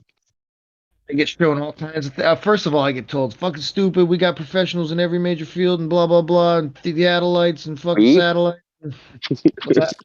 Who's we? They're weeing all over themselves again. Panel that's sitting in that Gem Panda room. Weeing all over themselves. It's a good one. Weeing all over themselves. I'll laugh at that. Well, for they're a always couple doing days. that. We went to the moon. Like, no, we didn't do any such thing. We could show you a million different ways how obvious, and it all works out perfectly. Well, here's one thing they can't show us is measurements of curvature. That's what they can't show. Yeah, I've never seen a globalist try to do a light test because they know it won't work. Okay. Core claim of you their can't whole use model. water. Can't substantiate it. It messes up your observations. You got to do it over. This is according to them. You got to do it over land, and we got these observations that prove curvature. That's ridiculous. That's a ridiculous claim because you don't even know if the land is flat. For one, for two. Sometimes you do, like Kansas. Land holds heat more than water does. Yeah, so it'll all be the same temperature then, right? So go over there and ask them this. If refraction increases the closer you get to the ground and you can see farther, why do you see farther when you go up instead of down? Because the main reason you're seeing farther, according to the globalists, isn't because of refraction, it's because curvature of the Earth. Refraction is just like a little thing that messes up small numbers. Little thing, man. What are you talking about? Apparently lifts things up, 5 miles. Yeah, that's little. I'm saying, like, you should be able to do a laser test from, I don't know, from fucking England to New York, or from fucking one side of Kansas to the other or something. That's idiotic. What about the? That's not idiotic. Kansas What about is the optical resolution limit? First of all, it's idiotic because the beam divergence over that distance would be something like 5 fucking miles or something. Well, use a parabolic mirror and focus it toward one point, or a parabolic. That ain't gonna work either. Emitter. Why? Because you still have beam divergence. You need No, the actually, razor you light have beam parallel. convergence. It's the opposite. You're focusing it toward one point. Yeah, and then once it reaches the focal point, it crosses over, right? Yeah, so you just target the focal point to be the other end of Kansas, and then your receiver will get very good gain. That means your laser has to be like fucking 10 miles wide. Yeah, exactly. You're gonna make a 10-mile wide parabolic dish. I'd have to do the math, but I don't know. Like, I feel like they try to hit satellites with them, and they say those you're are just 200 making miles things away, up. and those are small dishes. I feel like you're just making shit up. And what about Well, how's your dish network work? That shit's really far away, and it's a small parabolic antenna. First of all, that's a So different why can't you do that frequency. across Kansas? It's a different frequency. Well, then just use whatever frequency fucking dish network uses. And it's not my claim. You're talking about visible light too. A whole nother. You don't have to use visible light. Then what Okay, then let's use radio waves. Okay, 10,000 miles. I already did it. Nah, line of sight waves. Yeah, that is line of sight, 10,000 miles, because it wouldn't work on the globe. Radar. That's radar done by USSR. Up the sky. Wouldn't work on a globe because it has to go through 10,000 miles of Earth. Draga 3 Chernobyl array all the way across the Atlantic Ocean. All I'm saying is, why can't we do United Kingdom, too. And I just told you why. Beam divergence. Yeah, but it would be beam convergence. You're using a parabolic emitter to target it all to one point. No, it's a flat array. It's not a dish. It's not a fucking satellite dish. It's a flat array antenna. Flat. And you will still have like beam a wall. divergence. And how big would it have to be to converge that far away? Probably not that big, but I'm not sure. But like dish Yeah, network, you're not sure, but we are sure because we've already looked into this shit. We are you sure. from? Is Cliff from Idiocracy? You know that character, Not Sure? I'm thinking so. He keeps saying he's not sure. I'm not sure. He's a typical Glober who lives in Fantasyland. So what are you gonna do about the optical? power? What are you Could you gonna do imagine the about power optical that it would take? extinction? Yeah, what are you gonna do about how optical much power does extinction? an LED emitter take? Like, I don't know, 5 fucking watts. Oh, you're dumb as shit, dude. Hey, Cliff, real quick. I'm really impressed with your vocabulary, but have you ever done this test yourself? No, I used to do radio stuff, but nothing. It's a no, so why are you talking about it? What the fuck? Oh, radio's light. And you already That's where said you're it at. You're in a doesn't have flat to be Earth server. visible I'm not light. sure if you remember what you joined, but Have that's where you we're done at. a laser test, Glatphobe? Yes, I have. Has every single fucking person here done one? I don't know. No, they haven't, but they're still talking. Yeah. Yeah, So, listen, I've how done far an can you send- observation about water. I'm saying Have you? you're the one defending this thing here, so I just wanted to know if you've done it or not. No, I'm spitballing. I don't come here. I'm just wondering why you haven't tried this. It seems obvious. Because it's impossible.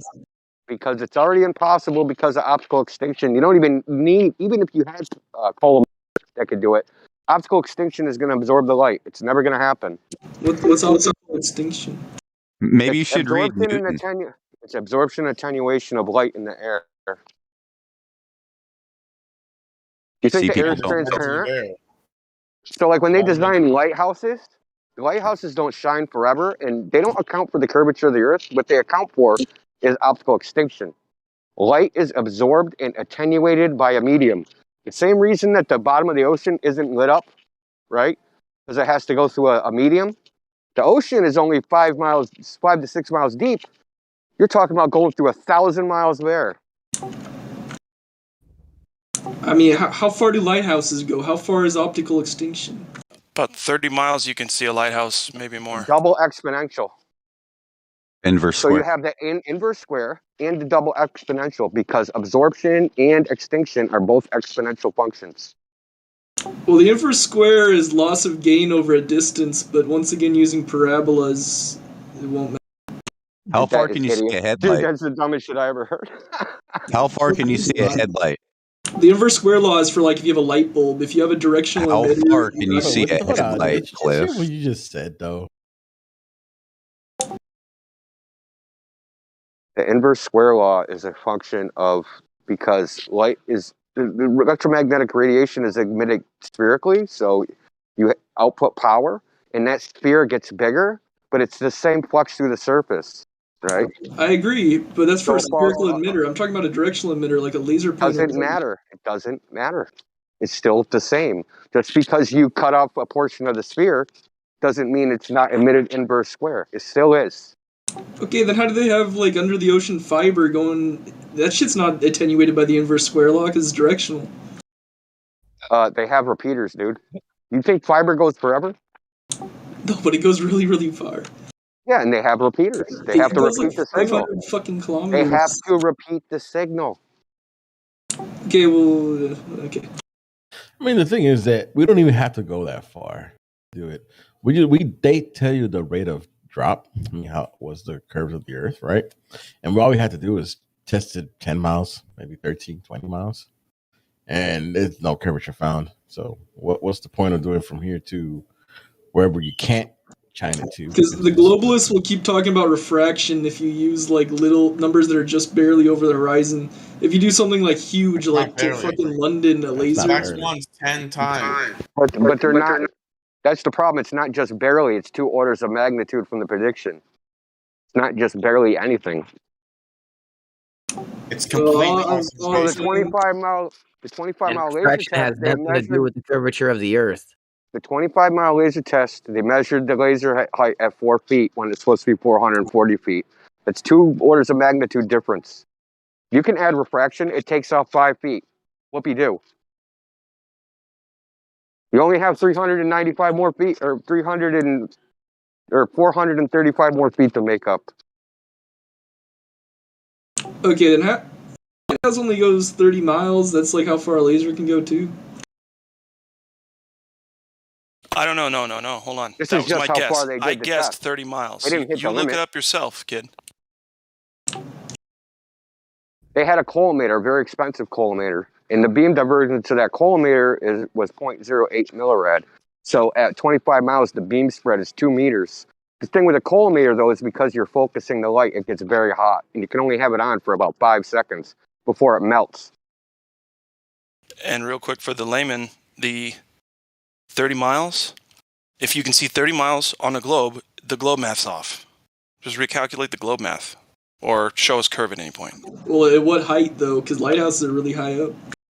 Lighthouses are what, 150 feet up? What are they? Yeah. I don't know. Yeah, between 100 to 150. Okay, that's not very high.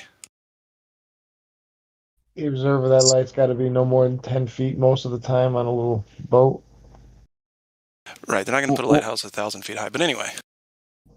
Yeah, so Listen. what do they say that what the curvature math number is for at 30 miles? How many feet is it below? If you're 15 feet above sea level, it's 470 feet below the horizon. Good grief. I've personally observed the boat at that distance. Personally, myself. Yeah, so I have been out about 14 nautical miles, and I have seen the lighthouse with my own naked eye. I don't get why, and like the thing is I could actually take the binoculars, and I could still see the base of the lighthouse. It's not like it ever changed. Look, refraction is an ad hoc hypothesis which there's no basis for. There's no demonstration of light bending down. They have no model of refraction that predicts anything, right? They can't make predictions with their model. Snell's law is invalid mathematically. There's published papers on that. And if there was refraction, we would have other observations that we would see. We would see things like chromatic aberration, but we don't see that. We don't see any chromatic aberration. Okay, chromatic aberration is because different frequencies of light refract differently.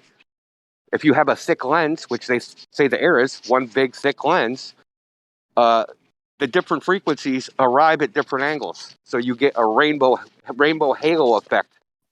So if you buy an expensive camera with a big fat lens and you don't get a achromatic lens attachment, you're going to see all this rainbow effect. You can just look this up, right? But we don't see any of this. And according to them, there's more refraction the lower you go. So the lower we go, we should see even further. But we don't see that either. Yeah. This is what they say. Hey, go do your observation from 1,000 feet. Yeah, we've done that. Right? They say, go do it from 1,000 feet. You're too low because there's a refraction really low. Okay. Well, then we should see even farther. I should be able to get like 1 foot above sea level and then be able to see, like 10, 50 more miles. There's no basis for the refraction claim. It's literally just bullshit.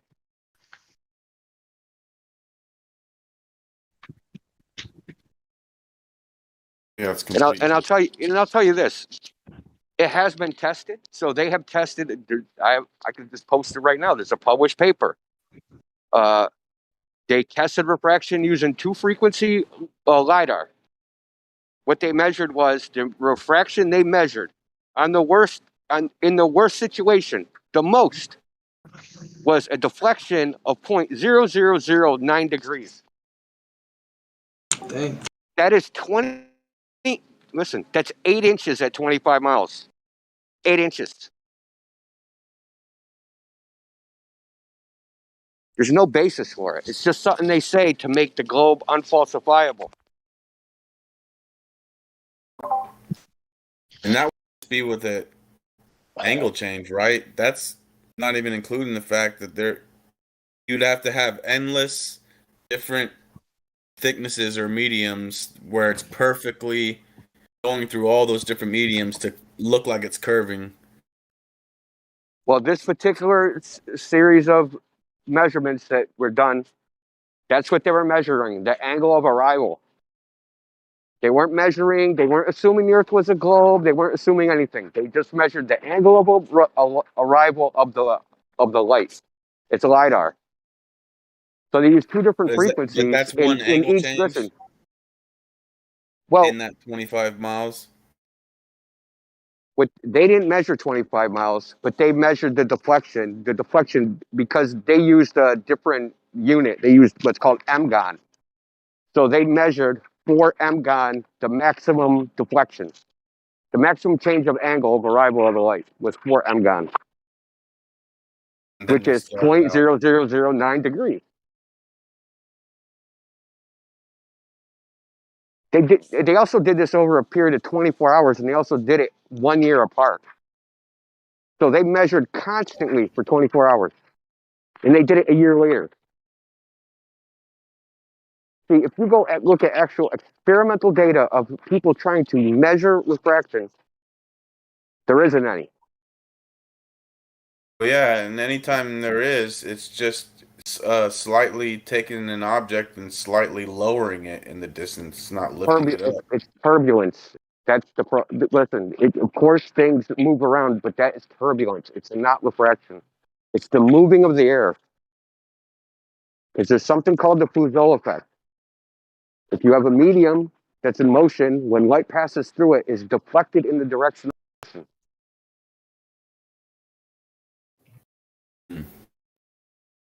See, all the globers, they could just go look all this stuff up.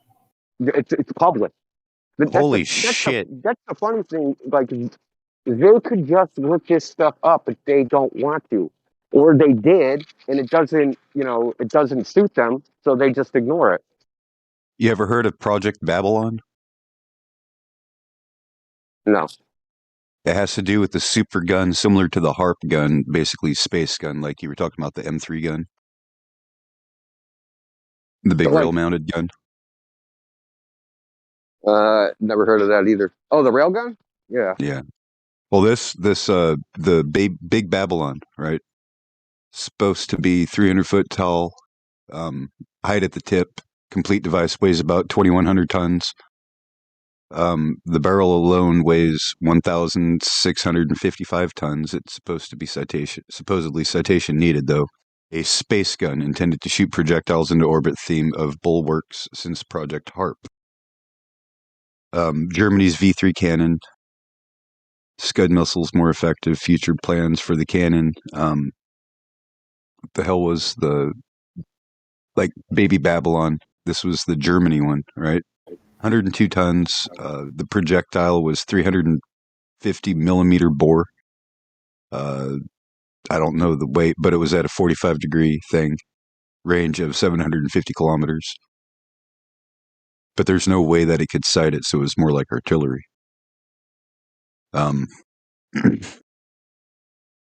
Yeah, but that's pretty much why we went to Iraq, because the Project Babylon, they were building the gun. Oh, the freaking cannon. Yeah. Yeah, but they ended up assassinating the guy that was designing it. Yeah.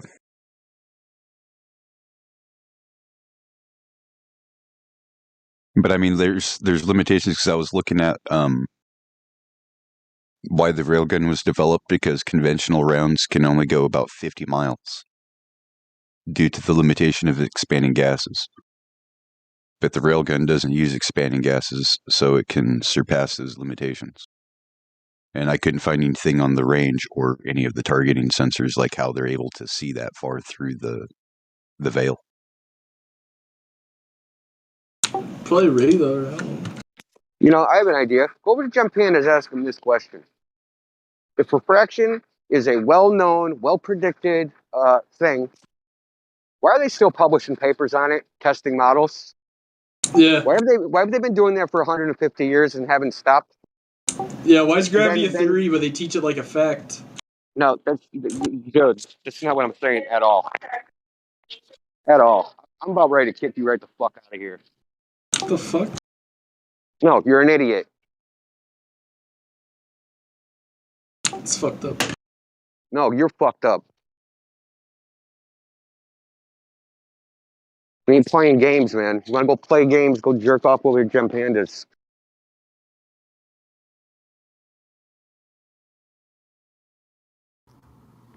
Anyway, like I was saying, if it's something that is well quantified, well known, and predictable, why are they still publishing papers? Testing models. I read a paper that was just published in the last 2 years. They tested 5 different models and none of them worked.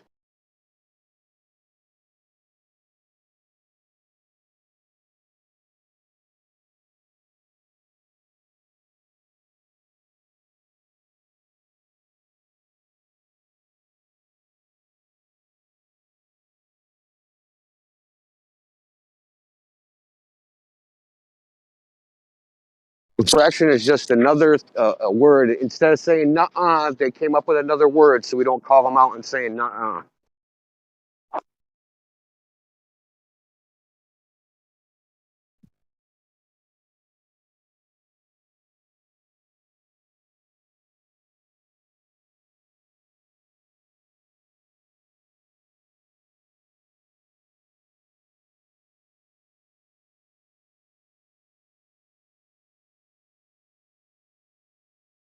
Should be able to predict the weather from a photograph, man.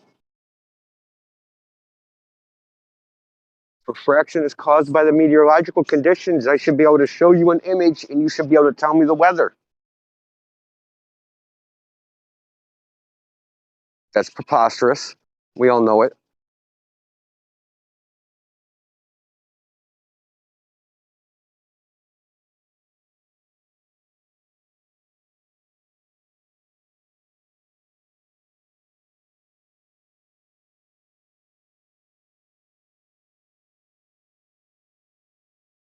So the dude that was just talking, it seems like you want to talk about gravity. So answer me this question. Is gravity the cause of the effect?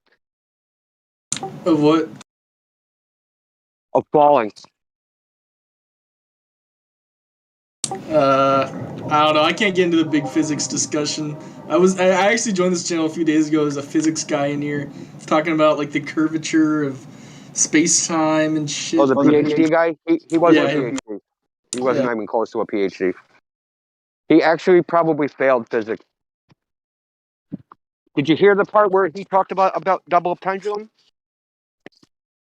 Nah.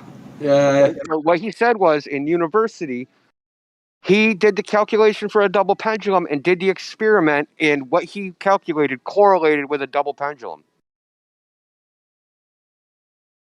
which basically proved that he failed physics because they teach the double pendulum as a lesson on how certain things are not predictable because a double pendulum has a chaotic motion. No, double pendulum is predictable, but it is also chaotic. Dude, you just contradicted yourself. A chaotic system means if you change one small thing, it becomes super fucked instantly. But if you have the same starting variables, it'll always. I come literally out have the same. citations. I literally have citations from physics textbooks that say it is impossible. You must have bought those at the Dollar Tree or something, man. No, you're just full of shit. So do the equation for a double pendulum, and I'm going to tell you my starting point, and then you're going to tell me its motion, okay? You can do that,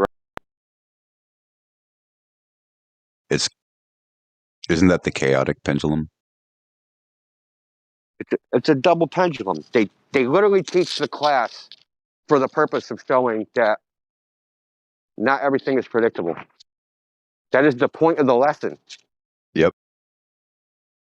Okay, but like if you ran a simulation with the same starting conditions twice, it would be the exact same.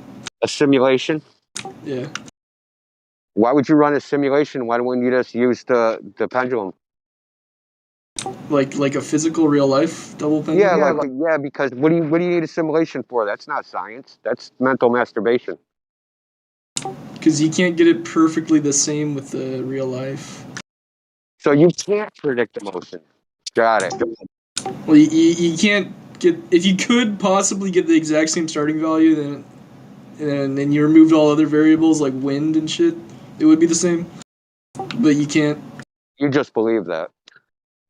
Well, there's mathematical models. You can look at a double pendulum There's simulation. mathematical models that don't work, that don't predict what the outcome. Mathmagics doesn't work with a dual pendulum.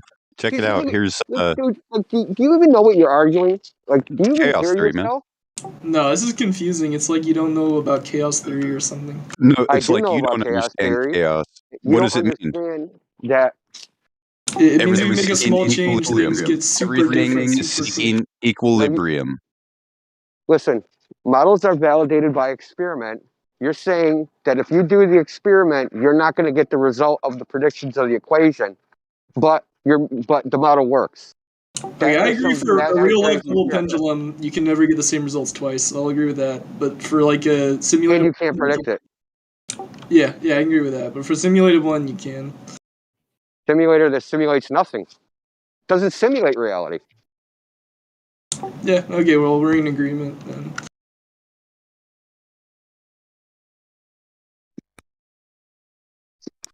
Look, the simulator is going to be based upon the equations that make no predictions in real life. Right? So we're going to run this simulator, right, with the same equations and say, look, we predicted the results of the simulator, but the simulator is the equations that we're making the prediction with in the first place. Of course you're going to get the same result. It's like saying 1 plus 1 is equal to 1 plus 1.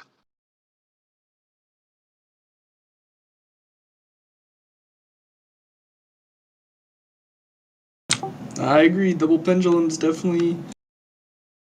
In real life, you'll never have the same motion twice. Well, the point I was making was this dude said he predicted the results of a double pendulum. He lied. Like a real life double pendulum? Yes, a real life double pendulum. Yes, a real life double pendulum. He said he did the experiment in school. Nah, that's ridiculous. This is the physics. This is the physics guy that you were drooling on. I'm not drooling on him. I'm just saying he knows more about this stuff than me. He doesn't know Here's an anything. I even listened better to one. him. He doesn't know anything. The thing is, some of you guys can't tell the difference between whether somebody is talking out their ass and when they aren't. There's no pattern to that pendulum at all. Look, do you know how many people I've heard come in here and talk about LIGO, right? And know absolutely nothing about it. Had someone last night Talk about Cavendish. Doesn't even know what happens when you run it. Had no clue. I know, right? Anti-flat earthers are just a bunch of frauds and phonies. And There's a then guy like you 2 don't years realize ago. He's like an astronaut. He seems to kind of know what's going on or something. Or his well dad. when you Yeah, mention he's got when you you mention fooled. I bet you on interrogation he freaking withers, man. Like all of you guys.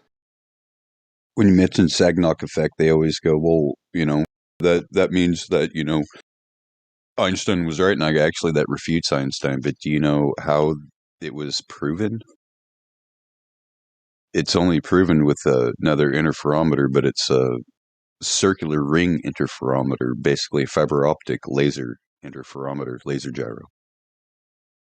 And that just means that there's absolute movement.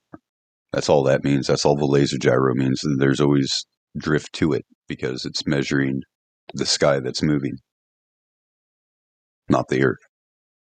But it says there's absolute movement, which contradicts Einstein's, which means that the Yeah, there's movement supposed to be is no relative. absolute frame. Yeah.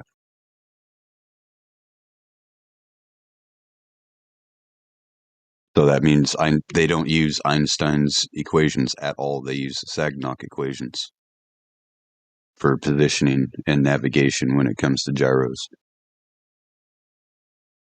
Well, here's the Programmed funny into the thing. core. They'll say the GPS clock drifts because of its height in the gravitational well. But that's silly.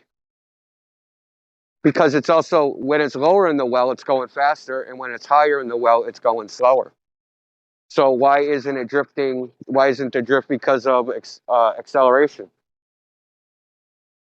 Right? They forget how orbits work. Talking about like centrifugal force. Or... No. What accelerations You do know, you have in orbit? when you're in orbit, there's the what is it called? The perihelion and aphelion.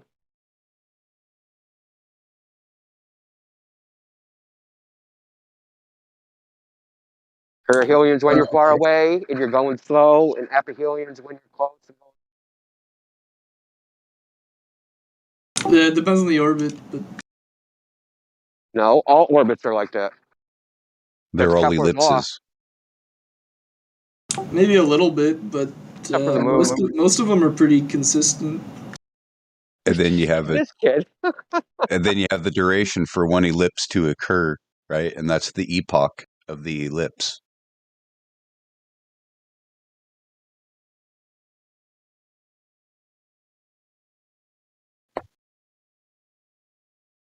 Inverse square law in gravity literally comes from Kepler's ellipsis. If the direction of the force is pointed to one of the foci of the ellipse, that force is inversely proportional to the square of the distance to that foci.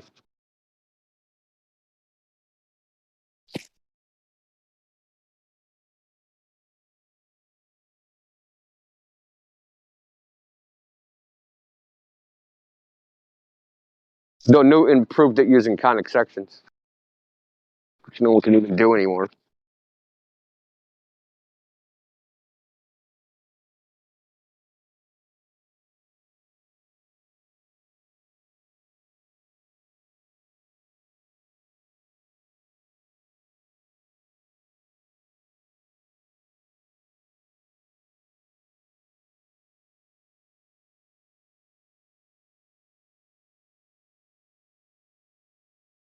See, the funny thing is the interferometer is just another split observation all over again because it's capturing the interference pattern.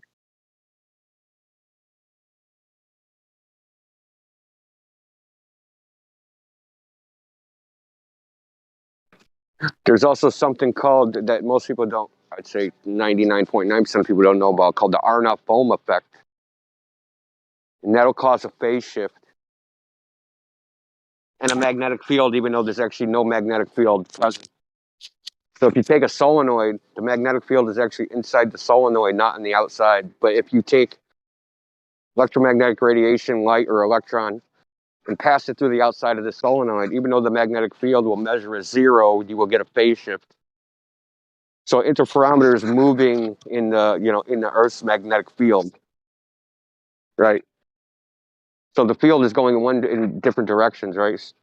So if you move it west versus east, you get a phase shift in different directions. But nobody knows about this shit. Nah, it's neat. I'm definitely learning a lot. Called Aharonov-Bohm effect.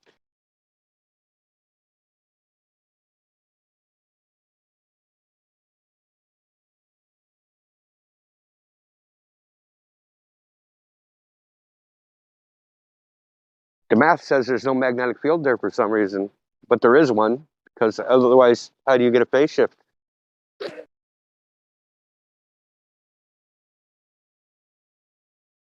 Now, why is gravity just a theory? How come it's not a law? How come it's not a problem? Yeah, I was wondering. Because there's problems with everyone's idea of gravity, right? But there is one form of gravity that is a property. In fact, it's used to determine a property of said material, called specific gravity. It's measurable, repeatable, finite.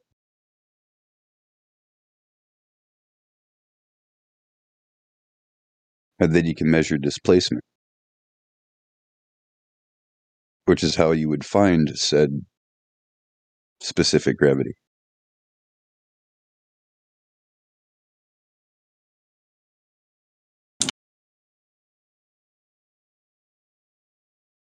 You also have refractometers to measure, how dense said liquid is compared to distilled water.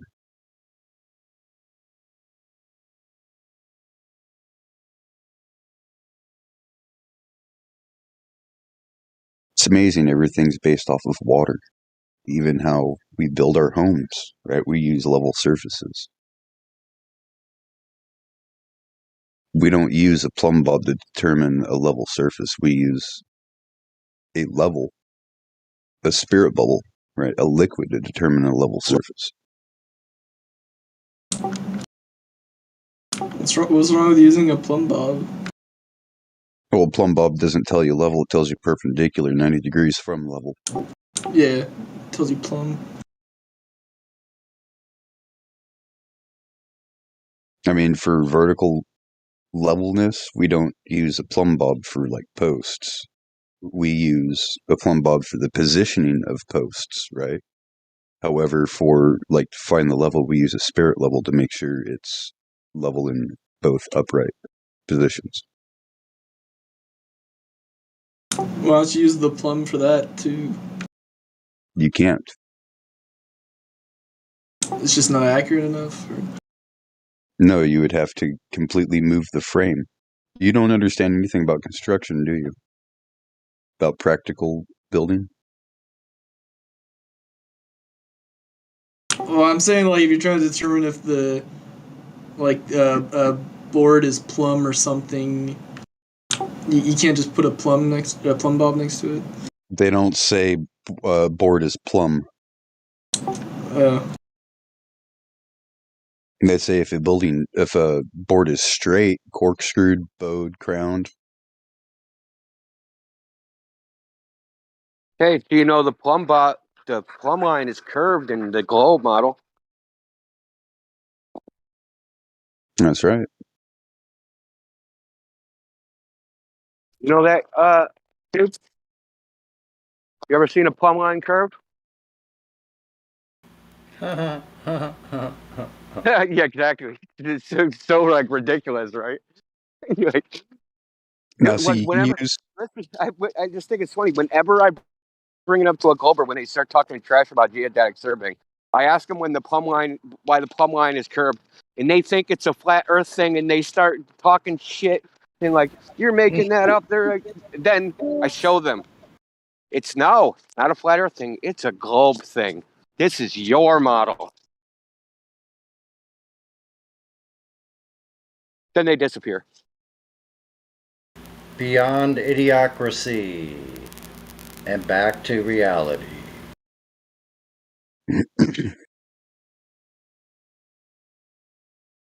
if you hand them the tripod and you tell them, okay, I'm not even going to give you the freaking scope. I want you to get that square and true. Shit, they'd probably have that bubble off fucking 15 degrees going, well, I got the thing where it should be because it's supposed to be curved, but I just, every time I go to straighten it, it moves off. It's like, yeah, correct it. Make sure it's straight, lined up, and then level. At the same time, they're in a paradigm where the buildings are supposed to be tilted away and backwards from each other at a distance. And then, by the way, if you take said spirit bubble and you spin like you're on a merry-go-round, you're going to notice that you're not going to find a level surface on a spinning environment. It's going to be parabolic shaped. No level on a curved surface. No, you're not going to have. Or even a rotating surface. From what point do you establish level on a curved surface? What the hell? Or even a rotating surface, Sonny. Rotating curved surface. They got complex difficulties with all of that. Well, you just treat it like it's flat and stationary. That's how you make it work to be curved and spinning. Yeah, you have to take it, Oh my- assume flat and stationary, and then mathematically curve it. Yeah. Oh my gosh, are you saying that things are exactly the way they seem, that the way I experience them? I go outside, I see no curvature, no motion. Oh, it's just like that? Oh my god. It's curved at the construction site, but it's round when you punch out and go home to watch TV. I think black people are the cause. Your mind is checked out.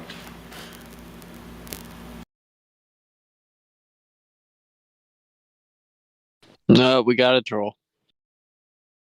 Oh, is gravity the cause of the effect? I'm trying to get a Gober to make a statement.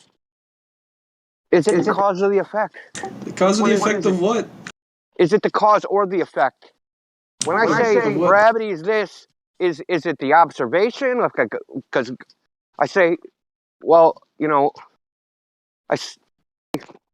say flat earth thinks gravity don't exist. Drop a pencil, right? Neil deGrasse Tyson dropped a mic. That's the effect. So is gravity the effect, or is it the cause of the falling? Or is it the effect of falling? Which one is it? I think it's the cause. I kind of get what you mean. Causation effect. Look, when I drop a pencil, what causes it to fall? Gravity. So the PhD guy was saying it's the curvature of space-time. Oh, it's the effect that causes the effect.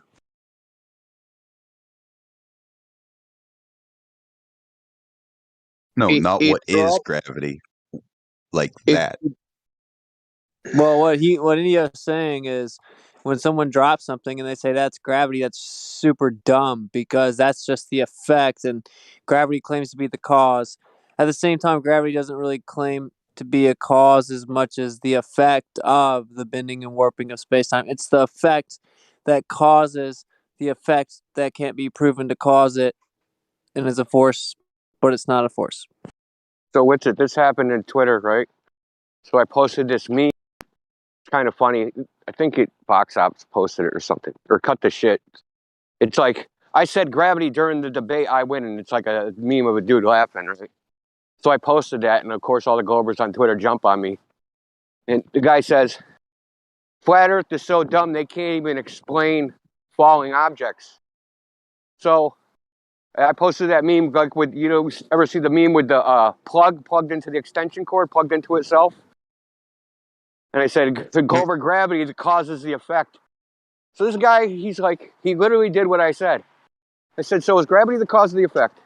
He says, it's the cause. I said, how do you manipulate it? What independent variable did you manipulate? Gravity?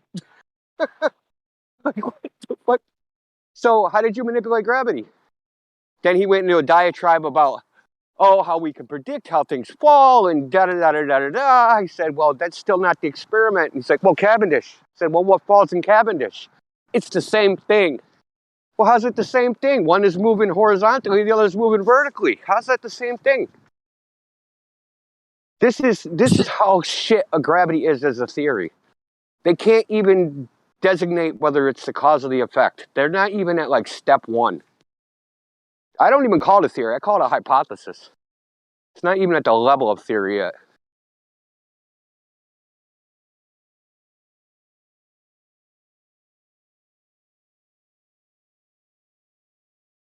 Because He hasn't theories even heard of the are body validated. problem. Well, theories are validated by experiment, right? So what's the Cli- experiment that shows gravity is the cause of falling objects? That's what I want to know. Cliff, what you you fail pray. to realize, right, is there's such a thing called the three body issue or the three body problem. Yeah. Let alone a Yeah, of 7 course. or 8 body one. Well, that's The just a N-body mathematical problem. Yeah. The N-body. Mathematic. Add as many freaking bodies as you want. You still can't solve it. Yeah. Well, And that's just mathematically. Think about how bad that is. Like, they can't even mathematically propose it yet. they're claiming a home run. They haven't even established where the home plate is or first base yet. Well, dude, they love their math so much, but it's hilarious. They actually can't even make the math work. I mean, same with dark matter, right? So, like, they love their math. Globers love their math, but their math literally doesn't even work.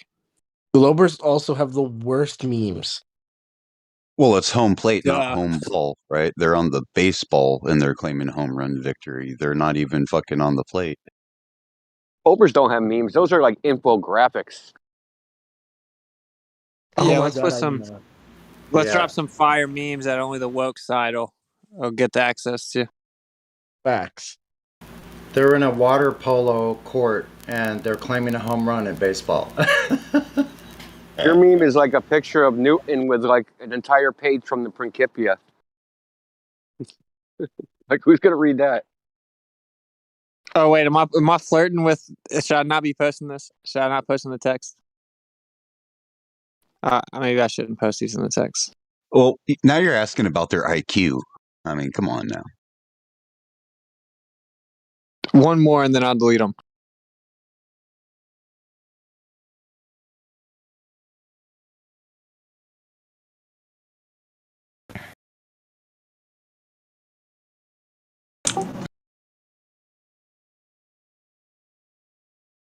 Hey, can I propose a question for the group? Is that cool? Yeah, man. That was one question, but you can have another one. All right, question 2. So the strong suits of the flat Earth, I'd definitely say, are like laser tests and like simple observation. Like definitely everything looks flat and stationary to me. So my question to you would be, what do you think is the weakest part of flat Earth that's like the hardest to justify, and how do you justify it? So something like, I don't know, like face of the moon or stars or something. It has nothing to do with the Earth. Yeah, I don't see it. Face of the moon. We just see the same moon forever. I mean, the only hard part is trying to explain how it's a ball that spins, and if it was going a fourth of a mile per hour, faster or slower, see the rest of it.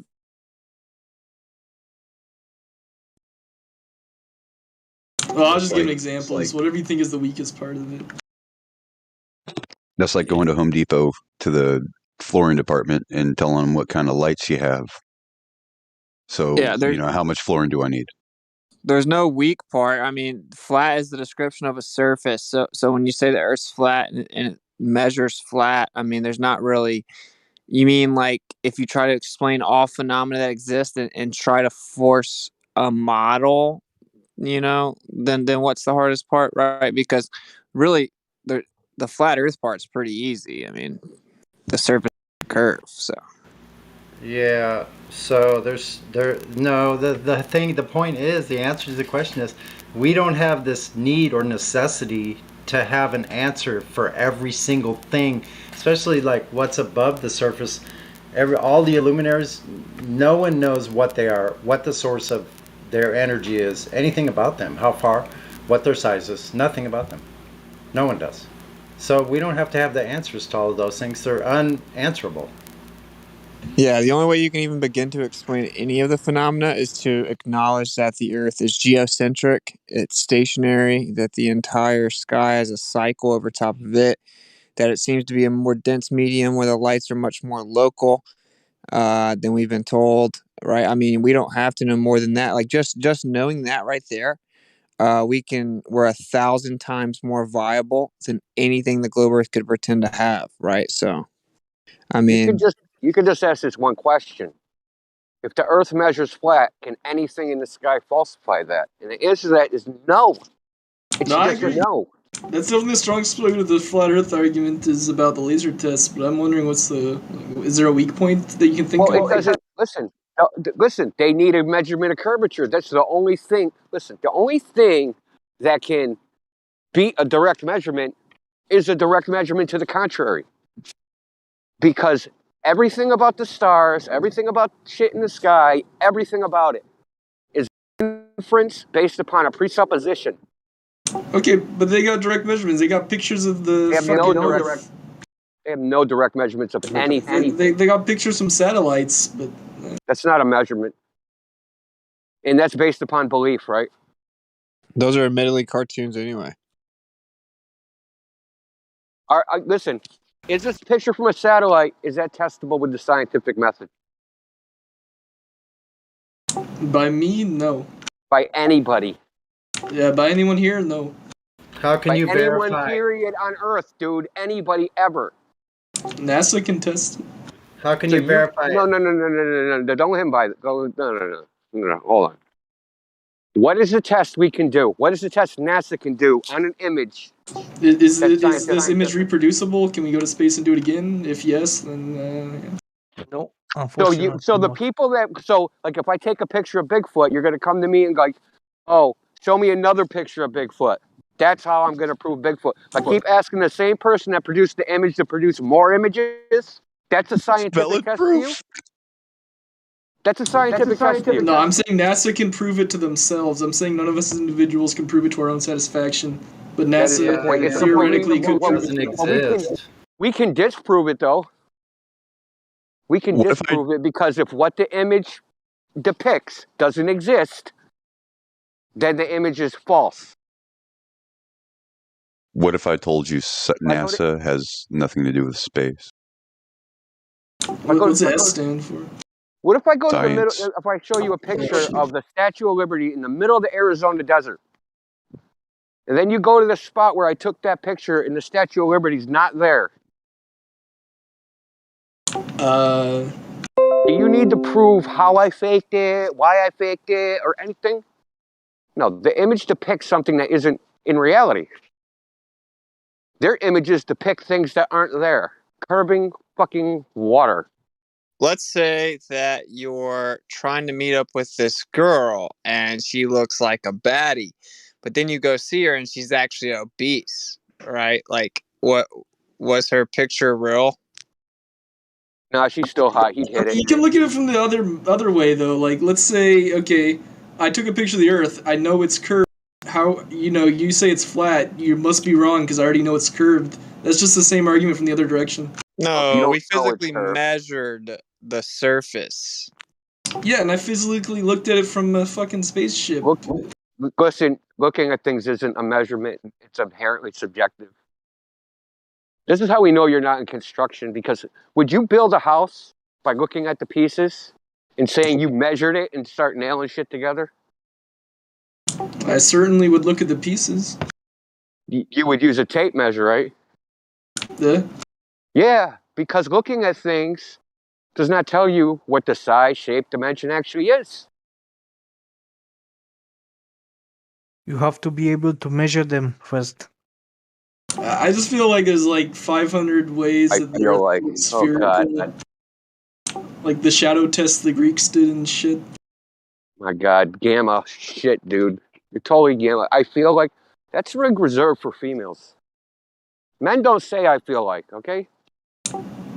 I'm from an area where they say it. Well, we don't go by feelings. We go by what you can prove, objective reality, not how we feel about things.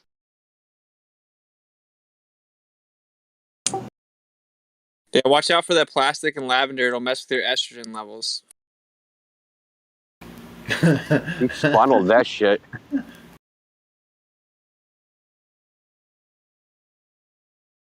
So I'm going to take a picture. This is funny because I'm going to take a picture of something. I'm at a place where they have these, so they're balls, but they're made up of a bunch of LEDs. But if you're far enough away, it looks like a circle. You can't see the individual lights. Why is that? It just You looks got like a distracted the This balls. looks like a sphere, man. So I'm gonna take a picture. This is gonna be badass. Oh, I gotta get in the right spot. Yo, that's my point. Is you guys are definitely strong in the fiber, or the light tests. I mean, but other things, it seems weak. Like the conspiracy aspect. Thousands of people would have to know about this. Every governor. Now we're going to motive. First of all, that They don't. Motive is never used in a court of law to decide any case. Period. Over exacting evidence. The motive is never even used. If you start looking for motive, you're a detective on the case first day, you're freaking fired, bro. You're asking for a motive? You got the evidence right here. You haven't asked us for evidence, man. Wait, so like 23 people have even claimed to go past low Earth orbit. So do you think that 23 people could lie? Yeah, sure, but what about the president? You don't think the president knows? How would he know? The He'd have the president same information you have. Where do these people come from? Or the director of It's an NASA, or the guy who built the rocket How would ship? the director of NASA know? We're talking about knowledge, not belief. The director of NASA, he'd have to be told too. Well, he'd have to be trying to perpetuate a globalist lie. Holy 'cause- shit! You'll never end Look, this. Why aren't you asking about What's the evidence? first thing you were taught in school? First thing they showed you in kindergarten? How to write my name. No. What was the Yes. first thing they showed you in kindergarten? The teacher's name? I don't know. It was either that or how to write my name. I don't remember. They had the alphabet up at the top, Oh, okay, yeah. right? They had a globe in the middle. Like somewhere on the teacher's desk or somewhere in the classroom, they had a globe. And then you had the students. And then it was introduction time, how to write your name, and this is where we live. Yeah, wait. So everyone's in first grade, okay? And they all get together. And one of the periods for that day, they make reindeer food because it's almost Christmas time. And they're all going to bring their reindeer food home to their families, and the reindeer are going to eat them when Santa comes. So were all the children in the class intentionally lying about how reindeers were real? Nope. Right. That they just believed the lie. Yep. So it just Reindeers are real. It took one person. It would be like coming to me with a bunch of bags of their reindeer food they made and being like, "You're telling me all these people that made these bags of food were lying?" Actually, they're caribou, not reindeer, my friend. Well, I just think They're it's real. funny. They made them in Norway. Listen, I think it's funny that you find a literal non-argument a strong argument. Your argument is an argument from incredulity. You can't imagine why people would lie, therefore they're not. It's not You that think specific that thing. that It's is- just there's a you bunch of think little that- you things think like that. that is just, and how whoever in the history of man tried to prove the shape, dimensions, or profile or something using human sociology. People would do this. These people would do that. That's how we prove a table's a square. I mean, do you hear how you sound, man? You think that that's a strong argument? Are you serious? No, my point is there's a bunch of little things that seem to point toward the globalist model, and I'll say direct measurements are definitely very important, but why do all these little things seem to point toward the globalists? Like the conspiracy aspect. Can you tell us one? Look, the conspiracy aspect, the stars going that's not an differently, both argument. spheres. That's a That is measurement? not an argument. Listen, 50 logical fallacies don't equal a good argument.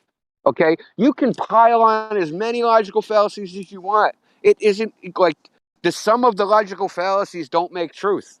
You're just being wrong over and over again. Like, yeah, we got a lot of excuses for bullshit. So they must be right because we have a sophisticated lie. Okay, Yeah, how are globalists able to predict all the solar eclipses? They don't. That's No, post-dictions. It was done by flat earthers. The Oh, let's talk Babylonians. about eclipses. Let's talk about eclipses. Why don't you inform them that the heliocentric model can't be used to actually predict eclipses? Yep, you got it. Didn't you know that? No, I didn't. Well, now you do. The heliocentric model, you can go up on a YouTube channel called Stand Up Maths. Look for the video called Searle Cycle and the Cosmic Coincidence. The heliocentric model cannot be used to predict the timings of eclipses. Well, I should say How that can you predict them? accurately. It's pretty. Someone else want to tell him? You go ahead. What's it? You tell him. Oh yeah, there you go. So that was ironic, wasn't it? Yeah.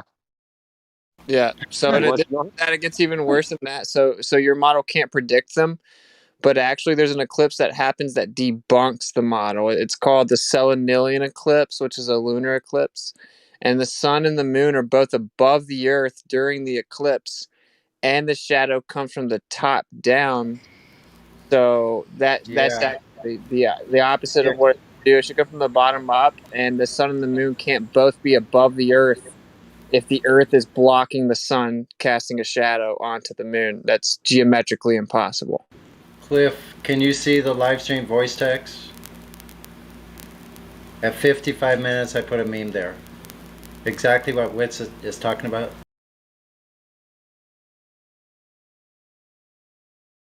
Okay, but I'm saying they got eclipses predicted out to like 20. Oh my like, God! the whole 21st century. Are you listening? Are you listening? Live stream voice That's text. right. Using Post dick. eclipses are predicted using the Saros cycle. The Saros cycle was invented by flat earthers. It pre-exists the heliocentric model by almost 2,000 years. Yeah.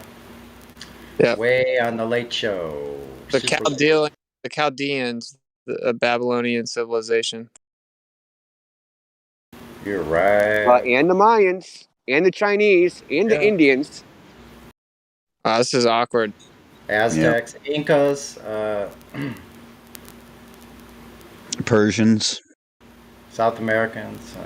So they've been predicting these eclipses that far out for Ottomans. years. So do you get it?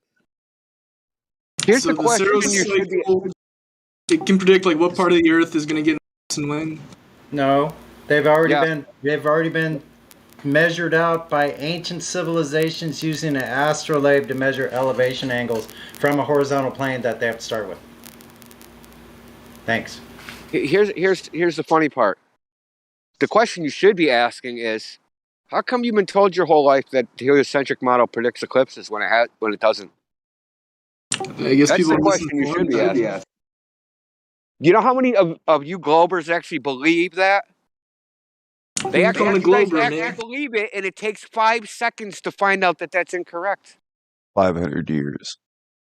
But people don't ever think about it, right? To be fair. But like, do you understand what we're explaining to you? That NASA still has to use the flat earthers' predictions. They've been used for thousands of years. So it has nothing to do with some magic NASA space agency flying around the globe knows better now. It's literally not the case. They use the flat earth civilizations. And again, there's an eclipse that happens, bro, where the sun and the moon are both above the earth during the eclipse. That's impossible. Do you know what they say causes a lunar eclipse on the globe model? It's when the moon blocks the sun. No, Okay. So if they're Not the solar, dude. Yeah, right. Oh yeah. Okay, so the lunar eclipse. Do you know what happens? No. That's when this. Oh wait, that's when the Earth blocks the lunar, right? Sort of. So the Earth blocks the light from the sun, and then that casts a shadow onto the moon. That's the Yeah. Okay, so we have a lunar eclipse where the sun and the moon are both above the Earth. So could the Earth be blocking out the sun if the sun was still up above the Earth? No. Right. So how could the Earth blocking the sun, casting a shadow onto the moon, be the cause of the lunar eclipse? During the lunar eclipse, the sun and the moon are both above the Earth. By above the Earth, you mean the moon is in line with the sun? It goes Earth, moon, sun. Because above doesn't mean much in space. Say you have you have to take into consideration the distances between in the heliocentric model. The distances, the large distances between the Earth and the moon, and between the Earth and the sun, and you cannot have those kind of shadows with those distances that we are told in the heliocentric models. You simply cannot cast those shadows, from the body of the moon towards the Earth and the other way around. Oh, yeah, In of the course. heliocentric model, the distances are so large. There's no place for a shadow being cast from such a large distance away. It's nonsense. Oh yeah, so think about the sun's supposed to go down behind the Earth and get blocked to give us a lunar eclipse, right? So if the sun does go down below the Earth, then where would the shadow appear on the moon?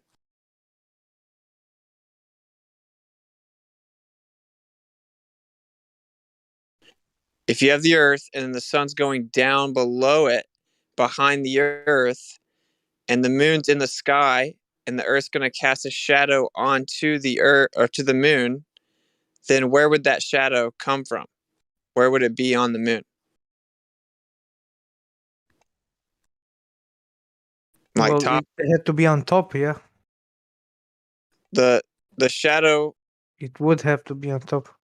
The But shadow. it still doesn't make sense. Bottom. The shadow would start from the bottom, because the shadow is coming up from the bottom because the sun's going down beneath the Earth. But the shadow actually comes from the top during the Selenilian eclipse. So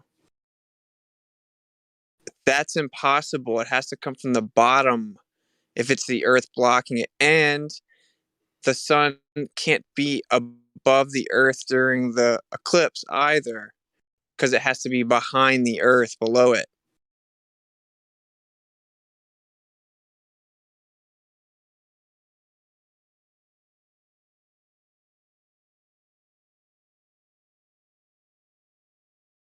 Man, I wish I could have your, some kind of animation, to point out what you were saying.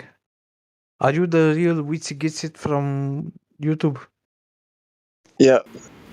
Here's a short Alright. video. It's only I 9 still- minutes. 9 minutes 35 seconds long. He can watch this if he wants to. Here's one of the lunar eclipses during the day. Impossible. Yeah, how can that happen during the day? I thought the shadow is what caused it. Yeah, it's like they don't have an answer. So you talk about predictions? No, I'm sorry, no predictions. Then when you tell them about K2 and Ratu, they don't know what to think about that. Because they've never done enough reading to have found out about it. That's why. Reading? What is reading? Isn't there a video I could watch? I don't like reading. Is that what they used to do with books? I can't read.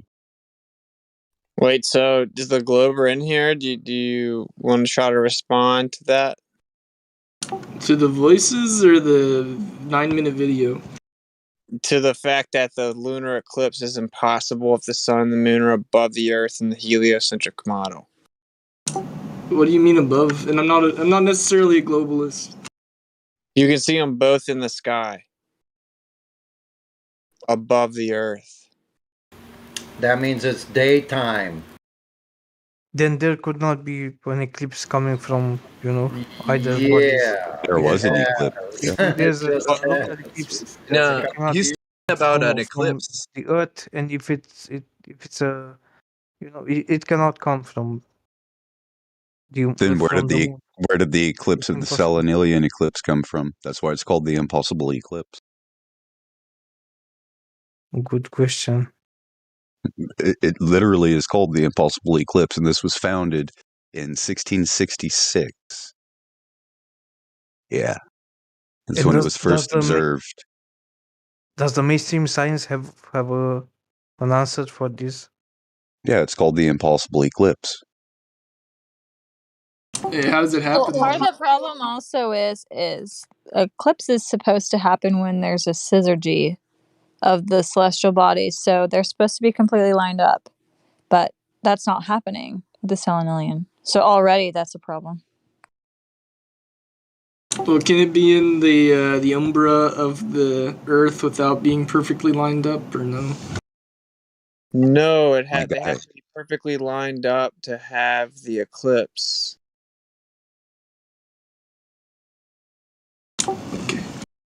Yeah, so they actually call it the impossible eclipse. Yeah, because see, the sun is still in the sky, and you can see the moon start getting eclipsed. Does it get fully eclipsed or just partial? Partial starts getting eclipsed Oh, while isn't the that like the sun's still in the famous? sky. It's called the Solennelian eclipse. Yeah, the sun's still in the sky, bro. All right, My understanding is there's like a penumbra. It's not the Earth casting the shadow. It's impossible for the Earth to be casting the shadow. That's why it's called the impossible eclipse. Right, like, okay, look, you have 3 spheres, okay?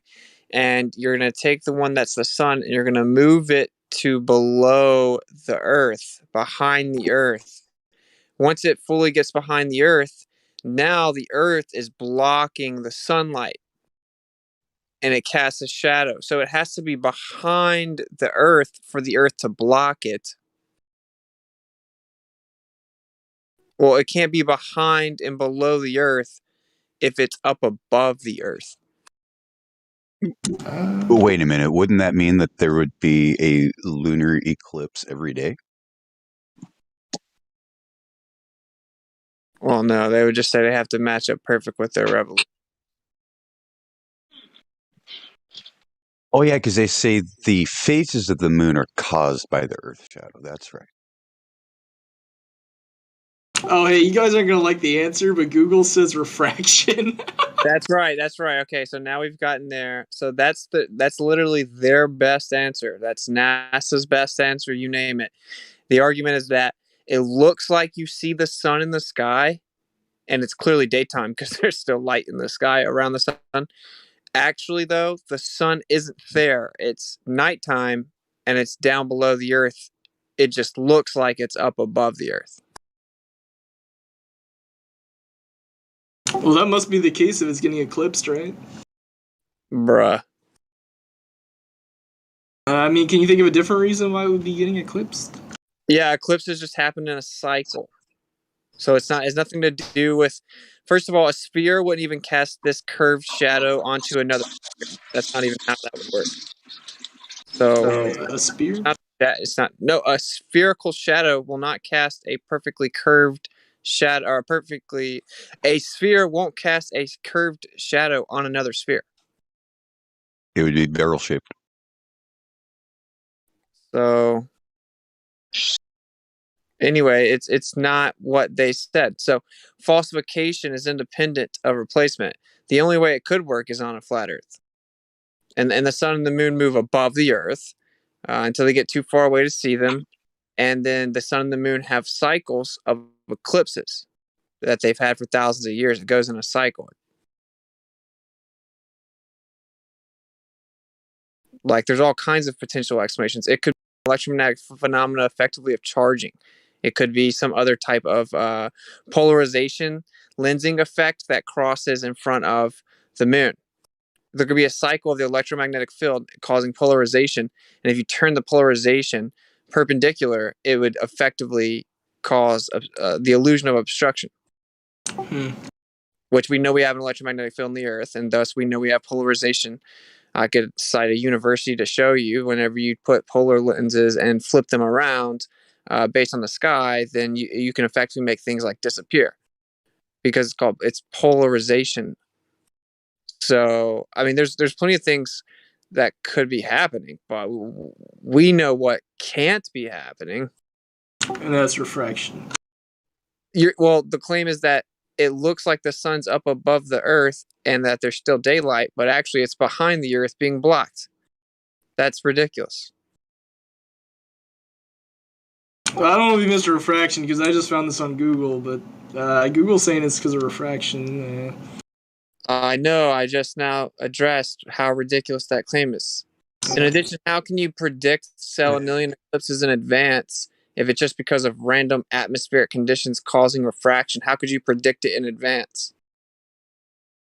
I I don't know. Maybe any atmospheric conditions will cause a little bit of refraction. I don't know. Oh, so the sun's always being lifted up and it's not actually in the sky. It just looks like it is. Yeah.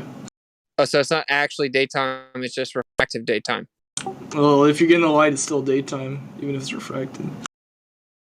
Wow. So the sun's actually down. It just looks like it's up. Yes. You're gonna rock with that one, bro. How can you Yeah, prove kind of that, like Tom? Twilight, you know. No, because you can hear that word that they'll say, right? But how can you actually verify that yourself?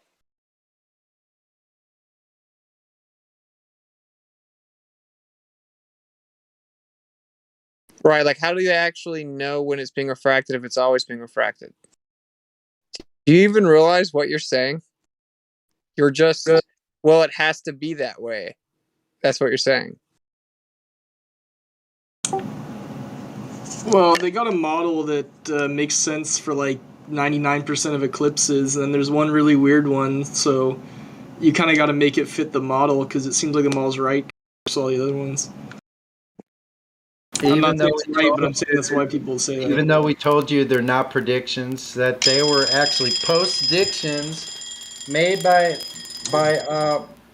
Babylonians. Freaking Babylonians. They use astrolabes on a flat Earth. Your predictions are not predictions, bro.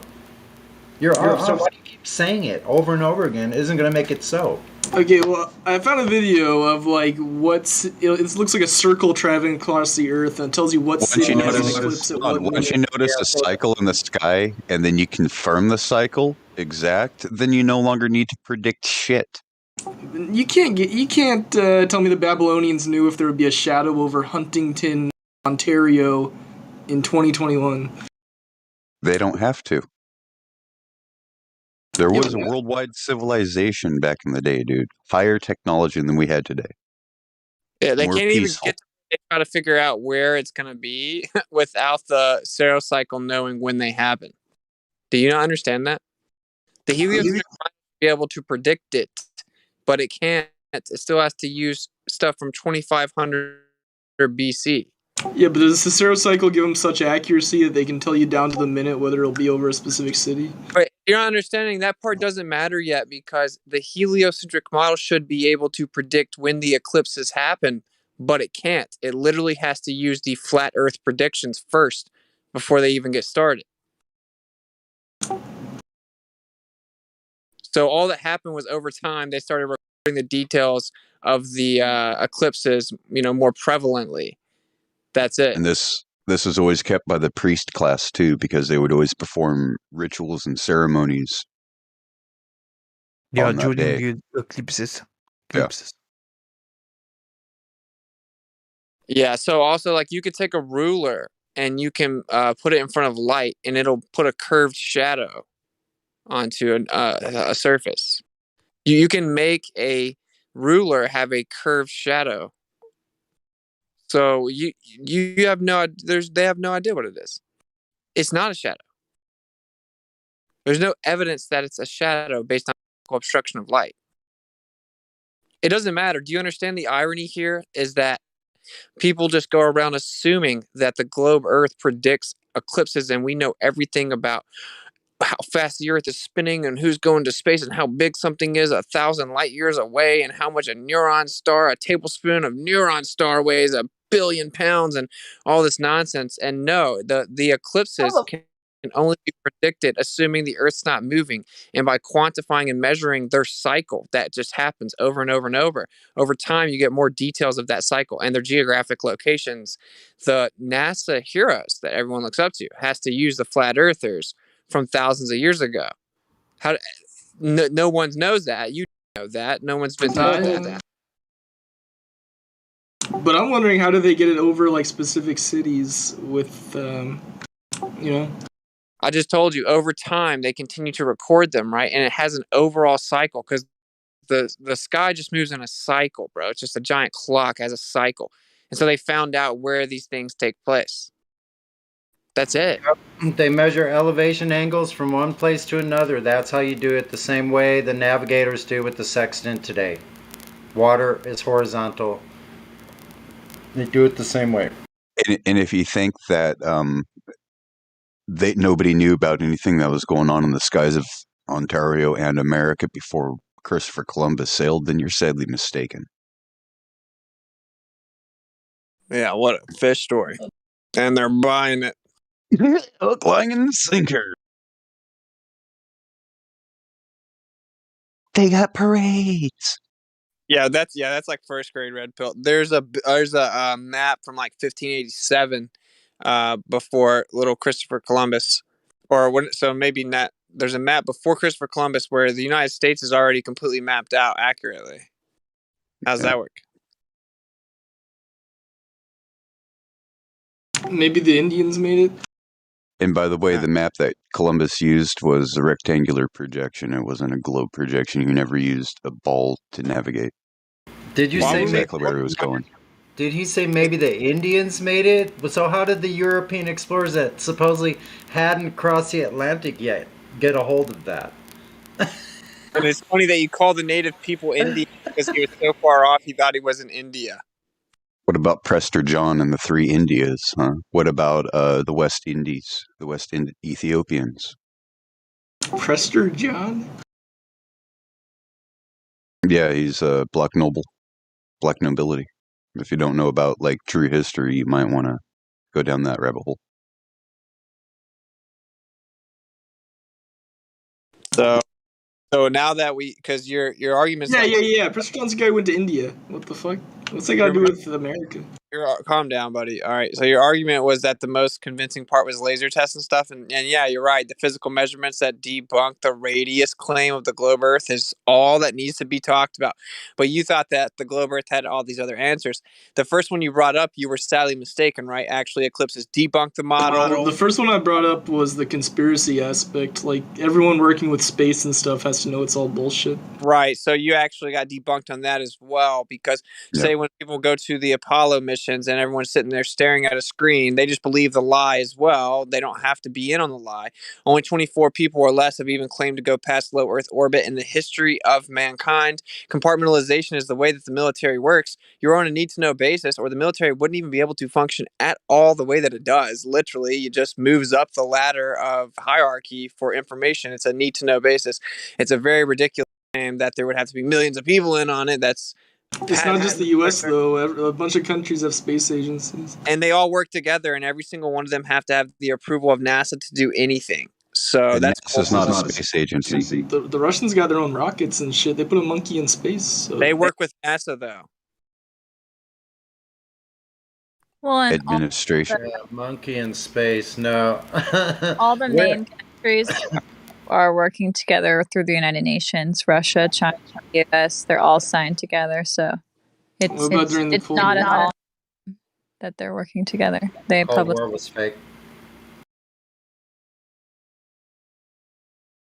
And by the way, conveniently, the United Nations has a flat Earth map as their logo on their flag. Just a coincidence. Uh-oh.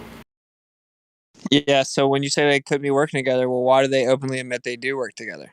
And before you even say private companies, SpaceX gets hundreds of millions of dollars in funding from the federal government every year. Tesla's on record saying he had to get full access to all the computers that he had underneath the company's name for space exploration to NASA and the federal government, and access to all of his employees' records before he could even begin. He's also on record saying we would have never gone to space without NASA.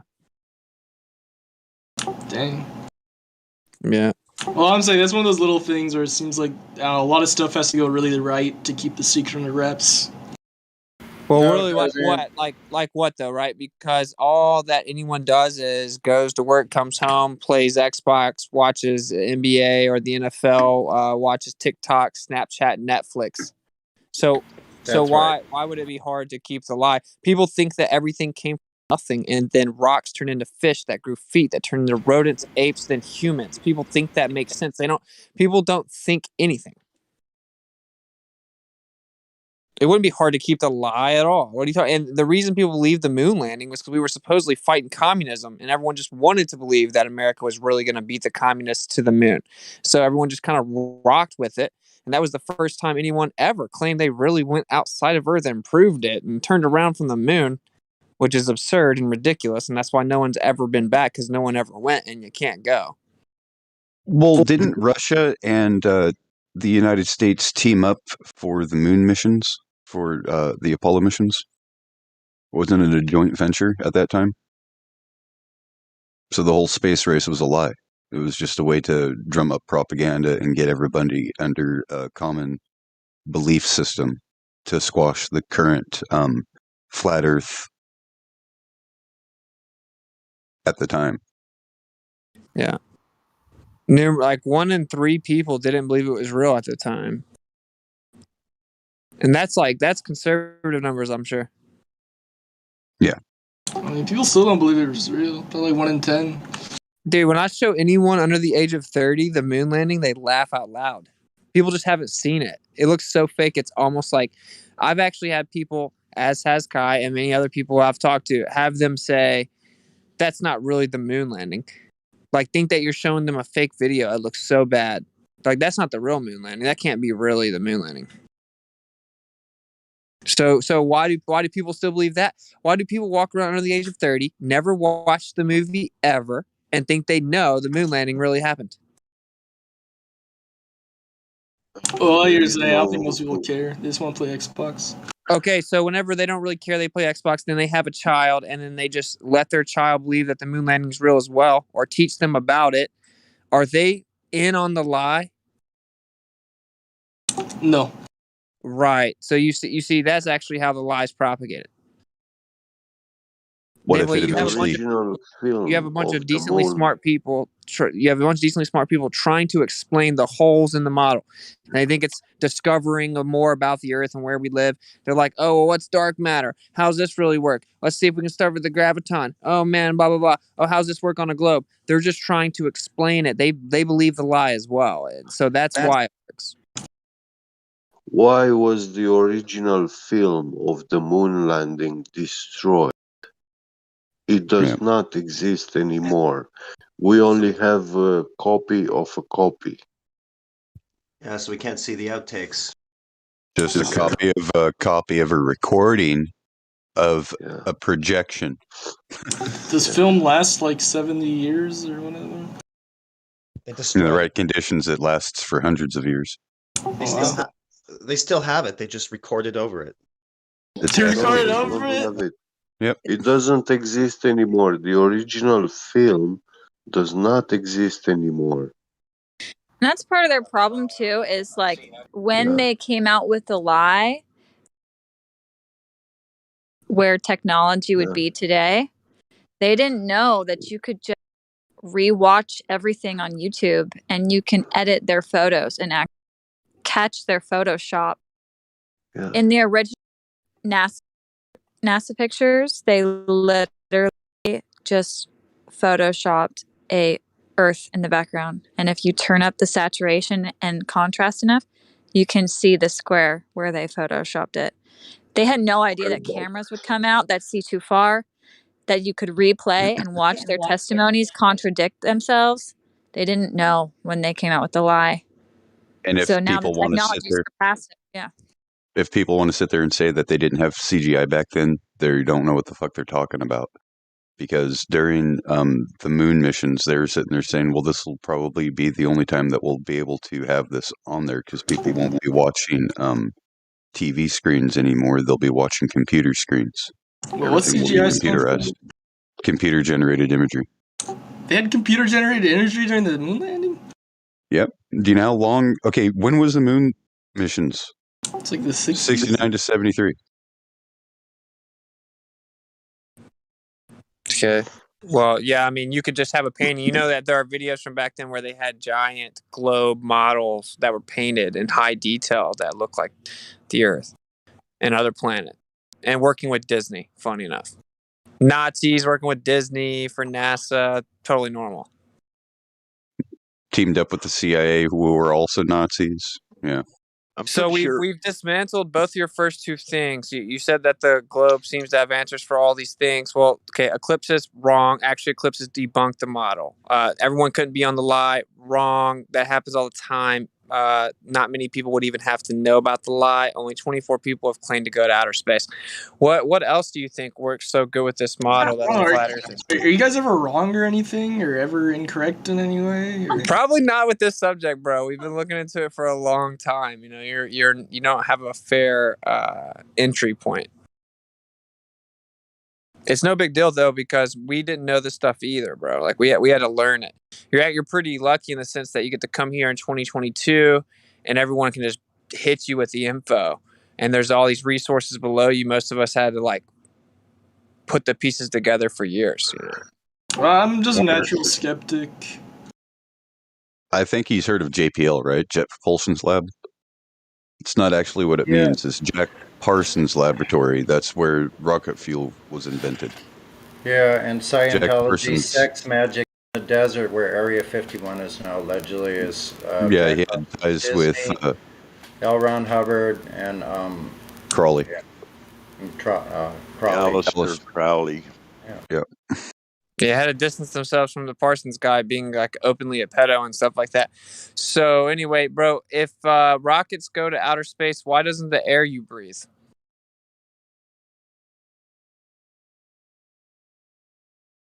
If rockets can go to outer space, why doesn't the air what? The air that you breathe. That's not a sentence. Okay, if rockets can go to space, why doesn't the air that you breathe? Oh, okay. Okay. I don't know. Well, okay. So do you believe that outer space is a vacuum? That's what they say. Right. So why wouldn't the air go to the vacuum then? Rockets. So I'm getting from Seb in chat. He says it's because of gravity. Okay. So if I let gas out at the surface where gravity is supposedly the strongest, it goes in all directions seeking equilibrium. So if it was sitting next to a vacuum hundreds of miles above the Earth's surface where gravity's weaker, it would also go in all directions seeking equilibrium. So gravity doesn't work. Either there's no space or there's air everywhere. It's only two outcomes, right? So here's what it boils down to. The definition of gas pressure, even on NASA's website, is the energy or force exerted on the walls of a container. Now, they say that there's gas pressure called the atmosphere, and it's sitting encompassed in a vacuum. So the question is, can you have gas pressure without a container? I don't know. Like I said, I've been here for like a couple days, and I've heard that gas pressure container thing like several times. And then the person says, "Well, what do you mean by container? Does it have to have a lid?" And then you say, "That's a container, bro." Yeah. Yeah. So if you don't have a lid, then the gas leaks. Yeah. Yeah, well, you need to understand it, right? Because it's called the second law of thermodynamics. And when I asked an astrophysicist this, he doesn't have an answer either. Is that the one about the energy lost, or the one about heat going to a lower? Yeah, high pressure goes to low pressure, heat goes to cold. Systems seek spontaneous equilibrium. Yeah, Your coffee cup gets colder over time, right? When you sit on the counters, because the hot goes to the cold surrounding the coffee cup. If you have a high pressure system, it's going to go to the low pressure system, right? Yeah, like if you sprayed a fire extinguisher into a vacuum, that gas would just immediately disperse in all directions trying to fill it because the vacuum is so much less pressure. Yeah. Right. So if you had gas pressure that we breathe, 14.7 psi at the surface, if you had this gas pressure sitting next to a vacuum, the gas pressure would violently fill the vacuum, instantaneously trying to find equilibrium. It has more space there, so it's going to go there instantly. It's a natural law. No, that makes sense. Yeah, and so like the thing about it being a natural law, that means like it's not a theory or something that men came up with or anything like that. It's just what happens always forever. It can't be debunked. It's just a natural law. It just always happens. It's us acknowledging that we see something always happens. It's just a natural law. Right. What about like heavier than air gas? That doesn't have a container, but it doesn't just expand into the air. Yes, it does. If it didn't, it'd be sitting all over the ground, right? It would just be a layer of it all over the ground of the earth. That just makes no sense. Yeah, if you take really dense ice or dry ice or really dense gas, it's going to start to evaporate and equalize. It's going to find its equilibrium. It's not just going to sit there forever. The only way you're going to get the gas to stay somewhere is if you physically contain it. When you say container, are you talking about like an enclosure or like a 5-sided container? Listen, carbon dioxide is heavier than air. Physical container, yeah, has to be. Yeah, a physical container, but this is the thing. We actually happen to know that outer space, quote unquote, is fake, and what's above us just isn't a vacuum. So, but yeah, if there was a vacuum up there, you'd have to have a physical container. There's some kind of physical container to have the gas pressure on here, period. Yeah, but without a container, like, is a bucket a container? You can put heavier than air gas in a bucket. I imagine it would stay in. No, if you just leave the bucket alone, it will not just stay in there. Oh, wow. It takes time, but it eventually goes out. Yep. Because things are always seeking equilibrium. Right? Just like water. Like fluid dynamics. It's just the process of the water trying to find its equilibrium to level out, which is fluid statics. Because fluid seeks its level. Everything's always trying to find its equilibrium. The gas pressure is trying to find its equilibrium. If there's an area where it has more space to roam, let's say, right, that's where it goes to seek its equilibrium. Again, and this always happens, right? There's not an exception to it. I was just That's going why to it's say, a and natural again, that's just natural law. Yes, exactly. Happens every time. Right. It feels like you guys can poke a lot of holes in the globalist model, but when's the flat Earth model coming out? Like, when's the map and stuff? Yeah. So, for one, every map that exists is flat. Okay. In addition to that, the only way that you can measure the Earth to get maps is to measure it flat. Literally throughout all of history. We don't claim a model. We falsified the globe model we were all brainwashed with. We actually don't have to replace it to make it not true, because we can't privately explore the Earth. So they claim a radius in their model, a size of the Earth, because their model, they're trying to draw a whole entire model of the Earth, in entirety. We don't know that. It's literally illegal to go past the 60th south latitude. So it would be dishonest and stupid to make a claim about the size of the Earth. No, yeah, that makes sense. Right. So there are things like that you simply cannot know. And the only way they would be known is if people actually wake up, maybe, but they go explore these areas. So until then, we don't know that. You can't go to the center either. How are you going to accurately map out the land on the Earth? You can't know exactly where the center is and what's there. Talking about the North Pole? Yeah, you can't go within 500 miles of each direction of it. Who's going to stop you? The world's militaries, like Russia. So they got troops out there in the North Pole and Antarctica?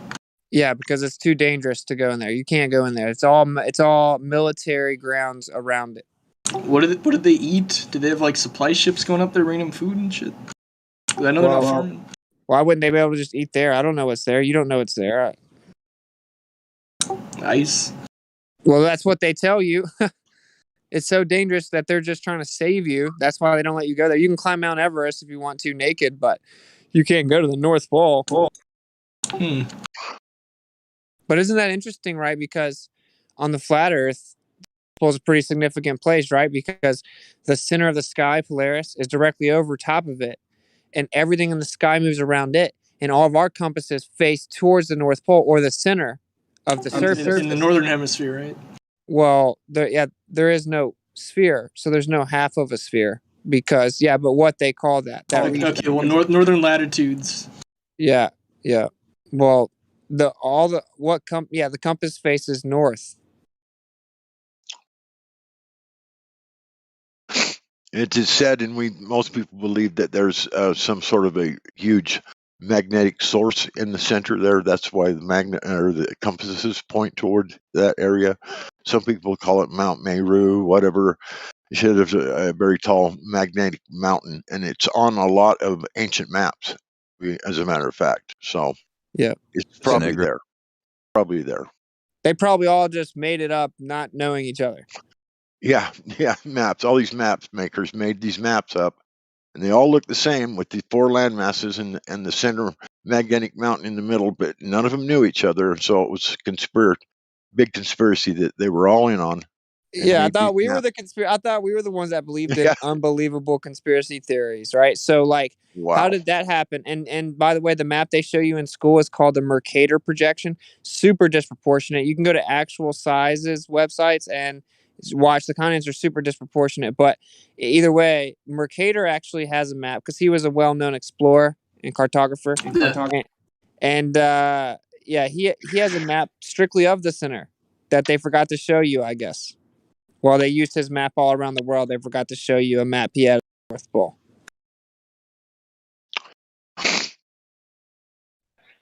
Yeah, they don't show you this because it's for your protection. That's what they say. We gotta protect the children from these islands in the middle of the plane. I mean, it would be nice if we could go there and verify, all this stuff, but it's just not allowed. I mean, it would be really great to be able to go to the North Pole or go to south to the Antarctic region and just explore, see how far it goes. But that'd be pretty hard because, especially at the South Pole, because once you get up on the ice and start going, it gets colder and colder, and the elevation goes up and up and up. So you start getting oxygen deprivation. You get freezing cold winds. There's no resources, no water, no food, no nothing. So you have to take everything with you to go there and back. So once you get out there, say 1,000 miles, now you got 1,000 miles. You got to go back, or you're going to die, and you had to take everything with you to get there. So there's a limit as to how far even man could probably go today.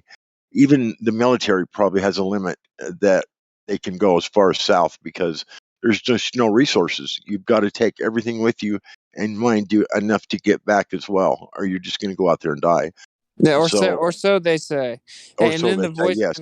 in the voice text is that picture of the North Pole map of the same guy they showed you the map of, but forgot to show you this. Yeah, that's what he said. It's at the center. Is this like a Viking map? This is Mercator, the guy who made the maps that are taught in every classroom in the United States. The globe that you're used to is a Mercator map. Where this is where the pole is coming out that connects the globe to the pole.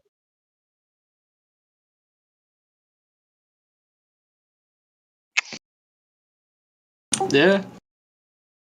So we know water's always flat, so that means from that north central point that all compasses point to, not the center of a ball.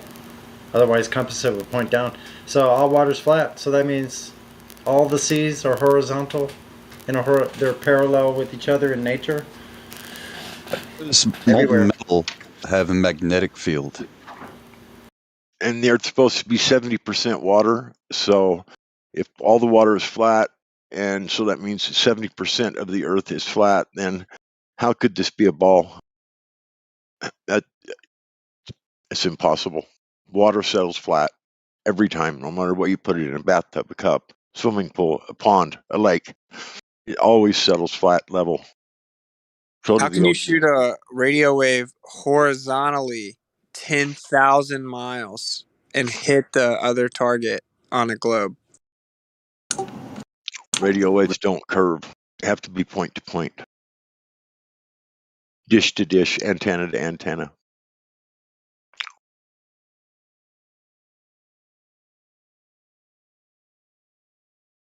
Yeah, there's definitely a lot of problems with the globalist model, but I feel like flat Earth's got some problems too. Like, how come if you fly to South America, Australia, you don't fly over America and then the North Pole and then Asia? Yeah, you get on an airplane, go up, and then land. Easy. Ocean. Yeah, how many times people go from like Sydney, Australia Australia to Santiago, because if you actually look it up, that flight flies maybe supposedly once every 3 years and costs like 10 grand. And they just catch the currents. There are currents, air currents on the Earth, and you can see them mapped out on the flat Earth, like at bobwins.com. And yeah, they can just catch that and go around it. They don't have to go over it.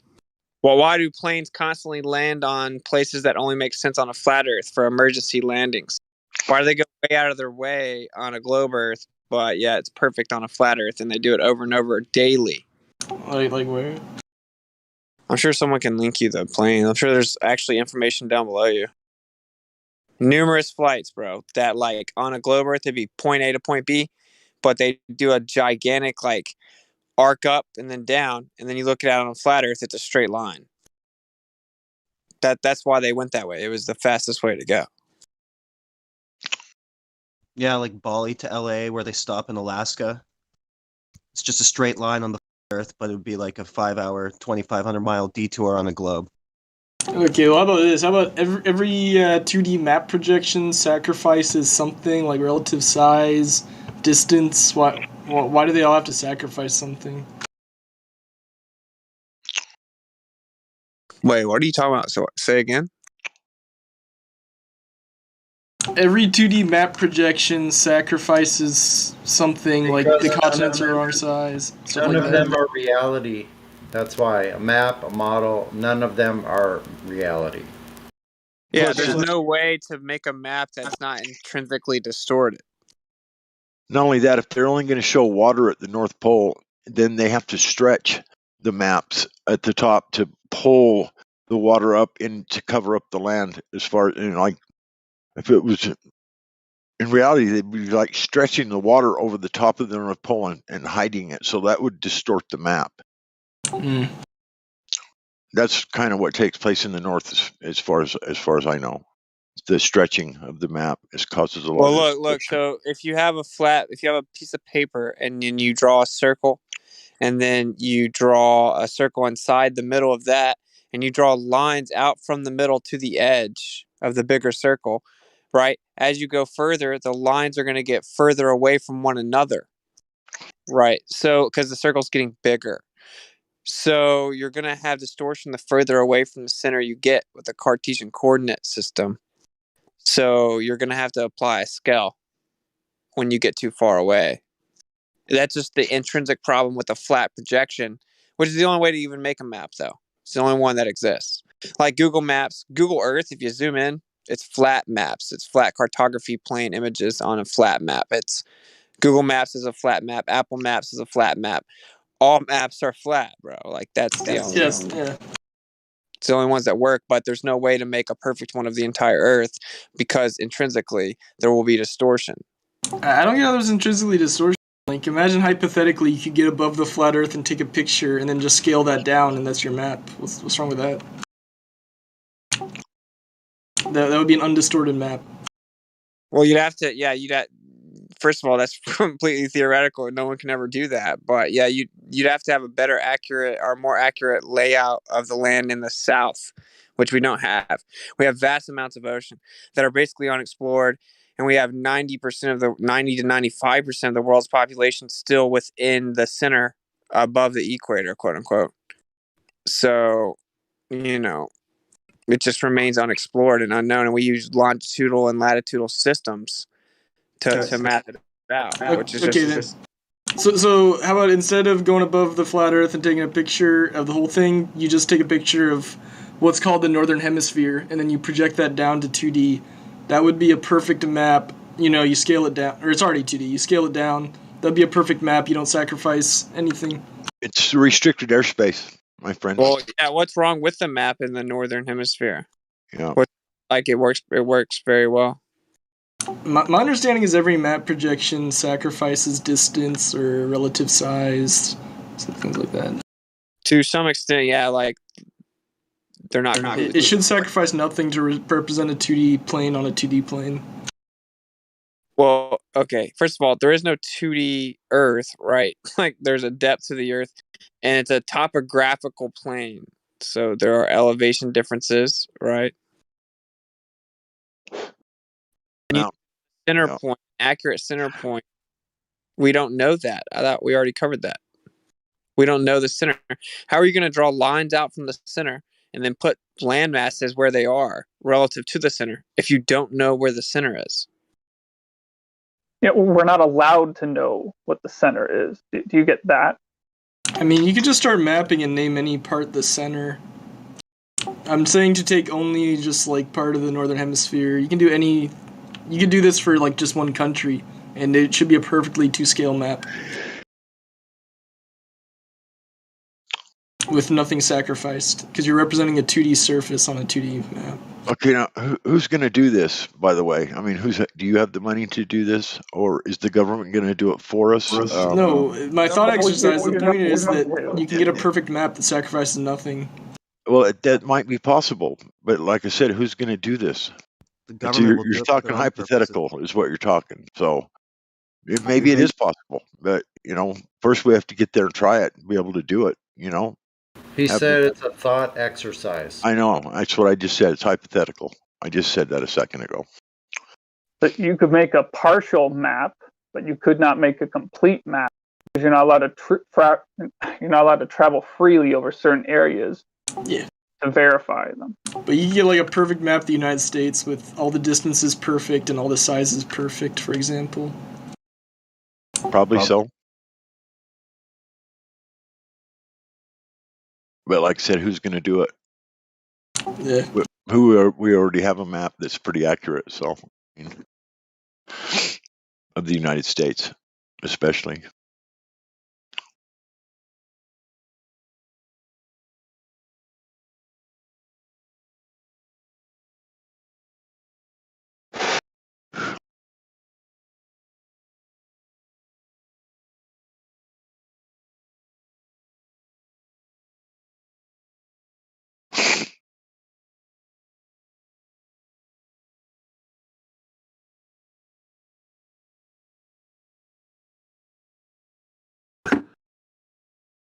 Somebody said to go over the continents and take a picture down. You can't get high enough to get any considerable continents in a picture. I agree. The firmament or the diaphragm would stop you. Well, let's put it this way. We can only guess it's unverified, but my guess would be it would stop you, from getting that high up. But it's unverified how high up it is. But beyond that, you can't really see too far through the air anyway. So you can use like aerial photography and then just lay that onto a 2D map, and everything should come out perfect. Like just put a camera on the bottom of an airplane, like they do for the open skies thing for Russia and the United States. Yeah, I get what you mean. Yeah, just make a map out of that, and everything should be absolutely to scale and perfect. But again, it's worth saying out loud again. You could do that legally, even by yourself, with a lot of money that you'd have yourself. You could do that, but you could only do it over so much of the Earth until you go into restricted airspace, and you won't be doing it much longer one way or another. My point is, like, even if you had access to those open skies database, would you be able to make a perfect 2D representation of the Earth? I think if enough time and enough money to spend to do it, maybe so. Well, the answer's got to be yes if it's flat.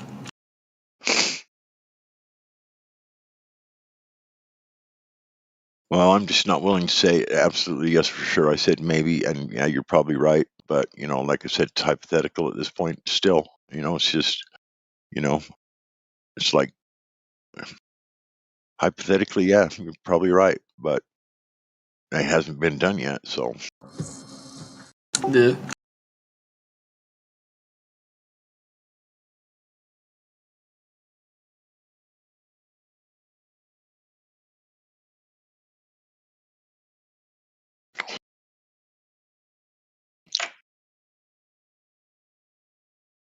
You have to do it in pieces. I mean, nobody can see that far.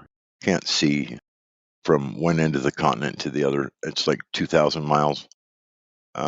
You just you can't see the entire landmass at one time to begin with. Yeah, there's definitely a lot of practical concerns on why it would be difficult.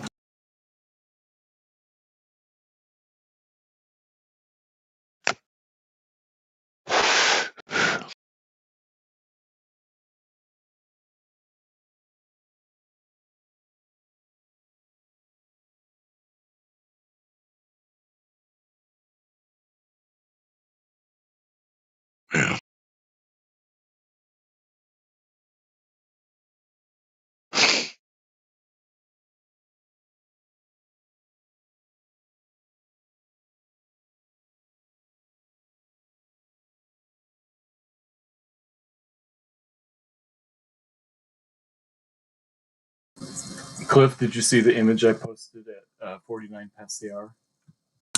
Yeah, you got that Ayn Rand haircut.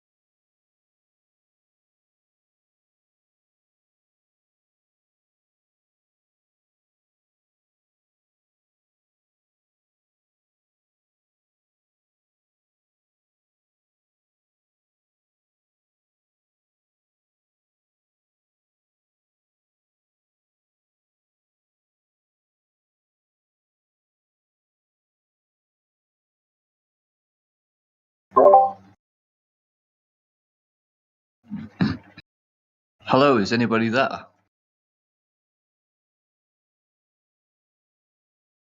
No.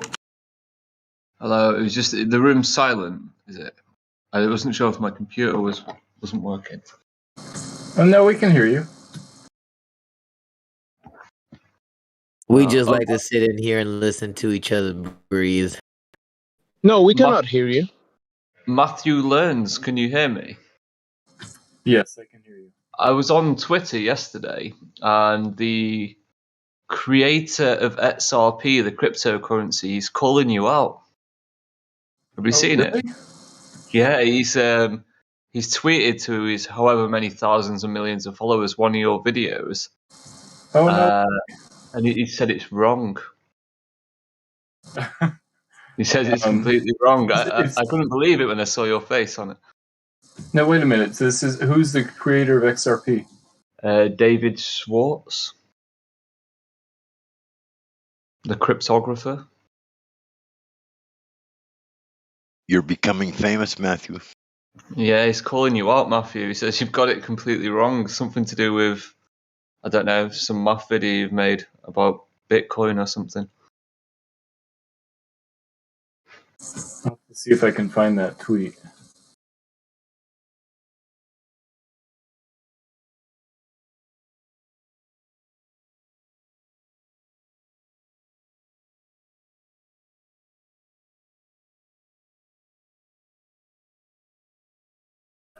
Matthew has some videos that have millions of views. Yeah, they're all just sort of prank videos. I do have one that is about Bitcoin that has some views.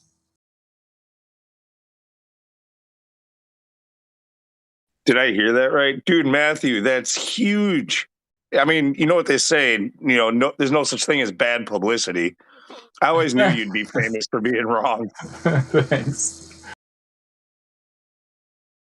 Just go through it and I don't know, reply to the guy because that's kind of cool. I want to see this. I'm still looking for it. How long ago do you think it was? I don't know. When did you see that, Dave? Dave, post a link. Come on, make our lives easier, dude.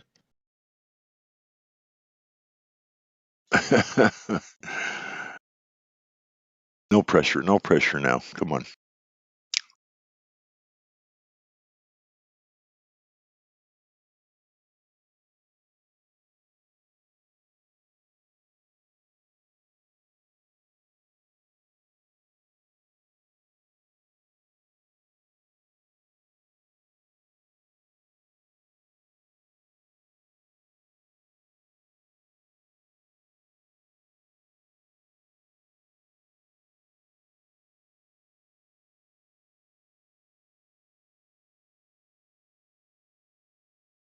Or something like that. It says in your title. I can't remember. Yeah, I know you've made a video. Here it is. I found it January 1st. He called you out. Do it.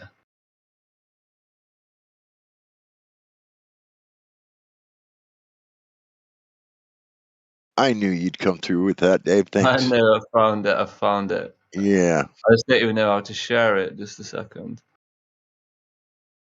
He tweets a lot. It's a lot of scrolling. Yeah.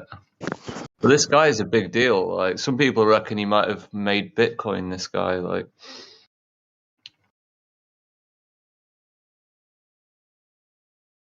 share. Here we go.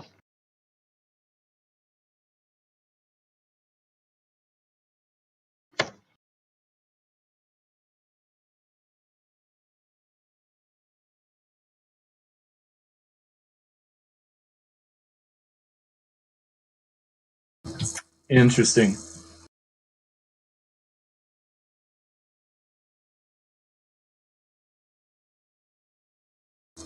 Yeah, so he's sort of right and sort of wrong. If you knew how to reverse the SHA-256 algorithm, then you could indeed mine Bitcoin faster. Yeah, isn't mining Bitcoin just solving SHA hashes or hashes? Yeah, exactly. So I don't know why he said that. I mean, it's bizarre. I don't know. Has he give a reason? No.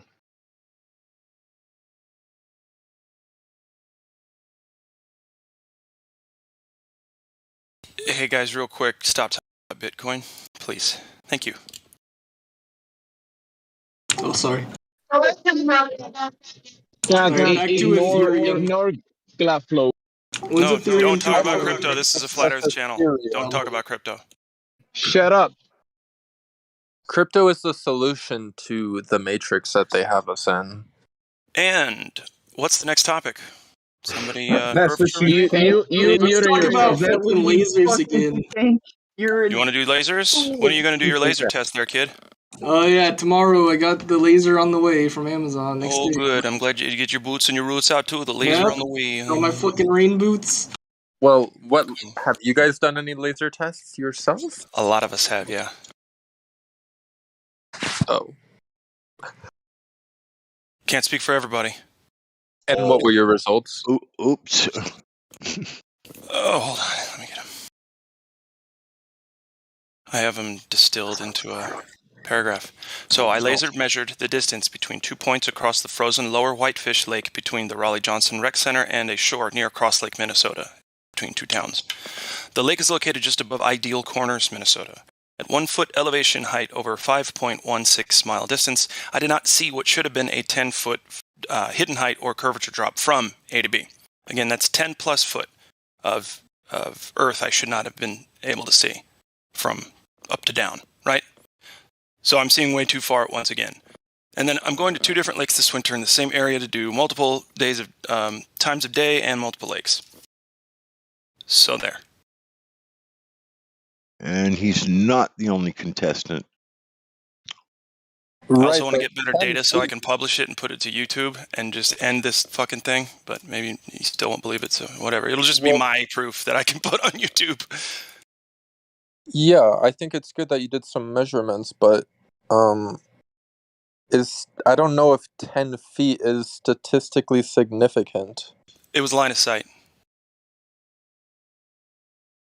If it's a ball, it's a ball, and if it's the size they say it is, it has to curve at the rate that is dictated by the model. And so I don't know what you mean by not significant. 10 feet is 10 feet. If it's not there, it's not there. I mean, it is. Well, I mean, what if there's a hill? Like, what if there's a hill or something in the distance? It was line of sight. It was line of sight, he said. I don't. What do you mean by that? So you were looking and you should have. Do you know what the word line means? Line. Yeah. You know what it means? Straight line. That's what it means. Lines are straight. This is a straight line, line of sight. It doesn't say curve of sight or any kind of bendy warpy of sight. It just says line of sight. Like when you underline something, you're going to try to make a straight line of sight. Like a lookout does? You know anything about being a lookout? Like straight out in front of you. I mean... Okay. Did he say anything about an island in the center or a hill? No, he didn't. It was over a lake, right? Frozen lake? Okay. And on a ball, there has to be curvature every foot that you go. Basically, every mile, every whatever, it's supposed to curve at a very specific rate that we know what that rate is, because it's called geometry. Yeah, you say only 5 miles. Well, 5 miles with the 8 inch per mile with the mile squared is 16 feet of drop there should be. So if you raise up the eye height to about 5 feet, let's say 6 feet, then your horizon geometrically should end at about 3.5 miles. Everything after that would drop off. So that means 16 feet is there's 60. So if you have thousands of times missing curvature at 5 miles, missing thousands and thousands and thousands every time you look, I could do this observation every single day where I live. Then what do you say about that? Yeah, I guess you guys are right. Well, so it just keeps adding on. Then what about the further ones? What about lighthouses at 50 miles? The furthest lighthouse, 300 miles. Indio posted it not long ago. 300 miles. Line of sight. Which would have been miles. 300 miles It depends away. on how tall the lighthouse is. Yeah, lighthouses are below 1,400 feet guaranteed because they otherwise... 1,400 feet? That's like a mile.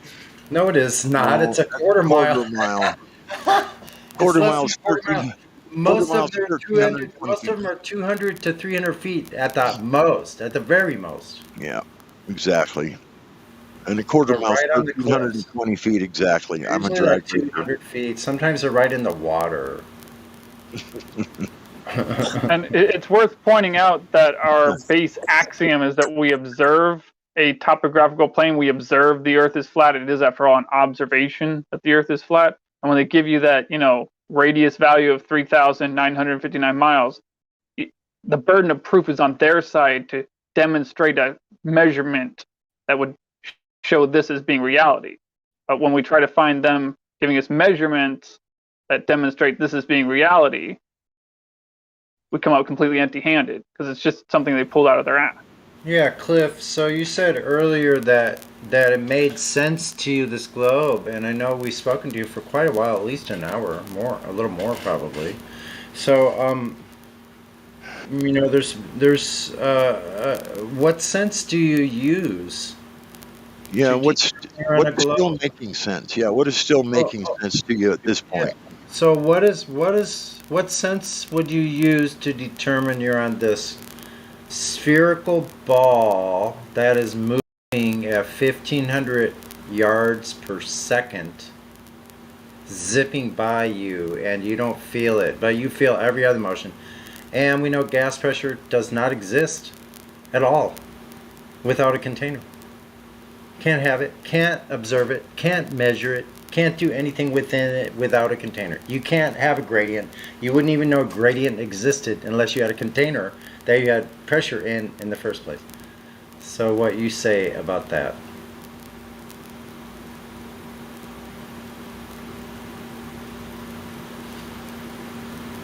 I guess what we're trying to say is that there's everything that we're showing you is basically it's pretty empirical, most of the measurements. I mean, and so where's this ball? I just want to know where this curvature is. Where can you please show it to us? We've been asking for years for someone to please show us this curved earth and curved water.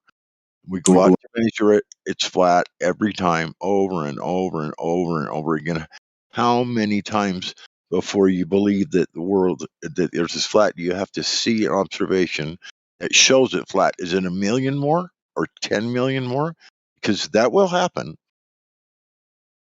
Yeah, so hypothetically, if you did live on a ball in like some alternate universe, how would you display the curvature in this alternate reality? Well, that's a good question. You would think it would be very easy to see if you were standing on it. What if it was really big? Well, we're going to compare it to the Earth because we don't know anything else. The Earth is not really big. It is 3,959 mile radius, 24,901 mile circumference. So we have a specific size that we're dealing with here. Anything beyond that is just sheer fantasy. No one's seen it. No one knows anything about what you're talking about. We're not going to try to imagine what it would be like. It'd be like No, I'm cool with those dimensions. Hold on. I got a little bit of a different answer. So a little more of a direct answer to that question is, so remember what Glatt Flobe was just talking about with the laser over the frozen lake. Yeah. So if you were to put a target at one end of the lake and a laser at the other, and shine the laser across the lake. Now, if the Earth had a radius, 3959 miles, you would be able to see at least, if the lake was a large enough distance, the laser wouldn't hit the target at all, first of all. But if it was a short enough distance, you could put a level on the laser and a level on the target, make sure they're both, facing each other properly, and they're both facing out horizontally, I mean. And then, you would have the laser go across the lake and hit it further up and not the bullseye. And that would be, and you would, if you know the distance, then you could measure the drop over distance. So what I'm saying is you need to construct a straight line somehow, some way, or have a laser beam placement and then show where the Earth is deviating from it and measure that deviation. But we're trying to find that deviation and it's not there because the Earth is flat. Do you think if you guys convinced everyone it was flat, there would be like a group of like 50 people who still thought it was a globe and they made like a fucking Discord? It's called like 24/7 Globe Earth. I would. And then stars and shit. Like, oh, look at the stars, Yeah, that exists. It's called Debate Flat Earth. And yes, they do talk about the stars a lot. Yeah, there's always going to be indoctrinated, brainwashed people that just can never break out of what they've been taught their entire lives, the lie. Some people are just not going to be able to break away from it, and they're just not going to believe it. They're going to be stuck.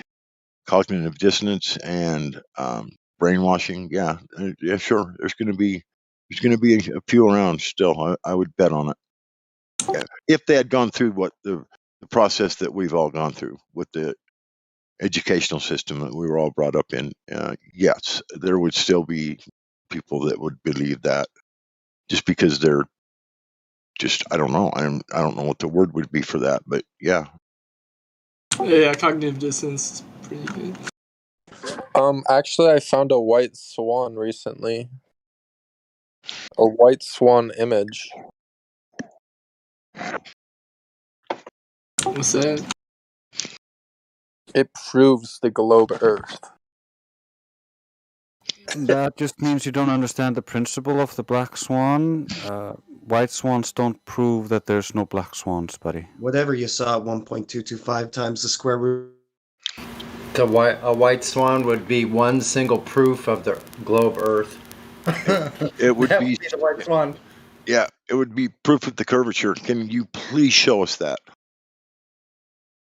Please. I'm begging you.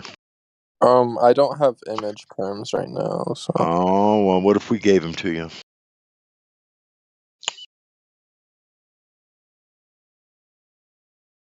DM it to Creation Bear.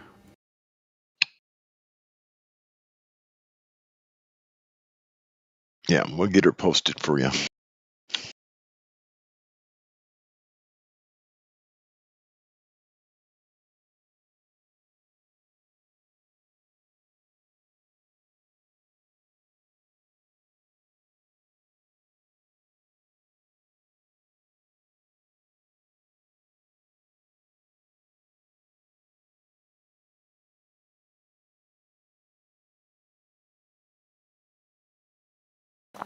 And you think that's showing Earth curve?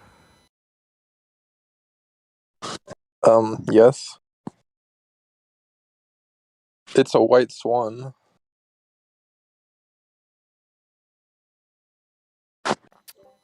Actually, it's not. I don't see any Earth curve there. Where do you see the Earth curve? In the power lines. Ah, yeah, you see a mirage there, and you see an optical effect. That's not Earth curve, my friend. How are you so sure? Well, let me ask you this: like, how far away is the horizon picture? I don't know. It's not my picture. So how do you know it's a white swan that it matches up with the globe math? Well, I just see the curvature in the power line, so I'm just guessing So just that you that's just what see I it meant and by it looks like it's curving and it's true. Yeah. Because Okay, you know that whatever observation you make, if it's a white swan, which by the way was already mentioned, it doesn't disprove a black swan. Yeah, I never said it did. I just But said it's like a white even if swan. you had even if it was a white swan, so in order for it to be, it would have to match the predictions of the ball. Not just say, "Hey, look, here's curve." It would have Well, to you match guys were the asking match. for curvature, and then I showed you a photo that demonstrates curvature. Yeah, they want you to get laser lights. Not the Earth. The Earth is not curving in that image. Don't to the audience. Okay, well, I think it is. Look at that picture posted at 12 minutes past the hour. There's Is that flat table and those Lego bricks all curving? I don't know. Well, according to you, it is. You just look and declare, right? Oh, I didn't know that could happen. Maybe you guys are right.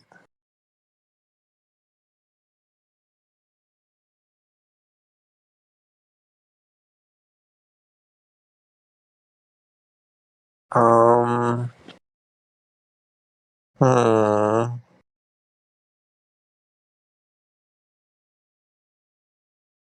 Here's the balance on a different day, where there's no mirage making it appear more bendy.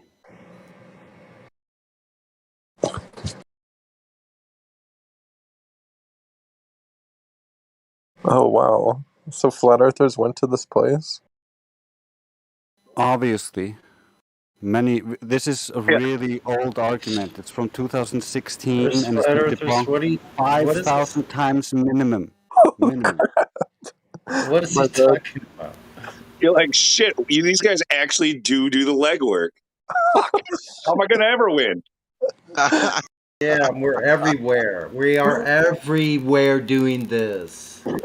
Do you know how many millions of flat earthers there are? Do you have any idea? I don't know. I would guess one. I'd They say like said there's like 1%, 8 maybe. million in where is it? In Russia. No, Brazil. Brazil. There's I supposed to think be Russia something has like like 8 6 million million. too, or something like that. Yeah, so there's Bro, millions. say the Brazilians agree with you. That's not going to convince me. You would never find out how many, because that's what they're trying to block from the regular viewer as to how many of us there are. But thousands per month come in here that are going, oh, shit, I was wrong. I don't think any of us are I'm sorry. convinced. And I don't think I was out of my mind. I don't think any of us are wanting you to be convinced in the flat Earth. We want to know how in the hell you could be convinced with the globe Earth, because it makes no. You can't find it. It makes no sense. It's completely. It's Well, I hidden. think the globe makes more sense if you I think mean, about how in the hell gravity. could you possibly believe something so stupid? Such a It fairy doesn't tale, even man. it doesn't even exist, bro. Can't be found. Santa Phase 2. So, You moved on to the next level of fairy care tales. less Now it's about- the adult fairy tale. Yeah, I could care less if you believe in the flat Earth. I want to know how in the hell you can believe in that globe that you can't see, find, or even demonstrate in any way, shape, or form, and you're going to buy into it. I'm just like, I'm almost ready to faint. Put it that way.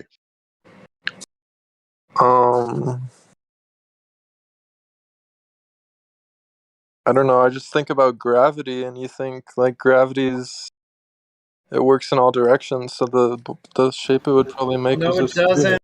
Marilyn Manson. Gravity has been debunked so No, thoroughly. dumbass. You're still in here with this bullshit, Sasha. I'm sorry. I'm sorry. It Don't is go Marilyn there. Manson. All this time, Sasha. Gravity. All Gravity, this. the magical Really, word. Sasha? It's not going to be long. Anyway, it's unbelievable, Sasha. Why didn't you give this much scrutiny to your globe? What's up, Marilyn Manson? Yeah. Oh, hello. Yeah. Sasha. Well, I don't know. I don't think there's that much stuff that disproves the globe. And do you pray to That disproves the globe? I didn't ask you. That's not even what I asked, bro. Are you like? No, he's looking here? for Bitcoin to be the savior. Well, yeah, I actually like crypto. I'm agnostic on flat Earth. Now I just focus on crypto. Yeah, well, gee whiz. I thought gravity was your god. I was just You're like out of your realm. You're out of your league, man. No, I do believe in God. Yeah, we know. You were replacing it with gravity. That's Anyway, what. On God, though? This horse has been beat up, Which dead. Like this horse is like a rotting carcass. Been there for 6 months. People are using it as a signpost now. Like turn left at the dead horse. You'll know which one it is. I'll say it though. I'll say it. You know, I'll play the devil's advocate. It's good to hear your voice, though, Sasha. How you doing? Thank you, thank you. I know. How's 2022 treating you so far? Oh, pretty good so far. You become a millionaire Not over yet, that but I plan to. Bitcoin fiasco or something? Is that why Not you're yet. all like, dude, it's the best? Oh. Yeah, I found this new crypto called Vader, and I think it's going to be really good. I'm not really into that We're shit. not buying your Not into bags, money either. dude. Oh, it's not a bag. The project launched 1 month ago. Most people don't even have bags yet. So Sasha, instead of grabbing the life ring when someone threw it to you, it's back to reality. You're like, further in the matrix is where I want to go. Okay. Is that right? Is that how Yeah, I wasn't like I meaning feel to like I talk agree about with you guys on crypto most or things, anything. like, It was I don't just trust like the government either, I but know. That's what I'm saying. The diet woke thing is like really sad and monotonous. Reddit boards is toxic, man. Reddit? Yeah, I don't use Reddit. That's kind of cringe. It's like a lot of talking points come from Reddit, though. Oh, yeah. But yeah, man. Did you happen to see the lunar eclipse? No, was there one recently? Yeah, Oh, nice. I captured it on film or digital film, whatever the fuck you want to call it. I captured an image of it through the telescope. Oh, nice. Yeah, pretty badass. Yeah. You saw should it go post it if red. you have it on hand. Yeah, my phone's like dead, charging. fucked Oh, up. okay. Oh no, it's on. Hang on.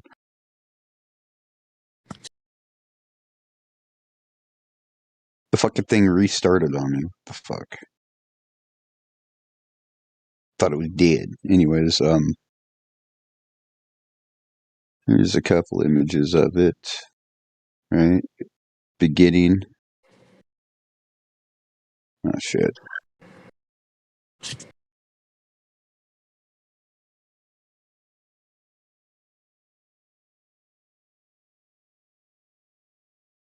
And then further into it. But then when colors started showing up, right? And then let's show the ones that are close to totality and all that. What was totality?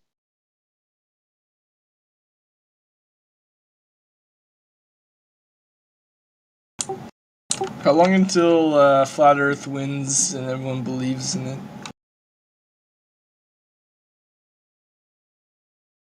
There you go. We do nothing but win. So it's right now and all the time. We just win. That's just what happens. When do you expect widespread adoption of like people believing the Earth's flat? And you know what's crazy about this? Where the light was facing towards the Earth. So it wasn't the shadow of the Earth. What was it the shadow of? It wasn't of the Earth. Planet X. Earth shouldn't cast a red shadow.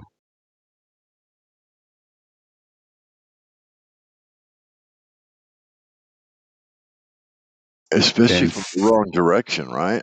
Right. And then 15 days after this event,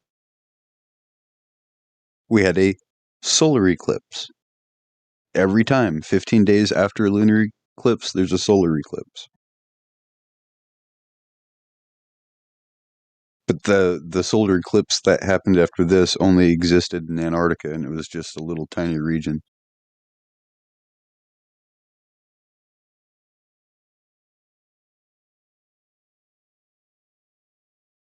Nice pictures. Well, they're not pictures, they're images. Oh, those are nice images.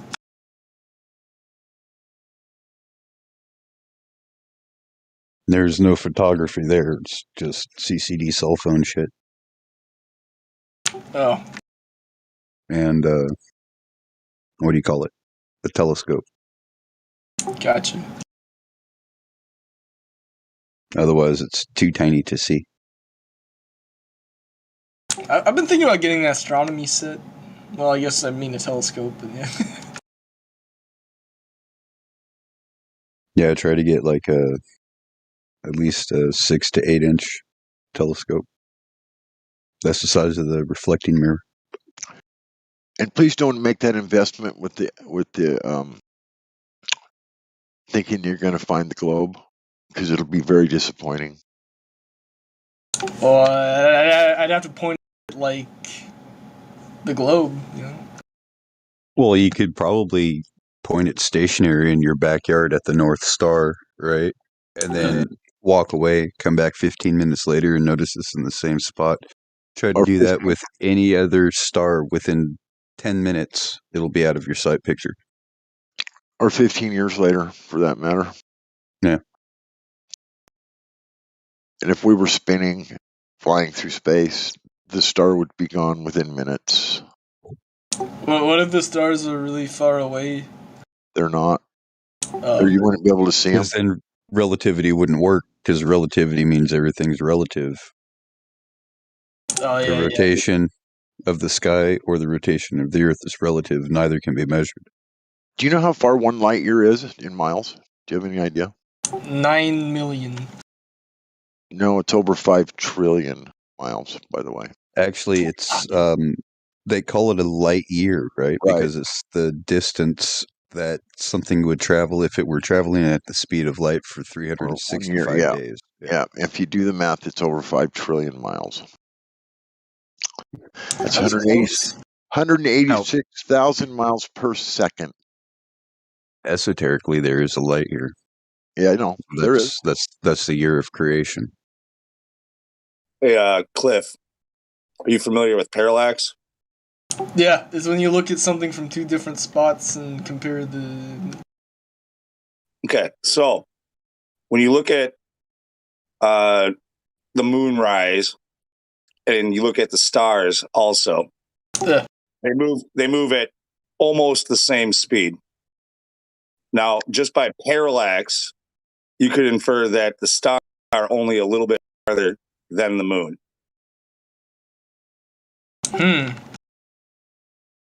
Bingo. I think you turned on a light, Lou. So you look at the star from two angles, and then wait, what? You should look at the thing stationary from two different places and then calculate the distance. You shouldn't use movement for parallax. No, look, the That's not parallax, just though.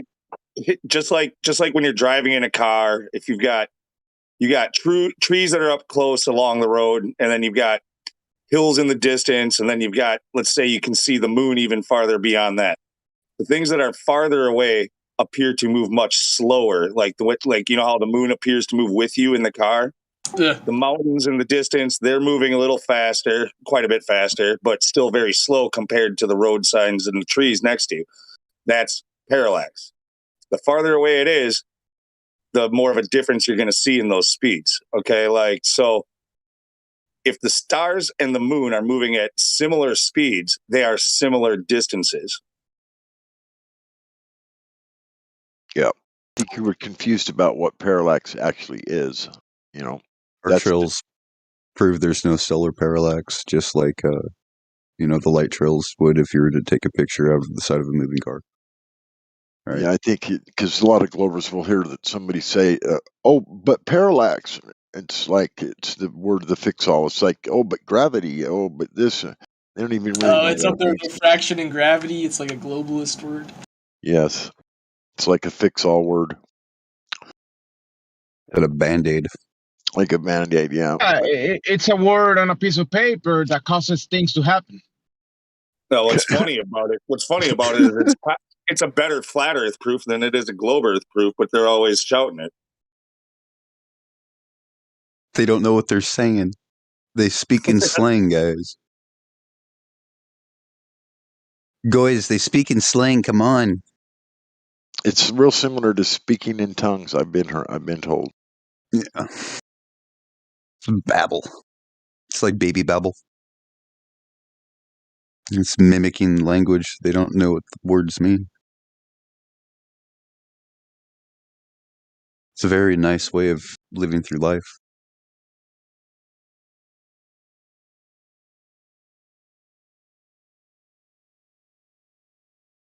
Yeah, it's a really nice way to living through life because nice means stupid. And poor. And ignorant. Yeah. Foolish.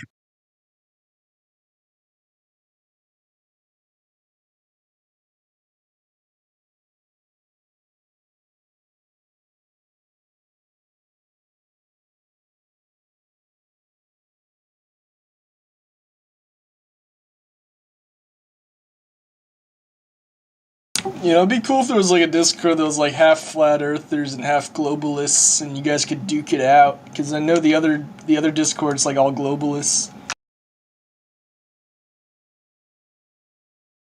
and this one seems to be mostly flat earthers. It's kind of funny. Like, I mean, yeah, this one was at least controlling like the live stream, right? There's a lot of flat earthers over there at say Gems, and there's a lot of globers here. In fact, the globers probably outnumber us if you just go into the lobby and shit. Bunch of freaking idiots. But yeah, it seemed like, you know, a year or two ago that we had both servers had a little bit more of a balance, and somehow we just got sick and tired of each other, and now we just stay by each other.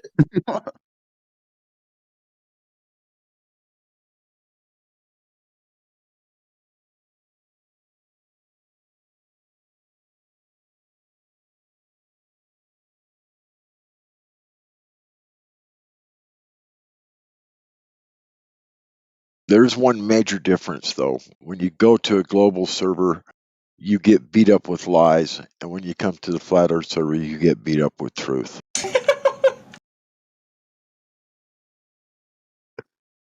Reverend. You're laughing because it's true. You Yeah. know that.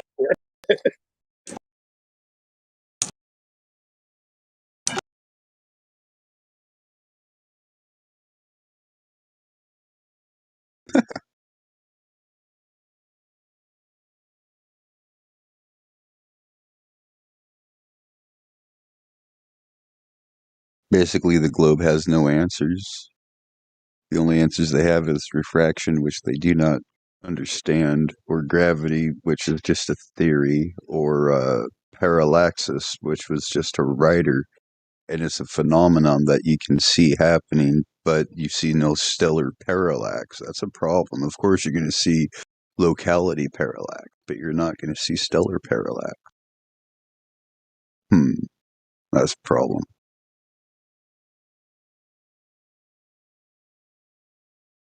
The only stars that you'll see parallaxing is the zodiac on the ecliptic plane. All the other constellations stay where they are, where the zodiac moves. When they line up, there's another constellation that becomes visible in the sky, which is what's visible now.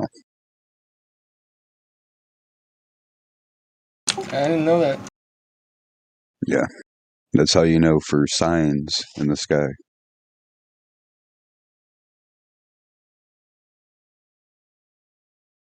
You also know that the Earth is not moving because they would all be moving across the sky if that were the case. In fact, do you know how American Sign Language is done for the word Earth? Here's a red pill. You take the palm of your hand and you take your other hand with your index finger extended and you make a dome shape and you put that over where your thumb is on your other hand and the knuckle on your pinky, and you move that around to where like your finger is always pointing in the same spot because your finger indicates the North Star, and you have the dome or the sky that rotates along the flat Earth. Yeah, it's crazy. Here, I'll post the video on how to do sign for Earth. Yeah, but what is it in Braille? Yeah, Braille. know. Well, what they're doing, they're sign language for the flat Earth is what it is. It's how to sign the word Earth. Right. But it gives you the impression that it's flat.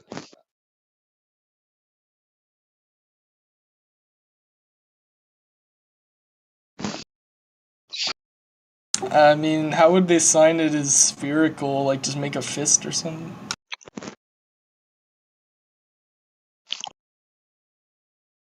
I don't know. That might be a good idea. Well, what is sunrise? What is morning and night?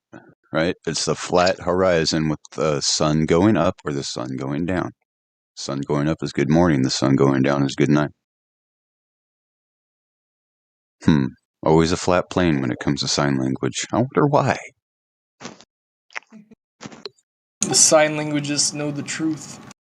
Because words have meaning.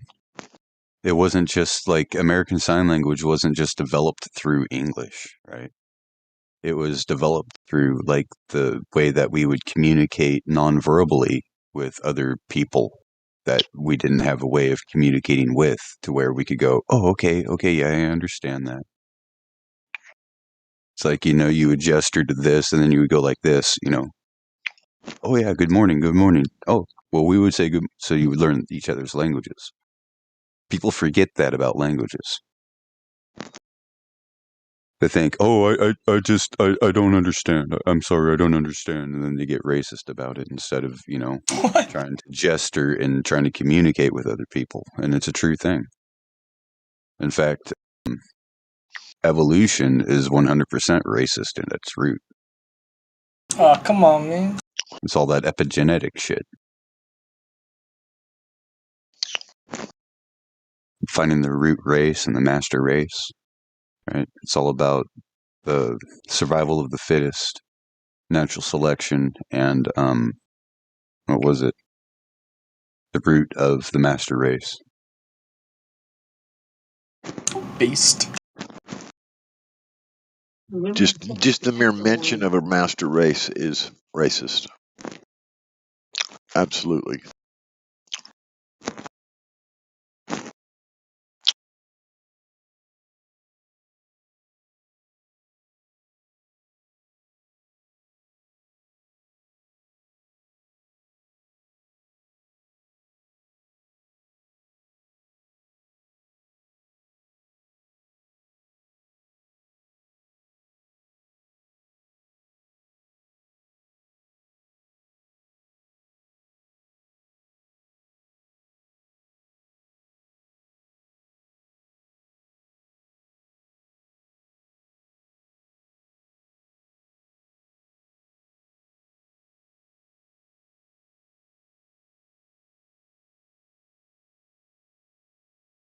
I'll be right back.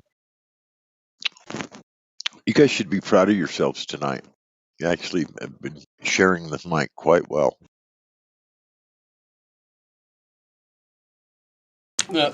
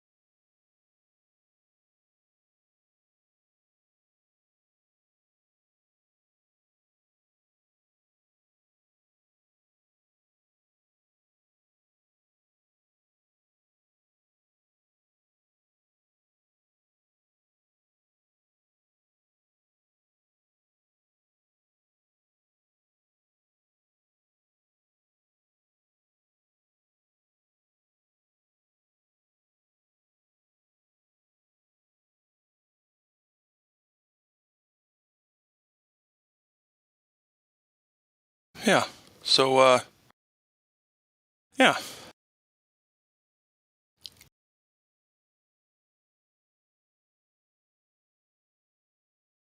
No curvature, no globe. No axial rotation, no globe. No gas pressure without a container, no globe. Globers love math. You guys do the math on that.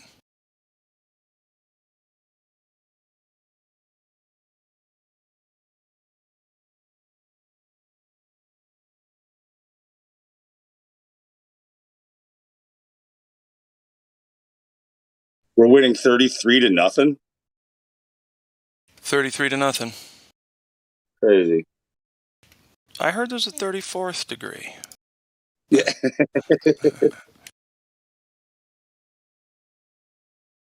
It's not talked about. It's really hush hush. It's really.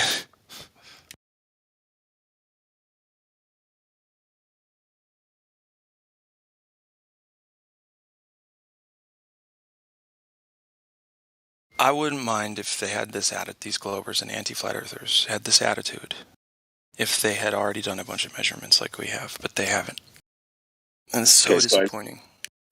I know this is stupid, but if it's 33 and a third of what? There has to be a 34. Ooh, I like that. You're talking about the Naked Gun, right? No, I mean just 33 and a third or 33.3, whatever. Like right. That's like the well. You've got 0.3 of the next 4.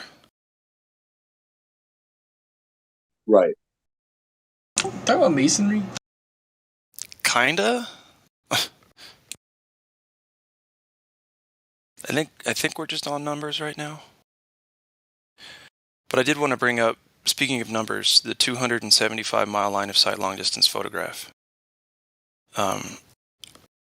I'm a simple guy a lot of times, and I don't like to get into I'm smart on things and dumb on whatever, but like there's people who can really talk about the nitty-gritty and get down to very specifics on the science argument and such.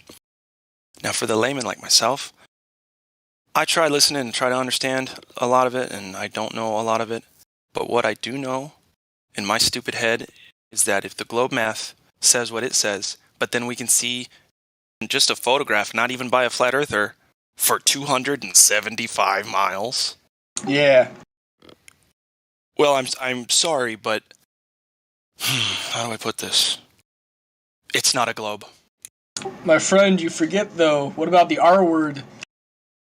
Okay, that's great. So would listen, and you'd have to demonstrate this as a glober. You'd have to go out there and demonstrate that at the horizon or between your view and the horizon, refraction is making it look uniformly flat no matter how far we can see.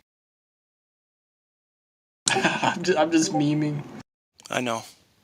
That was for the audience. Is the R word refraction? The R word is refraction, but my friend, you are really low. Okay. That's probably better. Check. Is that good now? Which one are you, Danny? Yeah, I'm Danny. Okay, I'll turn you up on my side too. Danny D. Welcome back, Danny. How you doing? Peachy. So, yeah, refraction. I like peaches. I'm not going to even define which refraction truth. I think that would be good to have a glober do if they invoke it, right? If they make the claim, they got to back it up. Yeah.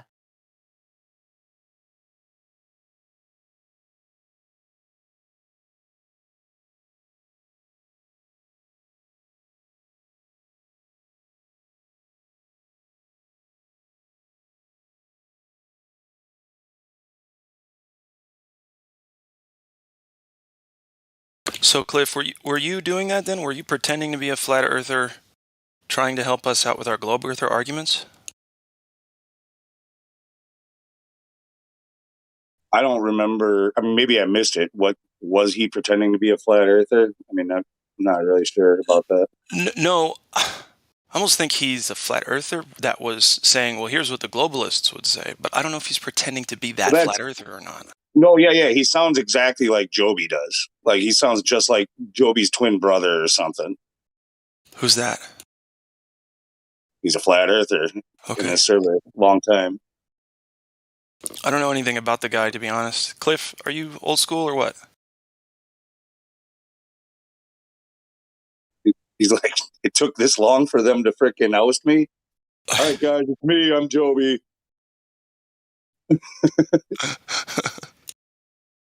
I fucking He might be changing the cartridge in his video game console.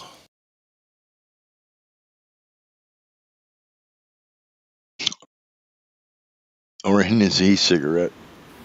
Long periods of time with no globe proofs can cause flat earthers to act, well,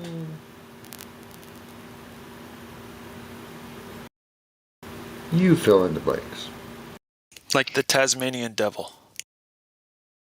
Is this some sort of flat earth psychosis or something? What's going on here? What are you talking about? I don't even know what we're talking about anymore. I'm starving so badly for globe evidence. Could be a distraction technique. You have to do something to take your mind off it for a while. Yeah. Yeah.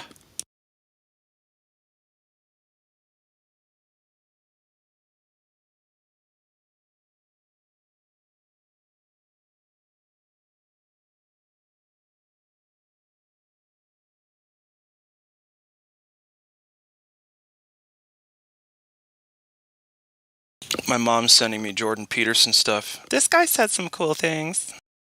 Mom. It's ridiculous. And I remember showing her Peterson like 3-4 years ago, and she's like, don't give me that conspiracy crap. Anyway, go ahead. Anyone else notice that all the blue-pilled normie conservatives out there, they're getting on board with Joe Rogan now? Joe Rogan talks about the V word a year after and pretends like he's a truth teller. He wasn't talking about it that whole time? Well, he wasn't like he's having these like doctors on and stuff, and like, you know, I don't even know what. I'm kind of a terrain theory kind of guy, so I don't even like really know if these doctors are saying anything real. But I just think I feel like Joe has done a great job of of not saying that people are poisoning themselves until a year later, and just like really avoiding, he's such a wishy-washy. I know the guys who really love Joe Rogan. That I'm 30 years old, and some of the guys who I know that are my age, they're definitely, life is whatever you want it to be, man. Live and let live, man. Anything, man. If somebody wants to do shrooms or acid, let them do it. If somebody wants to fuck a bunch of chicks, just do it. There's no God. Yeah, I think the Earth's flat. Fuck it. Yeah, well, I don't know if they're super happy about that one, but yeah, Joe. I mean, he's now Joe doesn't. finally Joe doesn't say it's flat. So right, and he would never have a flat earther on, right? He was about to. Joe was so about to. Remember when he was pro faked moon landing, and like I was listening every day, and I was like, bro, he's about to say flat Earth. He's about to fucking do it, and he never did. All right, let's talk about something more relevant. What? We're talking about faggot pass away. No, talk about lasers. Bob Saget. Dempsey doesn't like you talking about Joe that way. You know that Bob Saget. He took a booster a few weeks ago. Bob Who Saget. did? It was November 28th. Hey, November 28th. what? Same with Betty White. She took a booster like a week prior. Granted, she's 99, but It's safe and effective, and you can't say anything. The frustration sets in with flat globe. Flat globe. that's what we're all saying, right? We're all saying it's safe and effective, right? Just so we're all on the same page here. Say it again. Follow your doctor's recommendation. Always, just do as your doctor says every single time. Yeah. If you don't like it, just take a second opinion and take that one. Don't worry about that little snake that's wrapped around the staff. No big deal. There's two of them, See here. actually, so it cancels it out. Just remember, medical malpractice has never been an issue. Right. Oh no. Oh no. Oh no. They're just lucky. There hasn't been thousands of items and objects left inside human bodies before. That's never happened. No, it's not like the Japanese didn't throw away millions of these products because they were contaminated. That they were probably just out taking a TikTok video, man. Don't be so harsh. Everybody's gonna be listening in. They're gonna be like, "Man, I was listening to this flat Earth show." Offenders. And these guys are so based. Yeah, these guys are talking about man. They love doctors and stuff. I thought they were conspiracy theorists, but they're pro medicine. I love my doctor. Every time I see her, I tell her, I love you. They keep talking about being woke. I think they all got purple hair or something. Just when you're waiting in a doctor's office, don't let the conversation you're having with a stranger go to. I mean, there's a reason they call it practicing medicine. They'll be like, "Yeah, I'm about to see my gyno." I'm like, okay, well, never. He probably knows what he's doing. He's probably fine. Yeah, they're practicing on you. Jemsy, that wasn't funny. Probe away. Hey, Glatflobe, can you build a house for me? I heard you were a practicing home builder. Right, I'm moonlighting as a home builder. Yep, that's right. You can come to me for any of your home construction needs and items. Mm-hmm. Yep. And as long as you're practicing, I trust you to build a sound, solid structure. Well, now, hold on. I need a piece of paper with some gold ribbon on it first. Then I can build your house. Pay me some money and I'll give you that ribbon. I can do it blindfolded. You just go down to like a kid's track meet and steal the gold ribbon. They're all like, what the fuck? Well, Timmy got first place, but then some homeless guy took it. You think he'd want like food or something? That was a good one. Even though nobody laughed, I did. Yeah, I'm sure somebody else is laughing. If not, that's okay. You and me, God rockin'. Sometimes he won't laugh. Even he won't admit that he laughed at anything I say, even when I know he does, because he's a prick. Just kidding. I don't know you guys. You're fine, Danny. We're taking the piss out of each other for now. Yeah. I'm super horse. I have a horse mask. I am not a horse. Well, get yourself some non-caffeinated tea and some honey. It helped me. I was having really bad hoarse throat for a while there, a week or so ago. Okay. I have Yeah, it both of worked. those things. I'm going to do that. Yeah, load it up with honey. Tons of honey. I got a lot of honey. Yeah. Hey, can I bring up the panda bear conspiracy? No, you what? can't. Okay. Are they not even real? Don't tell me they're not real. The what? I'm not what sure. conspiracy? Wait a second. There I've are been- guys that have suits and look like pandas. They have suit pandas. Yep. They're just normal bears painted. Panda I suits. have a new theory about zoos. I feel like, okay, so you go to the zoo and you think every animal there is an animal.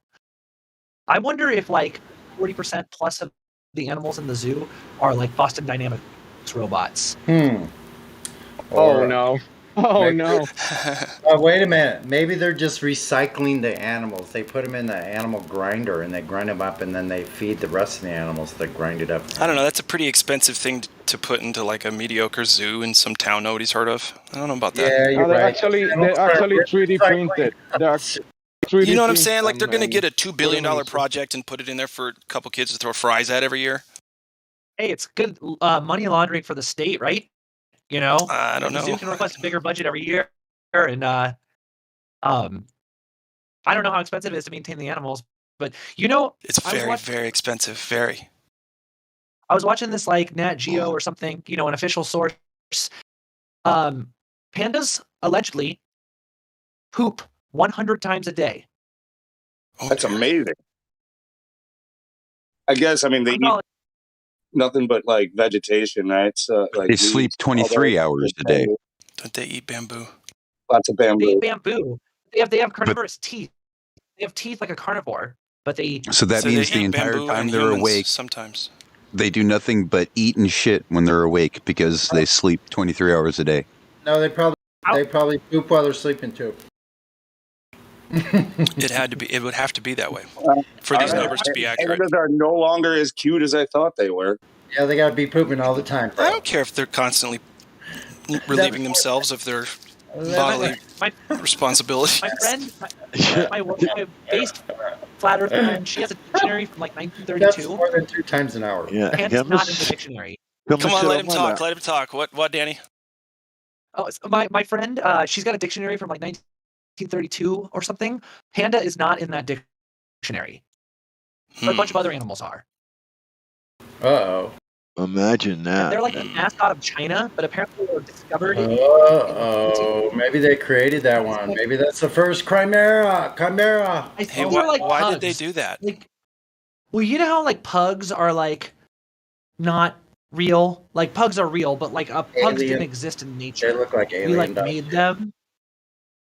My theory is that pandas are some combination of like A skunk bred and a bear. animals, and in the zoo they might be robots or people in suits.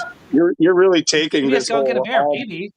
all pigeons are government drones theory to a whole nother level. Yeah, Like, really, dude. You think you'd know of one person in the history of ever who would have come forward about, hey, yeah, you know, Twinkle's over there, the gorilla? No, that's my friend Amy. You gotta be kidding me. Somebody would have spoke up, right? I think I'm That's gonna what go. they say about the moon landing, right? Look, That's what the they have a big zoo. Amy, ugly gorilla. Yeah, they actually have the like big- Amy because she wait a can minute. move a lot like the Wait. regular female gorillas. But the problem is the guys like it a little too much, and we don't always have security on staff. They have the Why maybe pandas down like here. This is where they have the zoo. It's a big old zoo down here, I know, because I ride through the empty parking lot. It's great bike riding, like super fast. Anyway, but when I'm riding around, a creepy feeling around the zoo, that's for sure. Really kind of bizarre. But I could go over there and just throw a Molotov cocktail into the panda exhibit as a thought experiment. Just kidding. Holy shit, Sonny. What the fuck are you doing right now? Well, anyway, flat Earth bomber. this only happens on a flat Earth. Any of these dummy ideas. All Burn of the them. fur off the exoskeleton. Hey, dude, dinosaurs and fossils are only possible on a flat Earth. Everybody's good. Wait, All you explain agents that. are out there, holy shit! Get on here. All points bulletin. Who do we look for? Who wants an explanation? I did. It doesn't think dragons exist. Okay, never mind. Well, check your text message and then tell me what you want.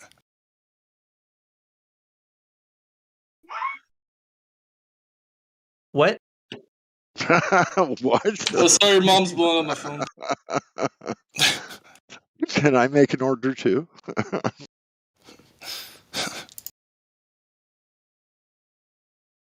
Tell your mom I appreciate it, but, she could do better. I'm all set.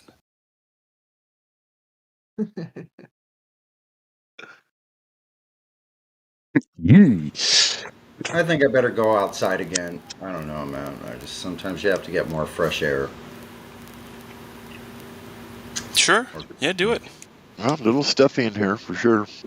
What you talking about, Willis? I've been outside. I'm about ready to freeze my nipples off. I was outside earlier. Beautiful outside. 71 degrees.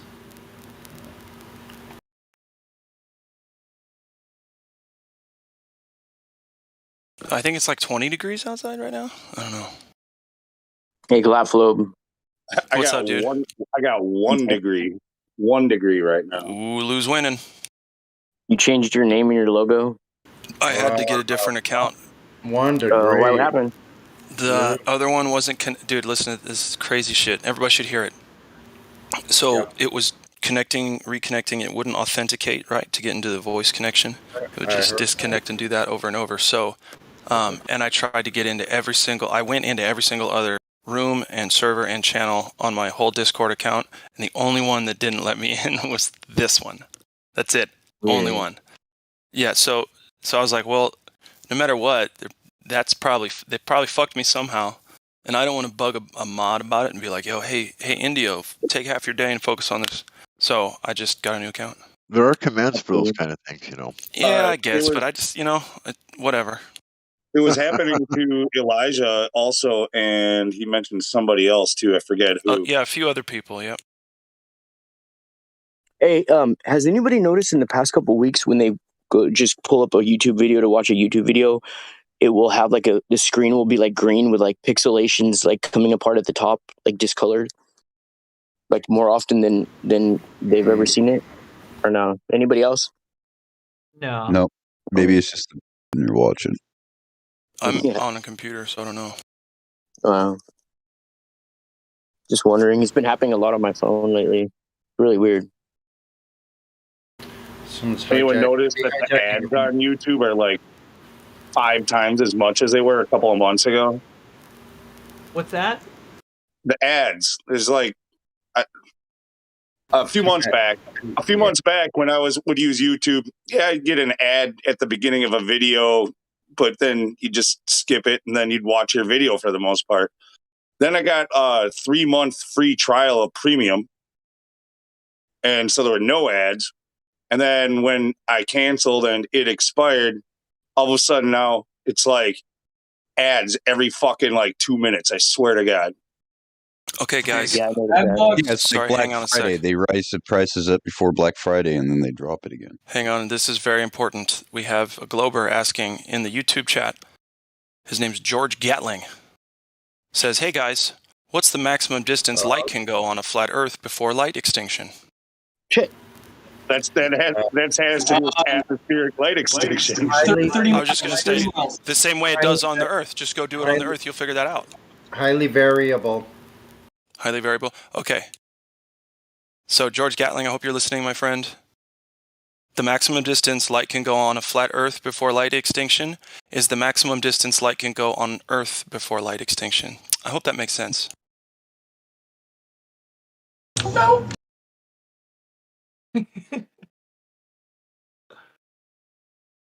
There is no difference between the two because there is no difference between where you live and where you live. There is no difference between the Earth and the Earth. The Earth is always the Earth. Yeah. No matter what, it is always the Earth. You concept of a ball. Perhaps you like balls, yeah? He thinks light travels forever on the globe, I guess. Oui. Oh, sorry. That Too was much? really good. That was very good. I didn't know it was theater night, but very If the well. Earth were flat, you could see Mount Everest from everywhere. Nah, for real though, why not? There has to I be a think bunch I of think I people who can believe explain that. Oh, we've heard at least 100 people have come in and said that. I mean, probably hundreds, or even at this point, getting close to 1,000. I wouldn't doubt. Over the years, I mean, that was one that people used to use a lot. They still do occasionally. If the Earth was flat, we wouldn't have Omicron or world hunger, or there would be no school shootings or anything like that if the Earth was flat. Yeah. It is flat, and I don't know what the hell that other stuff is. We wouldn't have Santa Claus or anything if the Earth was flat. Wait a minute, who's saying that? I'm just saying, though. Oh, it's okay. Gotcha. All right, cool. When I first started waking up, my old roommate told me, I don't know which mountain he said he climbed to the top of, but he said he saw the curvature of the Earth from the top of a mountain. But What you do you guys? Have can't. you guys? Yeah, I've never been to the top of a mountain, but I've been in airplanes and really given it an honest look. I don't see anything. But you guys, have you guys encountered people who? Nah, they make the airplane windows so it looks curved. Roll Well, out no, the Mount Everest horizon meme where they're panorama all the way around a completely flat horizon as far out as the eye can see. Yeah, I mean, I have you guys encountered people who believe they saw the curvature? Yeah, there are. Of course. Yeah, Only- I mean, we have people who occasionally will come in and tell us that they can see the curvature standing on the beach. Yeah, exactly. Gosh, man, the P900 cameras on the boats going over the horizon, that like really, when I was waking up, that really messed me up. You know? Kablooey, right? What's that? I said Kablooey. kablooey. Big fucking kablooey. Big kablooey. Kaboom. I remember like 10 years ago, like reading an article, it was like 10 proofs of the globe, and that was the one that like was very compelling to me. It's like, oh yeah, boats. And then 10 years later, you see the videos. It's like, oh wait.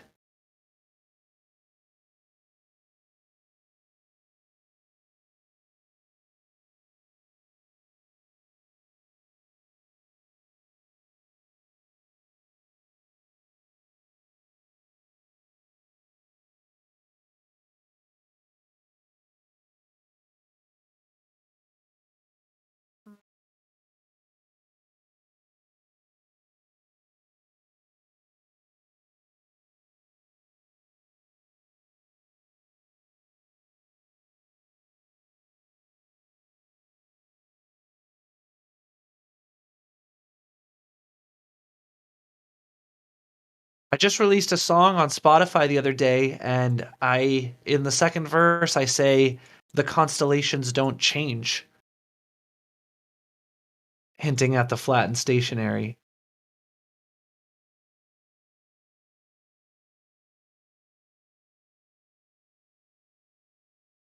Yeah.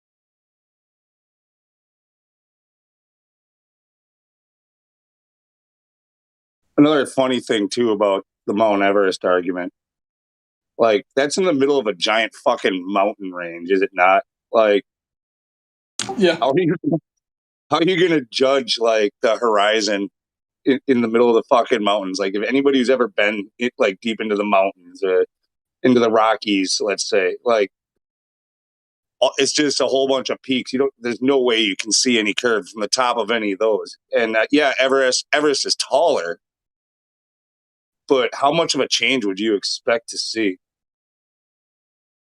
I think you just see clouds. I thought. I've never seen buildings tilted at a 45-degree angle. Never. Why is that? If it's a globe? Why would they? Oh no, Why you would can it see have to be Everest. 45 degrees? That's pretty extreme. Shit, 30, 20, 10. Never seen it.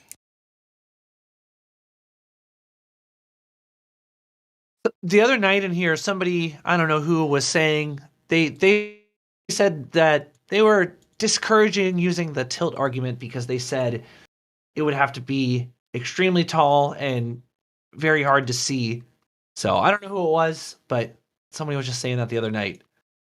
Yeah, well, it might have been me, but I haven't been in here very much. But I agree with that statement. I don't know. I mean, all the other representations of tall, skinny things on the outside of a ball, sideways or upside down, are all kinds of shit. No matter how big the ball is.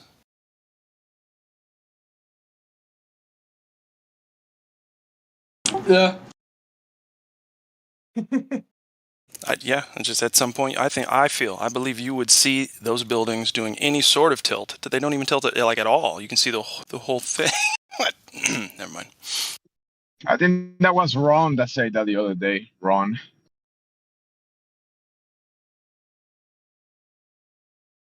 Well, some people were disagreeing, but yeah. It's not a globe. It's not a globe, guys. For example, take the Chicago skyline from Michigan, right? If you are able to see the entire width of Chicago, which is like downtown Chicago, I mean, how many miles is that? I don't know, but it's probably what? Then looking across that shore, what would you guys guess? 15. I mean, I live in Chicago. It seems to go on forever and ever and ever, and the buildings are very tall. Yep. That's not a very good answer. I'm looking for an actual number, not forever and ever and ever. Well, Lakeshore Drive is like 10 plus miles. I would say 10 miles. Okay. I'll give you that. Yeah, that might be. I mean, I live in the Milwaukee area. I don't go down to Chicago often, but that sounds appropriate. But in 10 miles, how much curvature is there? Well, it would be like 8.5 inches per mile squared. Is that what it is?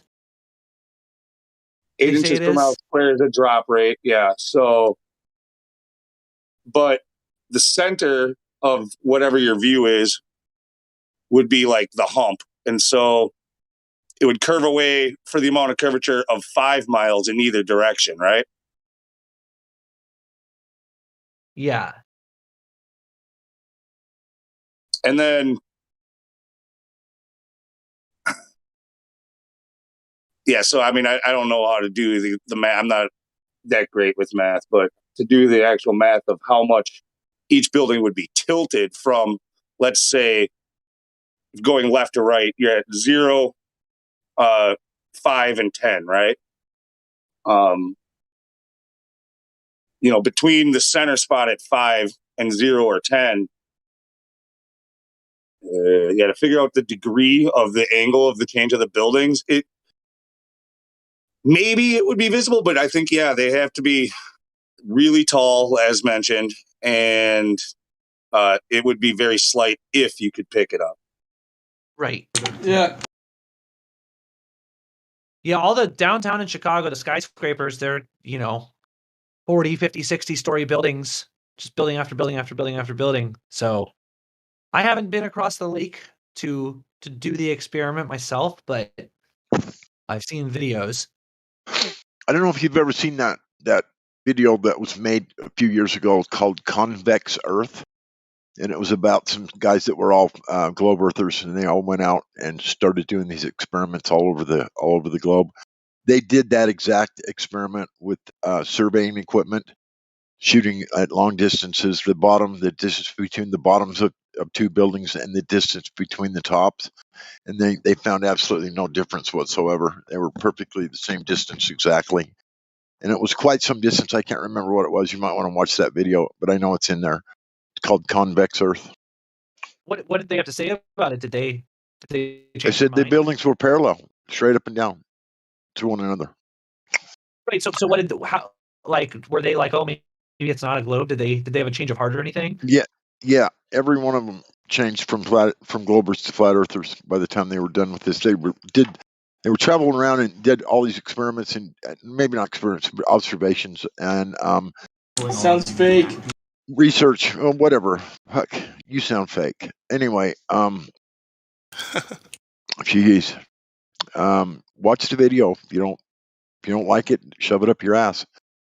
Anyway. Is this the video? In the chat. Fuck. Is that the video? No. Okay. It's called Convex Earth. It has a picture of like a bowl.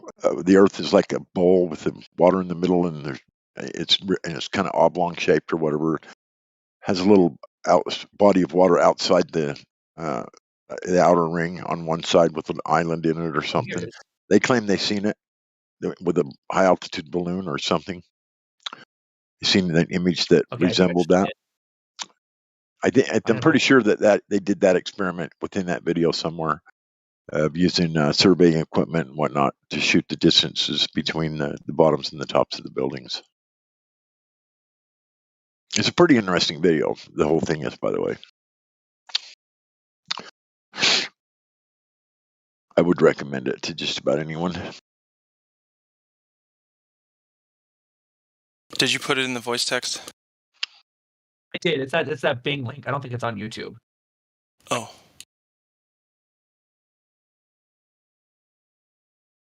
I don't see it. It's right below the YouTube link. It like maybe is potentially blending in. Did you just say unless things are blending in? Here, Am I in an acid trip right now? Yes. There's stuff blending together, dude. Uh-oh. Mm-mm. Ooh. Sign me off of that.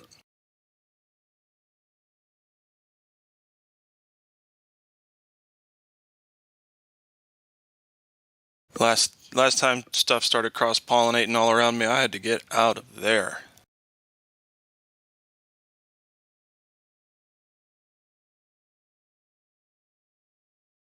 Sheesh.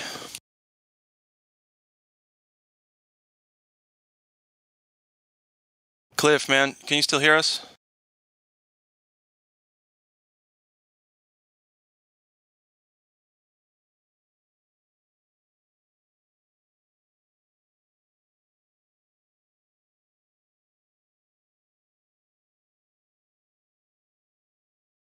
There, it's in the live streams. Yeah, I'm looking at it. Thank you.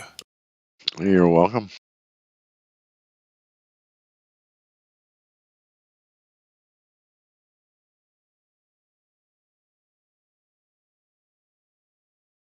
It's got like a fingernail. His image. It's like Earth, and then it's got like a fingernail at the front. Where that other, is that like Earth 2.4 over there, or 1.4?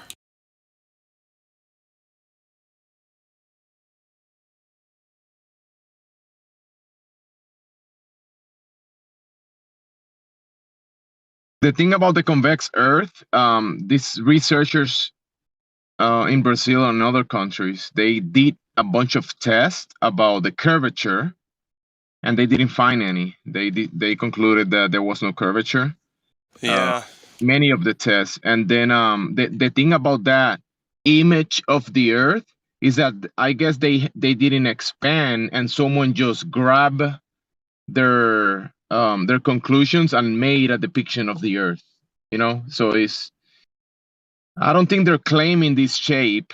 There is a place that you can go physically, and they have they constructed.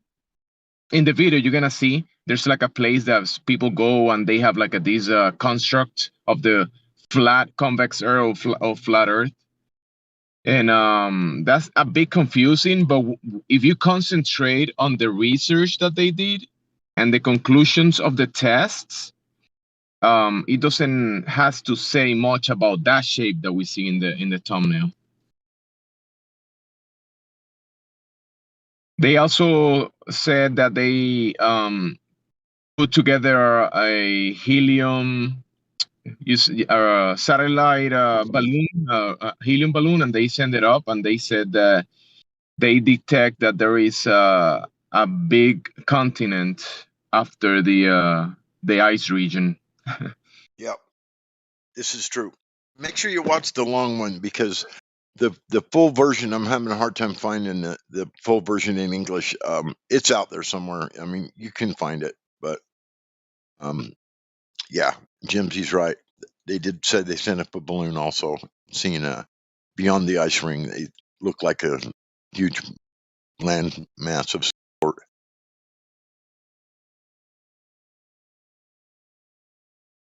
If I'm not mistaken, they actually got together with people in I think it was Switzerland, or I don't Yeah. remember well. It was someone in Europe, and they went to I think the balloon they released it in like in the north area, like in the Yeah. north regions, and Yep, I they guess did.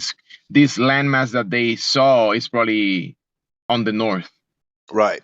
Well, it's opposite direction of the Antarctica that we know of south of South America. Let's put it that way. Yeah, in the what we call the north side of Europe or that region. Yeah, yeah. Yeah.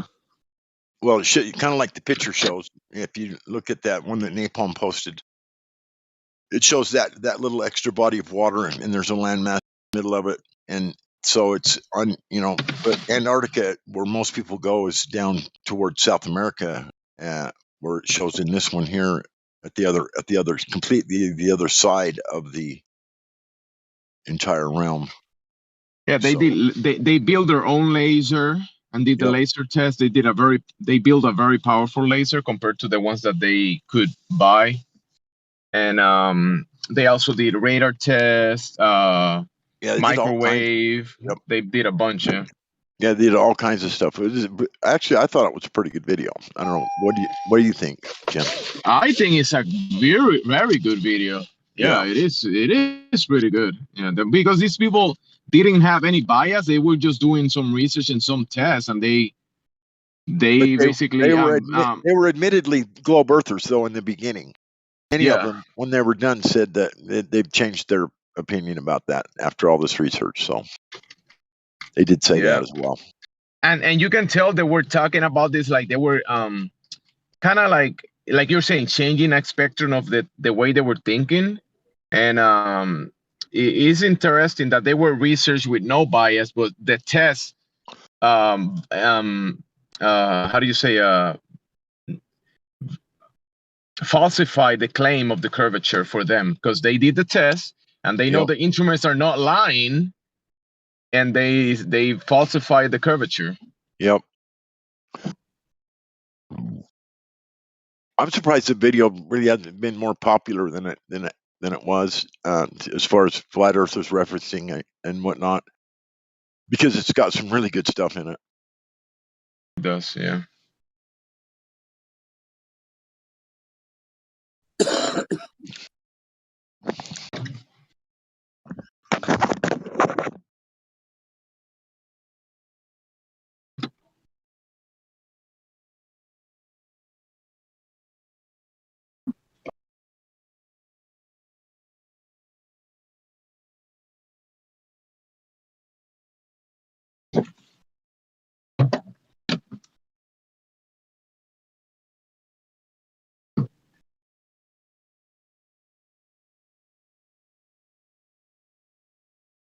And it was a pretty big, how do you say, team and group of researchers, and from multiple countries. Most of them were from Brazil, but they also got people from other nations to work with. So yeah.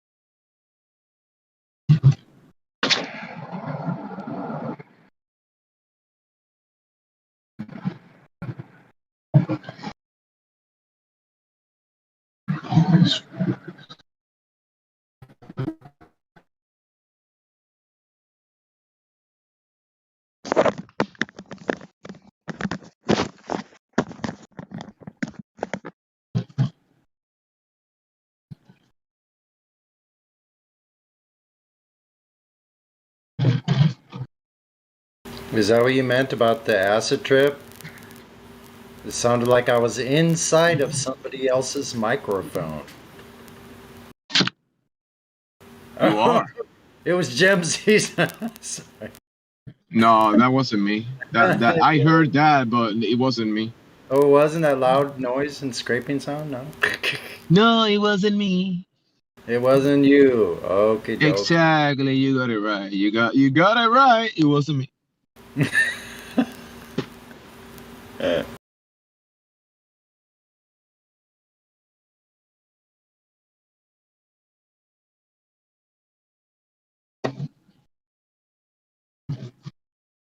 I am hot micing because what was it? I'm driving and you can maybe hear some of the driving noise, but it's not that microphone noise.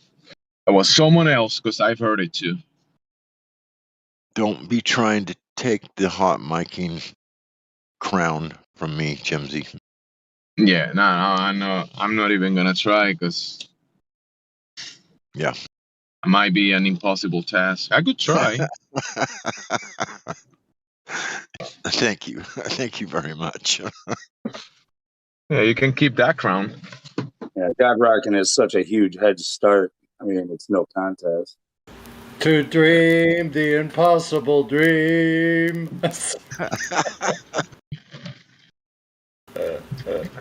You guys have been gracious, though. I mean, not to completely just piss. We love you. We love you, God Rockin'. You must be something because I probably deserve to be booted more than one time for sure. You're all right. You don't have to be booted.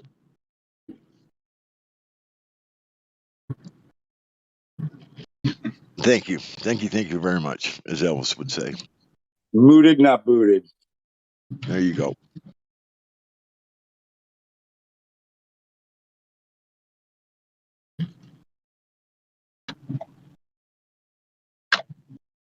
Well, I had some bad microphone adjustments that Lou helped me with a while back, which was very nice of him, and so that helped me with some of the stuff that was causing me problems. But yeah, every once in a while I still catch a little something popping through, but it seems to have helped a lot. Yeah, I could raise that sensitivity up a little bit if I need to. I'm just afraid to start cutting out if I do much more. Yeah, because we already found. I mean, I doubt there's much of a window there because we already found that you were We cutting found the off. we found the sweet spot as best we could, I think. I mean, you do smack your dentures pretty loud, so you're not giving yourself much room. I know. I just got $4,000 put on my credit card. They issue credit cards now for your health care. And I got $4,000 for dental this year that I can spend. So I'm going to go get me a new set just for you, Lou. Or maybe just some better glue. I don't know. They are 10 years old. They're loose. So I need to get a new set, period. And I got the money to do it. So I'm just going to make the appointment and get it taken care of. It's not going to be nearly the ordeal it was the first time when I had to have all my teeth pulled all at once in one day. That was not fun. Pulled every single tooth in my head, uppers, lowers, everything, all in one day, and then slapped these dentures in. And I had to pull them out a couple times a day and clean them and clean out the blood and all the. It was horrible. And then let my gums grow into the shape of the denture, and it worked really well. And they fit really well for many years. But my gums have shrunken up a little bit, and yeah, I have to glue them in, and they're loose, and yeah, they're not. I got to get new ones. So.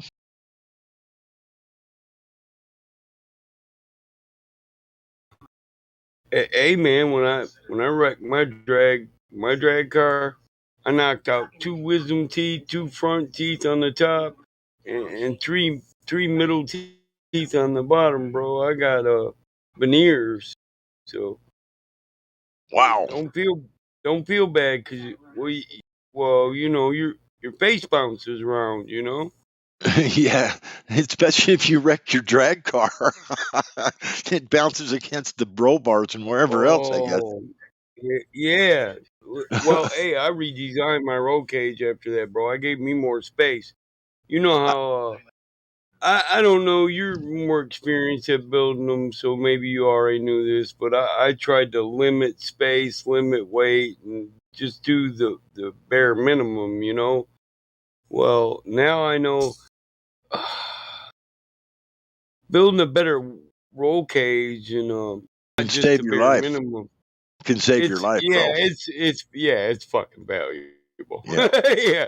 You crack your fucking cranium flipping a drag car 16 times while you're accelerating from 0 to 140. Yep. My car You did know, 180 miles an hour. well, In the yeah. class I was racing in, they had mandatory to What put a kind of funny fucking gear what kind of gear did you run?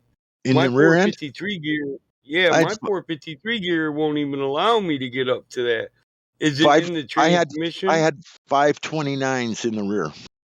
Oh, okay. But my motor spun 9,500 RPM though, and then I had the And you probably had a higher geared 3-speed or 4-speed 2-speed. 4-speed Lenco. Okay.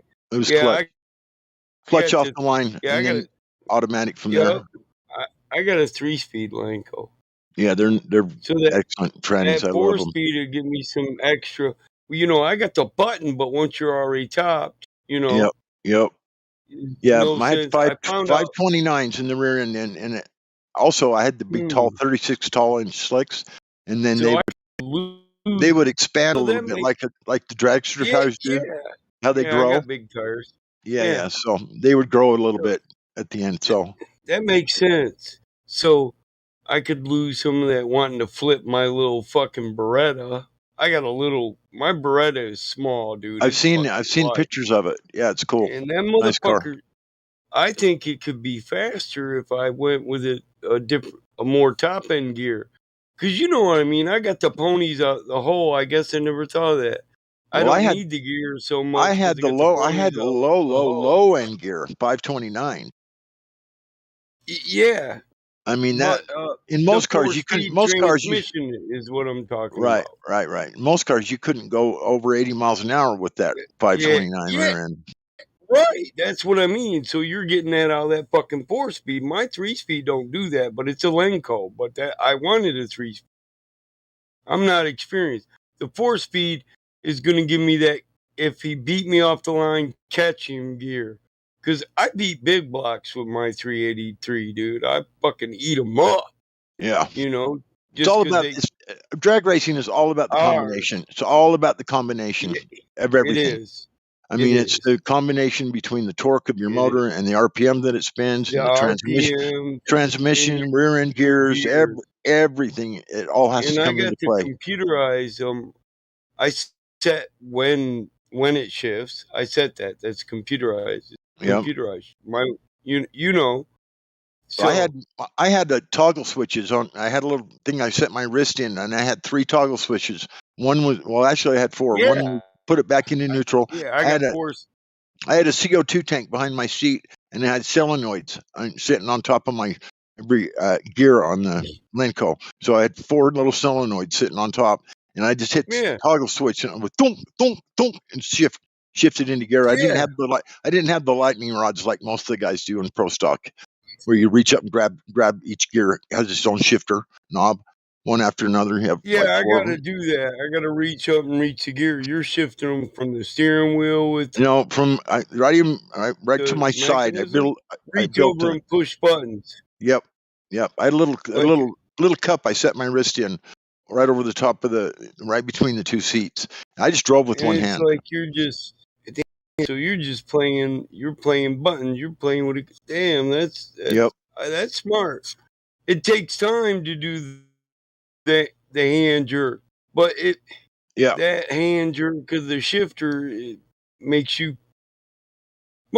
I like my hot rod shifters, whether it's an automatic. You know, you know, like the 69 RSSS LS with the airplane style shifter, two Yep. bars that Yep. connect together with a bar on top.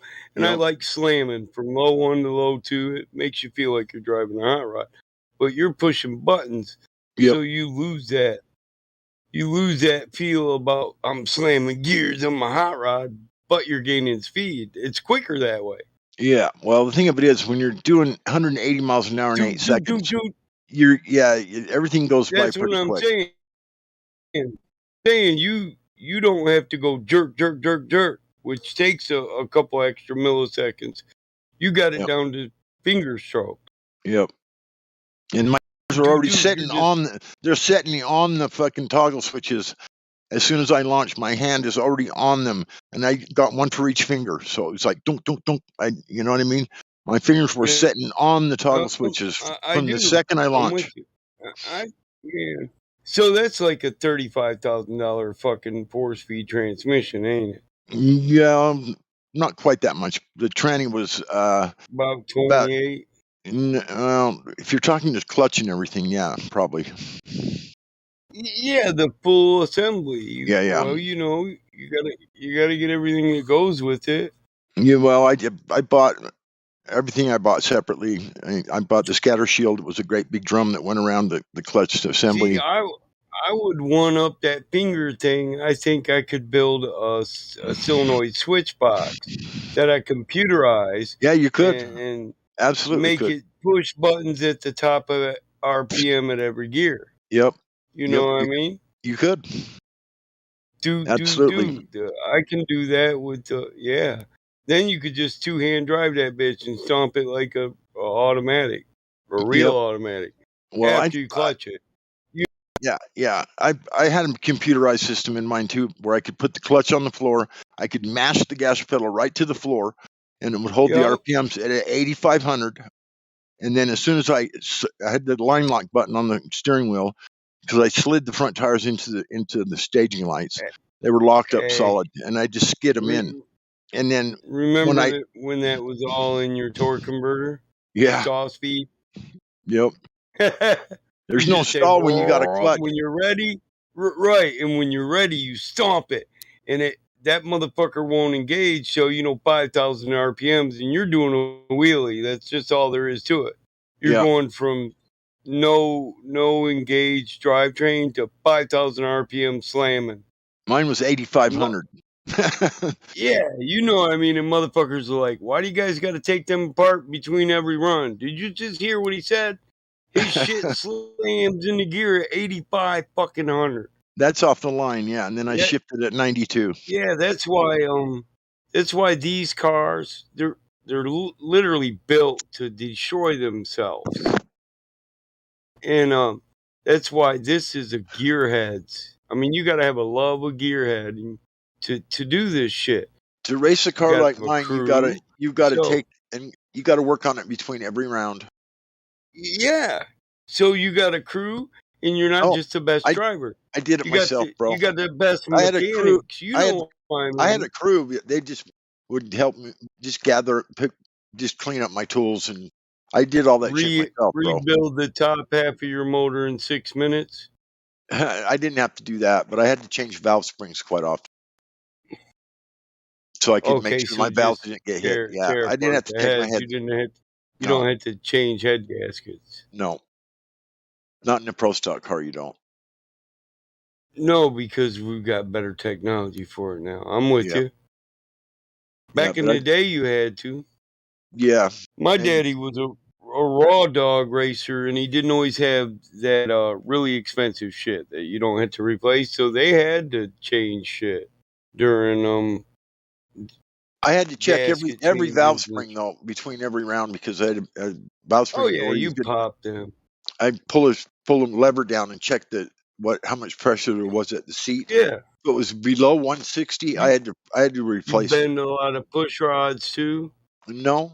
I had some oversized, real nice, expensive push rods made. They were like, See, that's where racing started, right? But we didn't have, when racing first started, you couldn't just go buy all this upgraded shit Yeah, you're talking right. about. Mine were all sized perfectly, and the tips You were had threaded. They were threaded on yeah, my you push might rods. have a guy drilling out push rods at home in the barn to Right. be ready for race day. You know what I mean? So it Yeah. was really who, not just you not just the best driver, because really all you're doing is keeping that bitch straight, keeping it straight down the road.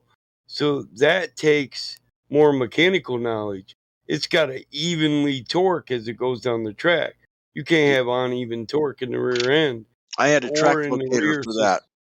In the back, it's a track Right. locator, and it was an angled rod that went from the far right to the far left in my rear end. And if Yeah, it like the launched cop sideways, cars got.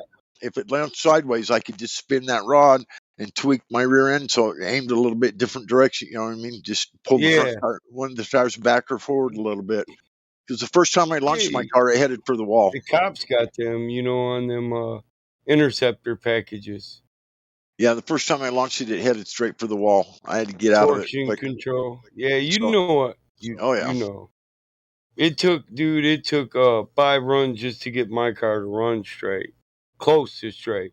I And had to, after the sixth run out. I had to get observed by someone with a license equal or higher than mine. So the only ones I could find were top field dragster guys. They had to watch me make 6 passes, sign me off. I had to make 2 launches, 2 half passes, Yeah. and 2 full runs. See, And they all had to be signed off by top field. Well, I used top it field took guys. 8 passes for me to even. When I first built it, it took 8 passes to get it to go straight. Well, I had my car pretty But well tuned in by then, but to get my I license, I got a had to get buddy that. witness. This was Yeah, just to my get my buddy license. owns a drag. Yeah, that was Owns just a to get my drag strip. license was all. You know what I'm saying? My actual license to drive that Jackson car. had a lot of yeah. Oh, I'm with you. Yeah, I'm with you. Jackson had a lot of racetracks back in the day. We had short tracks. We had super modified racing. Almost started here for not just asphalt, but dirt track racing. That's one thing I've Lots of never done is sprinter roundy round racing, shit. I super fucking modified. wish I would have. Roundy round shit would probably be a blast, man. It But is. I was wrapped up tight. Sprinters. I was wrapped up hard in this one drag car. I mean, it took everything I had just to, run that So car my myself. uncle was a famous dirt track racer, Butch Feedawa. You know who Timmy is, don't you? Timmy Feedawa. I don't. No, I don't know those guys all that well. You'd have to Okay, name some pretty big remember names. when Jeff Gordon? Yeah, Yeah. remember when Jeff Gordon dropped out for a minute and Timmy Yep. Feedawa moved up from Busch Grand Nationals? That's my cousin, Timmy Feedawa. Oh wow. Yeah, That's my cool. uncle Butch he's the one I lean on for my alcohol motor. For everything I know, the ability to build that drag car. I knew a guy is in Salt from Lake. Butch. His name was Mike Chapman, and he did he did a high I know percentage of who all the NASCAR heads. I know who that is. He'd get him by the crates. Anyway, he would let me come into his shop and sit down at the bench, and he would bring templates in to me and say, "Here, this is the short side template. This is the width and the depth template for your force for a big block Chevy, small block, whatever I was working on." And then he let me take them home when I was done. He taught me how to port heads in his shop and then put them on the foil bench when I got done. Mike Chapman taught me how to do that shit, and he's famous, like big time in NASCAR. How to polish and bore out your valves. I know. Yep. Yeah, I know how to do that. But I learned it in machining. When you get a certification in machines for engineering, you start with the you start with the manuals and move up to computerized. But those are some of the things that you learn. Like they teach you how to grinder. So a valve grinder, Yep. You learn how to set that up. That's a manual, and then you might learn how to face off heads, and Yep. port stuff, and it's just Angle fucking mill the head so you can tilt the runners just a little bit so the air flows faster. That's what angle No mill's all about. shit. Yep. The I know angle what an milling. angle mill is, but I didn't know that. It's so you can raise it a little bit higher on the intake side than outside. Explain it to me. That's the seating, right? Angle No, it's mill, where the seating for the valve. no, it's where the head bolts to the block, the deck. Oh, so you can tilt the head a Yes, little. yes. Hmm. You tilt the head a And little bit so the air flows more straight out through your intake runners and straight down to the valve. Oh, okay, I'm with you. That's yeah, that's It's like an that airflow thing. even part of Airflow. that even flow concept. Yeah, Yep. airflow, even flow.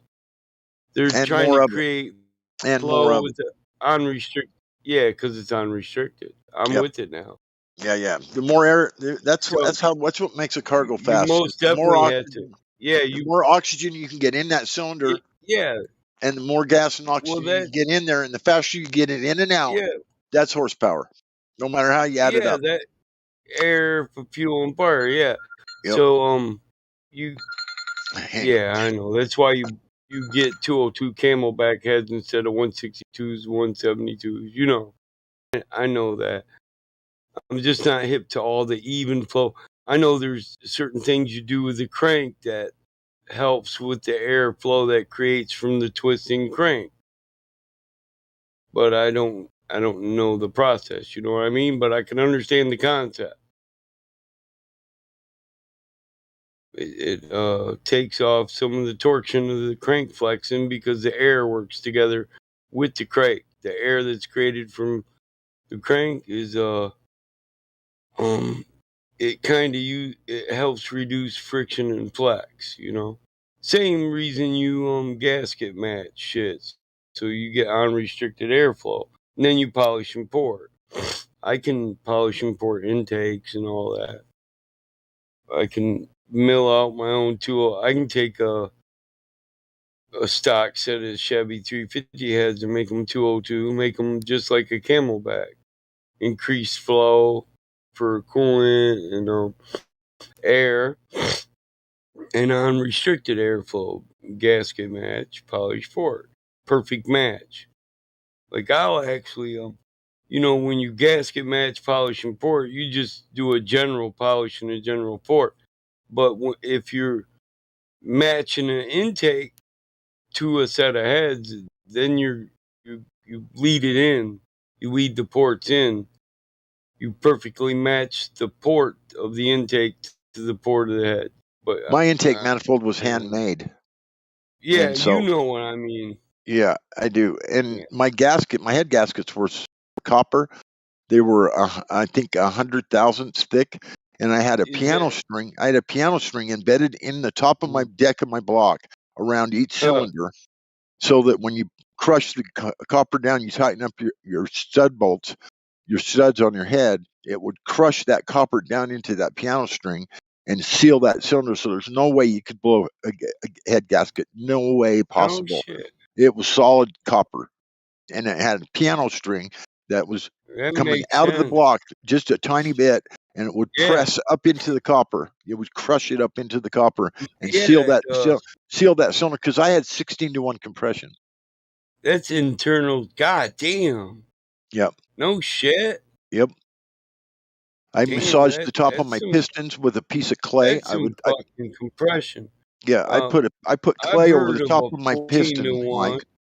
I put clay over the top of my piston and rolled it over by hand, and then I would take a micrometer and measure the clay. I had to have a minimum of 90 thousandths clearance between my piston and the combustion chamber, or when the valves opened up all the way, or whatever.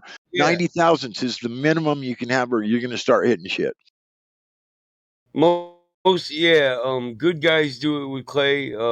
Just learning people do it with the plastic gauge. You know what I'm talking about? Yeah, that's just for your bearings and shit like that. But I'm talking about the entire piston. I put a piece of clay over the whole piston, and I massaged it so it fit like a glove. So it fit like a glove up inside the combustion chamber.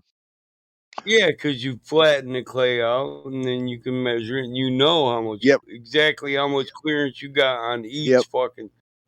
Every spot on every spot of the piston. You actually hand fit it. You actually hand fit the piston. Yep.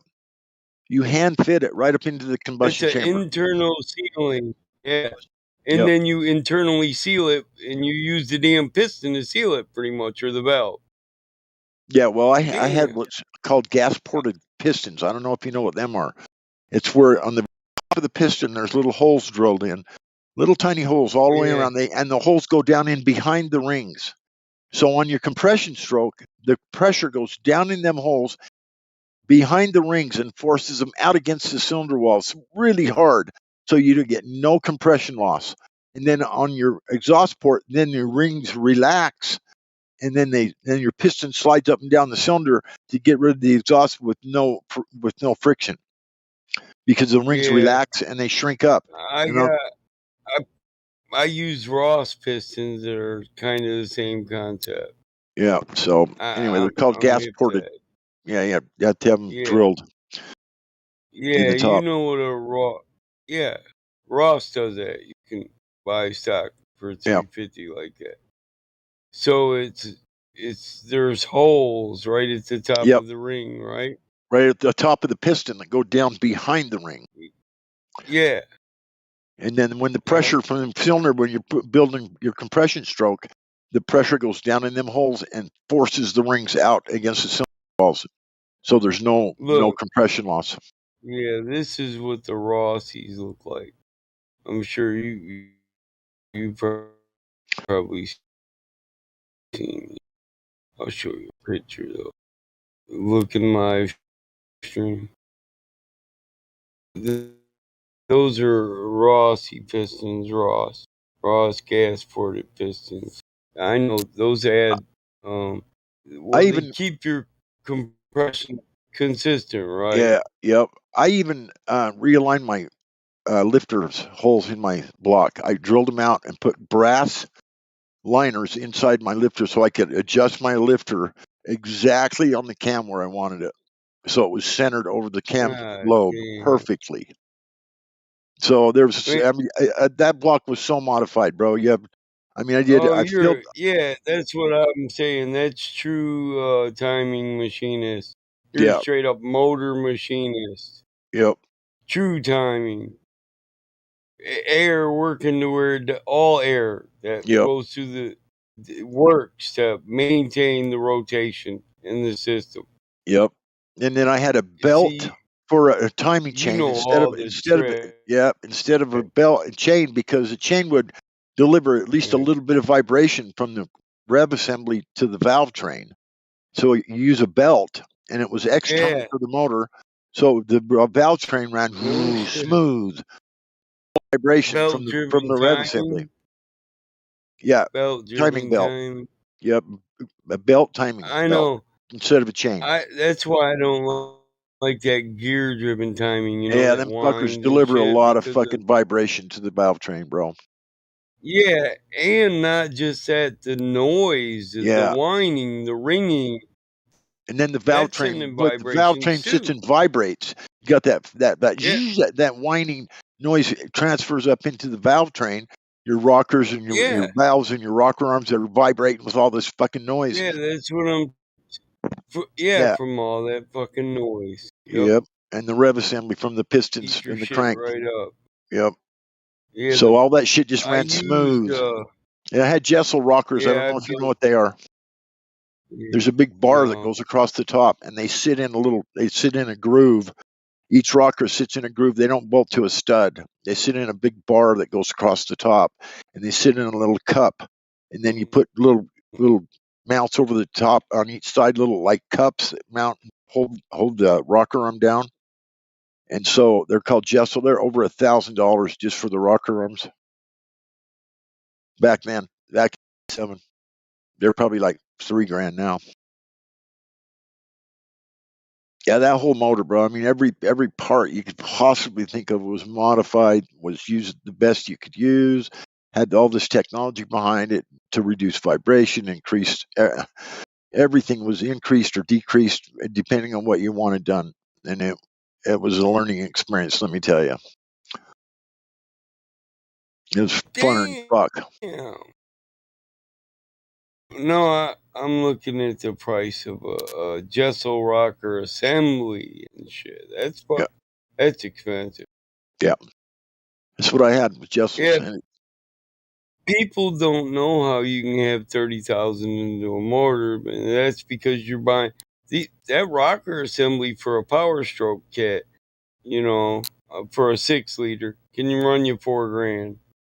Yeah, and you still don't have all the parts. You know, yep. you still don't have all the parts. So this is how you get 25,000 into a motor. But Yep.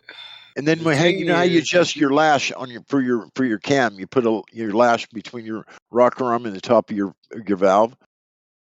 It's called the yeah, lash you put in there. yeah, Anyway, my Jessel rockers had a little set screw on top that you could screw it down or screw it up. You put your feeler gauge in there, and then you screw that Jessel rocker piece that goes down that hits the valve. You screw it down to where it hits the spacer, the lash. What's it called? The where you slip it in the piece of metal. I'm having a hard time remembering what it's called. Your feeler gauge. It's like a feeler gauge you stick in between the valve and the piston, or I mean the rocker arm and the top of the valve. Anyway, so the rocker arms actually had a screw you could tighten it down, and then it had a lock screw so you could lock it in. So that lash never changes.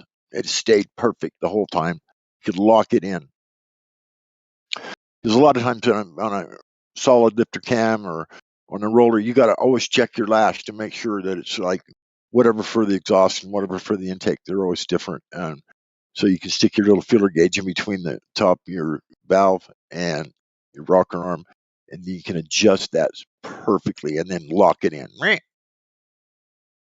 So every little, I mean, it's fucking. I could go on for another 2 hours about all oh, the I shit that was bet. in that motor. I bet. I know though. I know every little part. You know what I mean? Yeah, you know what I'm talking about. I know you do. I might not have the knowledge of all the best stuff for that parts, but I do know the parts. Yep. And this girl cracking on me on Facebook. I don't mind it. I had Man, to. I I'm had a dating site, and I had to shut it down, bro.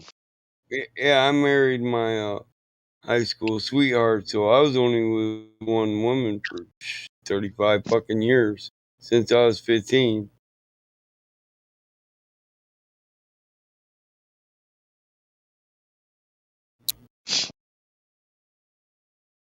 So this is all new to me, bro.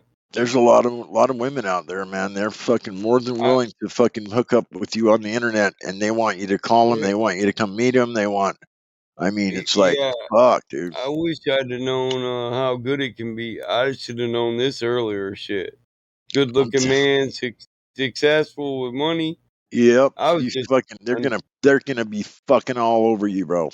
I was a naive mommy's boy, bro. That just my daddy got me an automotive addiction, so I couldn't have money for a drug addiction. You know what I mean? Yeah. I mean, I built my first Nova Super Sport when I was 14. That's it's a tradition. I don't know I if got I 5 ever brothers show and you a 6 picture of my. I sisters. think I showed you a picture of my Jeep, didn't I? That one time, maybe that 48 Bullet. Yeah. Mm-hmm. I had a 350 in that. It was Yeah, fucking balls that to the bitch was walls. bad. Yeah, I had a little But 66 Nova. at 14, we all got to pick a car. The boys, my dad would teach us. The girls, he would just build it for them unless they wanted to know certain stuff, you know? Like my oldest sister got a Javelin, you know, with the big block and shit. Oh, those are nice. And, They're worth a lot of money now. Fuck. yeah. And she wanted, I had a Javelin AMX for a while and I sold it, bro. Fuck, you should. Fucker have been worth some No. money now. Yeah, I know. It's one I of know. them. I know. I did. I got a million of those, bro. That I fucking owned Yeah, this, one of owned that. them's. Oh One fuck. of them's. Yeah. I can't believe I sold that bitch. I found it on a farm, $50, sold it for $3,000, and lost out on 35,000. Yep. Yeah. Yep. Fuck yeah. Fuck Yep. yeah. I know. Yeah, but my sister wanted to learn how to. She wasn't dumb. Growing up, you could learn auto mechanics just sitting there listening to my dad and his buddy at the breakfast table, over breakfast, omelet and coffee or something, eggs Yeah, and toast. I had And 17 cars once that were all in that class where they were all worth money. I had like a 67 El 30, 40 Camino, grand.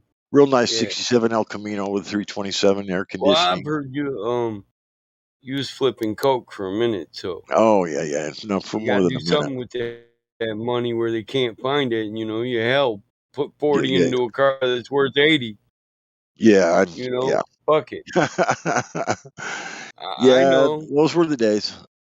I had my stint with that shit. That's why I made myself nervous. So that's one of the reasons I went to fucking Marine Corps rather than sit at home and just think Well, of how much money I could make off the I went to money that was prison, bro. available. You know that. I went to prison, Yeah.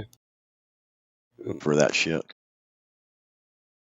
That was like over 30 years ago. So I went to prison for a lifting contest one time. My brother was on that. What do they call it? you didn't go as an inmate then, though. No. My brother was on a team. What are them teams called? Where the response team, where they Yeah. go in and do the shield with the taser on it. You know what I'm talking about? Yeah. Cell extraction They're team. yeah, They they're do called cell. the goon. They call them the goon squad. And when Yeah, you're well, in my prison, brother that's and what they all the call them. people in the unit, all the people in his unit, they all worked out with the prisoners. So they were having a Memorial Day competitions like pool and jogging.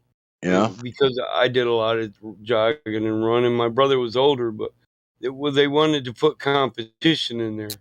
If I won, then the prison just got to keep the money they offered for the first place. But some prisoners, man, I found out prisoner, man, that's $250. You come in, you jog. I jog. I could maintain 5-minute miles and 4-minute miles in my day. I've run Olympic times, 3-minute, 30-second mile. A lot of people can't say that, So I I made can't. these I motherfuckers barely work. made the run for firefighters. Yeah, this motherfucker we got down. He did a 346, and I did like a 358. But he really wanted his fucking, his commissary money or whatever. Store, He really wanted his fucking store money. He was like, fuck you, you ain't beating me. And I said, damn, that dude's I set the pace, he matched the pace, then up the pace, and then, in the half mile I matched his pace, but he was able to up it again, and I couldn't maintain it at the rate he did. My brother said this motherfucker jogged barefoot and did a lot of sprints, and that's why he got me.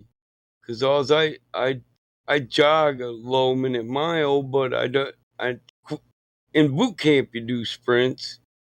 In the military you do sprints because they The only they time promote I ever that. done sprints is when I played football in high school. I was a tailback. Yeah, well, sprintings help you get that burst where you're going to do the last quarter mile at a pace that's going to put you under 340. 340 is a bitch to maintain a 3-minute 40-second mile running. That's bullet fast. What do you mean? Yeah, that's running. It's damn near at a top Yeah, speed run the the whole whole mile. time. Yeah, that's right. Yeah, you're trying to set a 3-minute pace in the first quarter and maintain it as long as you can. You honestly, I don't know anybody that can get close to a 3-minute flat or even under 350. 3 minutes 50 seconds. It's hard to do because I they think can't. They the world don't give record is it. the world record's not. It's somewhere around there. Yeah, I mean, I don't know. 326. Is that what it is? Through something like that. Wow, I didn't think it was that fast, but at any rate, anything under 4 minutes is fucking crazy as fuck. Yeah. I mean, anything under 4 minutes is fucking crazy. It was a long time. It was a long time before the 4-minute mile ever got broke. It was. So I think it's a 3:33 in 13 seconds. Best I ever did was a 3:45. I say 3:30, but hey, that's because most people don't know. I can get away with it. But the best I did was a 3:45 and like almost a full second. You know. Yeah, I Point, never ran. point I never 80. ran distance running, so or even short distance like mile. That wasn't my cup of tea. Yeah, so average is, Olympic time's 4 minutes, Yeah. That's an Olympic time. If you can jog a 4-minute mile, you're doing good. Fuck yeah, that's what I'm saying. Anything under 4 minutes is fucking crazy It fast. is. It is. It's setting a hyper pace in the first quarter mile and then trying to up it, not let it go down.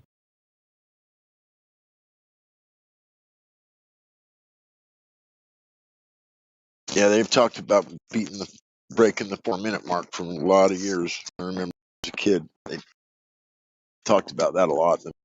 Some people thought it would never happen. Yeah. Well, my coach in high school was he tried to get trained students that would eventually one day run a 4-minute mile. It was his 4:30. If you can do 4:30, then I'm the guy. He's the man if he's putting out people that are kids that are running 4:30. And if you're doing a 4:30, then you're going to be probably an Olympic competitive person. Yeah, He was trying to send more kids to the Olympics than any other coach. He had a mission, Looked at a motherfucker like me, like, oh, you a skinny, strong motherfucker. It takes people like that to produce fucking Olympic fucking, competitors. Yeah, it does. They don't do it on their own. They don't do it on their own. They have to yeah, have a good coach. There's just no way around Yeah. it. Oh, I know. Humans don't push themselves that hard on their own. No. Most humans would be happy if they were a jogging person with a 6-minute mile. They'd be like, yeah, this is cool because that's some work. 6 minutes is. I don't think I could ever run a 6-minute. I don't know. I've never tried running a mile, so I don't know. Man, I'll tell I was you a what. big. In I a was a big combat kid though. I was a situation, big kid. I was. I was almost 200 pounds. At 6 foot. Yeah. 6 foot tall and 200 pounds. It's basically what I was. I had to When I left rabbit a prison, guy that when I left was prison, I was 215, 280. and I didn't have an ounce of fat on me. So I was I've a bit. seen some big guys run. I mean, I'm not huge. I'm not a huge guy, I but I'm went too to big for a boot runner. camp. Yeah, I went to boot camp with a 6-foot guy that was like 285.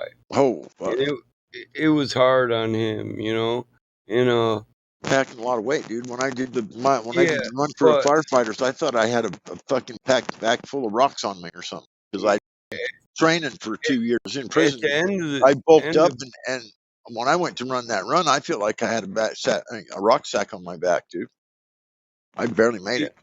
yeah, that's what. Yeah, I had to rabbit this dude, but he left 240 pounds. I didn't even think he'd do it. I ain't gonna lie. I didn't think this guy would do it. I really didn't. But he made it. That's when I realized you can't judge people by their looks or their weight or any of that. It's been a long time since we talked drag racing, Mike. It's probably Oh, been, I know. It's probably been almost a year, bro. Yeah. Well, and nobody got offended about it. That's cool. That's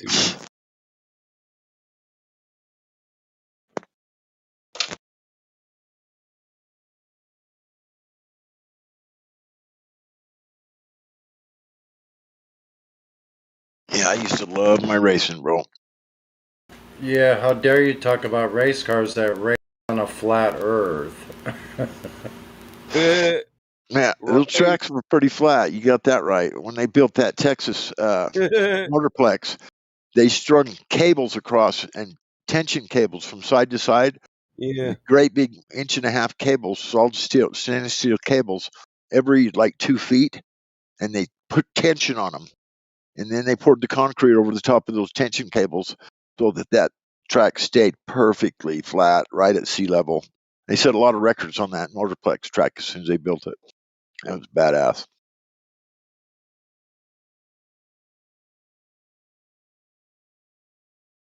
It's a fucking stainless steel cable from side to side. It goes beyond like 20 feet past the width of the track on each side. That was so tight that it wouldn't touch the ground. It had so much tension on it, and it was ran through the concrete. And they had one every 2 feet. Went all the way down a quarter mile track, and it kept that concrete fucking just like perfectly level. They set world records for drag racing at that track like two Oh, or I 3 bet. years after they built it. Called the Texas Motorplex. I always I'll be wanted to go race there. Yeah, travel.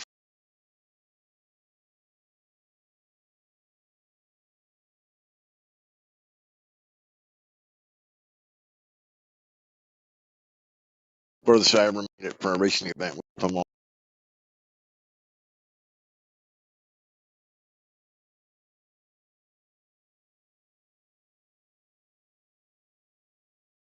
they used to have the Winter Nationals every year.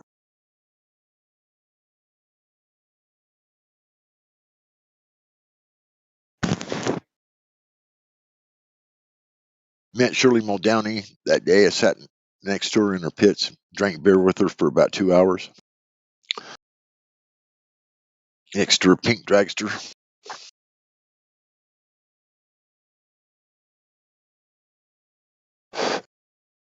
Was walking through the pits and said, "Hey, how you doing? Hey, can I ask you a question or two?" And she says, "Fuck that. Just come over here and sit down next to me and we'll talk." Sat there for 2 hours drinking beer out of her cooler with her. She was a cute gal too when she was young.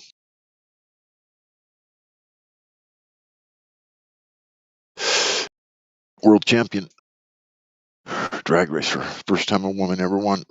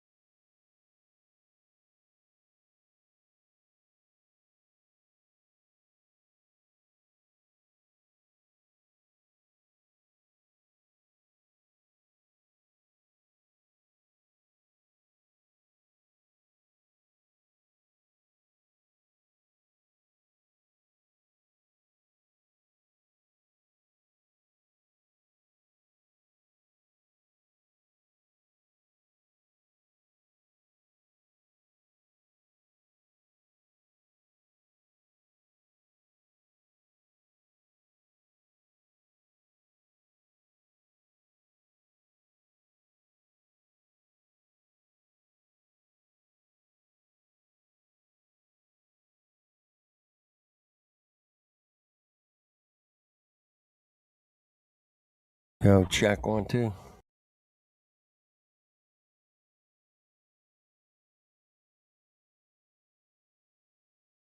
No? All right. Dude, something's wrong with my audio.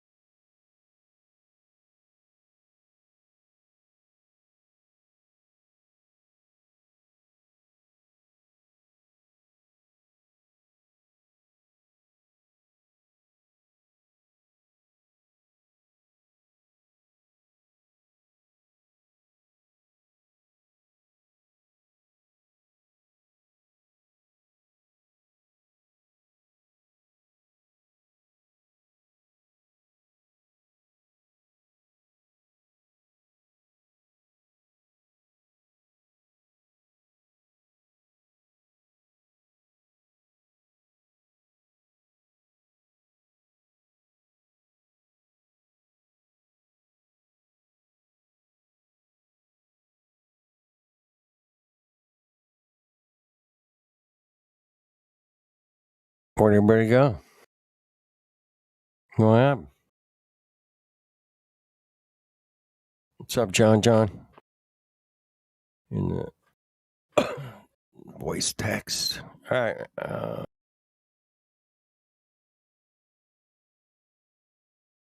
Maybe my shit ain't.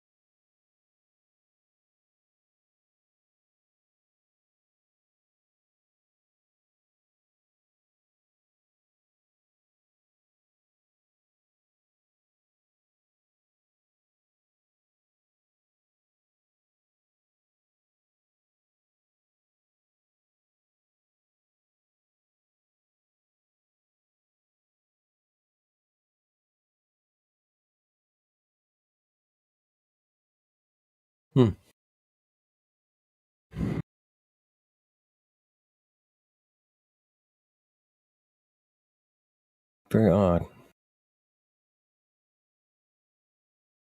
Very, very odd. All right, I'll try her. Kenny, don't you go anywhere.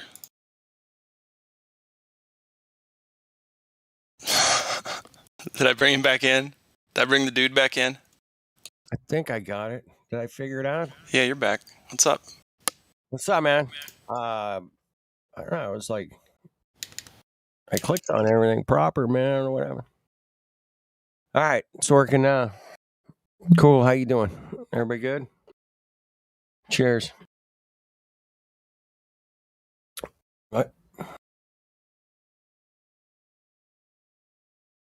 Uh-oh. No, I don't hear you. What the hell is going on? What the fuck's happening? There you are. There you go. Excuse me. I figured you'd hear that one. I can hear it. Alrighty. Well, whew. So, I wasn't around here all day. Anything fun? Gosh, I'm trying to even think back. They all blur together. Gravity got mentioned. Oh, we came up with a new word. Get came up with it. Refravity. It's gravity and refraction in one. Yeah. Refravity. It's neat, but that's not the pinnacle of the day. Indio was schooling some folks earlier. Sonny was schooling some folks. Nice. Yeah, a lot of people were speaking up today.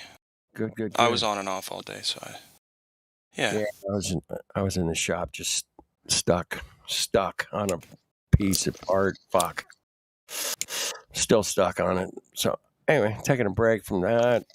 Thought I'd see what. Are you making art or instruments right now? It's part of an instrument, yeah. Oh, okay. What's Yeah. the instrument? I have to ask. It's piano. Sure. Okay. The default position. Default. How old was the piano? Are you building it? 100 years old.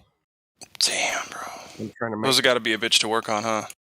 Well, when your part's fucked up and then you're like, you gotta make a new one, and it's like, oh shit. Here we go. Yeah. Here we go. Let's do it. Well, that's what separates the men from the boys there. But I'll get it, man. It's just like it was a tough day. Like, I get 3 calls for tunings today. That was nice. There you go. That's a little cash. Here's some cash. Yeah, we got.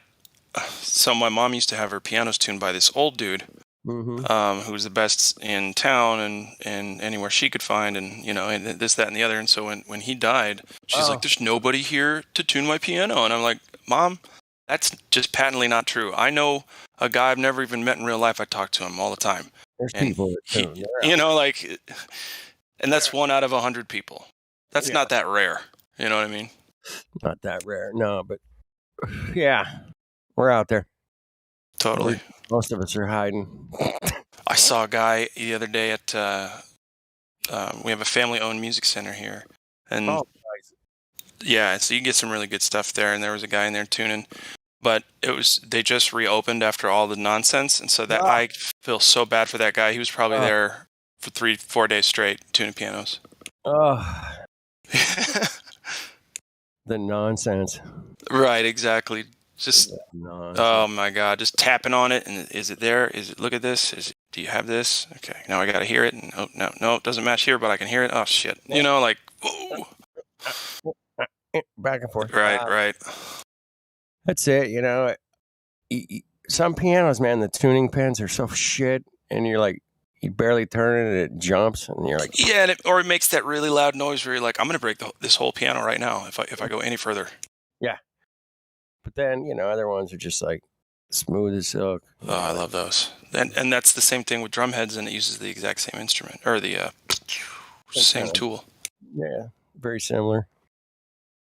But yeah, there's tuners out there. There's lots of people. Lots of youngsters I've met. Like I don't know. Really? Probably like 4 or 5. Well, you're not the oldest peach in the patch there. No, there's some young guys coming around that are pretty good, man. Are you Yoda for them? Are you apprenticing them? No, I just run into them here and there, at different shops and stores and stuff I'm working on. The rascally kids coming up in the field. Do you mess up their hair every time you see them? Yeah. I just detune the piano for them a little. Yeah, just a really random shitty detuning. Right. Go ahead, tune that one up. Yeah, some of them you'll like ruin the strings so that they'll get to the point where they should be having it in tune. They'll be like, "Fuck, this string just keeps going out." It's the string. The funny thing, there's a guy on there's a guy named John Neems. You might have heard of him. I don't know. He made a lot of flat earth and truth music songs. Not sure. It's probably not your style of music, so you probably hadn't heard of him. But I'm listening to him do an interview with, I don't know, he was on doing an interview. I can't remember who it was, but he's like, yeah, I'm just a piano tuner. It's like, yeah, I've been tuning for 40 years or whatever. Just a piano tuner. I'm telling you what, man. And I'm like, what? So I got the fucking Google out, and I'm like, Las Vegas piano tuners. Dude, here's his number. I'm like, yeah. I call him up. I'm like, what's up, man? Because I knew some people in Vegas. I'm like, yeah, I heard of this guy, that guy. He's like, yeah. Hey, dude, I'm a flat earther. He's like, what? Anyway. All piano tuners are also flat earthers. Check it out. It's hot to find another piano tuner flat earther. It was great. So is your wife a piano tuner too? I'm just kidding.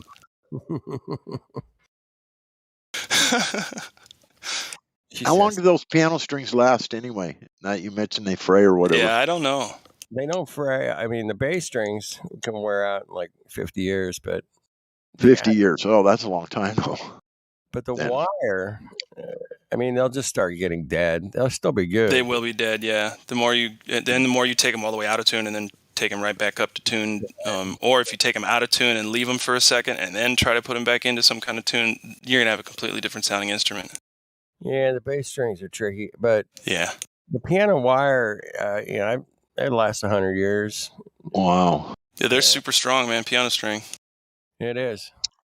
I know they used to make their tattoo guns in prison out of piano strings. Yeah, it's good stuff, man. It's a special kind of steel. Actually, it's called piano steel. Oh, is it? And shit. It's fascinating. So you can check it out. That's my only experience with piano strings was in a tattoo gun in prison. It's pretty sad, huh? Well, you put one in your head in your motor there, and you smashed it between the copper, didn't you? Yeah, that's right. Yeah, but the machinist did that actually in California. That I had to do that. So the only experience I had with it was already in the motor, so embedded in the top of the deck on the block. Yeah, and it just would not blow. You No. how much pressure you put on that shit. It ain't blowing. Yeah, with a copper gasket, the string just crushed right up into the copper and sealed that cylinder off like airtight. Like, forget it, tight. Yep. Yeah, that's awesome, man. That's pretty actually really ingenious. Yeah. But that's how you get the power. And the reliability. Yep. Yeah. Yeah, I was listening while I was working on my part here. I need a break. I'm gonna jump on here and talk fucking Motorhead shit. Fucking Yeah, me and Mike have done that a few times over the years, so we're guilty. I knew a lot of Motorheads, even being in the piano business, but I think I'm a string head, so. But I used to know a lot of Hell's Angels until I stopped being their leader. Right. Oh shit! I knew Sonny Borges personally, by the way. See, that's a story I could believe. I saw one in my neighborhood once, and I'm like, "What the fuck?" Like, oh shit! Somebody around here knows somebody. Fuck. My first experience with the Hells Angels when I was like 12 years old. My grandpa had a trailer up at Bear Lake, this really nice lake where everybody goes in Bear Lake. So this crystal clear, badass lake. We were up there for the 4th of July, and all of a sudden, all these bikers come screaming down the road, and there must have been 100 of them, and they were all Hells Angels. Oh, and let me tell you, they were fucking raising hell up there all fucking for a fucking solid 3 days. Well, they didn't hurt anybody or anything, but they were fucking some wild bastards. Oh, This yeah. was back in like 1968. Oh shit. Yeah. Yeah. Well, you pull that shit up now, man. You get the FBI rolling up on your. Yeah. Like, oh shit. I don't know, man. Good on the motorcycle guys, man. That's good stuff, man. Oh, there's most of those guys are great guys, really, when it comes right down to it, believe it or not. I've had a couple Harleys. I know I bought my first Harley from the ex-president of the Sundowner motorcycle club here in the town I live in. Sundowners are a nationwide club too. They got chapters in almost every state in the nation. Damn. I see a lot of Mongols around. There's some Mongols here too. They just came into town about 6 or 8 years ago. What? They're a big club. Huge club. Yeah, they're huge. Yeah, but the Hells Angels, man, I don't know, man. That's a tough one to get into. Yeah, it is. Yeah, it's like not like Freemasons. Anybody can do that pretty much. That's a crazy comparison, but you're right. No, you just ask pretty much. I don't know. I've seen that bumper sticker. Want to be a Freemason? Just ask. I'm like, really? And I asked. Once you learn all the hand signals that they use and stuff, the different things that they do. Well, I got this new little fighter I watched. He's an MMA fighter. His name's Sean O'Malley. I don't know if you know who he is. He's the one with the crazy colored hair. Okay. I know he does a couple of podcasts and stuff, and I see him doing Freemasons hand signals all the time. I'm like, oh my God.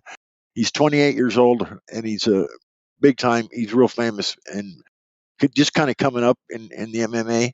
He hasn't fought for a title yet or anything, but he knocks everybody out. He's real tall and skinny. He colors his hair with these bright, like rainbow colors, and then braids it real tight to his head when he fights. Yeah. Okay. Yeah. Anyway, his name's Sean O'Malley. I'm pretty sure he's a Freemason from watching his podcast because I see the hand signals. I got his tattoos, man. See what you got. He's probably got a couple tattoos. Yeah, he's got a bunch all over his body, so. I'm sure he does. Yeah. Yeah. But when you said Freemason, I instantly thought of him because I just noticed it like about, I don't know, a few weeks ago watching his podcast, and I seen he's doing these fucking Freemason hand signals, and I'm holding up his fingers with the 666 shit and just different things, and you know, No I looked and I think, oh my god, that little fucker's a Freemason. I'll be damned. Fucker. Oh, fucker. Yeah. Crazy world, man. Yep. Lots of groups you can join out there. Just call your local chapter and fuck.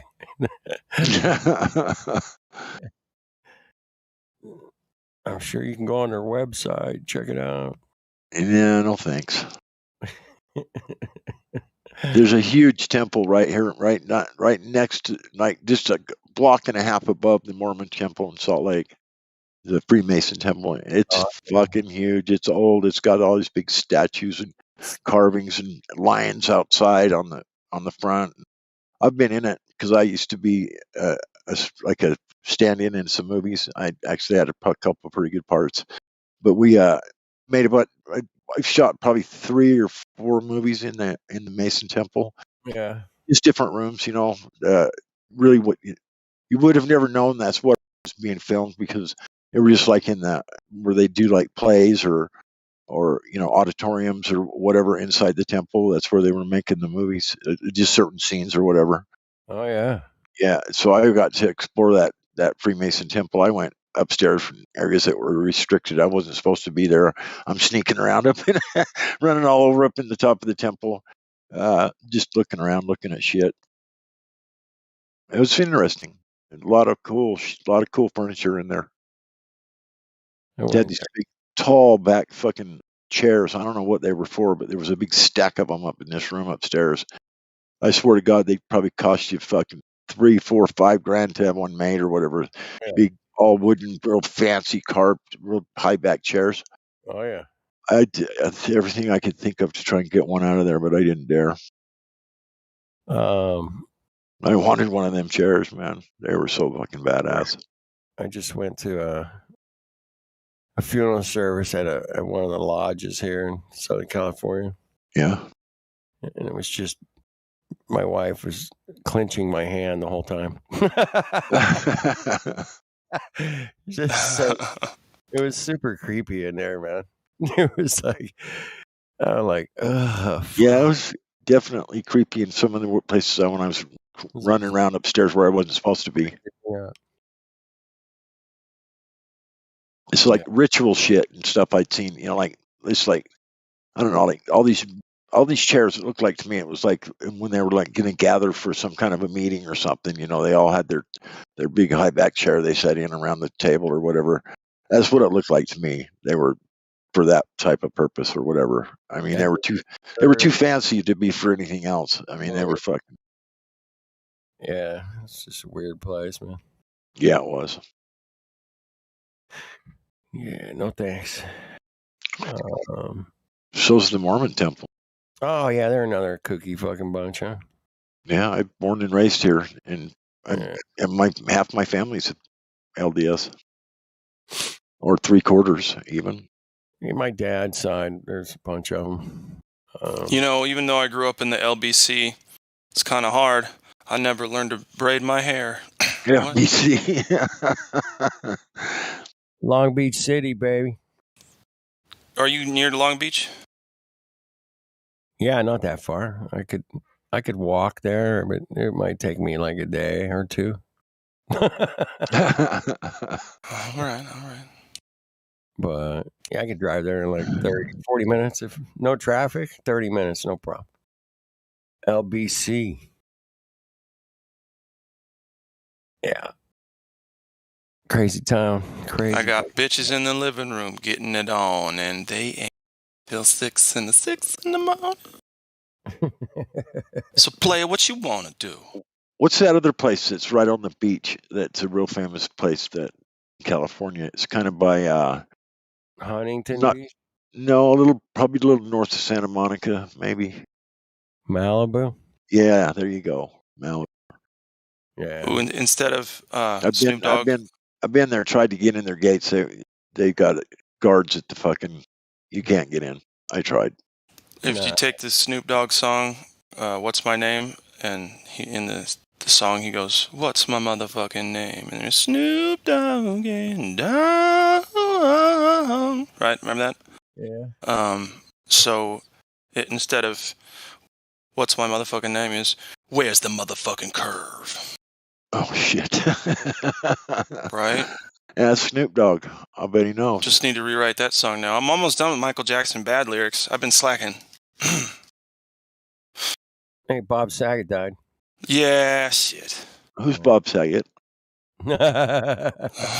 What? Who is he? Uncle Dan?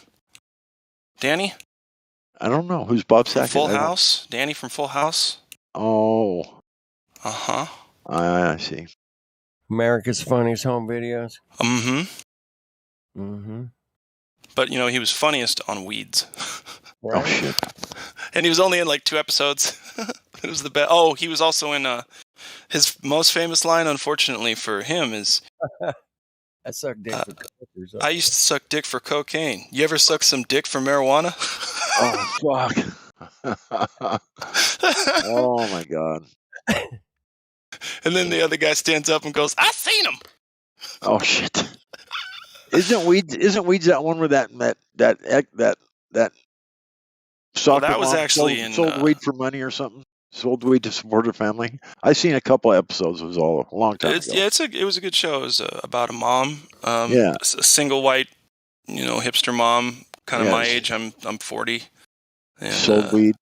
Sold weed, yeah. And got in big with cartels, and it was adventures and hijinks, if you will. Yeah, it's a good show. It's fun because number one, it has to do about cannabis, which is just a fun subject, right? It's a very light show. Even when things get nasty, you're still like, yeah, but it's a show about weeds. Yeah. It's not really. So anyway, and then also it's the main character is, she's not a very popular actress. I forget what she's played in, but she nailed this role better than I think anybody would have. Just so chill and down to earth. She was probably just being herself a lot through it, and she's probably smoked a fuckload of weed too. And they're like, yeah, no, she's perfect. Huh? Over there, isn't she in line? No, she's the secretary. Well, anyway, the way she's talking, she's perfect. Fuck. Reminds me of this new John Fusanti stuff he's writing. It's something about speed dealer moms or something is the name of the song. There are so many of those in America. Oh, and yeah, in there are. There are. The Philippines and all kinds of places. Yeah, speed dealer moms. Is it supposed to be funny? No, it's the name of the song. Because that shit ain't funny. Yeah. No, it ain't funny. Ain't funny, man. But he wrote a song that's the name of it. So I met a guy once. He was just smoking it. He came to our show, and he was always smoking it. Excuse me. So he didn't go inside. He just listened from outside. Because he would always be hitting his pipe. Oh, excuse me, as I cough. But you got the cocoa. You got the cocoa. No. I inhaled some water, and that's no good. Actually, it's juice, aloe vera juice. I inhaled my drink. That can be painful. Anyway, so he was losing teeth, right? We'd see him every once in a while. I'd be like, dude, you have less teeth than last time I saw you. And he goes, he goes, yeah, yep. Like it's nothing. And I was like, and what did you do with them? He's like, oh, I've got them. I'm like, oh shit. That's great. I'm glad you have all of them. He's like, yeah, I was lucky enough to be around when all of them fell out. I'm like, okay, so let's get to the bottom of this here. Why the fuck are your teeth falling out, dude? Right. And I totally forgot that, it makes your teeth fall out, smoking meth. And he didn't want to inject it. He didn't want to snort it. He didn't want to do anything with it. Nothing. Just wanted to smoke the shit. And I had to ask him that last question, all right, dude, well, since you're never going to stop, he said, I was like, you're never going to stop? He said, no, fuck no. He's like, I already lost half my teeth. You know how expensive it's going to get a new grill. And fuck. About 2 pounds of that meth you're going to fucking have over the next 6 weeks. But anyway, so I said, all right, well, at least you know it, at least you're honest. Are you going to smoke your teeth when you lose all of them? You know what he said? He said, yes. Oh my God. Yeah. I'm not kidding. He said yes. He said you can actually, if you've been smoking meth for a long enough time or any kind of drug, it's going to be in your teeth. You'll be able to grind them up and get something out of that. It's fucking ridiculous. It's so fucking stupid. I can't even believe that. I thought it was a old wives' tale, right? Drug addict, he's smoking his teeth. Oh, he's so fucked up in life, he's smoking teeth. Yeah, that's got to be what's going on. It's no. I mean, yes and no, right? He's smoking teeth, but not because people are like, oh, they're so crazy, they're just smoking teeth. No, they get high from that too. Fuck. Oh, I have a hard time believing there'd be enough in there to do anything to you, but whatever. No, it builds up in there, man. It becomes whatever. It becomes the plaque on your teeth, but at the same time, it makes them fall out. So you got to, get it while it's hot. I guess I don't fucking whatever, dude. It's fucking so weird. Whatever. I ain't buying into it. I'm not saying they don't do it, but I'm not saying I don't think they're getting high. He said they might think they are. They might think they are, but he said he'd already done it, smoked someone's tooth. Well, that's fine. Like I said, he probably thinks he's getting high. Yeah, I don't know. Shit. There couldn't be nearly enough in there to do anything to you, I wouldn't think. But from a chemical standpoint, from actually quantity chemical standpoint, there's you'd have to be half meth for it to get you high. I mean, fucking, I don't know. All I know is the one time that somebody spiked whatever was being passed around at the party with something, was teeth smokers. That's a new thing. Well, see, I was supposed to be DD that night, right? And I guess I can just stop the story there. It didn't happen, huh? No, everybody's safe. Everybody ended up home fine, but I had to stop, and I looked over. His name's Trip. I looked over at him and I said, Trip. He's like, why are you stopping? I'm like, Trip, listen. I stayed sober through that whole party. He's like, yeah. And I'm like, and I am fucked up. He goes, oh, shit. He did that laugh, right? He did that fucking, and I was like, bro, stop that laugh right now. He's like, hold on, let me put my hand in front of your face. And he did it. And I was like, what? And he's like, dude, you just took peyote in that joint. You just smoked peyote. I was like, no. He's like, but there wasn't a ton, so you're gonna see some trailers, some tracers, and then you'll be fine. You might be up a little late tonight. So anyway, I don't agree with spiking bullshit or unbeknownst to you. No, it's unfair, and this was like a rich kid's party in the mountains. So they, you know what I mean? Like they were getting drugs from all over the city to go have this party. So yeah. How was the peyote? I don't really remember. I just remember being really paranoid for a long time and then going to bed. Because I had already done mushrooms and acid before, so I knew like what some kind of quote unquote trip was gonna be like or would be like. But when those. Yeah, but when it started to kick in, because I didn't think I'd taken anything, I was like, what the fuck, bro?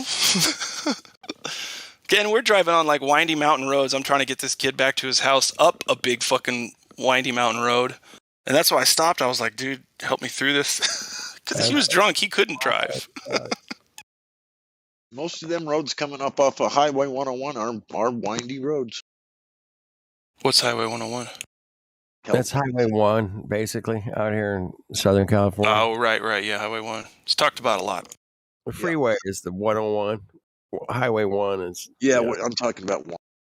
The two-way traffic. Road, man. It's right close to the beach as it can get, basically.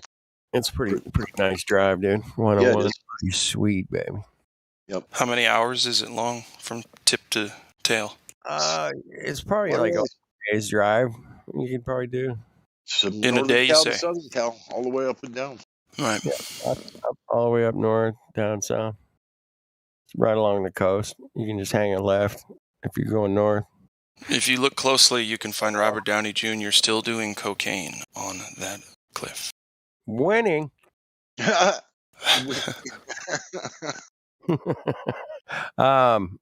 Yeah, he was going through a little bit of a stretch there a while back, huh? Yeah, and well, I'm glad I didn't take him because now he's Iron Man. What was that film he was in when he was that real wasted dude that was like sucking dick for drugs and stuff? And he had Forgive me if I don't even try to remember That sounds like everybody in Hollywood. Yeah. Also anyway, true. They made a movie. Anyway, he did really good in the movie, but I think he was actually getting high doing the movie because he looked fucked up. Oh yeah. Oh yeah. He's a method actor. I was gonna say, he just that's his excuse. Oh, I'm a method actor, man. I'm just a character, bro. True to character. Hey, you got any more of those Skittles, man? No, just the green ones. Just the green ones. Have any of you guys ever been on a movie set for a day or two or an entire summer like myself? No. I have been on quite a few here in Salt Lake, but just not Were there no any mainstream issues? stuff. You know, so the way it sets up, man, is you set the camera up, you get the first shot, right? You know, and then you do that scene like 3-4 times, and then you move the camera, and then it's the other person to deliver the lines, and you do the same scene 3-4 times, and then sometimes you even do a third shot, you know, 3 or 4 times, and you know, and it's just a monotonous little shitty fucking over and over and over kind of crap, man. It is. I actually got some pretty good parts in a movie called Hot Bot. It was written by the Polish brothers, and it's about a robotic, like a Right. robot girl that was a sex toy Yeah. called Hot Bot. Yeah, Yeah. I was a security guard in the airport that stopped Indiana. He was But trying to. anyway, watching these actors act time and time again, doing the same lines over and over. Yeah. I don't know. And then I took him to a room downstairs, and he bent over, and for him and his two buddies bent over in front of me and a couple of other security guards. Well, we put on our rubber gloves. We were simulating a cavity search for Anthony Anderson. Yeah, I was a security guard right behind him, snapping my gloves. No speaking role, but I'm no speaking role. You're right. Dear God, what are you talking about? Being a stand-in in a movie. Oh, a movie. I thought, bro. I was just Never mind. asking if anybody ever was on a movie set for a day or two. Yeah, I forgot about the question because because just what he was talking about, and then I came back without having remembered the question, and he's going. No, that wasn't the part that made me start paying attention. He said we had 2 inmates bend over in front of us. I was like, what the fuck, man? They weren't inmates. They were Anthony Anderson, the actor, and we were in a room downstairs in the airport doing a cavity search. Yeah, that does not sound so. Like someone just coming into the conversation right now will leave. They will leave immediately as fast as they came in. If not faster. Obviously, we didn't perform any cavity search, nor even did it even look like it. It just showed him bend over and showed me snapping my gloves, and then it was over. That was it.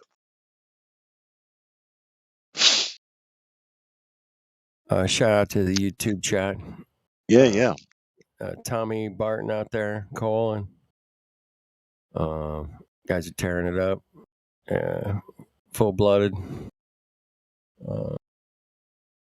Omnicron, another Russian guys out there. Anyway, all right. Earthers or Globers? A little bit of both. Looks like I'm not really reading. Let's see.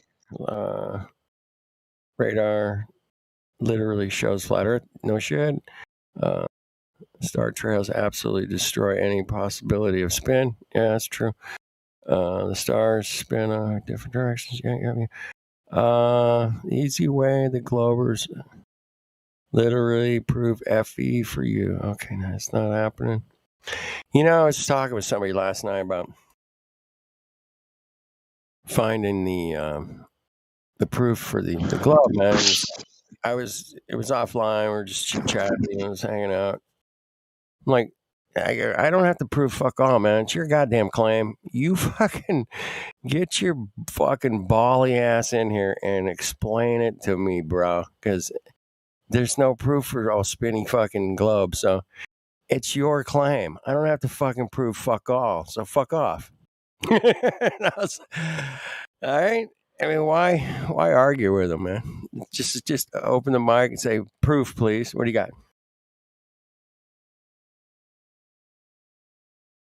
Oh, you got nothing? Oh, yeah. Okay.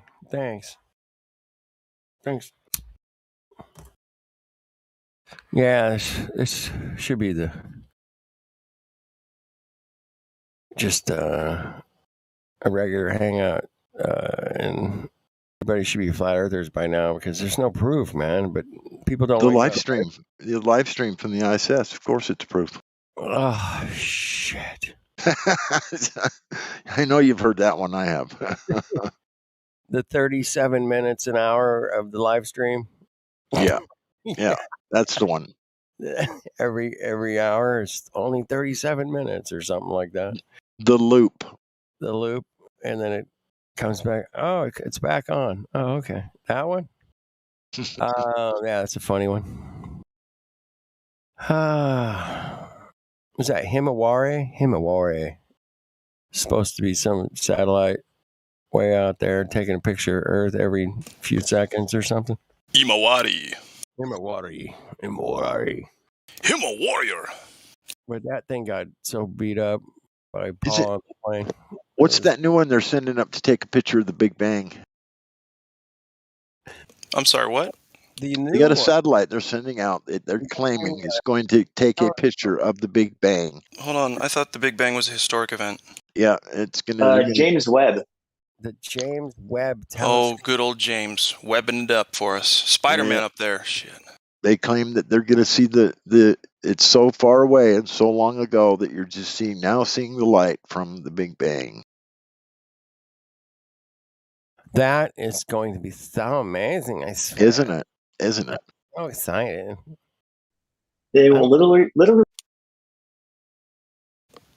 Dang it, I was too busy gum flapping, and I missed the opportunity to talk to somebody.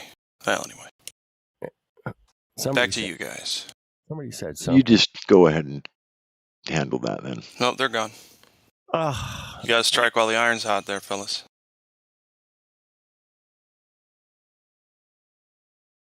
Somebody jumping in going, cracker. Cracker?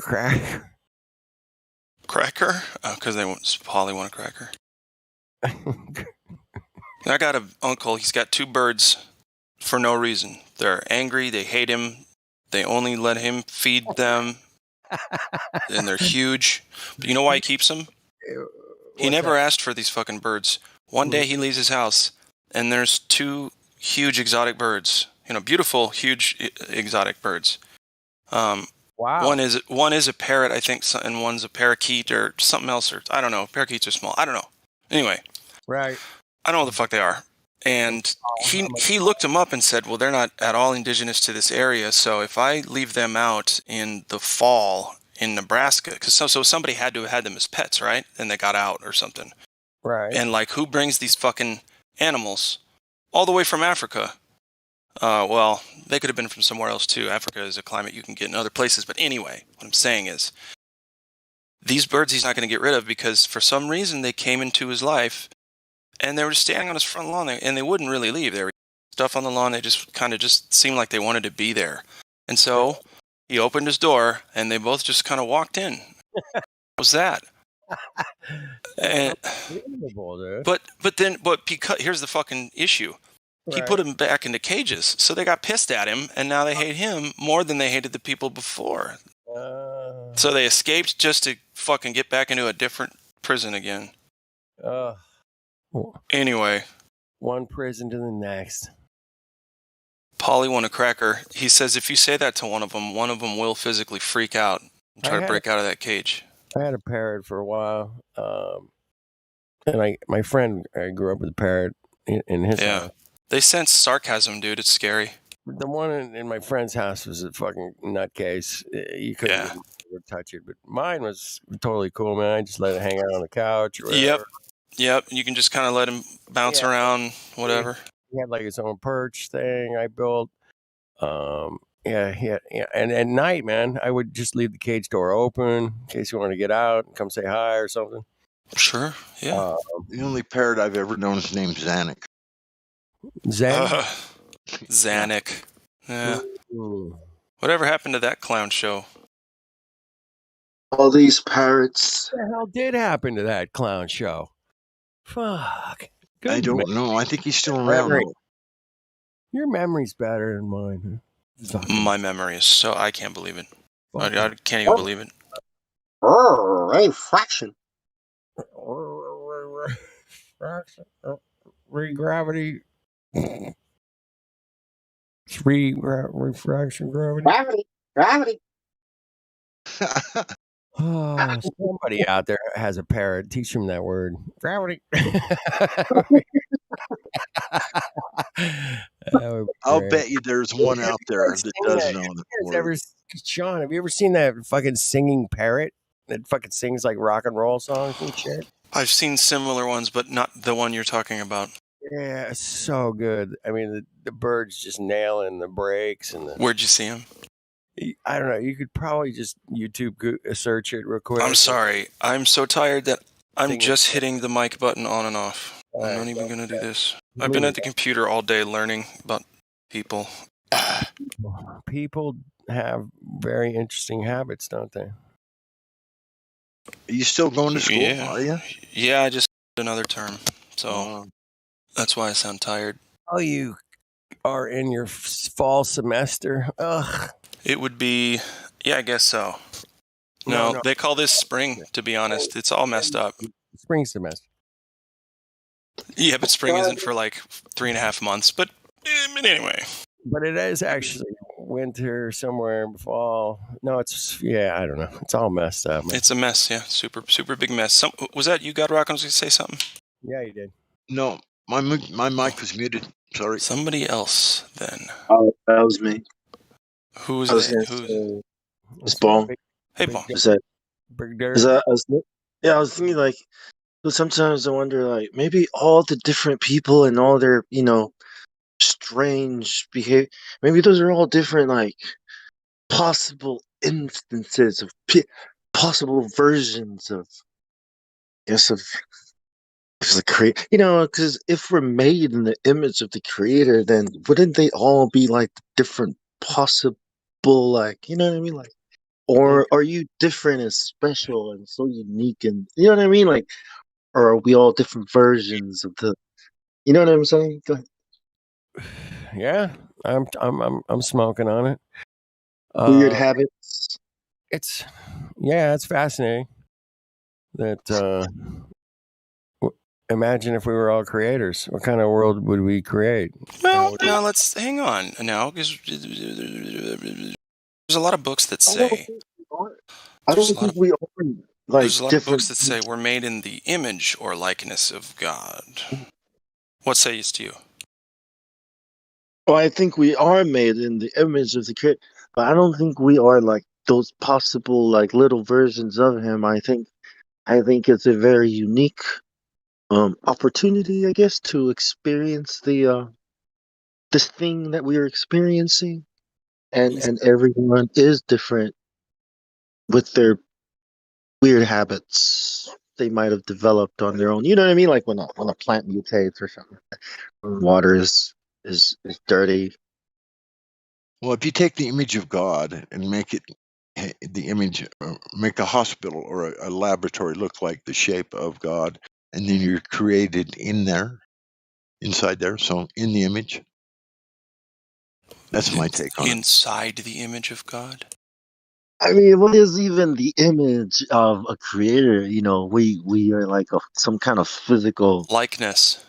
Right? Yeah, likeness or expression of it. But you know what I mean? Like, what about the cell? What about the cells in our body being Sure. Right. They don't know that they're I don't know if they know or not, right? However, that they know stuff, that's part of a big body. I'm the fucking creator of those bitches. Yeah, I mean, I'll tell you what, the skin cell on the top of your head is not going to tell you that you need to cut your toenails.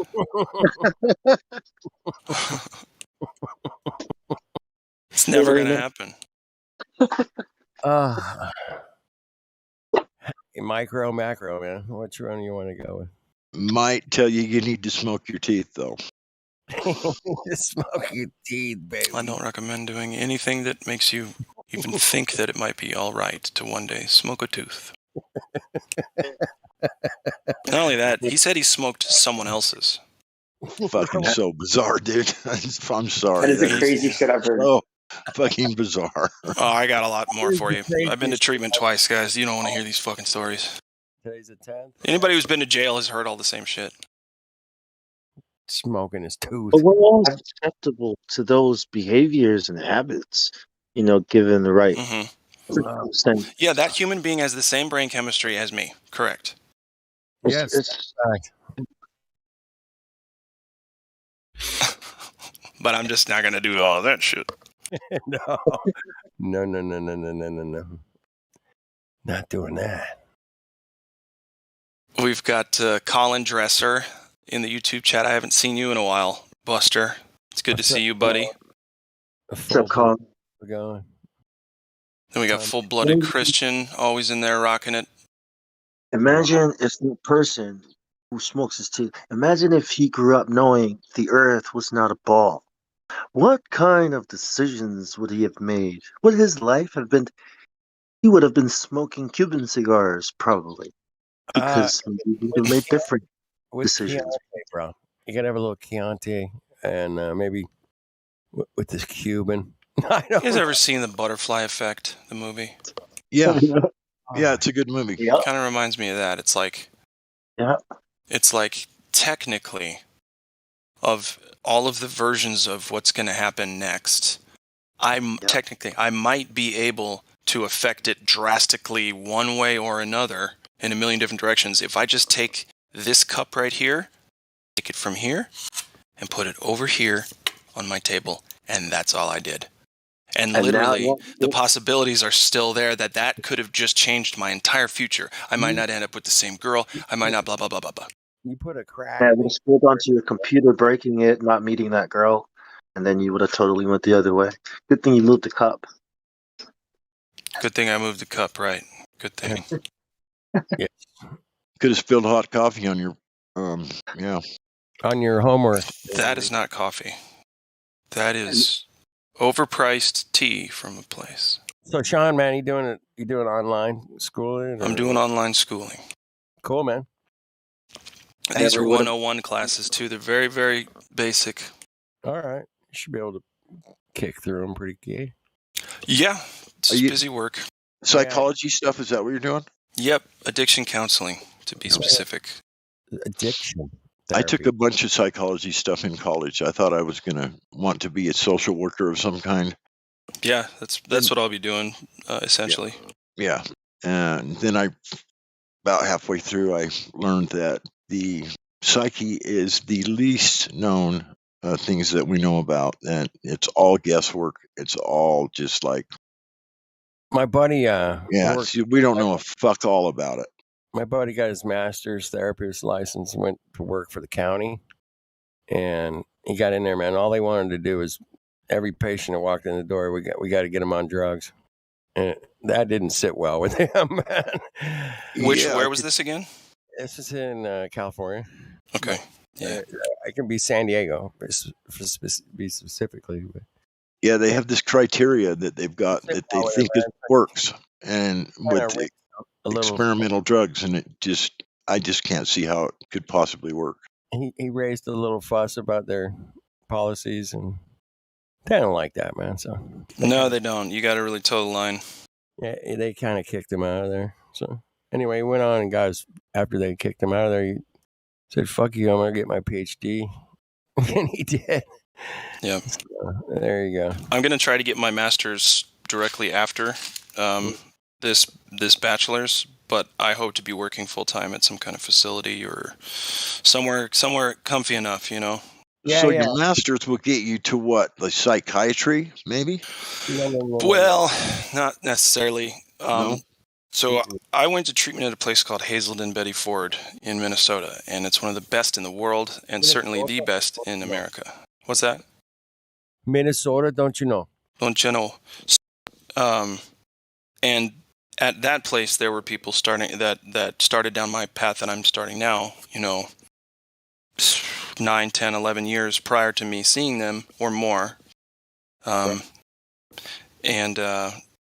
that's how they did it. They got the bachelor's, and then they made sure they were working in a field where they were comfortable and that they could, potentially move up. And then you just get to go to a better and better spot in the field of addiction counseling and even group therapy, because I'm not technically a therapist. I didn't go to med school for it, but doing group therapy in the realm of addiction counseling is technically it's therapy. Get out of here with the word picking them apart. So, but yeah. It's therapy. That's it. It's all therapy. Yeah, dude, being a best friend to somebody and helping them through a hard time is the same shit that I fucking do with people. So whatever. It's exactly. I just want to get paid to do it. Right. And you're right. That is therapy. Absolutely. This is therapy, what we're doing here. And then you'll hear Glober, oh, it's pathetic to get together in therapy sessions. Well, it's your lack of parenting growing up and therapy at any point that makes you this way. Anyway. That's why they think we're so crazy, because of what you just said. Sean, I'm into self-medication. Yeah, that's okay. Hey, you know what? As long as it doesn't become something that kills you, that's all it is. I mean, might be a long-term kill, might be short. I doubt it. Well, that long-term thing, man, how you gonna know, right? How you gonna know? Yeah, man. Dude, man, a plane fell out of the sky yesterday here in LA, man. What the fuck? It did? Yeah, it did. Fell down. Check it out. The plane fucking crashes, right? It crashed on a railroad track, and then the fucking train was coming. They had to pull the fucking guy out. Then the fucking train smashed the fucking plane. Wait, man. so it was like a Cessna? Yeah, like so. Oh, okay. I was like, bro, what? It was just irregular, but it could have hit my car, killed me. Fuck, I don't know. Oh, so it was like near you. Yeah, I mean, it was, I don't know, 20, 30 miles, something like that. Did you get the story? Did the guy just, oh, he was all juiced up. He got the 10th booster.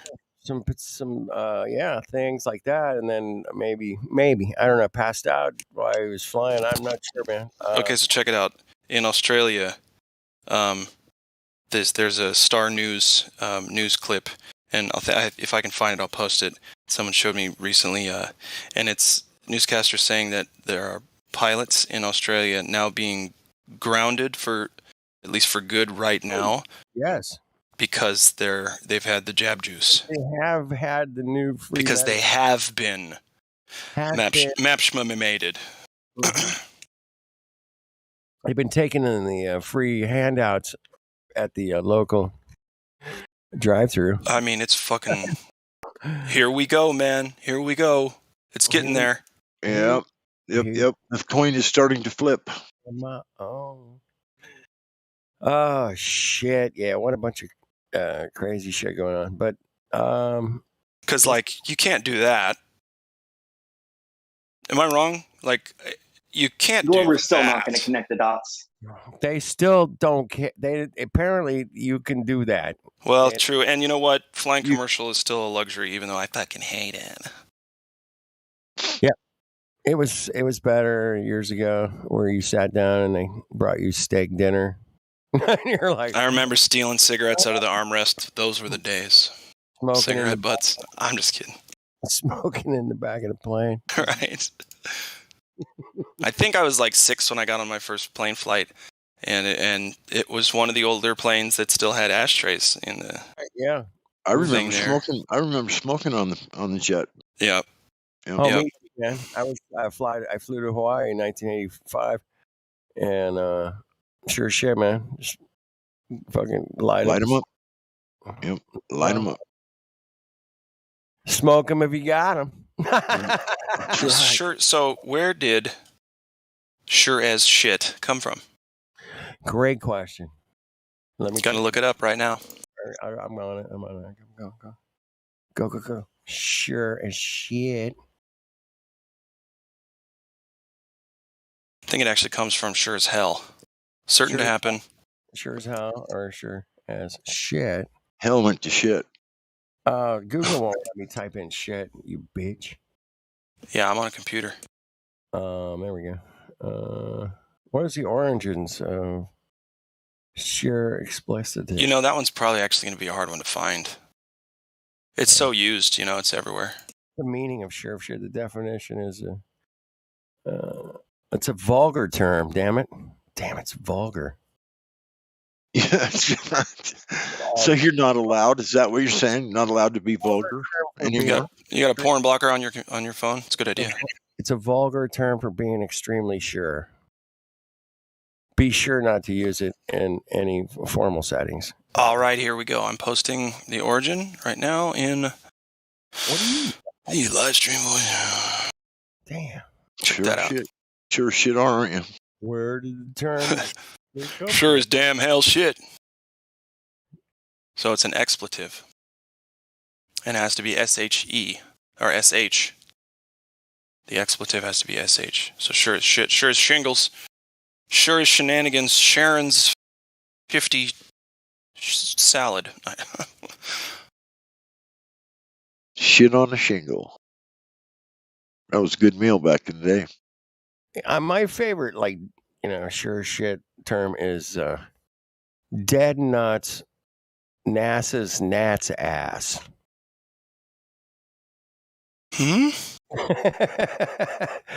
Or my second, or I could use dead nuts balls accurate is actually a better term. But then you have lost me. I don't know what you're saying. Dead nuts balls accurate? You've never heard dead nuts balls accurate? Come on. How about tits on a Ritz? That tits on a Ritz? I've heard it. I'm not sure what it means, but dead on. I've heard dead accurate, dead on, but I've never heard the lipstick on a pig. You never heard dead nuts? Dead fucking nuts. I mean, I've heard those words in succession in other places, but no, not in that. Guitar neck, and it fucking and the frets are perfect. And you're like, that shit's dead nuts. Dead nuts. Yeah, okay. It's a new one. Maybe it's an old one. I'm bringing it back, man. Well, it also depends on the genre of music. I didn't play everything. It could be before or after, I guess. Anything. It's before, I'm sure. Before my time. Yeah. Because I know everything that happened from the day I was born until this moment. Boy, you're on target. Well, that's why I have such a big attitude, right? I've got to know all that stuff to be able to have this big of an ego. Oh, wait, that's a Glover. That's just a Glover. Never mind. Yeah, no, see, that's why I interrupted you. Thanks. You saved me. You saved me. Uh-huh. Well, I think it was totally accurate within the parameters that were measured according to the instruments used in the measurements devices that have been calibrated to dead nuts balls accurate. Is that the term you use when you got the ring just right in piano tuning world? It is. Dead nuts. Hey, Frank. What? I just got a dead balls nuts ass fuck face accurate. That's so much better than dead ass. Dead nuts. Frank's like, so what? Hand me a pickle. Not the dead nuts are good. Don't get pickle juice all over the fucking wood this time. Fuck you. Try that. Sorry. I was just imagining a huge, sweaty Guido, balding. Slightly delirious. It's good. Yeah. Like you're getting high these days. Slightly balding Guido. Jeez. Okay. No, not slightly. Like, well, half. Like half doesn't have anything on top, right? And he's trying to keep a little bit around. It's like but I'm talking like as big as the guy in the movie 7 with the spaghetti. Yeah. In the beginning. That's I know who Guido is. Okay. Guido.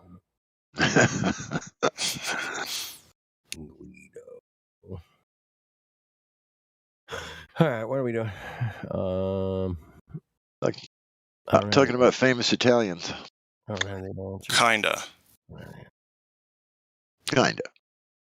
I don't know too many of them, so that's why I say kinda. I don't really have much for the conversation. If you guys want to start talking about famous Italian men, bravissimo. No, thank you. You started it. I finished it. It's good. That's what she said. Moving on. So what else was fun in the news today? We talked about the telescope. Telescope. I heard there's some kind of footage problems, maybe some here and there. I don't know, man. Oh, shortages. I don't know. Any of you guys noticed anything weird? Just prices gone way fucking skyrocket. Yeah, I've noticed that. Yeah, that's gonna be a kicker in the fucking debt. Fuck, it's been a fucking major kicker in the fucking pocketbook. Let me tell you. Yeah, it really has. No doubt. I can't imagine for a huge family, somebody that's got 5 kids and whatever, you're talking several $100s more every month, more maybe 1,000 more. I don't know, a lot of money. That's a lot of money, man. I'm up. I don't know, 30, 40, at least 40% more. Yeah. I'm like, whoa, damn it, shit, where'd all my money go? Oh.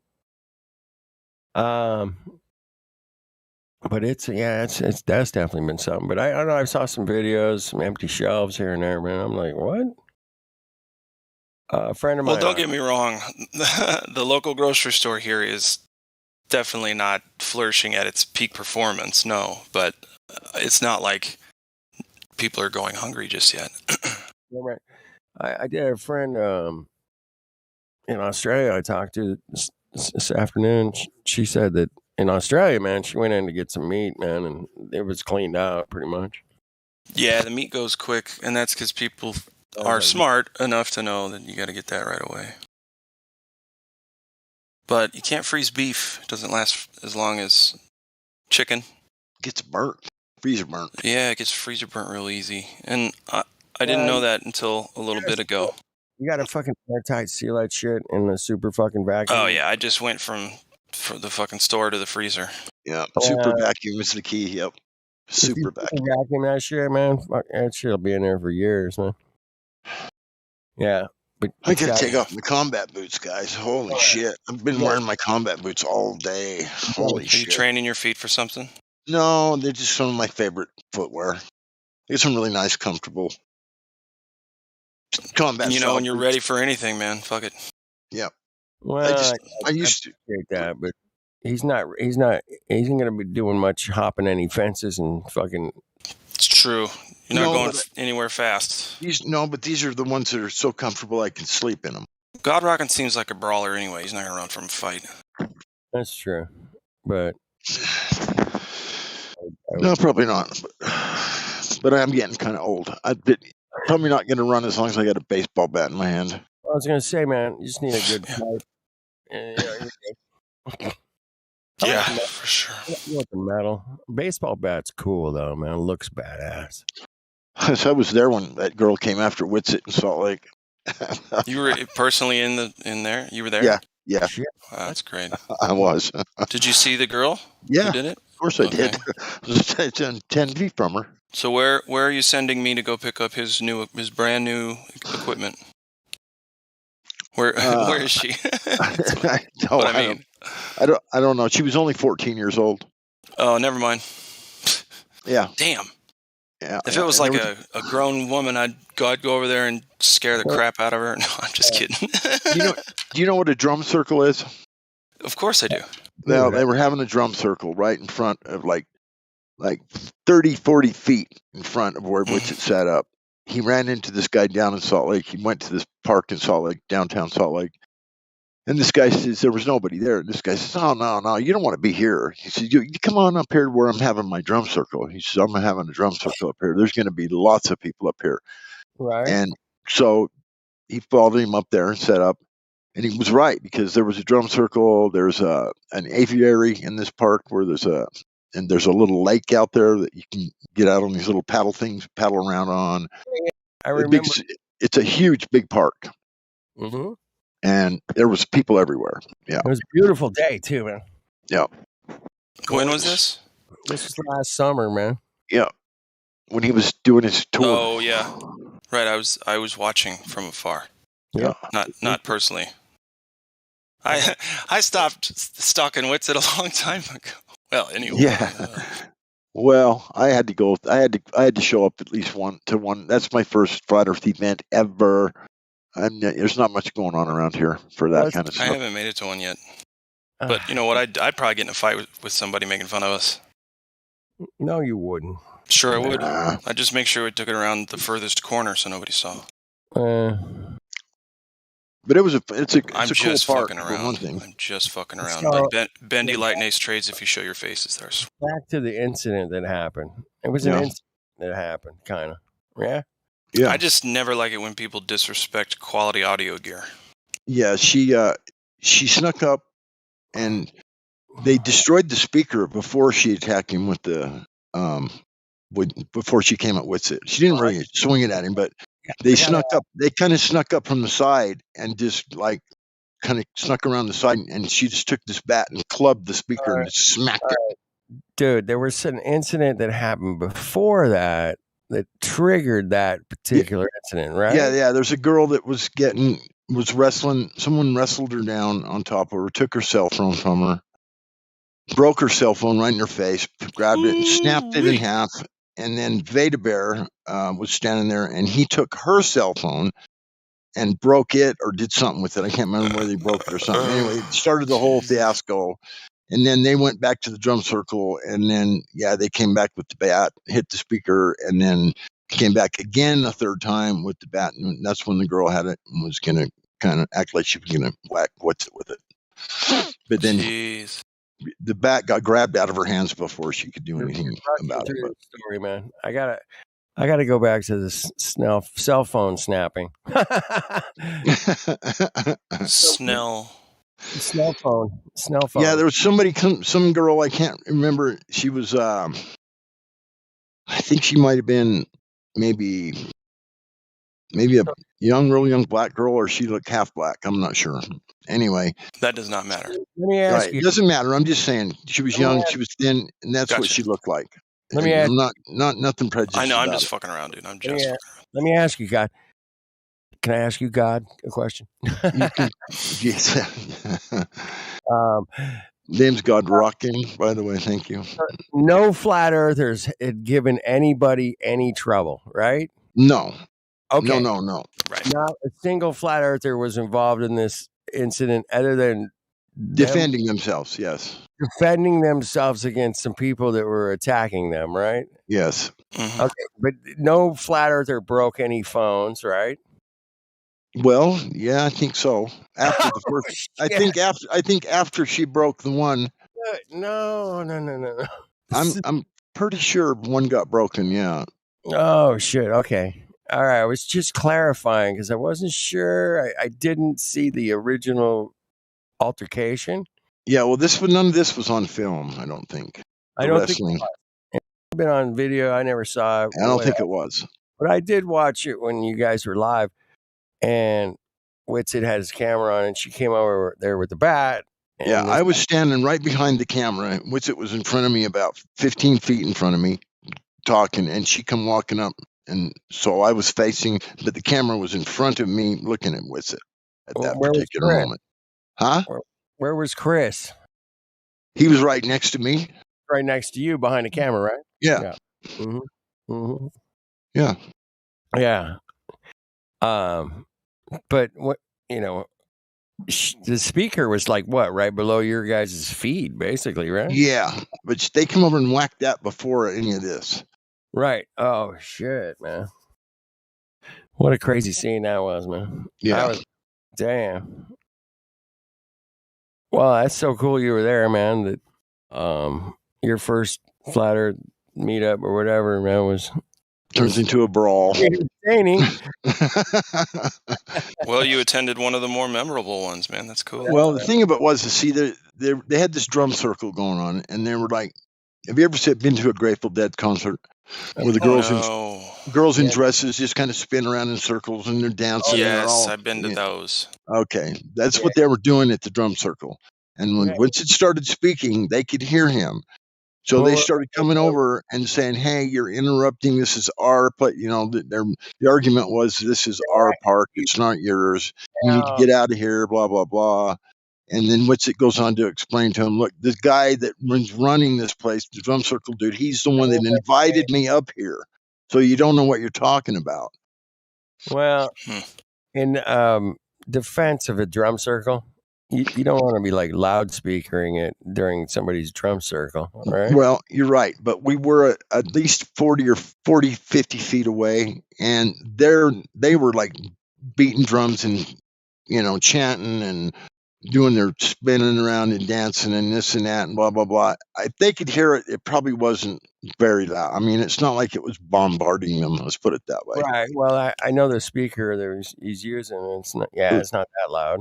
It wasn't very big either. It's only like about 8-10 inches tall. It was like just a little Bose speaker. And he just sets it on the ground. And Yeah. Yeah. It wasn't like it was just bombarding them. That's not. No, that's not.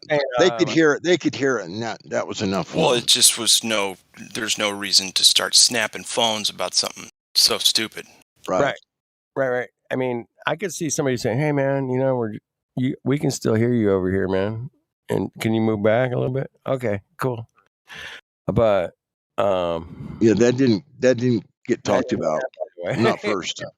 that did get discussed afterwards. Yeah, but I'm like, okay, I don't want to interrupt your drum fucking circle. Fuck that.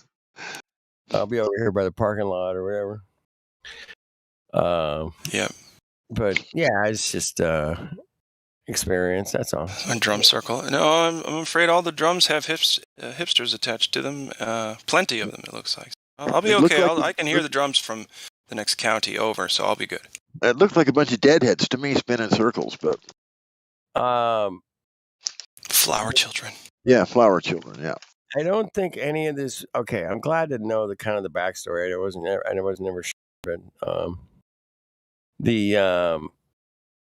but I kind of liked it because at least it seemed like a cool scene out there, man. It was. It's a nice park, and there was a lot going on. There was a lot of people having fun, and just there. Yeah. There's and that wasn't the only thing going on in the park either. There was other activities going on. 1,000 yards behind us to the right, and other people over here doing other shit. The drum circles over here. There was probably I'd have to guess at least 500 people in the park. There were at least 4 orgies going on right near the stage. Yeah, probably maybe more people than that. Actually, it's a huge park. Stage left. There's, so it was a very interesting scene, man. It was really kind of shit that it went so fucking bad. I would have played a little different, but it's all good. And nobody got hurt. No. Nobody died. It's all good. No. So. And my equipment got destroyed in the speaker, and I think the tripod also got whacked and broken. Hey, the equipment took one for the team when battling the slithery, slimy sophist there in the room. Yeah. But Witz was telling him, he says, "Look, I'm not even gonna call the cops. Just chill out and leave us alone." And they're like, "No, you're gonna get out of here." I mean, this kind of argument went on for a good 10 minutes, I think, maybe. Yeah, it was about that. Yeah. You do. I have to give both groups credit, and the drum circle group credit for speaking up against that, because listen. If I were in the drum group, all about the drum group, and then somebody came in with a bullhorn and a JBL party speaker and started like talking to all the people that could be potentially joining in the sound of just drums, with and between every drum note, there's going to be like, Jason, naughty, what, pressure,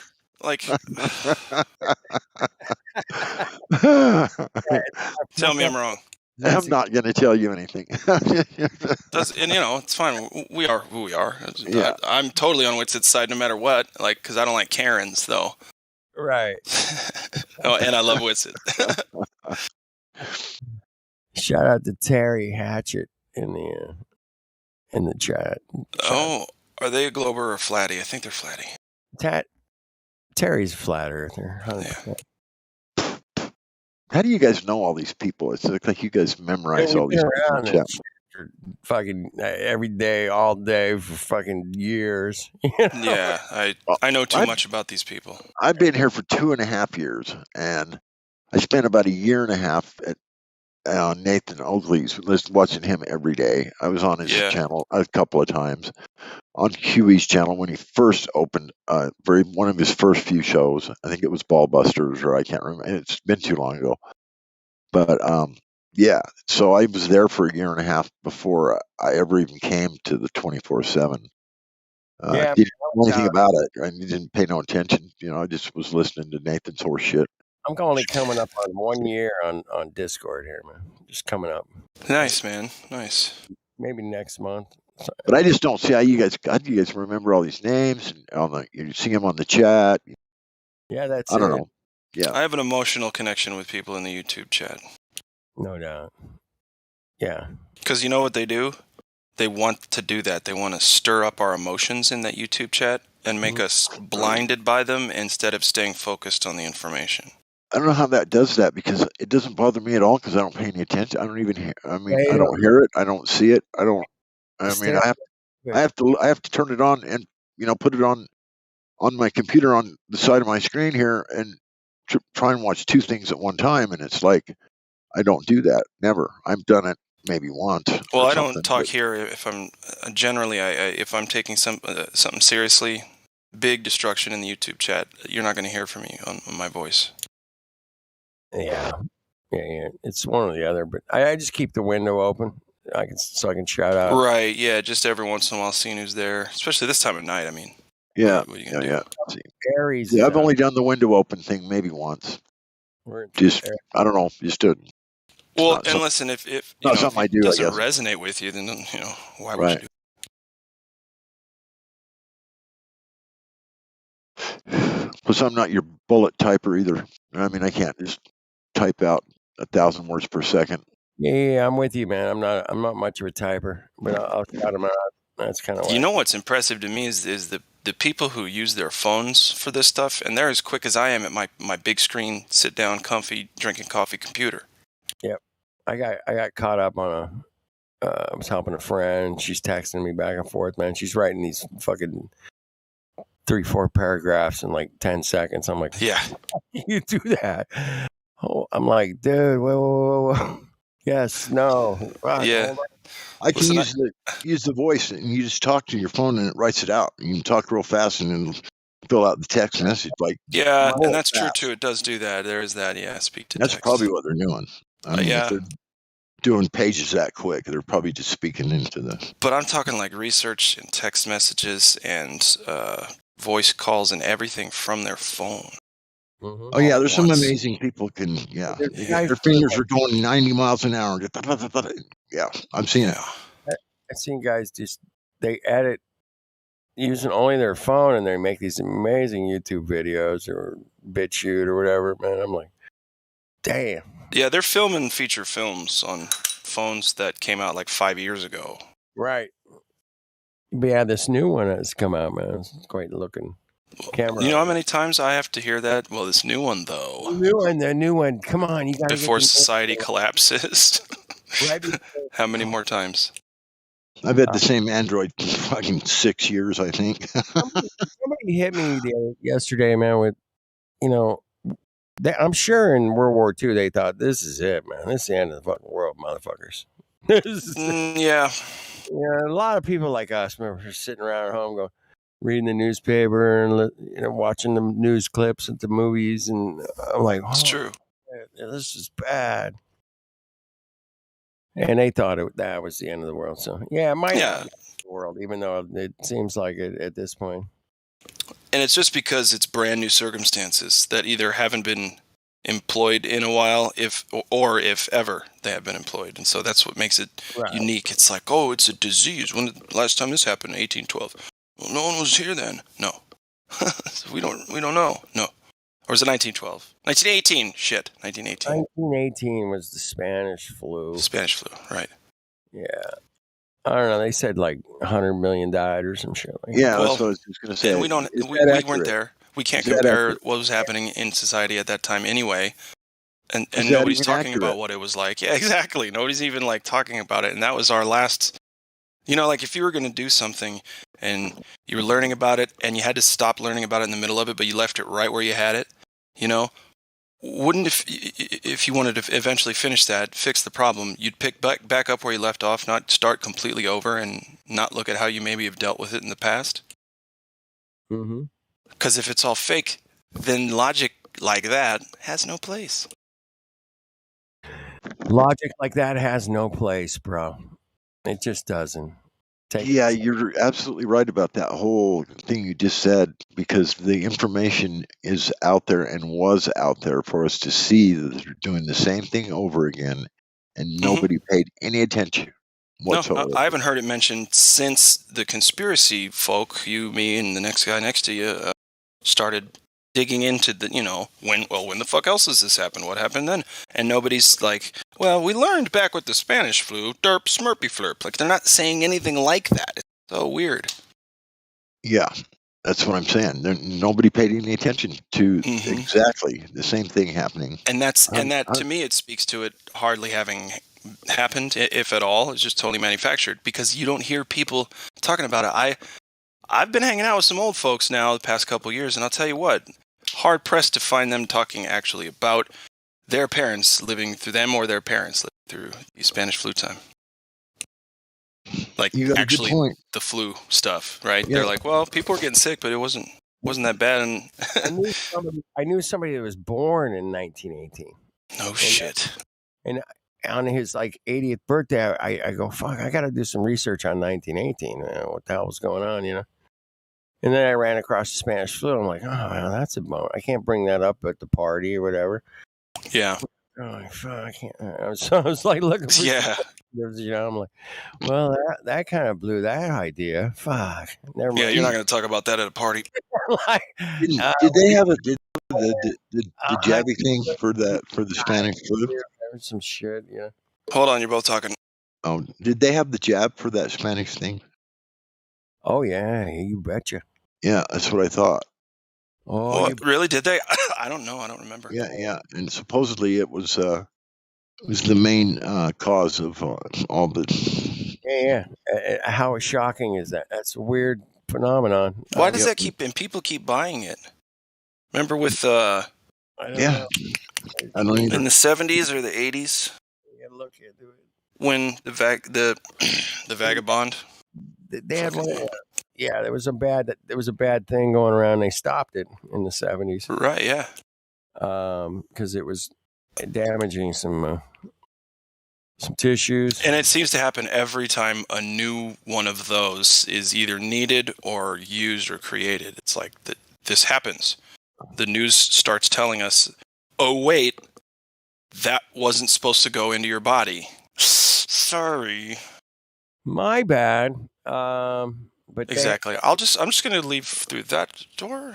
With the new one that's out, man, I haven't heard anybody on the mainstream saying, hey, man, maybe that, here's some other information over here you might want to look at. I don't know. It's kind of moronic, isn't it? It's moronic. It's like this. It's like this, man. Isn't that what that means? Yeah. Oh, yeah, moronic. Yeah, for sure. Anagram. But it's like this. It's like a waiter, right? Yeah. These are the evil, the elite, and they're the waiter, and they've got a nice silver platter in front of them, and they've got a ton of glasses, all just perfectly built. Looks real nice, right? But they're crystal glasses, champagne flutes, right? And at first, he started through the door from the kitchen, real nice and confident, just striding away. Everything's good. Nothing's bumping. Nothing's moving. Girls are looking at him because they can't wait to get after him. He's got this nice mustache, He's just, goddamn, he's looking good. And then something happens. He doesn't know what happened. And with something like that, you never know what was the first thing that made everything go to shit. Right now, we're seeing the waiter trip over his own foot in slow motion. And he right now is mid-trip looking at his hand, going, and we're seeing in his face the, oh shit face. So that's where they're at today. Because, and here's the thing, it's in slow-mo, and we have just enough time before that thing hits the ground, gets back up, dusts itself off, and tries again to stop this madness. Yeah. Well said, man. Well said. Yeah, it was. And I will take a couple flutes of champagne after an ordeal like that, I will say. Cheers. I don't even drink. Would. Well, I'll drink for you guys. You guys Okay, yeah. I told the other night my stepbrother was at Christmas, and we were talking about how I've been sober a while now, and yeah, he goes, "Oh, should I just grab two then? Like one for him, one for me." Now he's being a dick about it. Yeah. And then we laughed, and then I said, "No, but if you drink two, can you come over here and blow it in my face? I'd like to smell your breath. At the very least, that's the courtesy you could extend me. Let me smell your breath." There's it's called what do they call it? When you sniff shit. Oh gosh, it's It's huffing, bro. I need to jankum. I'm a huffer. Do you know what jankum is? And I'm not going to discuss it on the live stream. So if you know, you know. If you don't, you don't. All right, cool. You tell me another day. You know what? You don't even need to know about it, to be honest. That'll be something more like, you'll be like, "Hey, Sean, what was that thing the other day you were talking about you didn't want to talk about on live stream?" And I tell you, and you'll be like, "Yeah, I didn't want to know that." Because knowing shit and forgetting shit, two different things, man. It's hard to get shit out of your mind sometimes. And I think that has to do with the therapy that you go through, man. Is people can't fucking deal in their minds like, I had a shitty childhood, or my sister was mean to me, or whatever, you're like, oh, fuck, Why is that shit stuck in your head? Why? Why aren't you focused on what's happening right now? What the hell's wrong with you? Because the base programming is still focused on what happened in the past. Got to do something to deal with those traumas. Yes. And what is it? Create more trauma. That's what it. Well, no, that's what the military does. That's not what I do. Yeah. No, I'm just talking about what they do. Whoever they are. Oh, sure. Well, yeah. Yeah. I mean, I heard a story today about this girl grew up and she had, her sister came along. She had everything, her money, whatever, boats. Like the parents had a shitload of money, and she was just so upset and couldn't get over the fact that she had a sister, and she wasn't the only child. It fucking that her. My goodness. And this was so devastating. It was ruining her whole life. Yeah. Let me think about this for a second. Let me think about what I would say to her. That's totally fucking pissed off the fact that she had a sister. It was like, oh my, are you kidding me? Deep fucked up shit, man, Steve. I would ask her this. I would say, okay. So do you think every sister with another sister should feel this way? What kind of world would that be? I imagine she would say, yeah, of course. And I'd say, okay, well, I can no longer help you any further. What I'm going to do is refer you to my psychiatrist friend, Bill. And he is going to not really fix you, but he will distract you for sure from this problem. Yeah. And this, crazy. I mean, where does this type of behavior actually spawn from? To where that's why we're here, I think, to try to figure it out. I mean, yeah, you got people that eat couch cushions, right? Like they'll eat a whole couch in a week. And smoke teeth. And that's like grazing on it. Smoke teeth. Yeah, smoke teeth, sure. Yeah. But yeah, you got people out there that they're just going to do the weirdest, dumbest shit. And, like multiple personality disorder. I'm still having such a hard time wrapping my mind around how that can even fucking happen. Right. Yeah, I'm still trying to figure out how many of them are me. How many are me? Yeah. The answer? Yes. Fuck. I mean, I understand, like, different times of the season, different moods. I could see, man. It's winter. You fucking snowing outside. You're like, you're locked in. You're kind of depressed a little. Okay, yeah. You're not getting enough sun. These are things that are going to affect your mood, man. Right? Energy. The sun comes out, it's springtime, things are popping, man. Woo! Getting a good mood. It's warmer. The fucking snow's gone. You're like, oh yeah. But yeah, it's there's environmental changes that happen throughout the year. You're going to be up and down, man. Period. But you're not going to be completely tipped upside down for. In that's what we call local whole flatness. Different galaxy. My good God. That's what we call local flatness.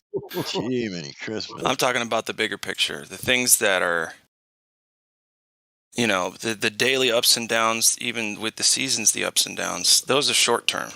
The long term stuff I'm talking is ingrained 20 plus years, 15 plus years. Yeah, 15 years of abuse or whatever it is. You know what I mean? It's got to be all purposeful too. It has to be. And it's not just disorders. Like there's all kinds of things that like a father teaching his son how to be a complete piece of shit, but like being good at it, making money and this kind of deal, like all kinds of stuff like that. All those psychological, because that's a form of abuse. But nobody's going to go to a psychiatrist and say, yeah, my dad, shit, we made a lot of money together and I really liked it for a long, long time. I don't see why to stop.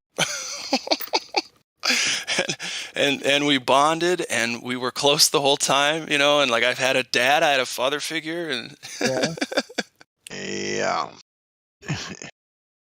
It's strange. Yeah, and it takes all kinds of people. The psychiatrist is going to say, you know what? That's the same story I have to tell you. I wouldn't have to refer that person to a psychiatrist. No, I would waste a lot of their time talking to them about their life, yes. Just kidding. Because that's what you don't want to do. You don't want to you don't want to go into a therapist's office. Right. And because unfortunately, you got to sell him on wanting to help you genuinely as a person, not just because you're a paycheck. You have to go into there under the assumption that he genuinely wants to help you, right? Suspend your disbelief, and you're there to accept whatever help there is. Yeah, man. Pat him on the back all the way along. Well, his fucking, his office is full of his accolades and all kinds of books and shit everywhere and little new age trinkets and anyway. How impressive. Yeah. Not. Yeah. It's all monetary shit. It's all monetary shit. It's crazy. And here's the next thing. I'm probably going to have to just get used to it being on a computer for the next year or two, at least. Yeah. All of it. Yep. You might as well just get used to being on a computer like all the time, actually. Yeah, at this point. You're not going to even have to put a door in your house anymore. You may never meet one of your patients in person ever again.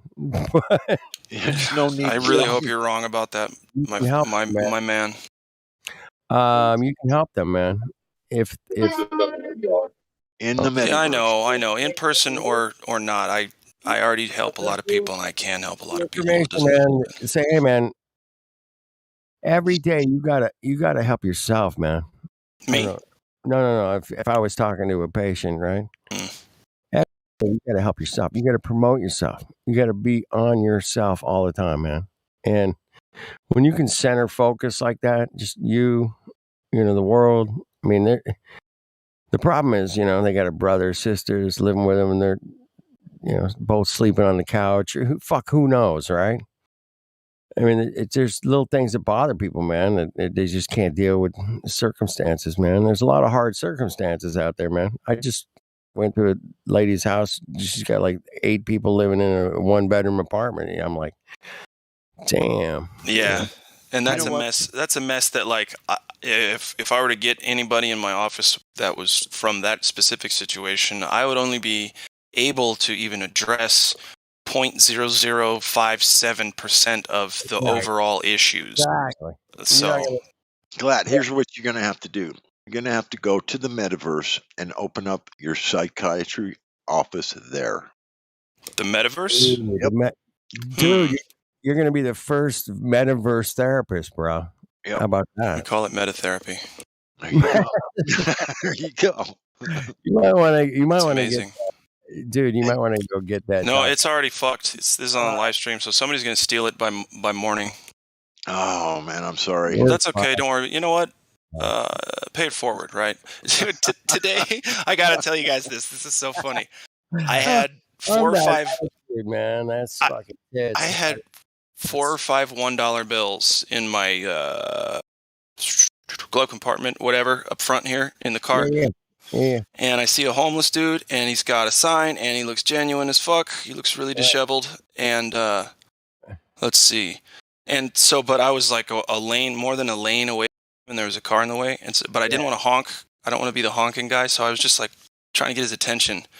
And then I finally got his attention. He ran over, and I get the money, and I got the whole wad with me, and I start counting out like 1, 2. How much am I going to give this? I'm like, what the fuck am I doing? So I gave him the whole. I was like, here, just take the whole thing. I don't fucking care. Enjoy. There's a burger shop right over there. I think it was $5, top $6. I didn't want to sit there and like in front of him in my nice warm car, count how much of the not very much money I have in my hand. I thought to fucking peace out to him, and still keep a shilling for my fucking self for whatever reason.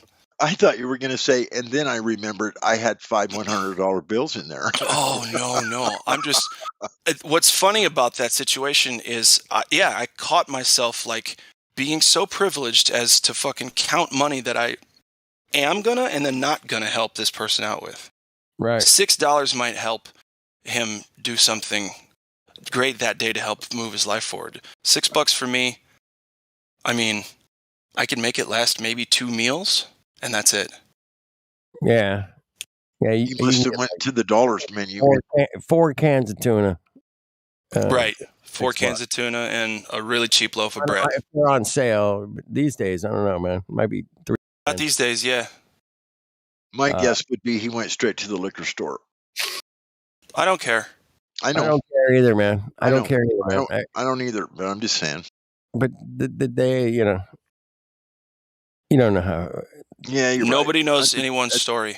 And right. again, who in the fuck are seen- you in your seen nice that. warm car to not give that person something they need immediately in this moment? Whereas your needs are all taken care of. You smug American son of a bitch. I love though. Not you, Godrock, and this is the attitude towards the general. I'm hearing you. I'm hearing you. When 100%. those guys come up to my car and I'm like there and I got a couple bucks, whatever. I always like, hey man, what's the shape of the earth, bro? I'm like, they're like, round. They always say round, yeah. Wrong answer, bro.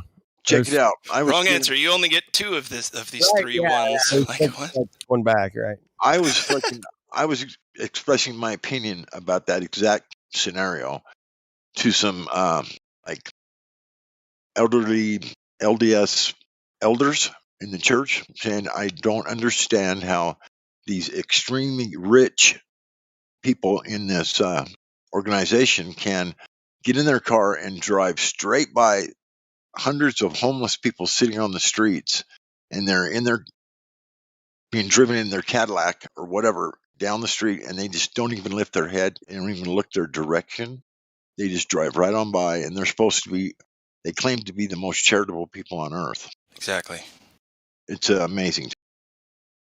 Well, the real heroes, you're never going to hear about, and they're never going to get paid a lot, and that's okay. But yeah, that whole thing. Yeah, you're right. Who in the fuck do you think you are? Yep. Oh, the one that really got me was when I was living in Austin, Texas. I'm really glad I actually moved out at that time because I would have been so mad at cops moving forward. So what it was is Interstate 35 goes parallel to the city, downtown Austin. And there's a few bridges, and there's enough to where there's 10 or 15 blocks of bridges where homeless people used to live. They didn't just hang out, they didn't just go vagrancy to vagrancy. They lived there. It was the homeless city. Yes, and they were part of the culture, my friend. They were like South by Southwest or ACL, Austin City Limits. You'd get people from all over the world coming and hanging out with homeless people in Austin, Texas, and having some of the best experiences of both of their lives. Okay, these homeless people weren't considered homeless people; they're just considered Austinites, people who live in Austin. And the mayor, governor, and then and mayor enforces it. Passed a law saying that they have to be gone by a certain time every day, and it's like 4 p.m. or something every day. So nobody's over there anymore, and all these people had to find somewhere else to live. Wow. And they weren't hurting anybody, like nobody whatsoever. Everybody loved them. Like there were petition after petitions about like, what the fuck are you doing? Didn't Leave matter. them alone. Yeah, they got. You can imagine Austin, Texas, like Sean, fighting back at that, but it didn't work. Did that just keep Austin weird come out of that? Not out of that. Keep Austin Weird came from a subculture of people like there were famous homeless people like before Instagram and Facebook, famous, from like 70s and 80s guys with, like their person, they'd have like the biggest fucking hair thing they're known for, and they always ride this really big bicycle with bells and whistles and shit, and they're like, oh, that's homeless Harry, fuck homeless. And they, come over here and buy him a beer or 10 and fuck it, Yeah, keep Austin weird, Keep man. Austin weird. That's where, it came from basically all of all cultures coming together, including the vagrant culture. Right. Yeah, including, like, they're equally represented, and that's why it was such a drag to see them take their homes like that. We got quite the community here too, because the railroad goes through here. We got the people that travel on the railroads. Mm-hmm. What do they call them? Hobos. Vagrants. I think they're just Hobos, there you vagrants. go. Is it hobos? Yeah. They ride the train. And it's a Hobos. huge train station right here west of me. There must be 50 tracks wide where they load them up, switch them out, different tracks. Whatever. Yeah, huge. This is where they joined the two railroads at the they call it Golden Spike, out by the Great Salt Lake, where the came from the west and the east railroads met right there. It's a huge railroad thing here. That's funny too, because the MOPAC, the Missouri Pacific Railway, goes through where I was living in Austin. So it's really strange how it works. On the ground, on the right, you have the train tracks, and then above, in the middle, you have the highway. There was a third part. Well, anyway, shit. The highway runs with the railroad tracks exactly parallel to downtown Austin. So I don't know if that makes any sense, but that could be also why we saw a lot of those folks stopping off in Austin. I would say, because that's what I was getting at here, is that because of the railroad, there's a lot of people coming and going that are vagrant. Hey, Sean, you ever play on 6th Street? Oh yeah, up and down Dirty Sixth quite often. But the Parish is my favorite venue. The Parish. Oh, the Parish. I didn't get over there, but there's so many venues just in downtown Austin. You'll never count them all. It's ridiculous. You'll never count them all. Crazy music town, bro. Yeah. I was overwhelmed for a while in the best of ways. I won't trade those years for anything that happens in any other lifetime that I find in. That was really, really fun stuff. Yeah. Unique too, because I don't know, 60s, 70s, 80s, 90s, 2000s, and maybe to 2010, 2015. Right up until this whole ordeal here, it was Nashville and Austin competing with each other for like actors and musicians and all kinds of stuff. Johnny Cash. Willie Nelson. Oh, Willie. He's still alive, isn't he? He's still alive, man. How? Smokes a lot of weed, man. I just don't think that's going to keep a fella alive like that for that long. You know what I mean? It did for him, I think. What about what's his name from the Stones? Keith Richards, man. He's still around, right? Well, I think they replaced him long ago. Maybe so, but they just keep putting out these really haggard robots, but they don't care if it looks like even near his age, because they're like, dude, it's Keith Richards. How the fuck do you think he should look? You need to go with that. haggardrobots.com. For all of your celebrity Your faking robot needs. sexual, you need somebody to cook. We got Haggard robots. Dude, robots it's all about robots. I don't know. Did you guys see that robot over here in the electronics show last week? No.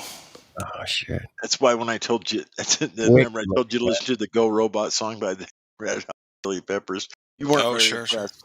You weren't very impressed. Well, no, I mean, man, listen.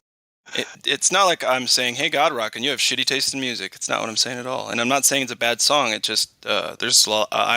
It's funny to watch it. Well, it's funny to watch it with awoke eyes now at this point, and then I'm trying to like see how my prior self would have watched that video. Right? That's what I think is interesting. So, and I don't think it was a bad song by the slightest. I was singing along to it. It's stuck in my head for a while. But I do, dude. I overcritique the fuck out of some shit. I just thought it was different for the Chili Peppers. It was a little more electronic, a little more. It was just. It was dancey, and that's why they took it to a disco hall and did disco. It was just different, I thought. Mm-hmm. Yeah. Well, and it's funny too, because like you got to admire a band who's not only been around so long and still making pretty decent music. Oh yeah. Big money. Yeah, and they're still. My point was another stadium tour this year. Yeah, and they're still making music videos in a time when, like, we grew up watching MTV, dude. Music videos were it. They were fucking radical. And now, like, nobody really cares about a music video. Right. Not really. They want the music. They don't want to sit there and watch Kanye not dance for 5 minutes.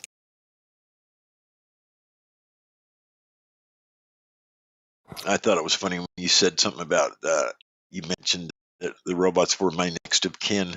You weren't very impressed with that part, I didn't. Who said robots are my next of kin? That's in the song. You yeah, he did. That's right. I said, yeah. Robots are my next of kin.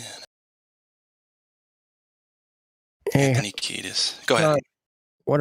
I'm pretty sure you saw this video, man. It came out last year. It was Mick Jagger and Dave Grohl. Oh, really? Oh yeah, the truther. A total truth fucking bomb in your face, fucking hardcore, fucking pro, fucking. Yeah. So here's what it is: Dave Grohl and Mick Jagger got together and wrote a punk song. Really? Yep. But they mentioned flat Earth in it. They do. Earth is flat and cold.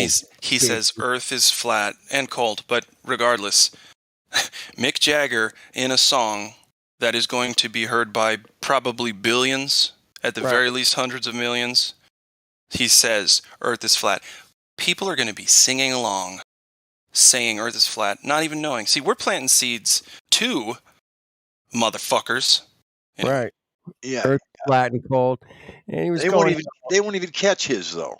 It'll just be another lyric, and it'll just go in. No, but listen, that's the beauty of it. That's why these cretins and these creeps are so good at what they do, is because they've learned the language of how this place works in that vein. Right. Okay. So it's the theory of repetition. As long as you repeat something enough, it doesn't matter if it's true or not. It's going to be part of the behavioral process of whatever you're engaging with moving forward. It's so fucked up, Sean. It's so fucked up that we're that fucking manipulatable. Right? Yeah. It's what's his name said in the architect in the second Matrix or third one. He says, "Ah, yes, there it is," and then Neo says, "What?" and the architect says, "The single greatest." Hold on. Weakness, sense of weakness, and your single greatest strength and your single greatest weakness. He said something else, and then he says hope. Hope is the single greatest strength and single greatest weakness. And it's because it's our willingness to believe. Anyway, go ahead. The Truman Show, where he's like, our reality is our perception, or something like that. He says people accept the reality of the world with which they're presented. Simple as that. Basically, what I said. Yeah, you got it. I love that quote. That's why I stumbled into it, because I love it so much. And when I first heard that, I saw a Truman Show when it came out. I saw it in theaters, and I was younger. So true, though. God, and well, you know what I mean. And when he said that, I was like, "Oh my God!" I didn't know what to do with, but like I just felt my brain crack open. There's probably a little bit of blood in there, but it'll heal. But anyway, don't get a concussion. That's bad. I'll say it again for the audience. We accept the reality of the world with which we're presented. It's as simple as that. Smoke that one, man, for the rest of the week. There's in the new Matrix movie. There's a quote that I think is a close second, and this is not a spoiler alert by any stretch. But the dude says to another dude, "The sheeple, they like my world." Okay, he says that, and then he says, "They don't want any of this sentimentality." Right. Then he says, "People crave the comfort of certainty."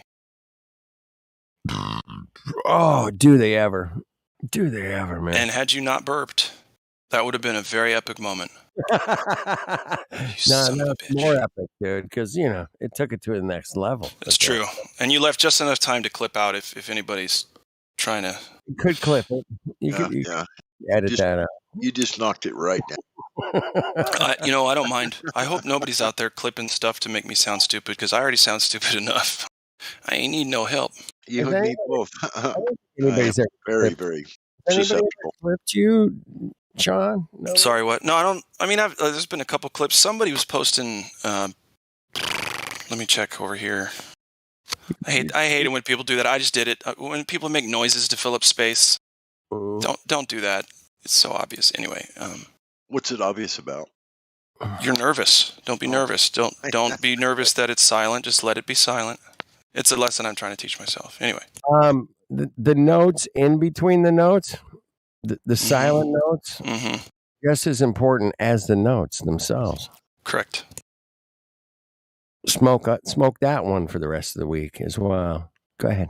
Oh, it ain't gonna last. I'm gonna put a tooth in. Make sure it does.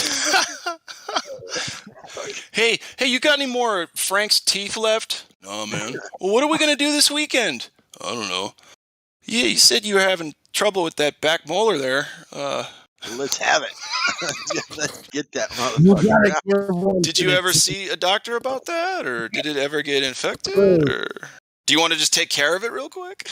Dude, I know if we put together a YouTube channel that was about crack smoking teeth, people that smoke their own fucking teeth. Well, yeah. There's a reason that we're getting away with this here. It's because it's so late. Oh, shit. Yeah. You smoke your own teeth?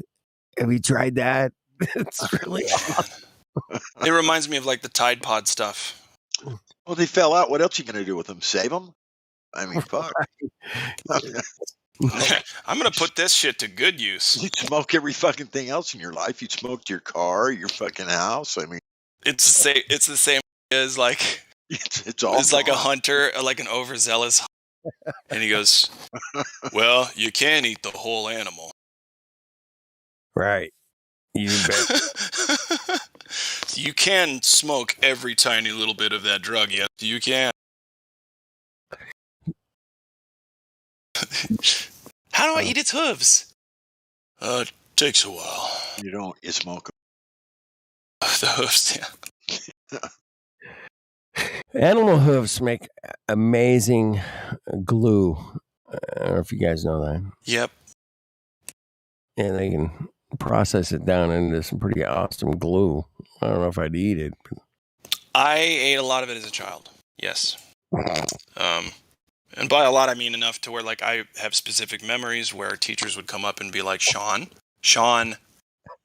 we've had to replace that one just this week because you've been drinking it. Now stop it. Because I'm serious. What I'd like to do is I wanted to get 3 different consistencies.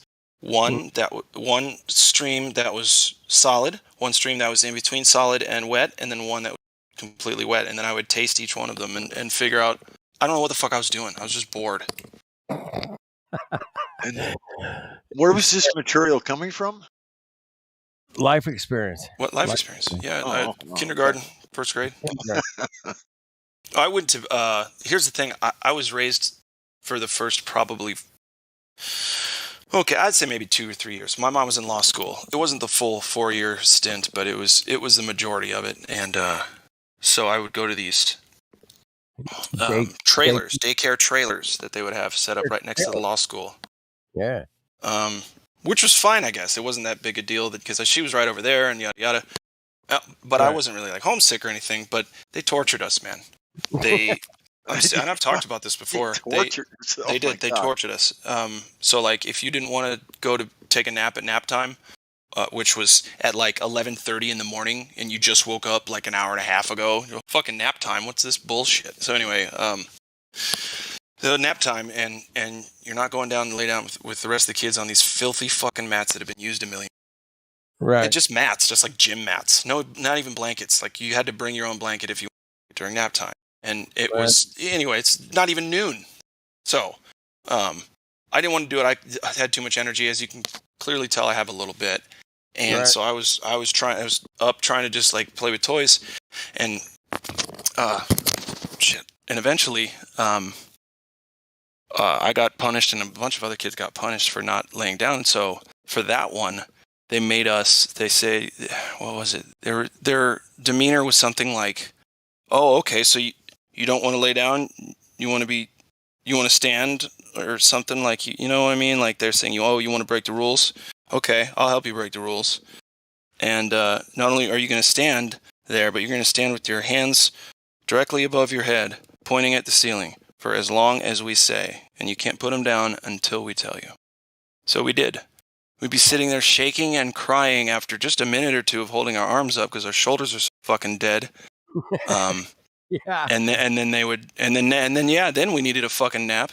But yeah, and then and that was, I didn't even think that was torture. I was like, oh, well, this is what punishment is. Okay, I'll just expect this. But then the worst one, because this one just got personal, because it was like fucking with the inside of my body. Now, don't get twisted. Don't get weird. What I'm saying is, I didn't eat my Captain Crunch. Okay. And because at the time I didn't like it. I love it now. So it's a really funny story to tell, but hated it back then. I wouldn't eat it. Right. So if you're not going to take a nap and you're not going to eat the food we provide here, what the fuck good are you? You know, either go stand in the corner or go get your mom, get in trouble that way. And so if we're not going to eat the Captain Crunch. We have to, quote unquote, eat something, right? These crazy bitches taking care of us. So we ate soap. Bars of soap. Did they ever take the yardstick after you? No, there was no. Listen, there was no abuse that could last on the body or the skin. I got the yardstick. Does the soap explain the brain damage? It all contributes. Yes, sir. Yep. Oh, okay. Yeah, makes sense now. You have very clean insides. Very clean. No, you shouldn't eat soap. I mean, granted, it was only one bite. They're like, you need to take a bite of this soap and swallow it, right? Because you won't eat your fucking. So maybe next time. You don't have to eat the whole bar, right? But I mean, it doesn't matter. It's telling a kid to eat soap. Who the fuck does that? Gotta make them make me. Well, and here's the worst part. I wasn't a badass. I was 3, but like, you know what I mean? 3 and 4 years old, and these were large ladies. And at the time, I didn't know that meant that they weren't strong. And shoot, I was afraid of these women. People are nuts. What was that? Do that to children. Is that a dig? What was that? What? The women were not strong, or were strong. It was a dig on fat people. Mm-hmm. Got it. Okay, I'm tracking. Yeah. I'm back. I don't make fun of women. I'm not sexist, but I make fun of fat people because they do it to themselves. Eyes to see. What's up, buddy? Oh, Eyes to see. What's up, dude? What's up, man? Get me to stop talking, I swear to God. Yeah. What do you got? Tell us about all of his abuse stories when he was a child. Where do you live? Why do you think I'm going into counseling as a job? Yeah, I'm fucking dead serious, kids. Anyway, go ahead, guys. Eyes to see, man. Where do you live, man? America? We went over this yesterday. You can watch the. Well, it was I hear. last I don't night. So. hear, man. I wasn't here. He lives in his body. He lives in his body. He resides in the Philippines. Philippines. Okay, cool. No, just kidding. We speculated, but he didn't want to say. So we were saying Hawaii, Philippines, Guam, American Samoa, but we never actually got an answer, and you won't get an answer. Remember this? I was there. All right. Well, all right. I might have been here, but I was tired. Anyway, if you go to the grocery store right now, eyes to see, man, is the grocery store good or what? What's going on? Well, we don't really Is there food go in to the it? grocery store. What? We get a lot of our stuff from.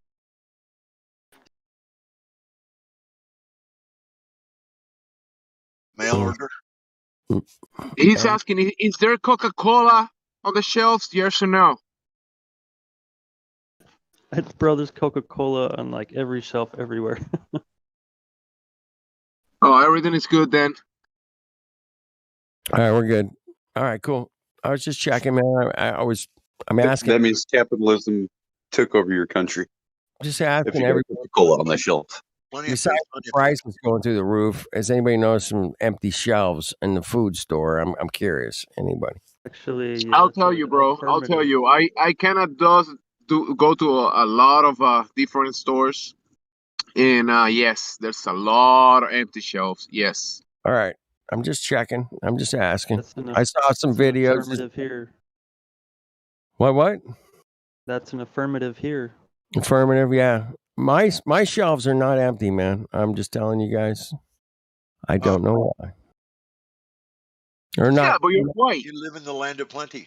I apparently, fuck, I'm just like, I'm not trying to be special or anything. I'm just saying, man, I don't know why my fucking grocery stores are pretty normal looking. You know, there's no shortage of nothing here in Southern California, man. Nothing. Yeah, where I'm at in Arizona, we got plenty of produce. Yeah, we're back. Yeah, plenty. Now the prices have gone up, but I'm not. Produce real food. Now see, produce is the only real food in the store, man. Well, of course. No doubt about it. You can live off the produce aisle. Dude, you can do a hell of a lot with just potatoes, man, if you know what you're doing. Or and rice. Or the rice. rice ain't in the Potatoes. in that aisle though. I mean, it's pasta. Pasta's good. Oh yeah. That's not in the produce aisle either. I know. It keeps a long time, bro. That's what I'm saying. I'm just thinking long term here. So does fermenting your vegetables for pickles. Yeah. The ferment lasts a lot longer than like a vinegar pickle. And then you can drink the juice, man. I don't know about that. I mean, it's got like a bunch of salt in it. Wow. Probably not good for you. You can dilute it with water. You don't have to drink the salty stuff by itself. You can dilute it a little bit.